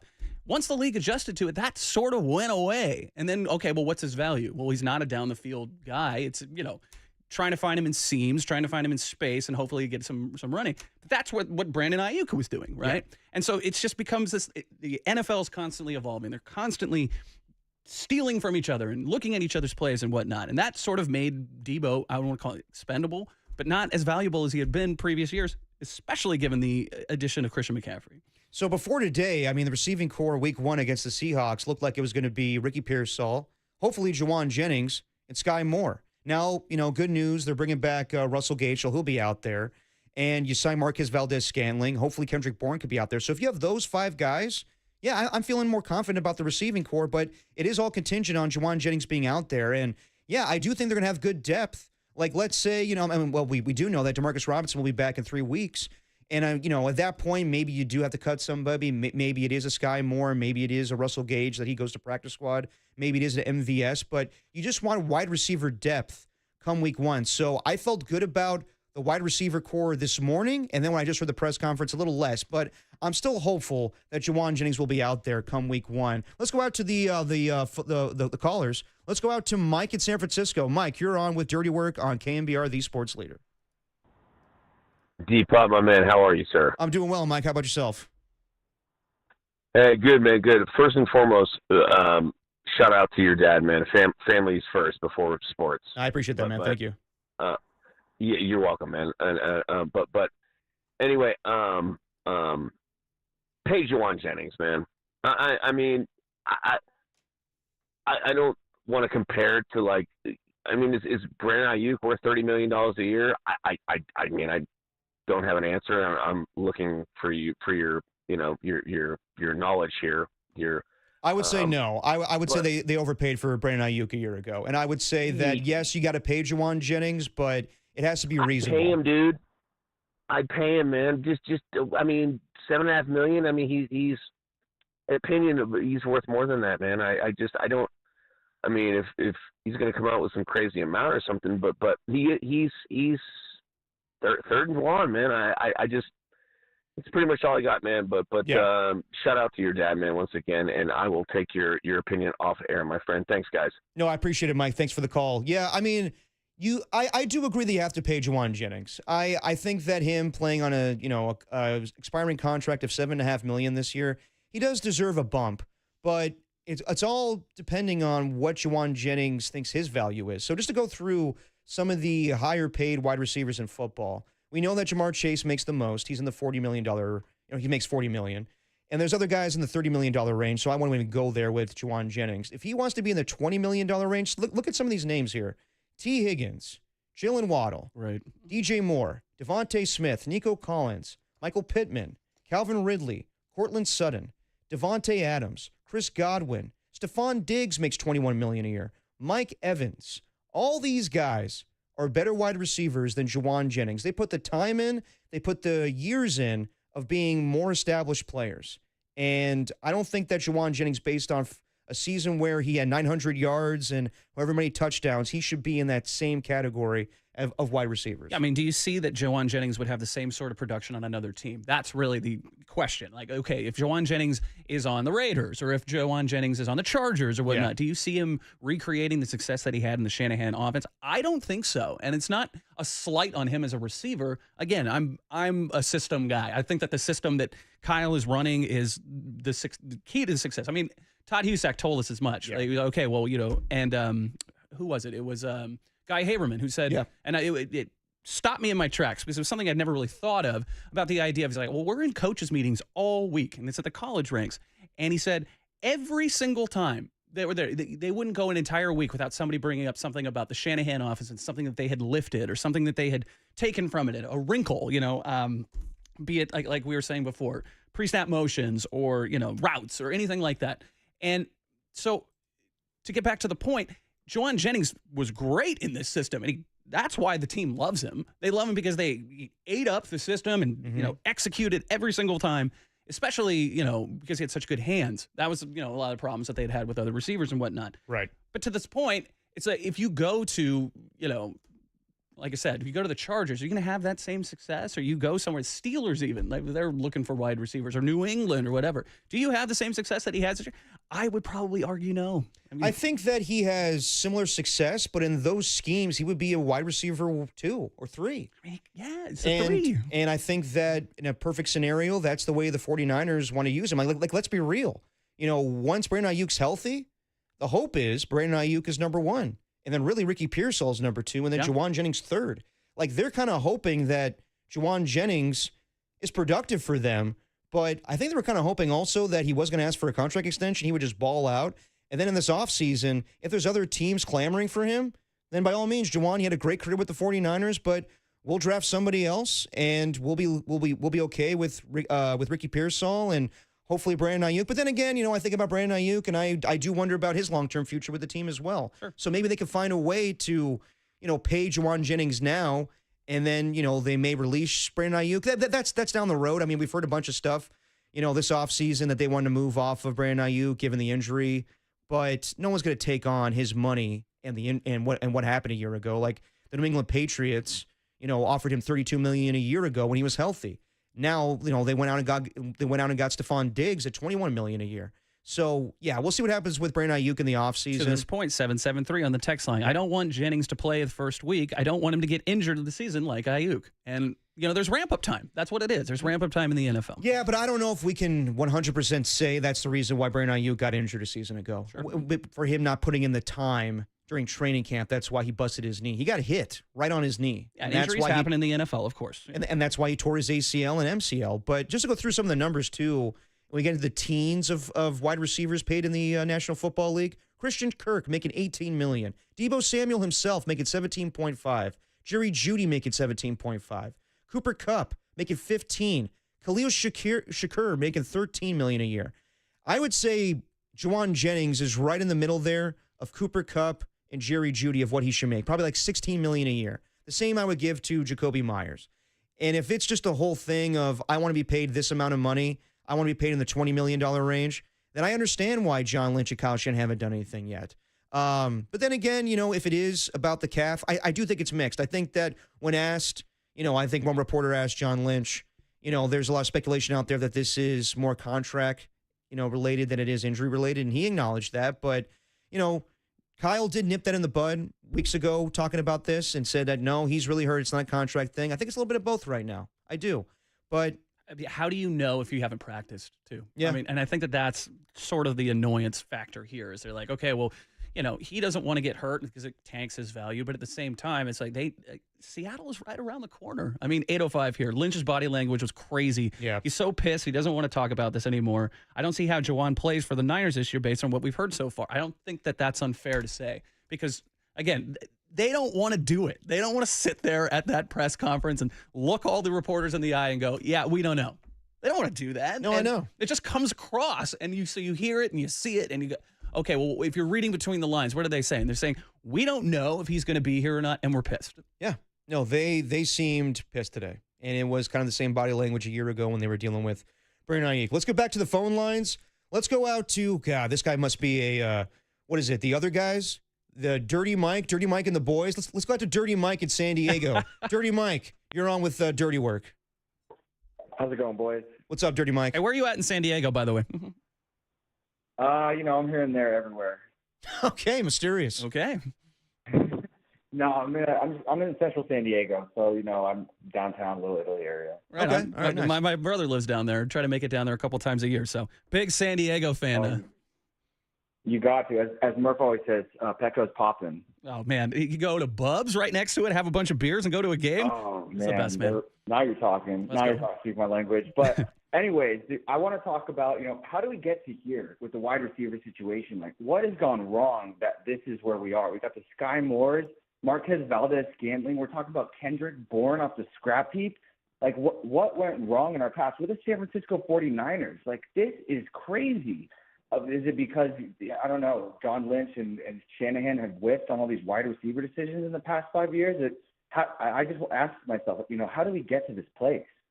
Well, Dirty Mike, I thank you for the call. I mean, how we got to this place was you paid Brandon Ayuk $30 million a year, and Deebo Samuel became expendable, so you traded him away, and you drafted Ricky Pearsall hoping that he's going to be the next best wide receiver for your football team and get off man coverage. But yeah, when you make decisions this offseason that you got to pay Brock Purdy and you got to pay, Fred Warner and George Kittle, and you paid all these other guys throughout the years, then wide receiver is kind of a second thought. Like I understand where some fans are like, Sky Moore, really? Marquez Valdez-Scantling, really? Yeah, that's where they're at right now. I think Kyle does value wide receivers, but also doesn't want to pay a ton for them. Well, also, this is not the Bill Walsh offense that people are in love with the 49ers from the historical past, where you got Jerry Rice setting every record known to man, right? That's Steve Young. That's, Joe Montana throwing, 45 times a game, right? That's not what Kyle wants to do. You got the weapons that he has in place. That's Christian McCaffrey and George Kittle specifically, because they're going to go through the run first, right? That's how they want to run this team. And the idea that you have, competent, very good receivers, is an addition. But at the same time, it's like, what was Deebo's deal? He's more as a running back than a receiver, right? When was the last time the Niners had a legit deep threat? Was it Emmanuel Sanders? Yeah, probably. I mean, if you get to that idea, it's okay, well, every team has that legitimate deep threat. And, you're Justin Jefferson's, and da-da-da-da. Yeah. That's not how this offense is set up. No. And so it's okay to say that you're not impressed with the talent that is in the wide receiver room, but it's a different conversation to say, well, they're not even showing up. And so I think that that's kind of more where the team is looking and saying, okay, we've got the guys we think can succeed here, even if it's in the short passing game or, just the quick game and whatnot. But at the same time, it's like, well, they're not even here. They're not even practicing. So how do we set our offense in motion? You're going to get a lot of McCaffrey. You're going to get a lot of George Kittle. But what's after that? And I think that that's probably some of the source of Kyle Shanahan's frustration. No, definitely. I think to the point I was talking about with Kerry yesterday where, back in the day, Kyle or his father, Mike Shanahan, they would find diamonds in the rough when it came to running backs. They found the Terrell Davises or the Atlantis Garys or the Mike Andersons, and that's how the 49ers ran recently when they found, Raheem Mostert or Matt Breida or any of these other guys. It's Elijah Mitchell. Like, these guys, they leave. They find some success here. They got good numbers. They leave. Very few have recreated it. Exactly. So it's like, what is that? Does the player get worse? Or is it just you're set up to succeed in this very specific offense? Well, to the point I was making, though, is that now recently Kyle has used draft capital to get better running backs. He's going to get a Christian McCaffrey. He's going to get a Brian Robinson to get a pretty good running back tandem. Wide receiver-wise, it's kind of the way they were doing running backs in the past, where let's find a guy on the scrap heap. Let's go get a Kendrick Bourne. Let's go get a Marquez Valdez-Scantling. I don't blame him for making those moves. It's hard to get wide receivers in this league, and that's what's going to happen now, where wide receivers are getting paid $40 million a year. I understand everybody wants to have, the duo of Terrell Owens and Jerry Rice again, but that's not going to happen. In today's, some teams do that. The Cincinnati Bengals pay T. Higgins and Jamar Chase, but the 49ers, as soon as they pay Brandon Ayuk, it's going to be draft picks and, just other guys they find in free agency, other guys that are going to cost a lot of money. So I hear what Dirty Mike was saying, but this is the way it's going to be. And I think that they can be a pretty good offense with the receivers they have right now. I know that you're not high on Sky Moore. You're not high on Marquez Valdez-Scantling. I do like Demarcus Robinson a lot. It's a shame that he'll be suspended the first 8 weeks of the season, but I do think he's going to make this team that much better. Okay, Tim Webb, Derek Papa will be on till 5:45 today before the Giants take on the Chicago Cubs. And we'll be taking your calls, 415-808-5627. That's 415-808-KNBR. Becky, stay on the line. We'll get to your calls, and later on the show we'll catch up with Brian Peacock. Yeah, shoot us a text. Say something on the chat. I'm looking at it right now. I got you guys. Exactly. We'll catch up with Brian Peacock, Ray Ratto, Andy Baggerly, and we'll do a little Jacob's Jots later on. It's Dirty Work on the Sports Leader. Thanks for the F-Shack. Love Dirty Mike and the boys.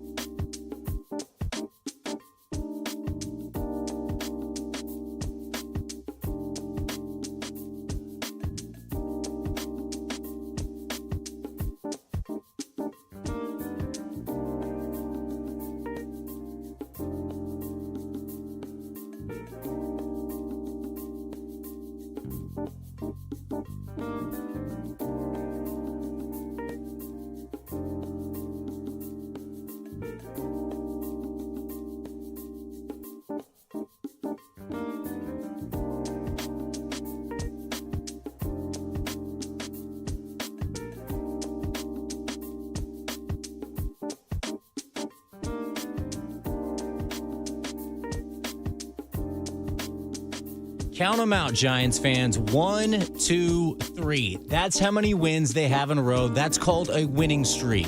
Let's keep it rolling tonight against the Cubs one more time, or 2 more times, or 3 more times, whatever. Let's keep it rolling against the Cubs.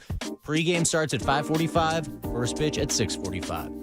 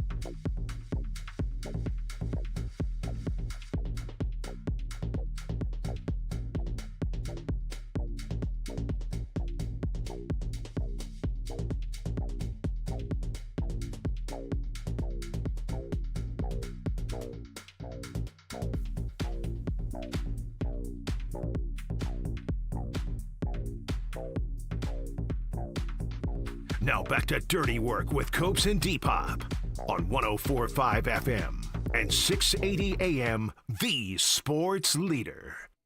We're about to have us a little screw party in this red Prius over here if you want to join us. No, you're not going anywhere near that Prius, okay? Thank you. A little Dirty Mike on Dirty Work. A little looking glass.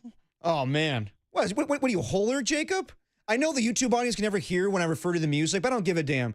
Jacob's coming in with some, was it Looking Glass? A little Looking Brandy? Glass, It is a great song. But I remember during COVID, Mike was still the board op for my dad's show. He would play this song all the time. You know what? I got into it. Yeah. It's a good tune. Dude, I was the producer for that show, Yes, and he you played were. it every day. Force majeure, man. Force majeure. Tim Webb sitting in for Adam Copeland. Derek Papa with you. We're talking about Jawan Jennings, but people are asking about Tim's Tuesday takes and trivia. Yeah. And we're kind of treating it today like a whole show of Tim's takes. Yeah, the 510 says the whole show is, or excuse me, what time is Tim's Tuesday Take and Trivia? It's like, that's the whole show. It is. So we're changing up a little bit today. Our main man, Jacob Violante, and I kid when I call him Lice Boy.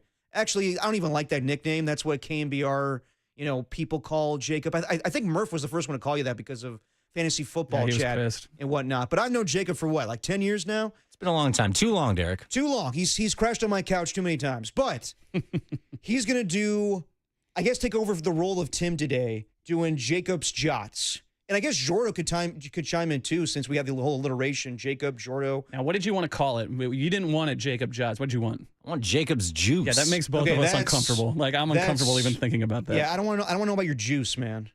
Jordo's juxtapositions. That's not bad. That's Jacob's not bad. Juice sounds like a bad hot tub experience. Juice makes me uncomfortable as much as cracking does. Yeah. Are you a fan of the term cracking, Jacob? I am not. Yeah, me neither. But all the kids are cracking these days. I'm not going to touch that one, buddy. All right. Moving on. Let's go out to the phone lines. Let's go out to Becky in Las Vegas. She wants to talk about Jawan Jennings. Becky, you're on with Dirty Work. Hi, guys. I just want to put in my 2 cents. Whatever happened to honoring our contract that we've got and keeping the faith and waiting to negotiate a new contract and keep playing while that goes on instead of sitting out. Jawan Jennings, I feel like, is going to suddenly, if he gets his money, he's going to suddenly be healthy and be able to be out there the first week or the second week. And the other guy that's in trouble for 3 games, I hope he's going to be okay, and I hope he's straightened out. But when you do a bonehead thing, some more of the stuff comes down the line. So it's like counting all these guys in, and the last thing is Jawan Jennings is not a $20 million wide receiver. The money's ridiculous, and he doesn't deserve it, and they just need to be more realistic about it. Maybe what he did is start out with demanding $20 million just so we can negotiate down, but I have a real issue with these guys sitting out and not being in preseason, and I want a new contract, and, I'm not going to play until I get a new contract. I won't be out for preseason. And please, we need you. And come on, dude, live up to your obligations that you committed to in the first place. I hear you, Becky, and thank you for the call. Listen, I hear everybody when they call in and they say, what happened to honoring contracts? How come guys don't show up to training camp? I hear you. But that's just the world of the NFL. And I think other sports don't do it as much or at all, honestly. Baseball players don't hold out. NBA players don't hold out. The only time I can remember of an NBA player holding out locally was Patrick McCaw with the Warriors, and that was ridiculous. He was delusional about his value to the team. But in the NFL, this happens all the time. Guys hold out when they have expiring or they're on the last year of a deal because they don't want to get hurt. And I totally understand that. Look what happened to Rashawn Slater just a couple of weeks ago. He got a brand new contract, and then he tore his patellar, and he's out for the season. And we don't know if he's ever going to be the same again. But that's what you have to do in this league. And I know that 49er fans are upset because every single season this happens. There's a holdout. There's a hold-in. It's annoying. I don't like talking about it. Tim doesn't like talking about it. Everybody at KNBR or in the Bay Area doesn't like talking about it. It definitely produces clicks and more attention and whatnot, but it is annoying. If I had my way, we used to talk about football all the time, but this sells. This does sell when you talk about guys holding out or holding in. It's annoying, but it's what happens. And it's necessary for the agents to, advise their clients to do this. I totally understand it. It's how things get done.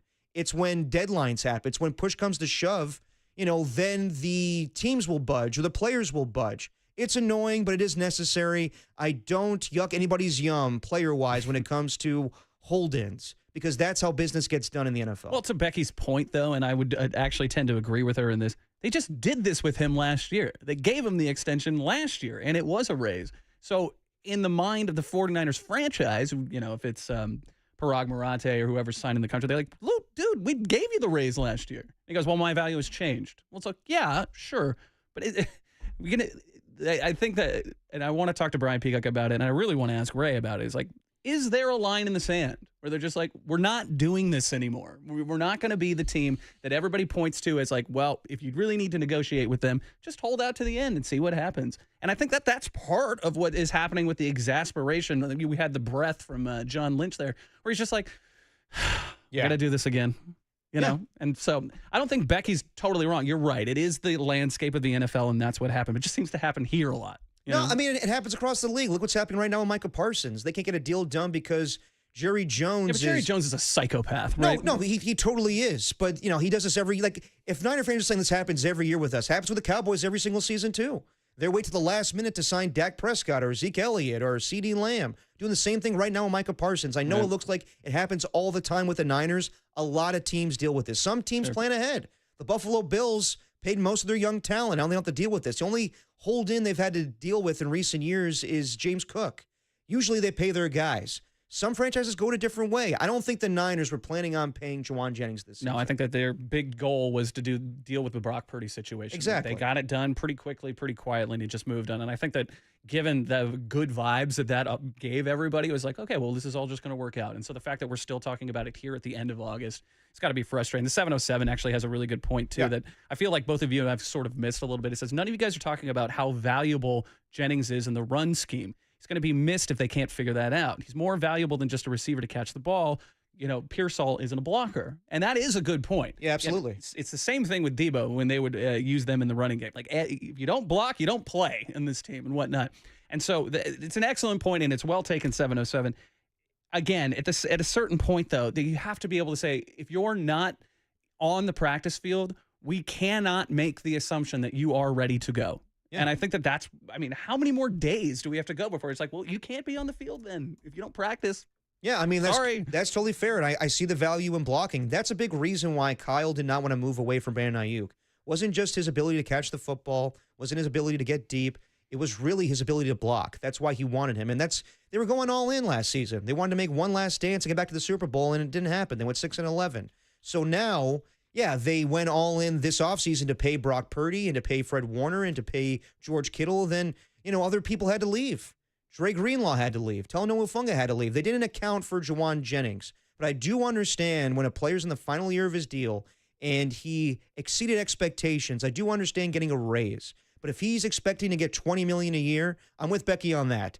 I don't think Jawan Jennings is worth $20 million a year. I think he has to be more reasonable, and I hope that Drew Rosenhaus talks some sense into him. Let's go back out to the phone line. Let's go to Mike at Petaluma. Mike, you're on with Dirty Words. Our guy Petaluma Mike?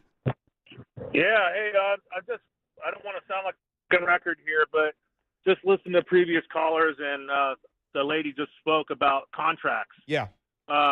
You know, he did just sign a new contract. I know. And I think the problem I have is, you know, what if he signed it? Hey, he came from another team and we signed him for the bare minimum. And we said, hey, we're going to give you $5 million for each playoff game and $10 million to win the Super Bowl. Go through the season, and then the 49ers say, you know what, we're not living up to our contract. A contract's a contract, period. I don't want to hear about, well, this guy signed a big contract and then he hurt his patella injury, you know, his patella. These people make in 1 year what a lot of people that make $50,000 a year make in hundreds of lifetimes. People are getting sick of their crybabies, paying $20 a beer, $80 to park. I mean, I've been going to the 49er game since I was 3 weeks old, and for over 50 years, and it's not becoming fun listening to a bunch of whiners. You know, it's getting bad. No, Mike, I totally hear you, and thank you for the call. Look, I understand fans' perspective where you just want to focus on the team. You see your team out there. You want to see Jawan Jennings out there. And most of the time when I hear people call in, they relate it to themselves of, I work hard. I drive to the stadium every week to go watch this team. I get it. We as fans don't live the same life as players. They're going to do things differently. Contracts to them don't mean crap. Yes, it's good for the first couple seasons, and then in that final year, I want to redo it because I did better than what I did a season ago. I get it. It's not how most of the world works, but that's how it works in sports, specifically in football. So, yeah, it sucks, and we have to talk about it all the time. But it's just the reality that the life is different for NFL players. I don't like saying that, but that's just the truth. Well, it's the old Ralph line that two things can be equally true. One, it sucks if you're the everyman. You're us. You're sitting there and you watch a game or you go to a game and you pay for parking, you pay for, your beer and everything. But that has nothing, it's not really equatable to, this is a conversation we had about Brock Purdy. It's like, I don't think that he's a $35 million a year quarterback. I think he's 28 and he's making so much money and I have to pay this. It's like, it's just a different reality. It's a different world, right? And so that's not to slight anybody that feels that Jawan Jennings holding out annoys you. You should feel justified. I get it. Be a fan. Be pissed. I understand. I don't want to talk about this all the time. Right. I want to talk about Tim cleaning out his turtle tank. No, you don't want to talk about that. And we'll definitely get to that because I want to know the dirty secrets of how you get that tank clean. You don't want to know, trust me. But yeah, man, this is what happens in sports. These agents screw up the game. They really do. Like I don't want to know the name of David Mulugheta. I don't want to know Drew Rosenhaus. I learned his name 20 years ago because he was holding a press conference for Terrell Owens saying, next question. It's annoying. They get in the way. I totally understand where Jerry Jones is going through, where he feels he had a handshake agreement with Micah Parsons, and this agent comes in and screws things up. Agents suck. I get it. But they do dictate a lot of what goes on in the NFL, so we're at the mercy of them. Dirty work on a Wednesday. Tim Webb. You remember Drew Rosenhaus in that presser going, I love this man 100%. Yes, I do. Just what are it we was, doing? It was a ridiculous press conference. But to the point that I was making at the very beginning of the show, and I think that this is salient to what you're saying right now. You can feel it just listen to Petaluma Mike and listen to Becky. You can feel fans, justified or not, or however they feel, that they're annoyed with the idea. Oh, why is he asking for a raise? We just gave him a contract. I know. These millionaire crybabies, and you can feel them turning against this guy. Now, this is the mechanism that is the NFL, right? And that sucks. It sucks to be like, okay, well, Jawan Jennings, I don't like him anymore because what he did in the offseason, because what Drew Rosenhaus instructed him to do in the offseason. Or you could even take the opposite approach and be like, I don't like the way that the 49ers play hardball. But either way, we're still not talking about football. I know. We're just talking about the mechanisms of it all. And that sucks. It just sucks to see and hear that we're all kind of collectively, turning against guys because of the way the contracts are negotiated. That sucks for Jawan Jennings. It sucks for the fans. And it kind of just, in general, sucks to talk about. No, it does. I don't like it when fans turn on players in that regard because at the end of the day, they're just trying to get generational wealth. And I remember when Khalil Mack was having his holdout with the Raiders, and I didn't think he was going to get traded, and then he did. And then I went to a Raider game later that year, and everybody was like, yeah, screw Khalil Mack. He deserved to get traded. I'm like, guys, what are you talking about? Khalil Mack's a great player. I understand the business side of things, too. He wanted to get paid. He deserved to get paid. With Jawan Jennings, it's a different deal. A lot of the guys that the 49ers have compensated in recent years, they deserve to get paid. I don't know if Jawan Jennings should. At the same time, I understand his argument. He's only paying on $7.5 million this year, and he balled out a season ago. Maybe he should get a pay increase. But if it's for the range of $18 million to $25 million, no, I have a hard time doing that. So I understand fans' frustration. You want to talk football? Let's talk football. Let's talk about the expectations for the 49ers this season. And I think in recent years, it's been Super Bowl or bust. But when Kyle Shanahan and Trent Williams themselves say, let's pump the brakes on Super Bowl, I think fans should pay attention. It's Dirty Work, Derek Papa, Tim Webb on the Sports Leader.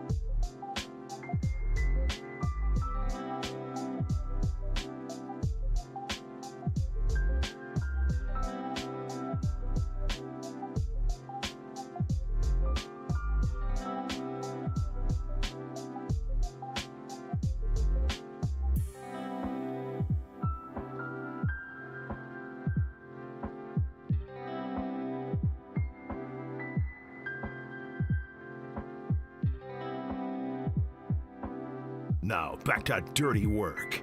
Adam Copeland and Derek Papa in the KNBR Casino Matrix Progressive Jackpot Studios. Casino Matrix Progressive Jackpots are here. Where are you? Just drop in. Please play responsibly. Call 1-800-GAMBLER. Dirty Work on a Wednesday. Adam Copeland off. Oh, I thought it was the Bonita part. I know I referenced the music too much. The YouTube stream has no idea what I'm talking about, but I don't care. People like your dance moves. Well, some do. Tim Webb. Makes me nauseous, but come on now.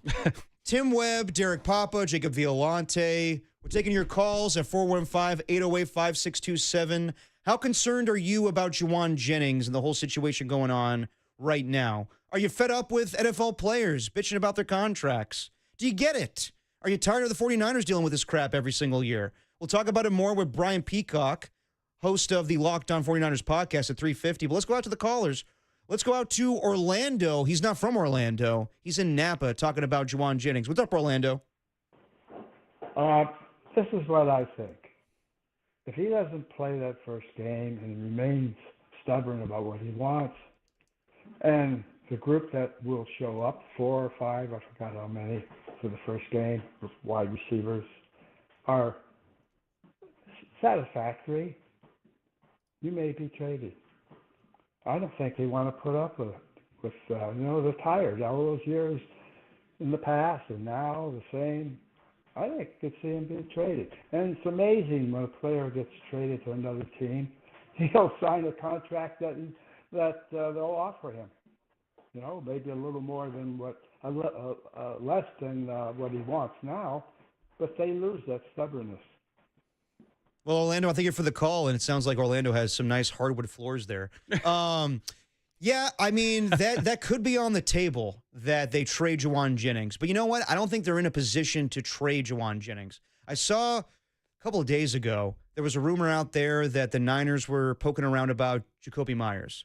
And I had Greg Silver was texting me that night being like, when's the last time the Raiders and Niners did a deal with each other? I don't think it's ever happened. I think that we know that John Lynch offered more for Khalil Mack than the Bears did, and Mark Davis said no. He'll never do a deal with the Niners. Right. And I kind of get it. Why? What? Tell us, Derek, as the resident Raider fan who's turning into a Niner fan, why do you get it? Stop this, Tim. Because the crosstown rivalry, like how often do you see the Mets and Yankees do deals? Yeah, but they're how many 1,000 miles away I understand now? it is the little brother syndrome that the Raiders have with the 49ers. It doesn't matter that they're in Las Vegas now. They'll always feel that way. But the truth is the Raiders will feel that the Niners kicked them out of the Bay Area because of the popularity, because I thought the NFL cared more about them getting a stadium than the Raiders did. They just don't want to do anything to benefit the Niners. I get it, but they also bailed 3 times. I know. Hey, listen, like, I'm not right. justifying how they feel. I'm just telling you that's how it is. I understand. Okay. And I appreciate you explaining it to us. I mean, like, again, the chat line is split on this, too. 707 is all is forgiven when JJ breaks a tackle and goes for a touchdown. And then for every one of those, you get NFL, screw them crybabies, 530 says.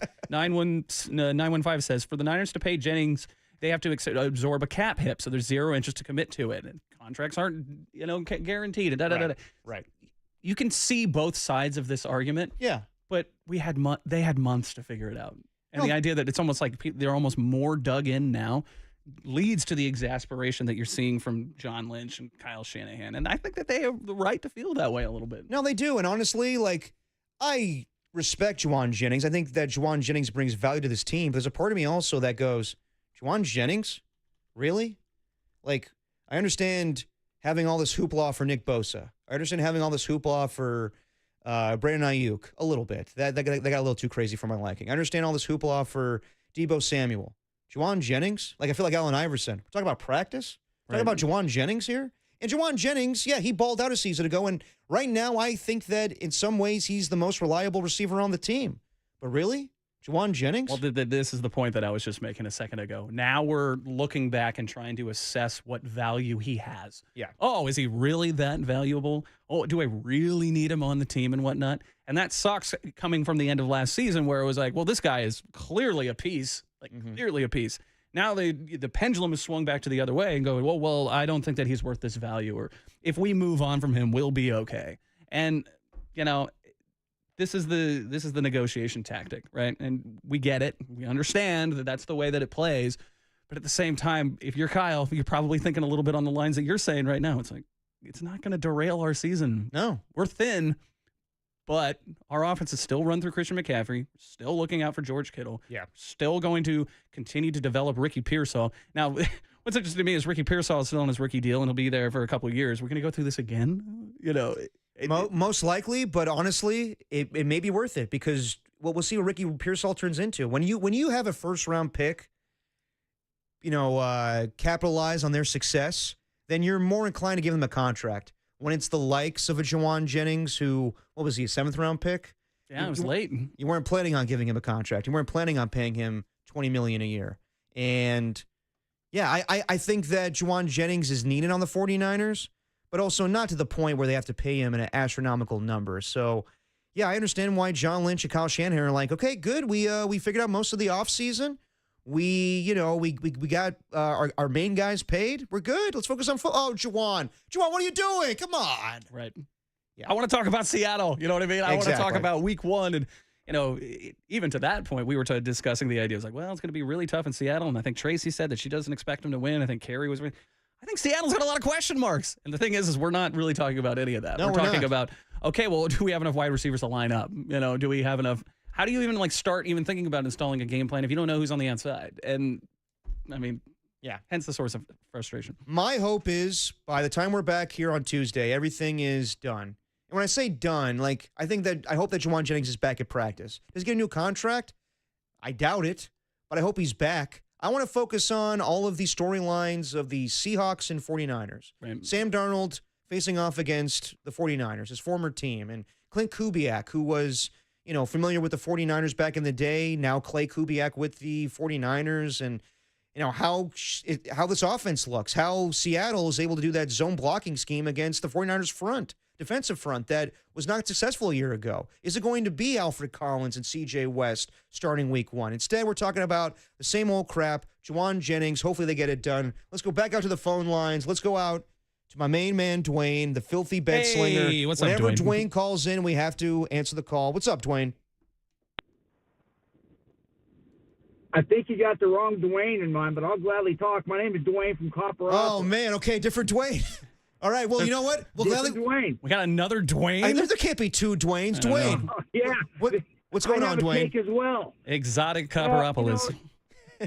Exactly. It's God's country, baby. Anyway, my whole thought is everyone's so afraid that if you roll over and give him the contract or boost his current contract, throw him a few bones, as you guys have been saying, then that sets the precedent. I think the 49ers need to set the tone and say, look, they need to dig their heels in and not give him what he wants right now. And then maybe that'll set a tone around the league that, hey, you can't just mid-contract decide you want a better contract because somebody else got a better deal in Atlanta or wherever.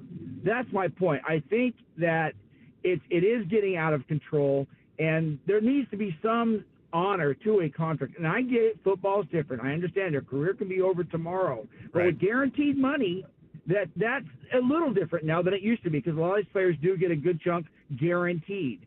So why in the world would the 49ers think it's okay to say, okay, well, we extended, Bosa, we extended, CMC. It's just at some point they got to say enough already. We got to set the new tone because it's going to continue to go on throughout the NFL, and it's ridiculous. And who suffers? The fans. No, Dwayne, I hear you, man, and thank you for calling in. And I shouldn't assume that there's only one Dwayne in the world, so I apologize on that. I thought one. it was that Dwayne too. I know. Don't And worry. I mean, is it wrong for me to Don't assume? worry. Okay. Thank you, Dwayne. I mean, that's wrong for me to assume that it's always Dwayne. But I do love when Dwayne calls in. But usually it's Dwayne and Stockton, right? Yeah, Dwayne and Stockton. Yeah, I should have known. Dirty Work is sponsored by Redwood Credit Union. Whether you're dreaming of a new home, planning your children's future, or growing your business, Redwood Credit is a financial partner that feels like home. Learn more at redwoodcu.org, federally insured by NCUA. Let's catch up with our good friend Brian Peacock, who's the host of the Locked On 49ers podcast. It's Dirty Work. Tim Webb, Derek Papa on the Sports Leader.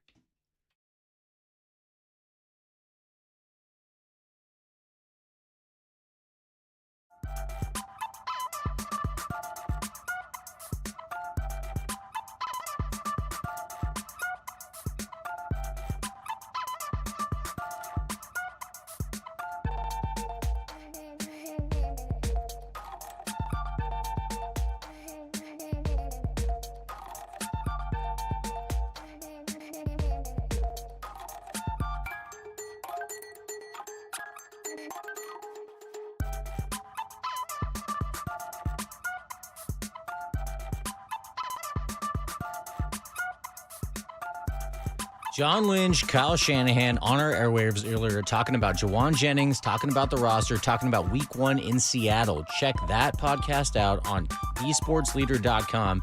And just keep it locked in here on The Sports Leader because both those guys are going to be on tomorrow with the morning show and with Dirty Work. Keep it locked in here, everybody in the Bay.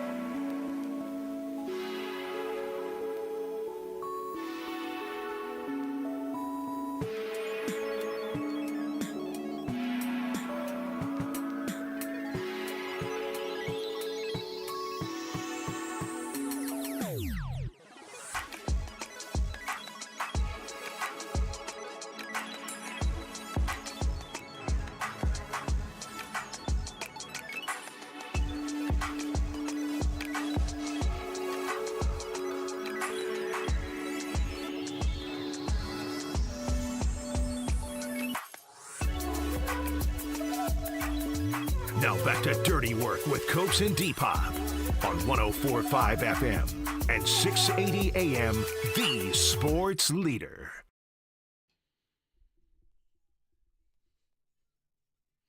Dirty Work on a Wednesday. Tim Webb. You've always been a Derek wild Papa. cherry man, haven't you? Big wild cherry guy. Still referencing the songs that the YouTube chat can't hear. It's banging. YouTube chat, we love you. Filth on the YouTube chat. Get involved there on The Sports Leader on YouTube and the text line. And call in. Waiting to make the connection with our guy, Brian Peacock. How far back do you go with Mr. Peacock? Oh, geez. At least 15 years. Many a beer consumed with Peacock. We've What's his beer of choice? No, he always struck me more as like an IPA guy, but especially before he had his wonderful son, Leo. But we used to go to Lucky 13 in the city before it closed down. Nice. There's another location in Alameda. Brian Peacock and I have been to Tahoe together. We have I've seen his band Big Mittens play multiple times. Big Mittens, incredible guitar player. Nice. And one of my great buddies. I love him a lot. Well, he joins us right now. He is the host of Locked On 49ers podcast, and he's a good drinking buddy of Tim Webb's. It's Brian Peacock. What's up, Brian?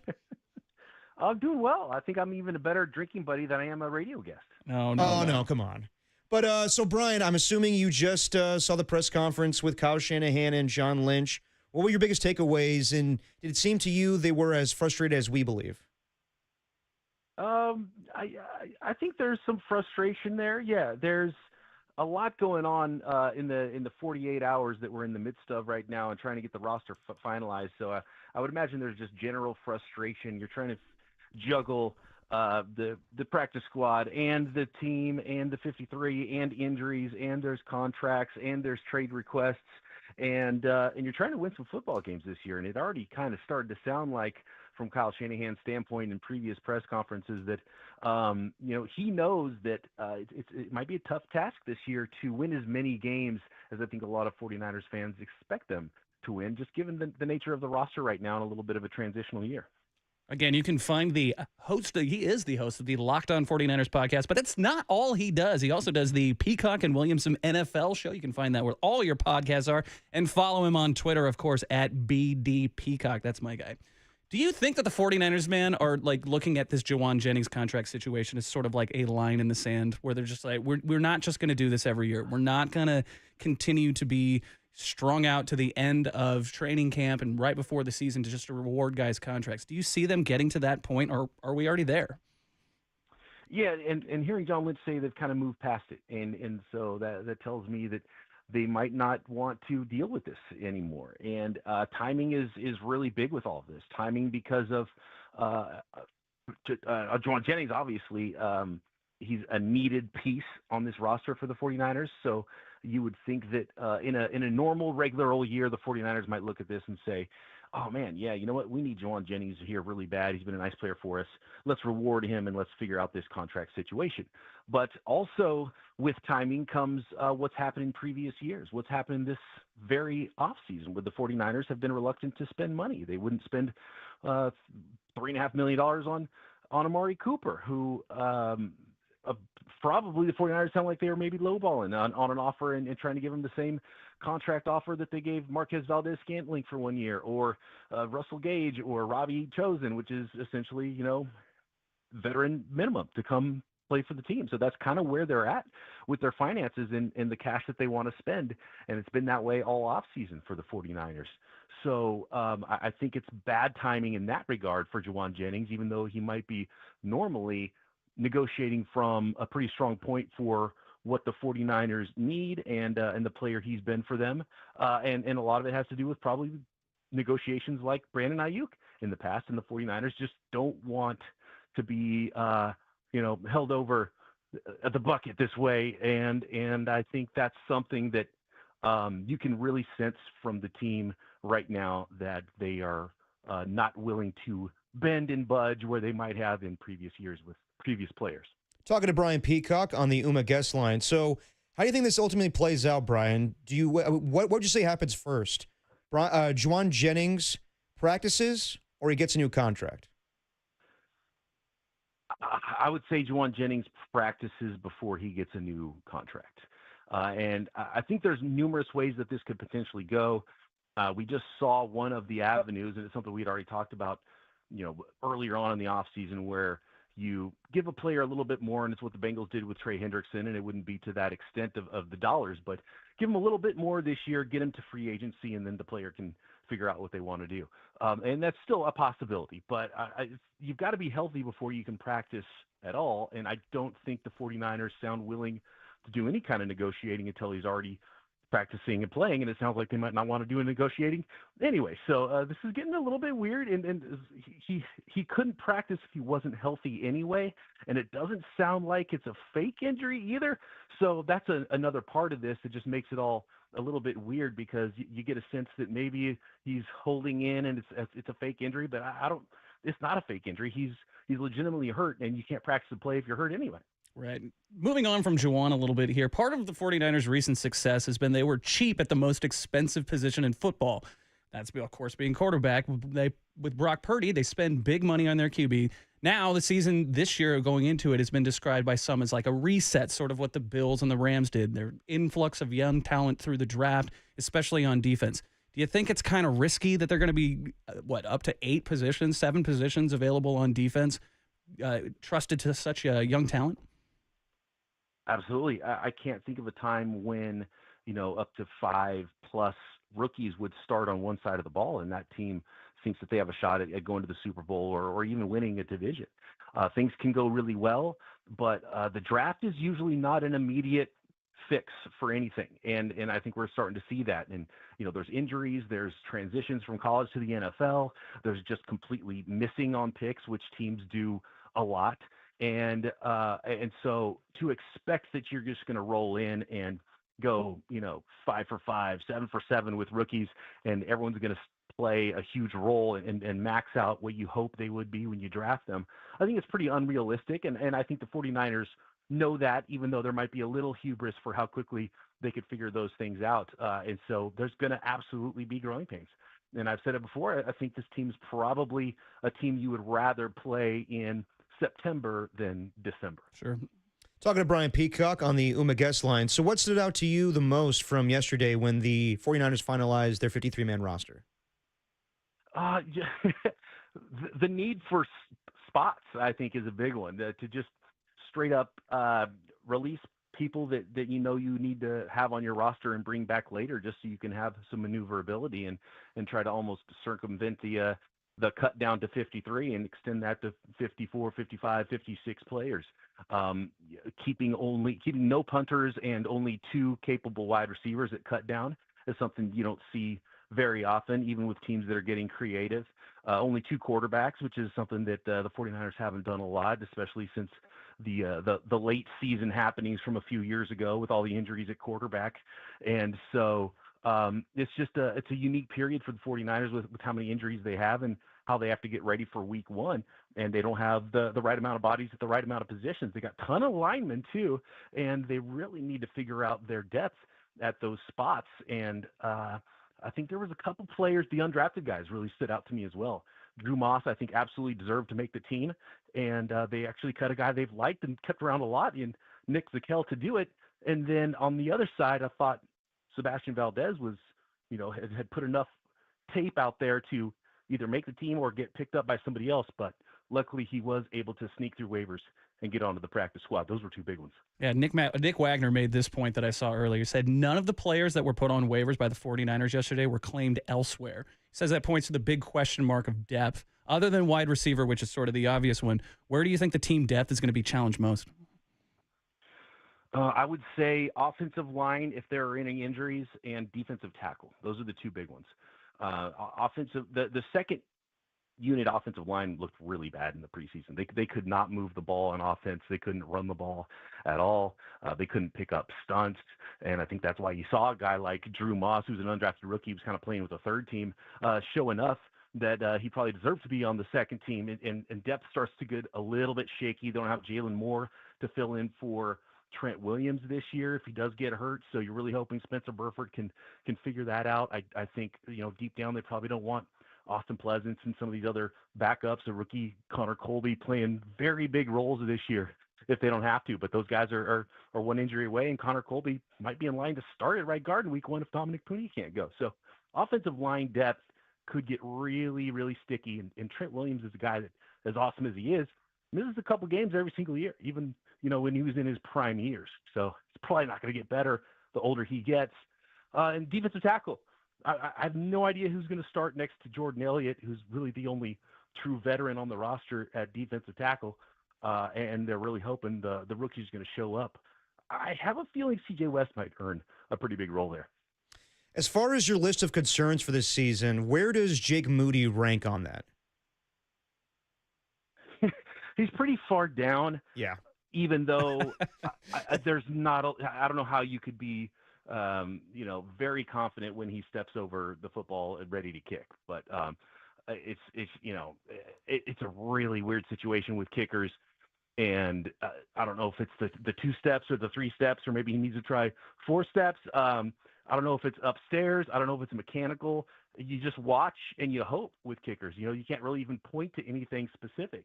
And that's the tough part. That's probably what's frustrating for someone like Kyle Shanahan, who, a little bit of a control freak, as coaches are, and wants to have control over things. He just kind of throws up his hands. And that's how Jake Moody made the roster, is because you draft him in the 3rd round. Jake, well, at least if we draft the best guy, we can be done with this, right? And nope, that's not how it works. So I don't have a lot of confidence when he steps up there. But, man, at the same time, you have to be within 3 points to have one of those game-winning or game-tying kicks. So I think that's still the bigger issue for the 49ers, making sure they're in situations for Jake Moody to be out there to try to win the game with one of those kicks. One of your latest Locked On 49ers podcasts was a topic that we been talking about the last couple of days. What does the addition of Brian Robinson Jr. mean for this team? How do you see him kind of fitting in? And, is this a way to extend Christian McCaffrey's career, or do you see this as just more of we're building depth in the backfield and looking for some success right here in 2025? Yeah, I think it's a little bit of all of that. Every team needs depth at running back. I've been called the West Coast chairman of running backs don't matter, and it's just because you can't build a team around a running back being healthy. And I hear people say that a lot about Christian McCaffrey. Like, well, if Christian McCaffrey stays healthy, the 49ers will be great. So you can't say that about any team and any running back because the attrition level's so high at running back, and you need a lot of depth. But the 49ers do have some depth. I think it really kind of makes the depth chart strong with Brian Robinson with the number 2 role. And then you have Garendo, who's more of a change of pace number 3 guy. He can catch the ball out of the backfield, can return some kicks for you, and hopefully you keep him healthy because he's proven he can't really be the type of player to carry a load and didn't really even do it in college either. And then Jordan James is the number 4 guy, who I think has a bright future as well, but is a little bit banged up. So feel pretty good about the depth of the unit, and obviously have the best running back in the NFL when healthy in Christian McCaffrey, who's a guy that never wants to leave the field. So that's kind of where it gets dicey as far as who's actually in control of when Christian McCaffrey's out there, because it seems a lot of times like he's in control of when he's out there, and he puts up the finger number 1 when he runs off the field, meaning you get 1 play. Right. And I got to imagine Brian Robinson's like, can I get 2 plays, Christian? Like, come on, man. So we'll see how that actually goes.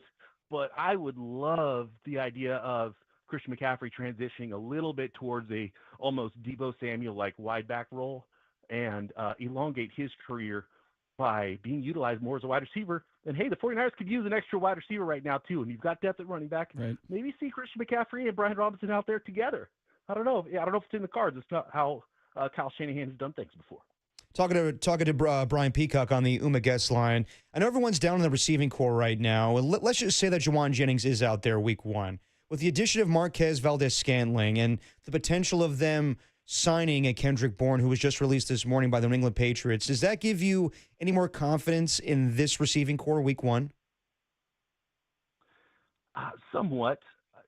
Marquez Valdez-Scantling, I think, has proved over recent years that he is somebody that teams like having as a outside X wide receiver, but doesn't have a ton of versatility or utility, and then most teams are willing to just kind of move on from that very quickly. And so with Marquez Valdez-Scantling, he could start at the X across from Ricky Pearsall in week 1, and he could also not be on the roster in week 4 once Demarcus Robinson comes back. So I don't think a lot should be expected of MVS or of Kendrick Bourne or of Russell Gage or Robbie Chosen or whoever the veteran wide receivers are. I think for the 49ers, a lot of hopes, and it was brief, but it was really nice to see Brock Purdy out there in the second preseason game just for a series and have a really nice rapport with Ricky Pearsall. It's a huge year for Ricky Pearsall. He needs to be that guy starting in week 1. Then you get Demarcus Robinson back in week 3. Hopefully Jawan Jennings is already back at that point. And then,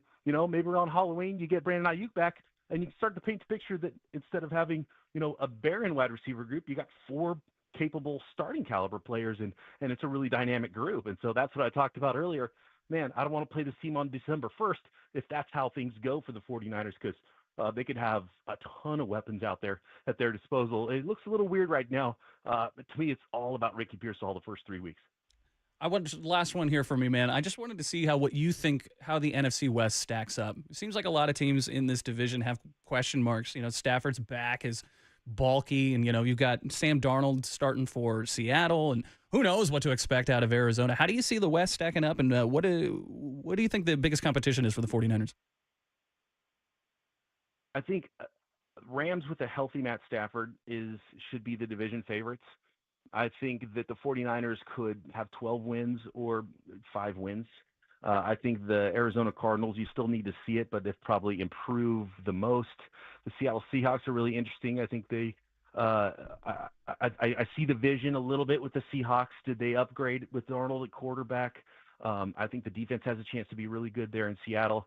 We just recorded a podcast with all the division hosts of the NFC West, and we kind of went through this. And essentially the verdict that the 4 of us hosts of all the NFC West podcasts were Locked On came to the conclusion of, man, we have no idea. And it would not be shocking at all if any of the teams ended the season in any order in the NFC West.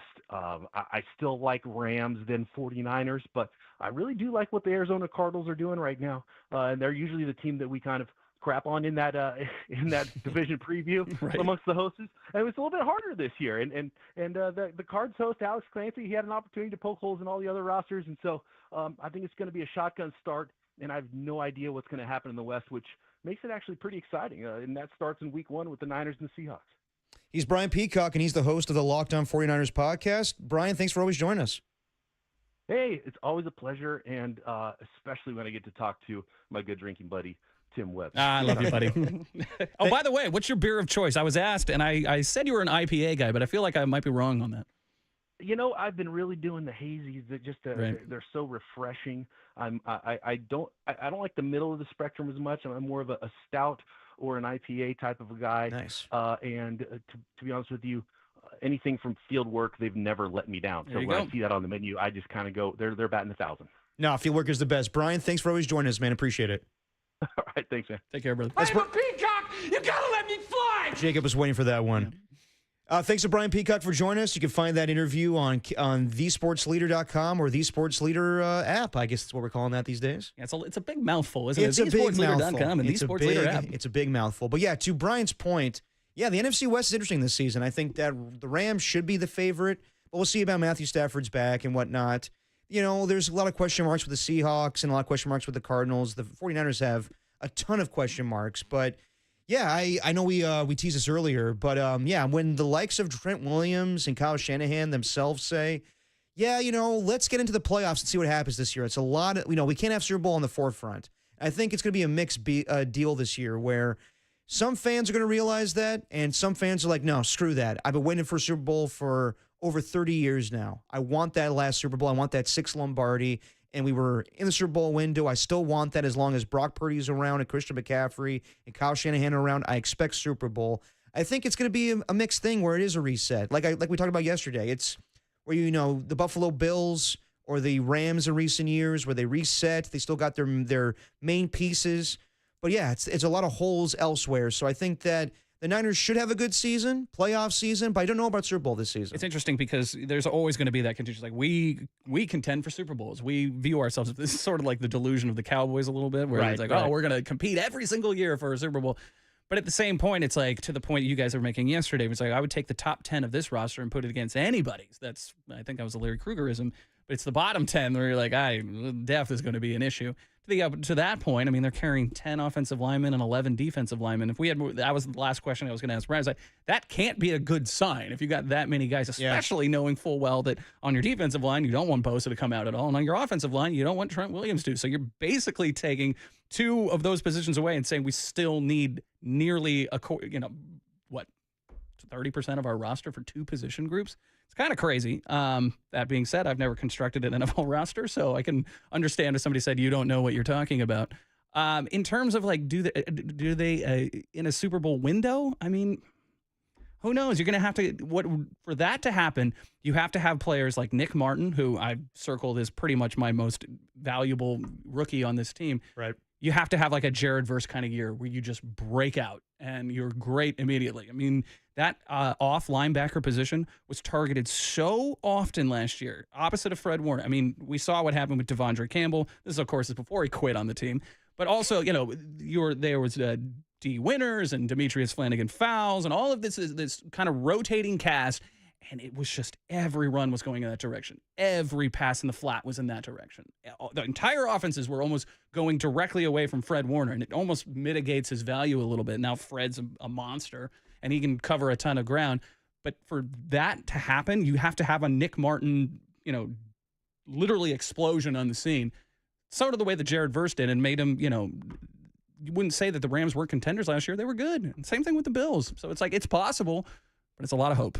Tim Webb has never constructed an NFL roster, but that is true. You must be damn sure that he constructed many of fantasy football teams. We're talking about that next. He did draft Brock Purdy on one of his teams. I did. We'll talk about his value in fantasy, and we'll talk about some fantasy faux pas, and maybe even possible punishments for me and Tim this upcoming season. Not sleeping at the damn studio again. Now, or maybe we make you go see Wicked again, or or the sequel for the first time. We'll talk about it next on Dirty Work with Tim Webb, Derek Papa on the Sports Leader.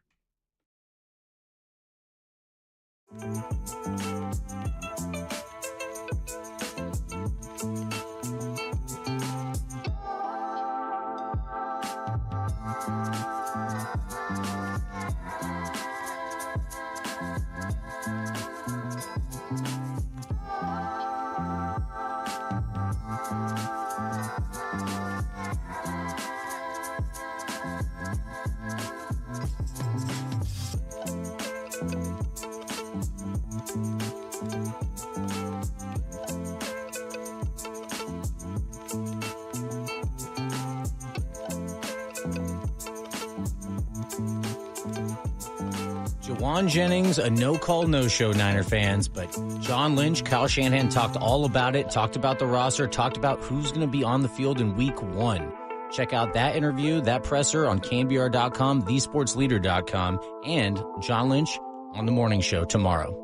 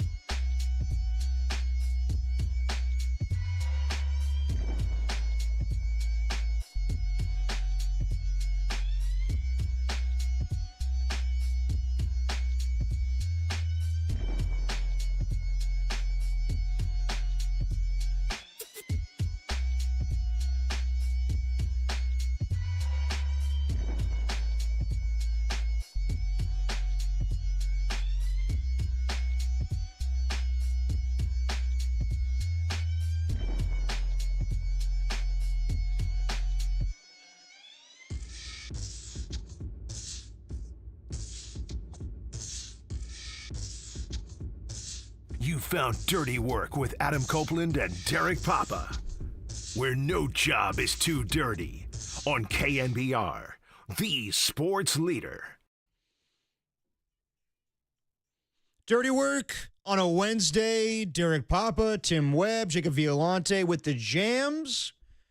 Talk a little fantasy football here. So we do fantasy here at KNBR, and I'm the commissioner, and God, it's a pain in the ass. Yeah, it's no fun. Yeah, I mean, Copes was the commissioner for quite some time, and then I took over, and I'm immediately regretting it because, first and foremost, just to set a date for the draft, everybody has to complain about it. I was one of those people. I complained. Yeah. You didn't like the original one of Labor Day at 5 o'clock?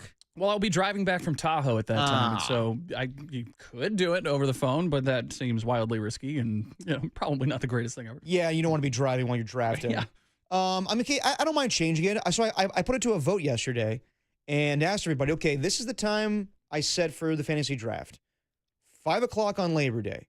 And in previous years, we usually would do during a Giants day game, but this upcoming week, there are no day games. There is one on Thursday, but I don't like drafting too early in advance. I think too many people do that. I think that, right now, yeah, you could draft right now, but I think that, there's so much going with roster turnover right now and trades, injuries during preseason. It's not smart to draft that early in advance. I prefer to draft after Labor Day. That's what I usually do. So yeah, we'll call it the Joe Mixon rule here, where if you drafted this past weekend, you might have an idea that Joe Mixon was hurt. You didn't know that it was 4 weeks and potentially a lot longer. Yeah. So you always want to kind of do it close enough to the start of the regular season, but also a day or two to give your prospective site time to figure it all out. No, definitely. And yeah, Joe Mixon might be out for a good deal this season. Right. So we'll see when that happens. But so we're drafting on Tuesday, September 2nd at 10:30 a.m. Marcus Boucher wanted us to change the draft time because he likes the camaraderie of all of us drafting in the bullpen. And it's going to be a different deal this year where our bullpen's not as big. So there's not as much, S-talking amongst us. So everything. So it's going to be weird here. But yeah, I gave it to a vote yesterday. Overwhelmingly, everybody said they were cool with 10:30 on Tuesday. And then what happened? And then Larry Krueger, the newest edition. Well, I shouldn't say newest edition because he's been in the Fantasy Football League years past and came. Everybody, the Krug story is well documented. He's left and come back and left and come back again. Can't really get rid of him. Yep. And so we had an opening this season. We added Greg Silver. We added Larry Krueger. And then Krug hits him with I'm on the air at 10:30 on Tuesday. I'm like, Krug, why didn't you tell me this yesterday? Should have brought to my attention yesterday, as Adam Sandler says in Wendy Singer. But yeah, Krug's cool with it. He's gonna use his iPad and. I want to go a little more in depth than this, just because there are some details that should probably be said. It wasn't like this decision was unilaterally made. There were 10 people that responded to this, and it was like literally, you need to make a response here, yes or no. Right. nothing for almost 24 hours. And then today, in the middle of the, oh man, I'm going to be on the air. It's like, yeah, we could have used that information 10 hours ago, 12 hours ago. So, sorry, dude, you're screwed. Exactly. And I think that, if you're in a fantasy football league and one person has an issue with the draft time, then I'm sorry, SOL. Like, it definitely is what it is. Like, originally when we planned this thing on Labor Day at 5 o'clock, Murph hit me with, I'm going to be flying then, buddy. It's going to be different. It's going to be difficult for me. I can make it, buddy. I don't know about that one. But, he was willing to do it. He's like, you know what? I'm relying on my crappy Wi-Fi connection. So hopefully, I'm able to draft. But Krug was cool with it. Murph was cool with it. Everybody's cool with it. So we're drafting Tuesday at 10:30. And do a full draft recap probably on the show at that point. We could definitely do that. And it's one of two leagues I'm in. I'm also in another league with Jacob Violante. And Jacob, you're not the commissioner in this one, right? Your buddy Ryan is? Is that the case? Jacob, I'm talking to you. Listening, paying attention to the show right now? Dude, I was totally checked out. What did you want? Fantasy Football League. Who's the commissioner in your league? Is it you or is it Ryan? Me, baby. Two-time, defending champ right now. Okay. And it's a weird deal where I'm the commissioner of the KNBR League and Jacob's the commissioner of his league. So he does this weird thing where he's like, dude, I have to check off the fact that you paid me and I paid you. So I'll send $50 to you, send $50 to me through Venmo, and that just evens out. I'm like, dude, why don't we just not pay each other anything, and then we'll figure it out when the season ends? Listen, if you want me to double charge you, I'm down. Like, I'll take your money twice. Charge me. I'll forget, dude. I would forget. I need the Venmo. I need the paper receipts, bro. I need the receipts, okay? It just doesn't make sense to me. Like, it's the same amount of money. So either way, like, I'm giving you 50, then you give me 50. It doesn't make any sense to me. It's to have the written record, my guy. Fine. You got to get in writing. Fine, the paper trail. Okay, I get it. All right, so there's our fantasy spiel. I'd rather go through that dance than the, we just call it the Adam Copeland, where you just don't pay, and then it just goes on forever. Yeah, I'm not going through that crap again. I sent out a text to everybody saying you have to pay ahead of time. It's $50, otherwise you're not in the league. And Cope's like, yeah, that'll happen. And he's probably right. At the same time, why does he pull this crap every year? I don't know. It's annoying as hell. So you drafted. I definitely yucked your yum there, Cope, or Tim, where I said that I don't like drafting too early, but you did. So you drafted. Brock Purdy's your quarterback. How do you feel about Brock Purdy being your fantasy quarterback this season? Well, I was in a weird spot where, like, the draft, the league that I'm in is in a bunch of my buddies down from San Diego. And it's a keeper league, but it's a one-player keeper league, and you can only keep a player 3 times, and there's all these rules. You lose draft picks and blah, blah, blah, blah. Right.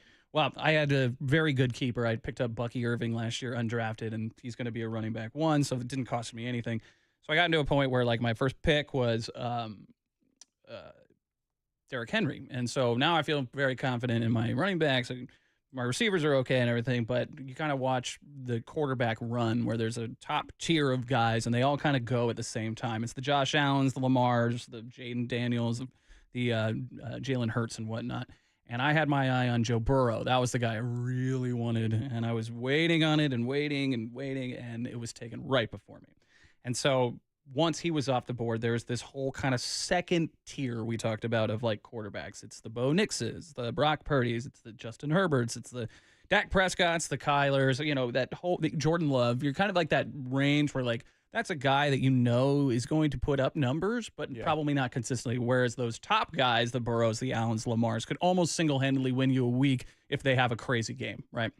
And so I whiffed on Burrow. It just got taken, and the best available one in that soup, of my opinion, was Brock Purdy. And now you can call it a homer pick if you want, but as somebody who has to, who was a producer for the pre and the post game and has been down to Levi Stadium every single game since that stadium's been open, I'm going to see a lot of Brock Purdy. So I got in bed with it. It's fine. I took Ricky Pearsall in a very later round and whatnot. So I'm rolling with Brock. I just want to, I don't know. If I told you those guys were off the boards, the Allens, the Lamars, the Hurts, the Burrows, and even Baker was off the board at that point, did I mess up by taking Brock Purdy, I guess? I don't think you messed up. I think if we're basing it off of a season ago, it's not great. He only had 20 touchdown passes and 12 interceptions, threw for 3,800 yards. But if you get the Brock Purdy of 2023, it's a different deal. However, in fantasy football, you want the rushing yards to go with the quarterback. That's why guys like Jaden Daniels or Lamar Jackson are so valuable. And it's the guys that put up the ridiculous stats, the MVPs, the guys that you just mentioned. Josh, like basically the guys that you would take in a tier, like Mike Sando's tiers, those are your fantasy quarterbacks. That's why they're so valuable, because they transcend the game, and that's what happens in fantasy as well. So I guess this, this whole segment is based on the expectations for Brock Purdy and how it relates to fantasy. Well, and I'll stop you there. Yeah. Here's the hilarity of it. We just spent 2 hours being like, well, it's not really a pass-first offense, and they're going to go through McCaffrey, and they're going to go through George Kittle, and the receivers aren't that big a deal. And by the way, I drafted you as a quarterback, so are we going to, it's like, I can understand the hypocrisy and the way that it sounds and whatnot. I guess all I'm hoping for is to be pleasantly surprised. Like, if it goes really well, I'll feel great. Because right now, as somebody who did draft him, I don't regret the pick, but I'm not in love with it. Yeah, I mean, he's not on the top of my list when it comes to fantasy quarterbacks. And also when I do a top 10 list in general, Brock Purdy's not on my top 10 list. He's a good quarterback. He's a really good quarterback, and he deserved the contract he got. But he doesn't put up the numbers that other guys do, and he doesn't carry a team like other guys do. And it'll be a challenge for him this season. It's going to be interesting to see, where his defense is not on par like in previous seasons, where how much is, he going to have to put up points? How much? I think they got to score 30 a game, 40 a game, and that's a little ridiculous to ask of him. But yeah, it's going to be on more McCaffrey. And so I do wonder what we will see in Brock Purdy. And as far as the stat line, does he need to throw 30 touchdowns for them to be successful? I think it's a mixed deal. I think you get whatever you get in a Kyle Shanahan offense. I think that, he probably wants to run the ball more, and giving the wide receiver issues, they're probably going to, rely a little bit more on McCaffrey and Brian Robinson and that group. But yeah, you still want to be explosive. You still want to drop back and pass. So yeah, we'll see what happens. But as far as Brock Purdy being a fantasy quarterback, I think he's a solid option. I think there's better ones out there, but yeah, I would probably have another one. You have a backup quarterback, Tim? I picked up, I think, right near the very end of the draft, I picked up Dak Prescott. And the logic was, okay, well, you've got CeeDee and you got Pickens, and so they're going to throw a lot. But at the same time, it's, again, the hope here is that the Niners, because they have such a young defense, are going to try to score as many points as humanly possible, and me being the beneficiary of it, having Brock there. Again, it's not a bad pick. It's a solid pick. It's just, I'm not in love with it. Yeah, no, I don't blame you on that one. There's a lot of question marks around this 49er team, so we'll see how Brock Purdy does in his fourth season as the 49ers quarterback. It's Tim Webb, it's Derek Papa. We'll be joined by Ray Ratto in about 20 minutes to pick his brain about sports in general. I know he hates talking NFL training camps and stuff like that, so let's just annoy the crap out of Ray today. Before we do that, let's get some takes from our man behind the glass, Jacob Violante. So everybody loves Tim's Tuesday takes and trivia. Sometimes they do, sometimes they don't. But they especially don't when Tim does his curse on a Giants Randy player. Rodriguez did. Yeah. Also, we had one earlier. Somebody texted in and they said, "I love you, buddy, but Bryce Eldridge has struck out about 8,000 times since you talked about him." Yeah, so, Tim does the kiss of death. So let's change it up today. Let's see if we get more positive vibes from our man Jacob Violante, as we'll have Jacob's Jots today, or Jacob's Juice, or whatever the hell we're calling this. But Jacob is going to give us his sports take, a slice of life, and then a little piece of trivia that maybe Tim did the night before at the bitter end. We'll see on Dirty Work. It's Derek Papa. It's Tim Webb on The Sports Leader.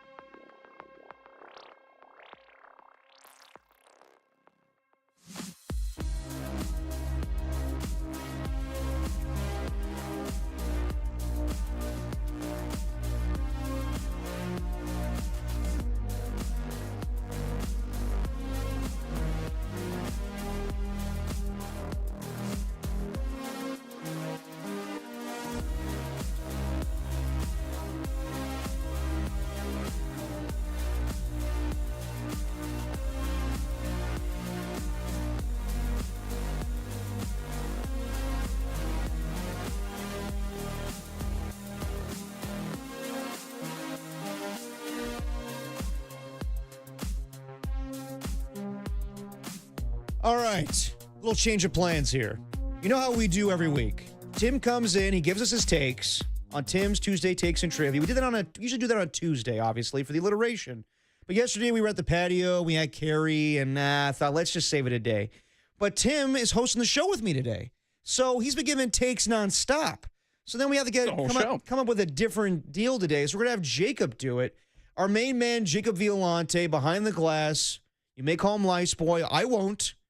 Jacob, what's going on, man? Dude, it could be called Lice Boys Liaisons. Ooh, I like that. Kind of like that one. Okay, so now you're coming around to the nickname. I mean, I'm not. It's still trash, but Aaron on the chat here says like it's that. Jacob's junk. Ooh, like that was not bad. Okay. And Jake's takes is just too vanilla. I can't take that from him. Yeah, you know, that actually maybe better than Jake's Jaw. It's at least the rhyming scheme of Jake's Takes. You know what? I'm going with that. Jake's Takes. All right, done deal. All right, so Jacob, what you got, man? All right, so you said the criteria was a sports take, a slice of life, and some trivia, okay? Yes. So the sports take is, Derek, you know, I am not a fan of rules, okay? Hates rules. So I've probably served this one to you before. Okay. In the NFL, I need all holding to be eliminated. It's not a rule anymore to hold defensively, offensively, at all. Holding is okay. We're going to have offense galore. We're going to have big plays. We're going to have, it's going to be awesome. And it's going to be some mayhem. We're going to have, NFL blitz out there. Okay, hold on. Pun intended. You want to go without holding? So offensive holding, no longer a thing. Defensive holding, no longer a thing. PIs are out the window. No, we can still do PIs. I'm okay with those. Okay. Yes. Okay, but so what rules do you want to place then, man? This sounds like anarchy. It's just allowed. Blocking is going to be way easier, and playing defense is going to be way easier. There's going to be more scoring. There's going to be more plays. You know, how many times does an awesome call come back for holding? Like a sweet run that you see that go to the house, and it's just a stupid holding call that wasn't even involved in the play. Also with defensive holding too. All right, what do you think about a legal man downfield? Oh, that one's got to go as well. Yeah, so you just take most of the rules in the NFL. I do. Also, a block in the black. Wow, block in the back. Sorry, Copes. Block in the where? Sorry, Copes. Jeez. Block in the back can go as well. Okay. Okay, to your point, it seem like, and we've had this conversation before many times, where it's like people hold on every single play, so you could just throw the flag no matter what. Exactly. Here's a flag, and so that's the way that linemen kind of perceive it. Even Dennis Brown used to say there's a holding on every single play. That being said, most of the time the reason that sweet play you saw was because of something terrible that happened, behind the line of scrimmage vis-a-vis the hold. So, Listen, I'm not a rules expert, okay? I'm not Jacob rule books like our guy Mike Pereira, okay? No. But these ones, nobody's like Mikey rule books. Dude, these ones can leave, okay? These will make NFL football even better, than it already is. Who likes flags? Nobody likes flags, okay? Not even refs like flags. No, Jacob, I'm with you, man. I think that the referees get too involved in the games. There's too many flags. I mean, it happens all the time. We see it early in the season, then later on we see less flags. But, yeah, I do think we need rules, man. I think that, holding, yeah, it's kind of ticky-tacky at times. There's pretty much holding on every single play. I hate when there's a fantastic play, a touchdown scored, and then it comes back because of a stupid hold. I get it. But I don't think that's going away anytime soon. So I hear you. You also hate, trick plays. I remember you and I watching a game years ago where the quarterback was lined up as, a wide receiver, and then he came out and threw a pass, and you were like, that's so dumb. That's so dumb that that's allowed. And I was like, so you're cool with some rules going away, but you hate the fact that they're trick plays. I remember I think it was last year, Malik Willis, the quarterback for the Packers, he won a game for the Packers in week 2. And you and I were watching the game, and you're like, dude, Malik Willis, he's not a quarterback. I'm like, I bet you, though, there will be a package at some point with Matt LaFleur where Jordan Love will line up with Malik Willis. You don't know who the quarterback is and who the running back is. You're like, no, that's so dumb. That shouldn't be in the NFL. And I'm like, yeah, but it's a good play call. You're like, no, I hate that. You hate everything with trickery in the NFL. That is false, Derek. I love some sweet trickery. I love trick-or-treating. I love trick plays that have been amazing throughout time. You can talk about the Statue of Liberty. You can talk about the Music City Miracle, whatever. your stupid cockamamie trick play with Malik Willis can get lost, dude. I firmly give it a chance, man. No way. Stand by my statement. That will never be a play because Matt LaFleur is not dumb enough to take that from you. That is so bad. Malik Willis, get off the field, bro. I don't know, man. I saw a couple years ago, what was it? It had to be Taysom Hill, Drew Brees, and Teddy Bridgewater, all three Saints quarterbacks on the field at the same time. I loved it. I want to see more of it. I want to see Jordan Love lined up with Malik Willis. It's going to happen, Jacob. Do you know if that Saints quarterback tripletta play worked? I'm pretty sure it was like a 2-yard gain. There we go. There's nothing funnier than a trick play that falls flat on his face where it's like, oh, jeez, this is brutal. Okay, Cook that up. What's your slice of life take, Jacob? Okay, my slice of life, fitting because we're talking slices here. Dude, what is this obsession with Detroit-style pizza? The square pie guy or whatever. How is this popping up everywhere? And maybe it's because it's new and we're on the West Coast and we've been late to the Detroit style party. Yeah. But everyone is obsessed. Everyone loves it. It's everywhere. And I feel like the New York slice is not getting the love it deserves. I feel like it's kind of going by the wayside. And this Detroit style takeover is pissing me off, dude. That's my slice of life. Okay, where are you seeing this, though? The Detroit style takeover? Where? Okay. And this is, I'm not going to shout out negatively or anything, but Square Pie Guy, they're all over the place. Yeah. And then there's a new one, a Joyride Pizza. It's always the squares. And don't get me wrong, I will still eat a Detroit-style square. It's tasty. Any pizza's good, like sex, right? Isn't that the deal? Isn't that the I'll phrase? take it when I can get it. Yeah, same thing with pizza. Exactly. But, man, dude, the Detroit-style slice, it's taking over the West Coast too much. It's getting this huge boom, and it needs to chill out, all right? It's infringing on my New York slices, man. I'm with you. I definitely love a New York style slice. I love Chicago style. Some people hate on it. Like Jon Stewart has a famous rant on The Daily Show where he's like, what you want, like basically like bread for rats? Like, come on, that's not real pizza. To me, it's tasty. I don't really yuck the yum when it comes to pizza. Whatever you like. I'm not a Chuck E. Cheese fan. Like, that's probably the worst pizza. But then again, I'm a grown man. Why would I go to Chuck E. Cheese for pizza? I love DiGiorno. People hate on that. Yeah, big DiGiorno man. I have no problems with Detroit-style pizza. I think it's simple. I think that, it's square, which is a nice shape. But yeah, I don't hate on Detroit-style pizza. It's crispy. It's tasty. I'm going to go completely the opposite of you. I love Detroit-style pizza because you're usually putting cheese or some sort of get that super crispy corners and whatnot. I love Joyride Pizza. I love Cellar Maker Pizza, which is another one that does the square pie and whatnot. And, our guys at Tony's Pizza Napolitana do a Detroit style. Yeah. That's really, really strong. Now, here's the thing.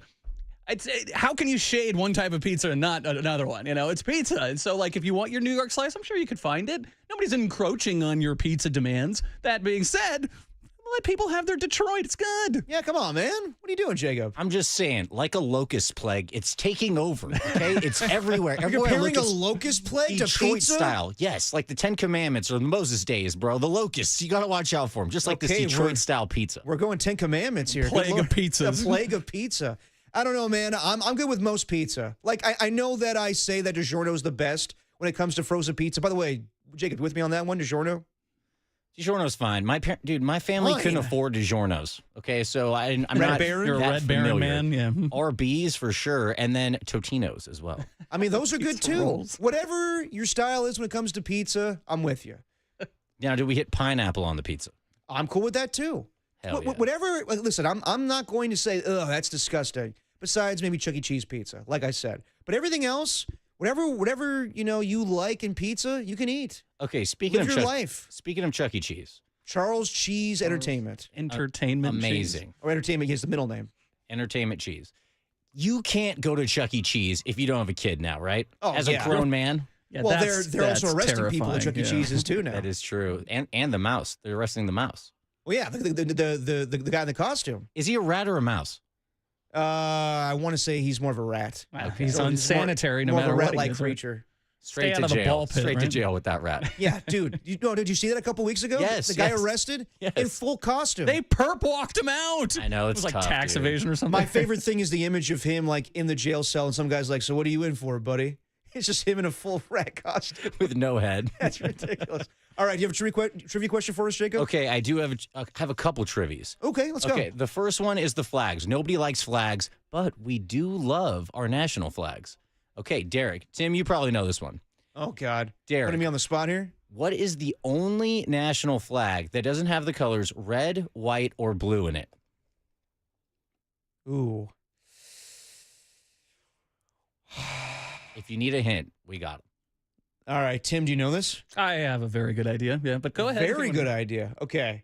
Red, white, or blue? It's not the American flag, Derek. Well, I figured that. I'm going to give you a chance, buddy. You got this. I'm not good with flags. I know my NFL flags, don't know country flags. We'll give you 3 guesses. Please don't do that. It's going to make me sound more stupid. I don't know. How about this? Do you like the movie Cool Runnings? Oh, Jamaica. It is Jamaica, man. Yeah. We led you to it. Ah, damn it. Okay, yeah, all that green. You're not feeling It's green, the rhythm. right? Green? Green, green, black, and yellow. Gotcha. Okay. All right, you got another trivia question? I do. Okay, this is a tough one, actually. This one is imprinted in my mind from going to trivia like 2 years ago. Okay. What is the date of D-Day? The storming of Normandy. Storming Normandy. That's in November, right? Nope. December? Nope. Damn it. There's no ember on the end of the month. Tim, do you know? I don't. I think it might be in April, but I'm guessing. I don't remember. You unpatriotic swine. I hate America, I guess. Sorry. It's in the summer. June? We're on to some June, yes. All right, I'm going to go, let's go June 21st. Not close. No. Damn it. June 15th? No. D-Day was the day I co-hosted with Derek. What are you talking about? There you go. All right, what day is it, June Jacob? 6th. Do you want to guess a year out there? No, I don't. That'll make me sound even more dumb. 1944. Our boys came through. All right? They came through in WW2 Don't for act the like world. you knew this before you looked this up. I didn't. I did not. Yeah, but it's smart ass. I hope you always remember our boys, okay? D-Day, June 6th, 1944, everyone out there. Now you know. Yeah, and I hope you all remember the day that Tim Webb and Derek Papa hosted on KNBR and how successful it was. Coming up next, we're talking to Ray Ratto with a defector. Man, we'll get him on to class it up a little bit. It's Dirty Work with Tim and Derek and Jacob, the trivia master, on the Sports Leader.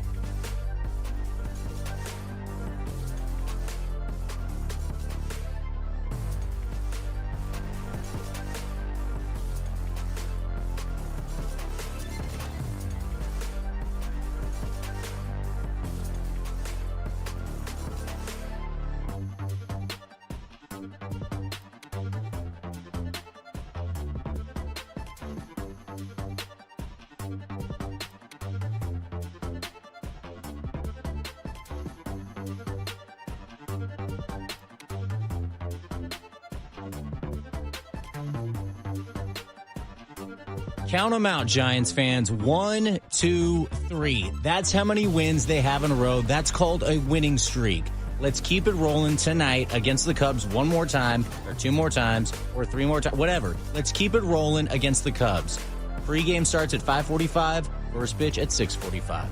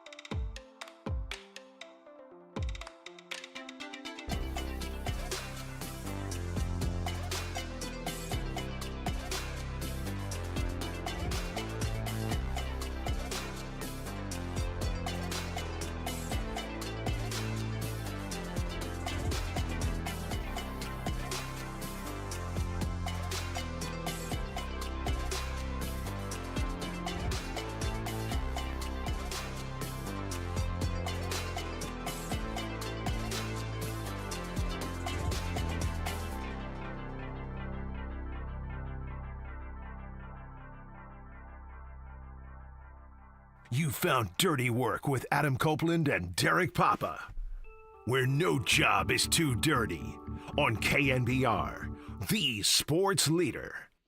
Dirty Work on a Wednesday. Derek Papa, Tim Webb.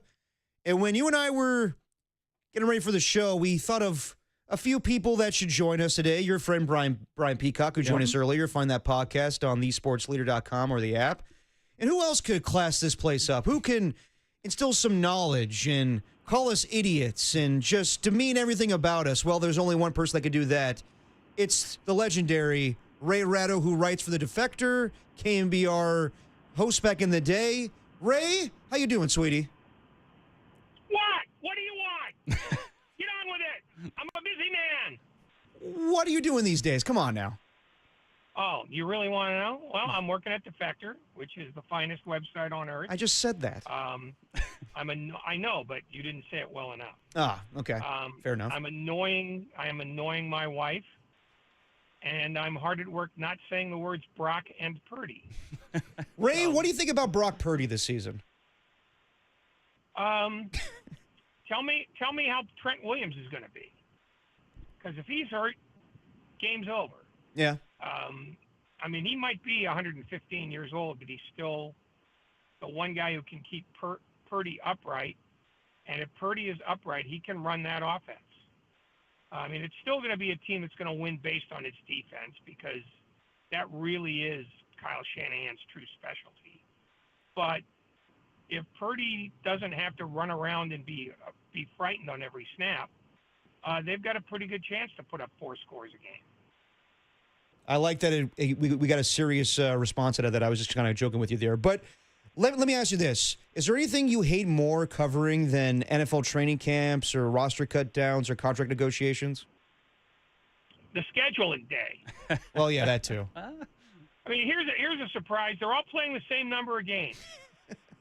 That's unusual because back in the 1920s, they played a lot of odd number games. Some teams had played 3 games and then fold. Other teams had played 20. I mean, now all the fun sucked out of it. But then again, it's the NFL where fun goes to die. Right. Now, you once described A.J. Hawk as a glorified pool noodle, so like we were just ready for you to nuke us. Given the impasse between the 49ers and Jawan Jennings, and also given the fact that the Niners have been through this contract dance pretty much each of the last 4 seasons, do you see John Lynch and company kind of drawing a line in the sand saying, we're not going to screw around anymore? You want to hold out? Best of luck, even if it means that they're thin at wide receiver. How much longer do you think this Super Bowl contender window is going to stay open? Right. I never understand why it is that teams want to get tough with guys that they can't replace. You know, I mean, if he's like the third receiver, you know, point him to the door, give him a cardboard box, and you know, tell him good luck finding a job. But you know, Jawan Jennings is probably the guy they're going to have to throw to more than anybody else, save Kittle. So stop donkeying around. You know, I mean, do you want to win or do you want to save $12? Talking to Ray Ratto on the Uma guest line. Okay, what do you make of, I know you're going to hate this, but what do you make of the NFL preseason? Obviously, the league will go to 18 games in a couple of seasons, so there'll only be 2 games, but fans hate it. Some coaches don't even care. The NFL charges full prices. Do you think the NFL could do without it, or is it just something that we have to put up with, but it's really not for us, the consumer? Well, I mean, it would mean that the NFL has to find a new way to rip people off, because that's what this is. There's nothing more to it than that. But if they go to 20 games, let's say they get rid of the entire preseason, then they're going to raise the prices on all 10 home games because that's what they do.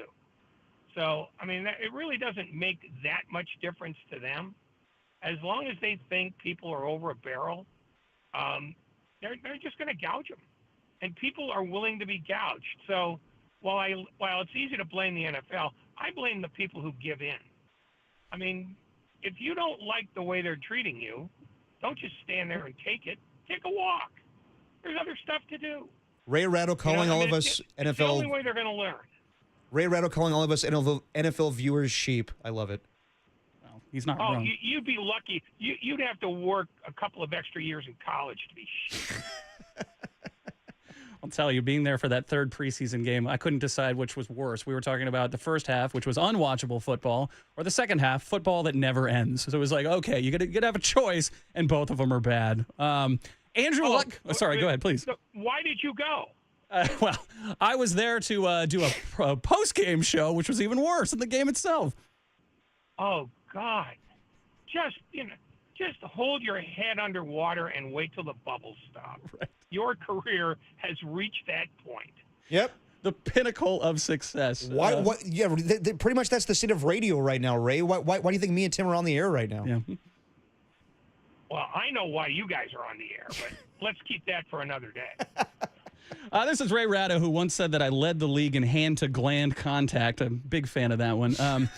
Andrew Luck and Ron Rivera are now the faces of college football in the Bay Area. Do you think it affects really anything that's going on with Cal or Stanford? Or are they still kind of buried in that avalanche that is realignment, name, image, likeness, and the ever-changing landscape that is college football? Well, I mean, the truth is they're stuck in the horrible middle, whereas they still have aspirations that they matter, but they have no evidence to back it up. So, yeah, Andrew Luck, Ron Rivera, truthfully, what difference does it make? I mean, the first thing that Andrew Luck's going to have to do next year is find a new coach. Yeah. I mean, where's the fun in that? It's Cal and Stanford were teams that got caught in the switch when the SEC and Big Ten basically colonized the sport. And, they're screwed. Put simply, they have to hope they can work their way into the Mountain West and convince their alums that beating Colorado State matters. If they can't do that, then, go be the Big Sky. Play Idaho State home and away. That's what they're looking at. Talking to Ray Ratto on the UMA guest line. Okay, let's switch it up and go to baseball a little bit. Rob Manfred discussed the possibility of baseball going to geographical division realignment. What would you think if they made that change? Moving deck chairs on a sinking boat. What is the harm that is done with realignment the way it is now? How much money is each team going to save on travel? Not very much. Nobody with 162 games, you're not going to be able to thump the rivalry tub 60 times a year.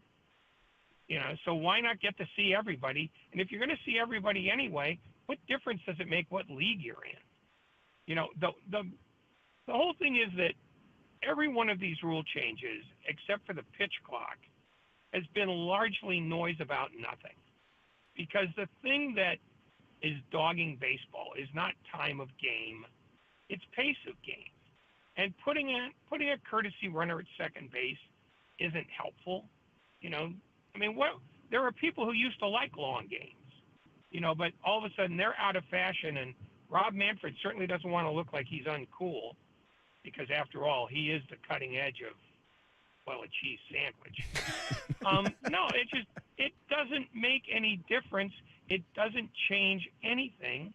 It's just another pointless exercise by a guy who listens to the loudest 5 cheapskate owners in the building. And, if they do it, fine. If they don't do it, fine. But it's not going to change their basic problem. I mean, I was going to ask you about the Giants just because why not? The Giants have fallen out of contention, and they did it in the worst way that you can in sports. They're not just bad, they're just boring. How do you evaluate Buster Posey's first season as baseball president ops, and do you expect the team to retain Bob Melvin? If they fire Bob Melvin, then basically Rob Manfred is the general manager. It's another thing that doesn't make a lot of difference because you cannot put earrings on a pig and call it jewelry. They're just not good yet. And 6 years under Farhan didn't change anything. The last couple of years with Bobby Evans didn't change anything. It takes a long time to load up your farm system. And, if you can't do that, then you'd better start throwing cash around. And I think to Posey's credit, he did that some with Adames and some with Devers. But, their strength is pitching. And, pitching is harder to sell than hitting.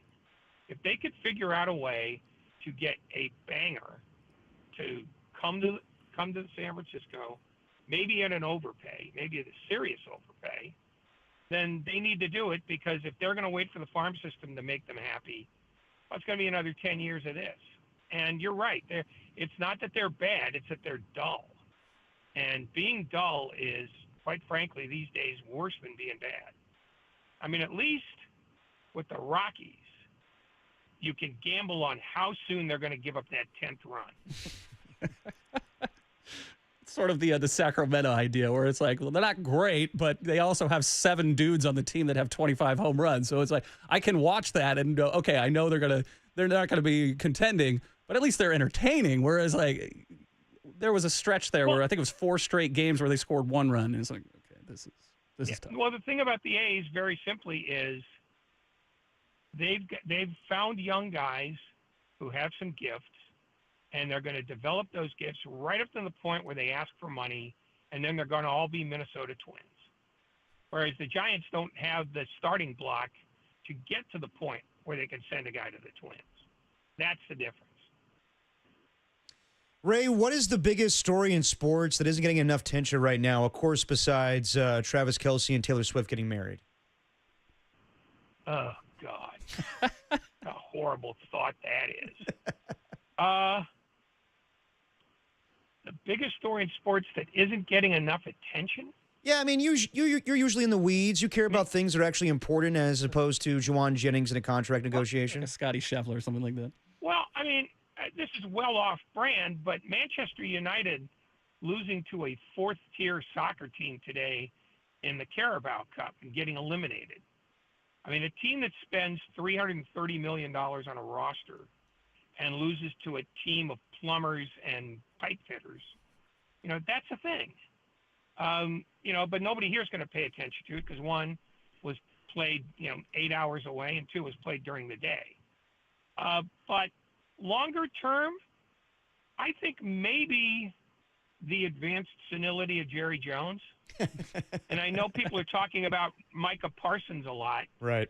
But the fact that he's drawing the line now at his age on this guy indicates that he's trying to win a fight that, frankly, he could only win by paying. So he's choosing exactly the wrong thing to do, exactly the wrong way. And he's convincing not just his players, because they already know he's a wingnut, but the fan base that he literally no longer knows what he's doing. You cannot be 82 years old and do stupid stuff because then people think you've lost it. If you're 52 and do stupid stuff, there's the odd chance you could hire somebody to fix it for you. But not Jerry. I mean, he's headed to the roundup, and there's no pulling back now. This was the wrong guy to pull this on because he got his butt hurt over overpaying Dak Prescott. Well, you can't win that one anymore. You already made that mistake. So you either pay this guy or you go 7-10. Do you really want to be looking up at the New York Giants? Is that the way you want to spend your sunset years? I mean, that's just madness. No, I mean, I'm entertaining madness. No, I mean it is, and I'm with you. I think that when push comes to shove, Jerry Jones will pay Micah Parsons. But in your time covering sports, Ray, how often have you heard of a guy like Jerry Jones or Al Davis or Bill Belichick, any of these, these big egos that don't want to deal with sports agent? How common in your time covering sports was it where a coach or a general manager or an owner wanted to bypass the agent to player situation and just go to the player themselves? Oh, they'd love to do it all the time, and I think there are more than a few who do try the end run. Fortunately, most players have been trained at least this much, which is if you want to talk contract, I'll get my agent on the phone. Yeah. Parsons was the architect of this whole mess by listening to Jerry, because Jerry is not your friend. Jerry would replace you with a $12 wrench if he could get away with it. So, is it a surprise? I mean, Al Davis used to do it in the 70s. Yeah. Before the union was very strong. But that was standard issue then. Now, anybody who listens to an owner thinking that the owner is looking out for their best interests is an idiot. And that was just it. That was the move of an idiot. Who do you think has more success this year, Pete Carroll or Jim Harbaugh?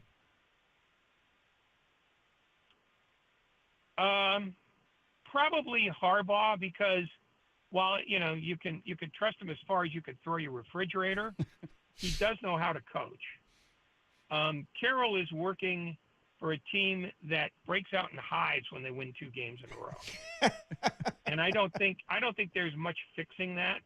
If he proves me wrong, great. But I've been listening to this song and dance since the Super Bowl they vomited up in 2001. I mean, that's almost a quarter century of 6-11. Yeah, I know, Ray. I'm gonna go with the track record that tells me these guys know how to lose twice as often as they win. All right, a couple more minutes with Ray Ratto on the Yuma guest line. Okay, a year ago, you told me that you're not a fan of chicken wings, and I get it. You usually don't like a lot of things in life, but are there any other foods that you're really not a fan of besides chicken wings? Oh, God. There's nothing that infuriates me the way chicken wings do. Why do you get Because that it mad really about is- that, though? That's ridiculous. A lot of work. Well, because it's the NFL preseason of food. It promises a lot, but there's nothing to it. You know, it's a piece of chicken the size of your thumb that they make 3 times as big by battering it and frying it. All thumbs And are then they created call it equal. Okay, go ahead. Yeah, and then they try to call it a meal. Yeah. You know, I mean, the person who invented chicken wings literally should be turning big rocks into little rocks on a prison farm in Louisiana. And that is Ray Ratto, everybody. Ray Ratto, you can read him in The Defector. He is the man. Ray, thank you so much for jumping on with me and Tim. Thanks, man. Yeah, go away. All right.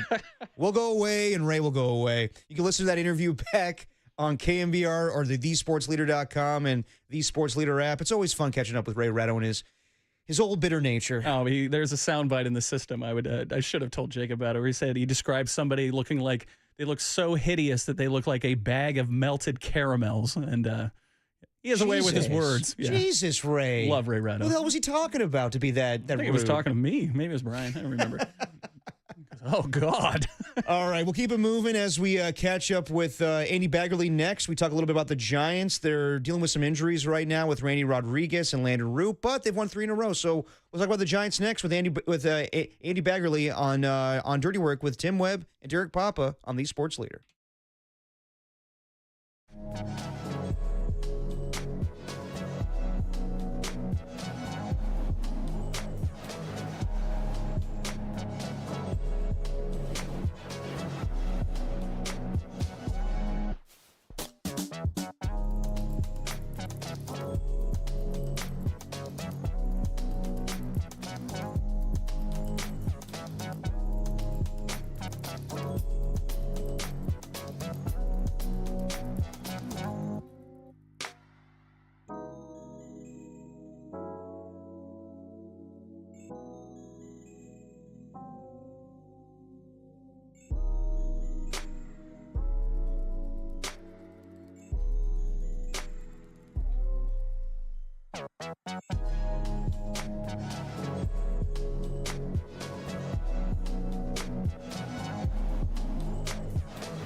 Four in a row. That's what the Giants are going for tonight against the Cubs. 4-game winning streak on the line at home. 5:45 pregame, 6:45 first pitch. Let's go, Giants. Let's make it 4 in a row. We got this.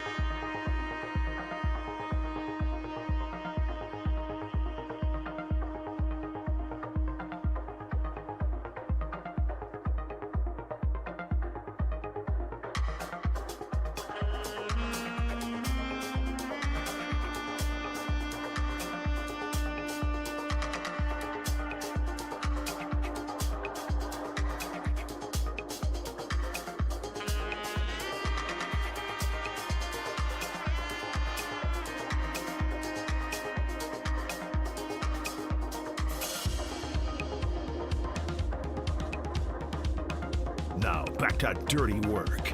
Adam Copeland and Derek Papa in the KNBR Casino Matrix Progressive Jackpot Studios. Casino Matrix Progressive Jackpots are here. Where are you? Just drop in. Please play responsibly. Call 1-800-GAMBLER. Dirty work on a Wednesday. Adam Copeland out, Tim Webb in, Derek Papa venturing to make the connection with Andy Baggerly. And Andy Baggerly is sponsored by Mancini Sleep World. Get the rest easy promise only at Mancini Sleep World. Visit sleepworld.com. We have not made the connection yet. But not yet. We're waiting on him, but get the read out of the way, and then if we get him on, cool. If not, we'll figure it out with good old Andy Baggerly. Always fun catching up with Ray Ratto.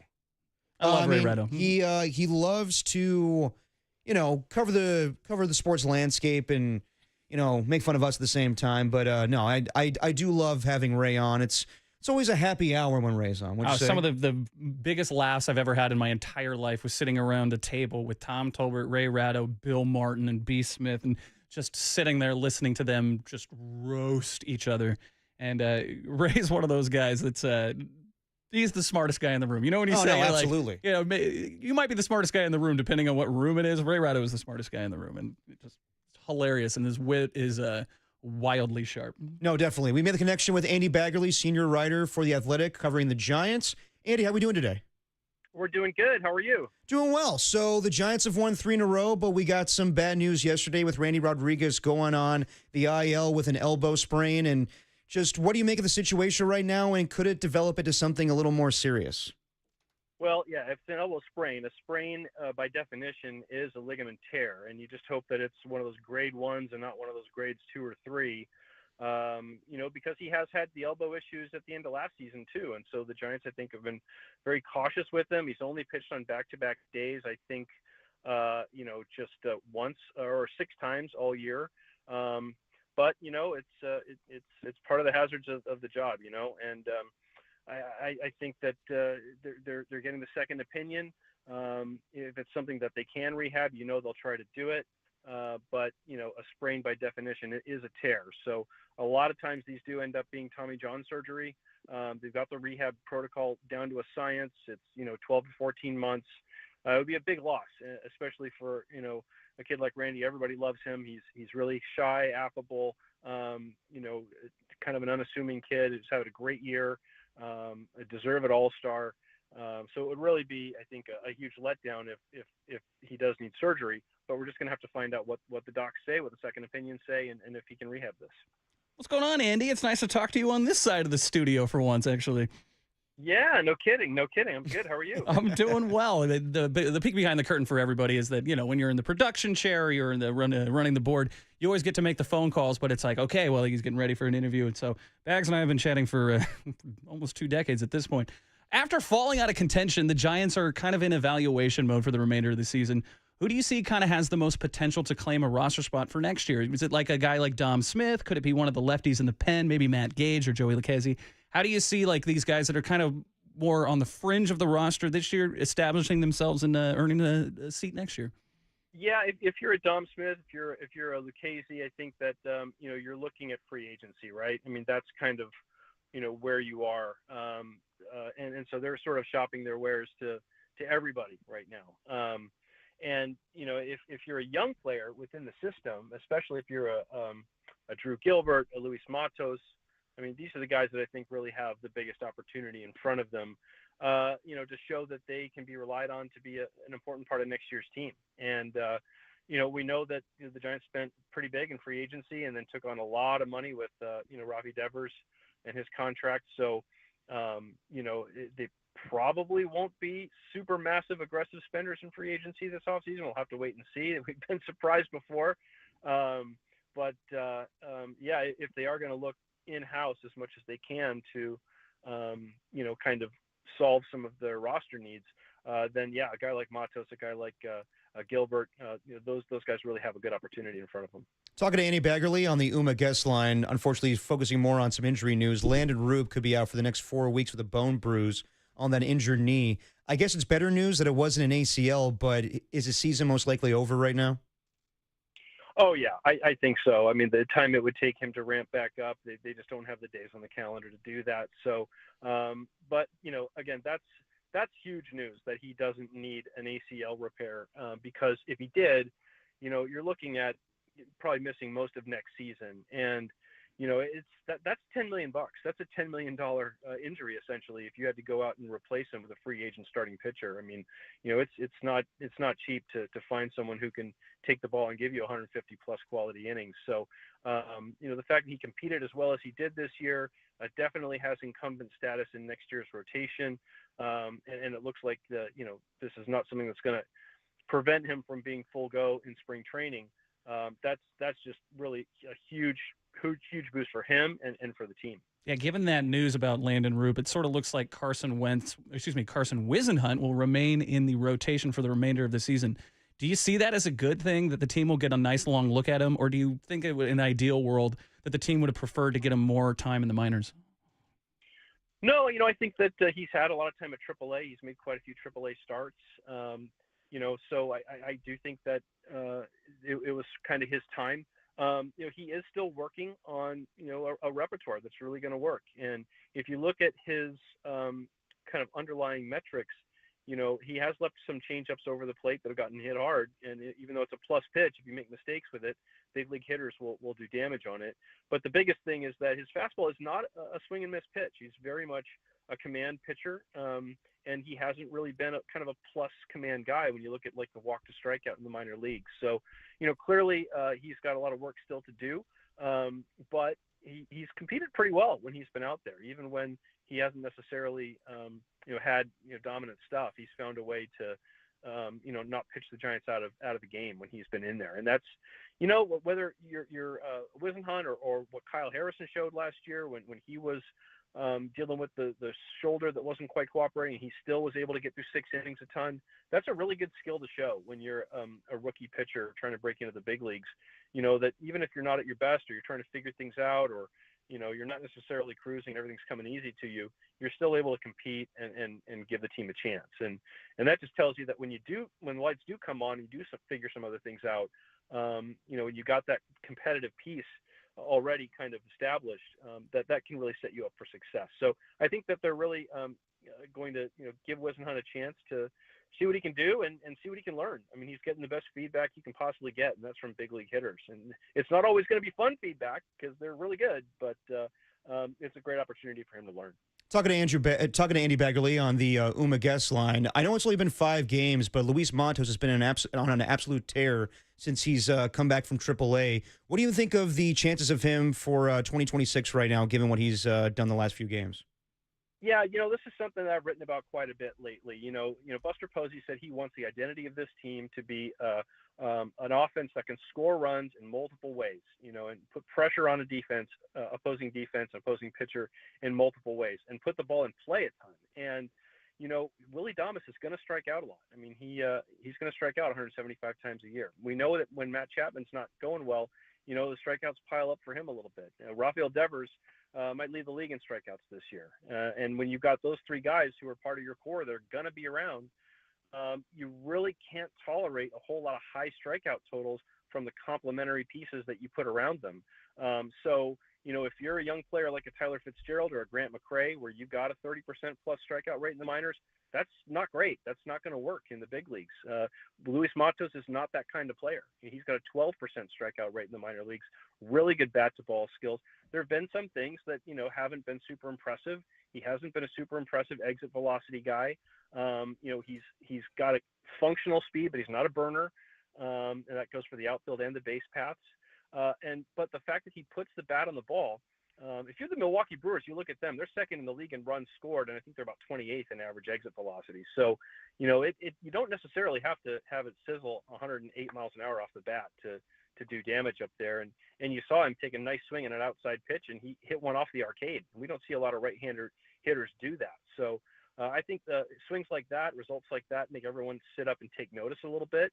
But the fact that he's a guy who does have some bat-to-ball skills, if they can work with him to get a little more selective in the zone, boost his walk rate a little bit when the pitches aren't there, and then really hone in on what he does well, which is within the strike zone, make contact. those are skills that definitely can play as a complementary player around this core that the Giants have. So yeah, I think they've got to be really pleased with what he's done early on.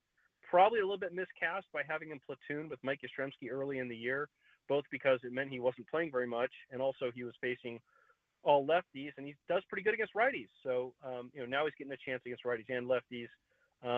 He's at under 300 plate appearances for the season, so he hasn't played a lot of baseball this year, and that's AAA and the big leagues combined. So, maybe in retrospect, he wasn't given the opportunity he should have gotten, but he's getting it now. Well, you're sort of leading me to my next question here about bat-to-ball skills and whatnot. And this is we like to call it our very predictable Bryce Eldridge question. Eldridge hit a homer last night. It gives him 8 for August, but he's also struck out 33 times in 85 at-bats. Do you still see San Francisco kind of bringing him up midway through September? No, I don't. I don't think he's coming up. Buster Posey has really been very consistent on this. In fact, I think John Shay asked him that very question yesterday from the SF Standard, and I talked to Buster yesterday as well, but it was a much briefer conversation. We didn't talk about Eldridge, but he did mention to John Shay that that it really looks highly unlikely that Eldridge would get a call up this year. I think that one of those things is this is a guy who's 6'7" and he's a power hitter. He's going to strike out, right? I mean, you think of guys who are really big, tall power hitters, whether they're righties or lefties, and you think of, Adam Dunn, Richie Sexton, those guys struck out a ton. Now, Eldridge has a pretty short swing for a guy who's as big as he is. And I think that as he gets, more accustomed to upper level pitching, seeing all those pitch shapes, those breaking balls that are more competitive pitches than he saw in the low minors, I think he's probably going to do better and cut that strikeout rate down. But right now it's pretty high, and I don't think there's a whole lot of reason to think it wouldn't be pretty high in the big leagues. So it's going to be really interesting to see when they introduce him. I assume it's going to be next year at this point. But they'll have to pick their spot, because I think he's one of those guys where, you don't want him to go up and down. When he comes up, you want to believe that he can stay up. And so I think that's kind of where they are, and they're going to hope that he can finish the season strong. He did miss some time too with that hamstring, so he did miss a little bit of minor league development this year, and I think they want him to get as much of it back as he can here as we get into September in that AAA schedule. Just a couple more minutes with Andy Baggerly on the UMA guest line. I know you wrote about this morning with the headline, "Are the Giants playing for Bob Melvin's job?" If the Giants have a successful run to the end of the season, is that pretty much going to determine Bob Melvin's fate at the end of the season if he comes back for the 2026 season? I don't know. I don't think there's a whole lot of people around the organization that have a good feel for that. This is going to be Buster Posey's call. He's certainly going to make it in conjunction with his closest advisors, and Greg Johnson being the closest of them. And you can say this with a reasonable degree of certainty. It isn't, as I wrote it, and I wrote it this way for a reason. It's an open question because, Buster Posey did not give a direct answer to it. He didn't say, yes, Bob is still our guy. Yes, we picked up his option for a reason. We have faith in him. He could have said any of those things, and, he didn't. And I don't think you don't necessarily assume the opposite when someone doesn't say A, they must mean B. But I think you can pretty much assume that if the Giants play really poorly over the next month, it's going to become even more likely that they're going to make a change. Maybe they're going to make a change anyway. Maybe they've already decided that they are going to move on and go in a different direction.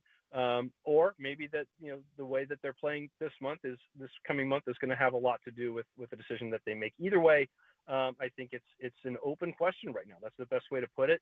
And, whether you're Matt Chapman or anybody in that clubhouse, if you really feel strongly you want Bob Melvin to manage the team next year, then you got to do something about it. You got to play, clean baseball. And the fact that they played a good series in Milwaukee, the fact that they, started a home standoff with a good win, a nice clean win against, a team that's leading the wild card in the Cubs, I think is a good start, and maybe kind of a little bit of a paradigm shift if they can get some momentum going.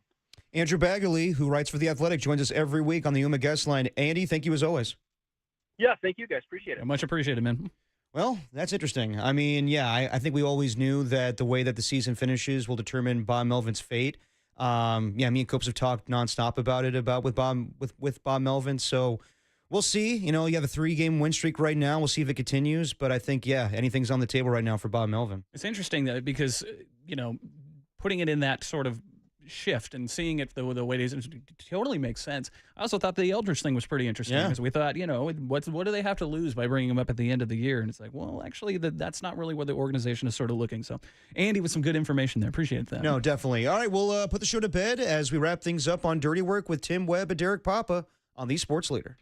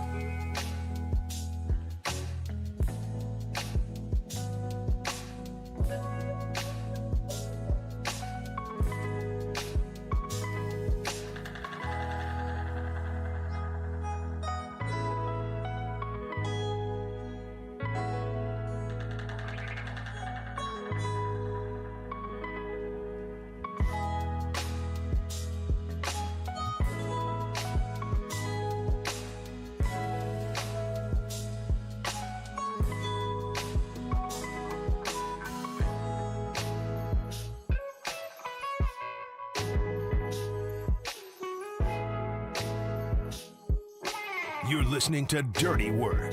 Adam Copeland and Derek Papa. On your home for all things 49ers for the last 20 years. KNBR, the sports leader.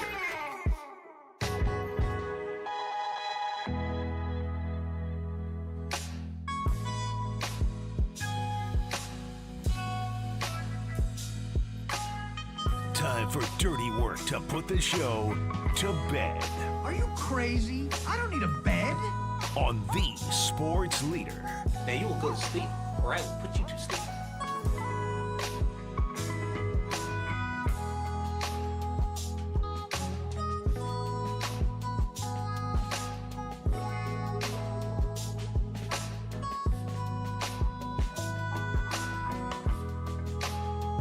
Putting the show to bed on a Wednesday. Derek Papa, Tim Webb, Jacob Violante. Want to give you some programming notes. Tune in tomorrow on Murph and Marcus. It's going to be quite the guest list. You're going to have Buster Posey at 7:30.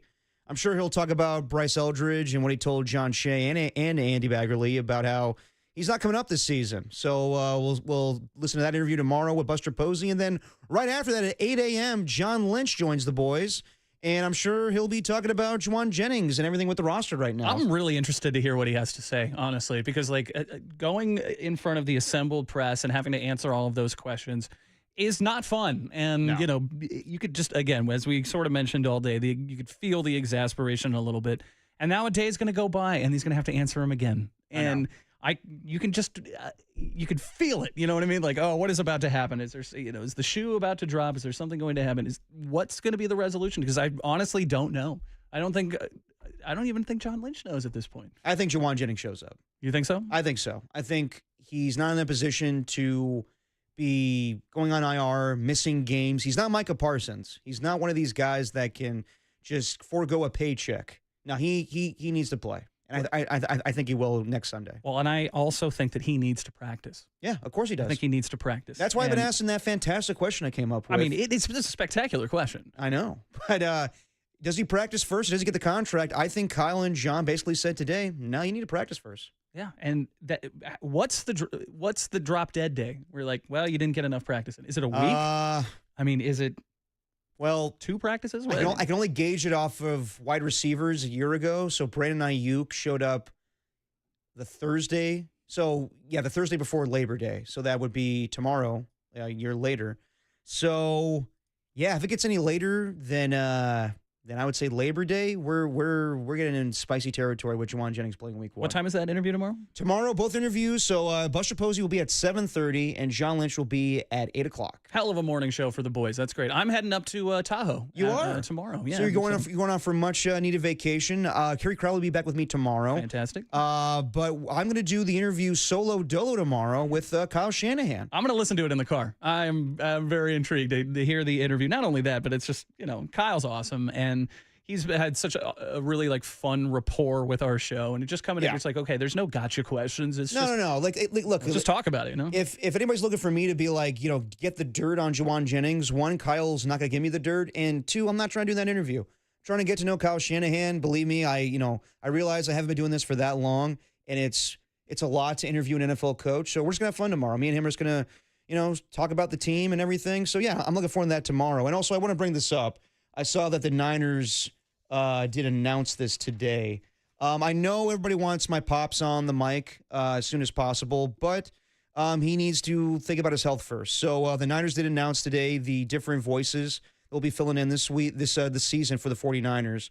And Guy Haberman came on with us a couple weeks ago. He was great. And I am thrilled that he will be the primary fill-in voice this season for the 49ers. We love Guy Haberman. No, Guy's the man. I've known him for 10 years. Jacob worked with him as well on the old Haberkoff show. So if I could choose anybody to fill in for my dad, I'm glad it's Guy Haberman. But, of course, Guy Haberman has obligations for the Big Ten Network, so it's not going to be Guy Haberman for every game. Justin Allegri is also going to do some games, did some great work with Cal. Absolutely. In recent years. Troy Clarity is going to fill in as well.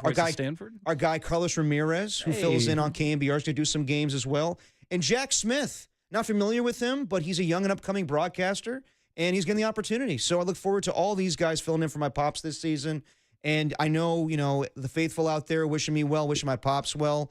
We would love to hear him on the mic, but it's gonna be a process first. So let's get him healthy, and then he'll be on the mic for the 49ers. You guys got to understand, Derek gets letters. Like, people handwrite letters and send them to the station, which is weird because I don't even know what the address of the station is at this point. But he gets letters, and so the love is there. People care, and everybody wants Greg to get better. My favorite part about all of this is that Tim Ryan's going to be with all of these guys, and I cannot. Who the hell are all these guys? Come on, man. I cannot wait for Tim to just scream over something. Oh, get a ball out. No, dude, I can't wait for the first ball out, and Justin Allegri or customer's like, whoa, you're startling me there, Tim. Guy Haberman having a heart attack because Tim's screaming at him.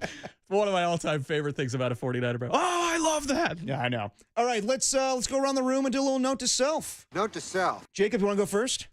Sure, I'll go first. I have one. It's that Derek loves flags, but doesn't know flags. I don't. And Block in the back is hard to say. Yeah. Be careful with that one. Yeah. Yeah, be careful. Say that one slowly. Not as spicy as your John Elway riff the last time you filled in on the show. Let's not remind anybody. We're on to Seattle, okay? We're on to Seattle. All right, Tim, you got a note to self? Note to self. Yeah, note to self. Man City lost to Grimsby today, and Grimsby has an equivalent population to Milpitas. So that's your Premier League update. Yeah, Ray Ratto dropping some knowledge on us today. I did not know. Cup. Yeah, I'm not well versed in my soccer, but yeah, Ray's the guy to always go a little more broad, go across the board there.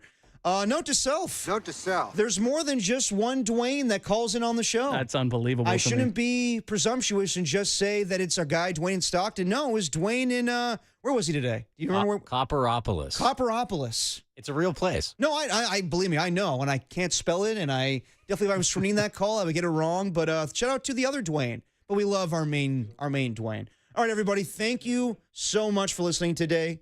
We'll be back tomorrow. I'll be with Kerry Crowley, and Kyle Shanahan's going to join us at 5:30 tomorrow. We should also let people know that Dirty Work is sponsored by Redwood Credit Union. Whether you're dreaming of a new home, planning your children's future, or growing your business, Redwood Credit Union is a financial partner that feels like home. Learn more at redwoodcu.org. Federally insured by NCUA. Nicely done, Tim. Nicely done. See, you're the one usually bothering us to read that, but for once in a while, now you read it. I like that. I like that change. I was just waiting for Jacob to scream at me about it. Well, thank you to everybody that joined us today. Thanks to Brian Peacock. Thanks to Ray Ratto. Thanks to Andy Baggerly. You can hear all those interviews on thesportsleader.com or the Sports Leader app. As I said, Kyle Shanahan will be joining me tomorrow on the show. He'll join us at 5:30. And we'll also be joined by Rich Aurelia at 4:50, me and Kerry Crowley. Thanks to everybody that came on the show today. Thanks to all of you that are listening. Thanks to the filth that called in. Thanks to everybody on the YouTube chat. Thanks to people that texted in. And let me get this right for once. We'll see. It gets easier every day. Every day gets a little easier. But you got to do it every day. That's the dirty work. Is it? Did I nail it? Was that that's pretty close. It's not bad. No, that's it, though, right? It's not bad. Was I off a little bit? I told Copes the damn thing. I told him to watch BoJack Horseman. That's the thing. All right, either way. Giants coming up next. Giants and the Cubs looking to get a 4-game win streak. We got it's Carson Wisnun against Colin Ray. Hurry up. All right, we'll do this. All right, here we go. Dirty work off the air, and next is Giant Space.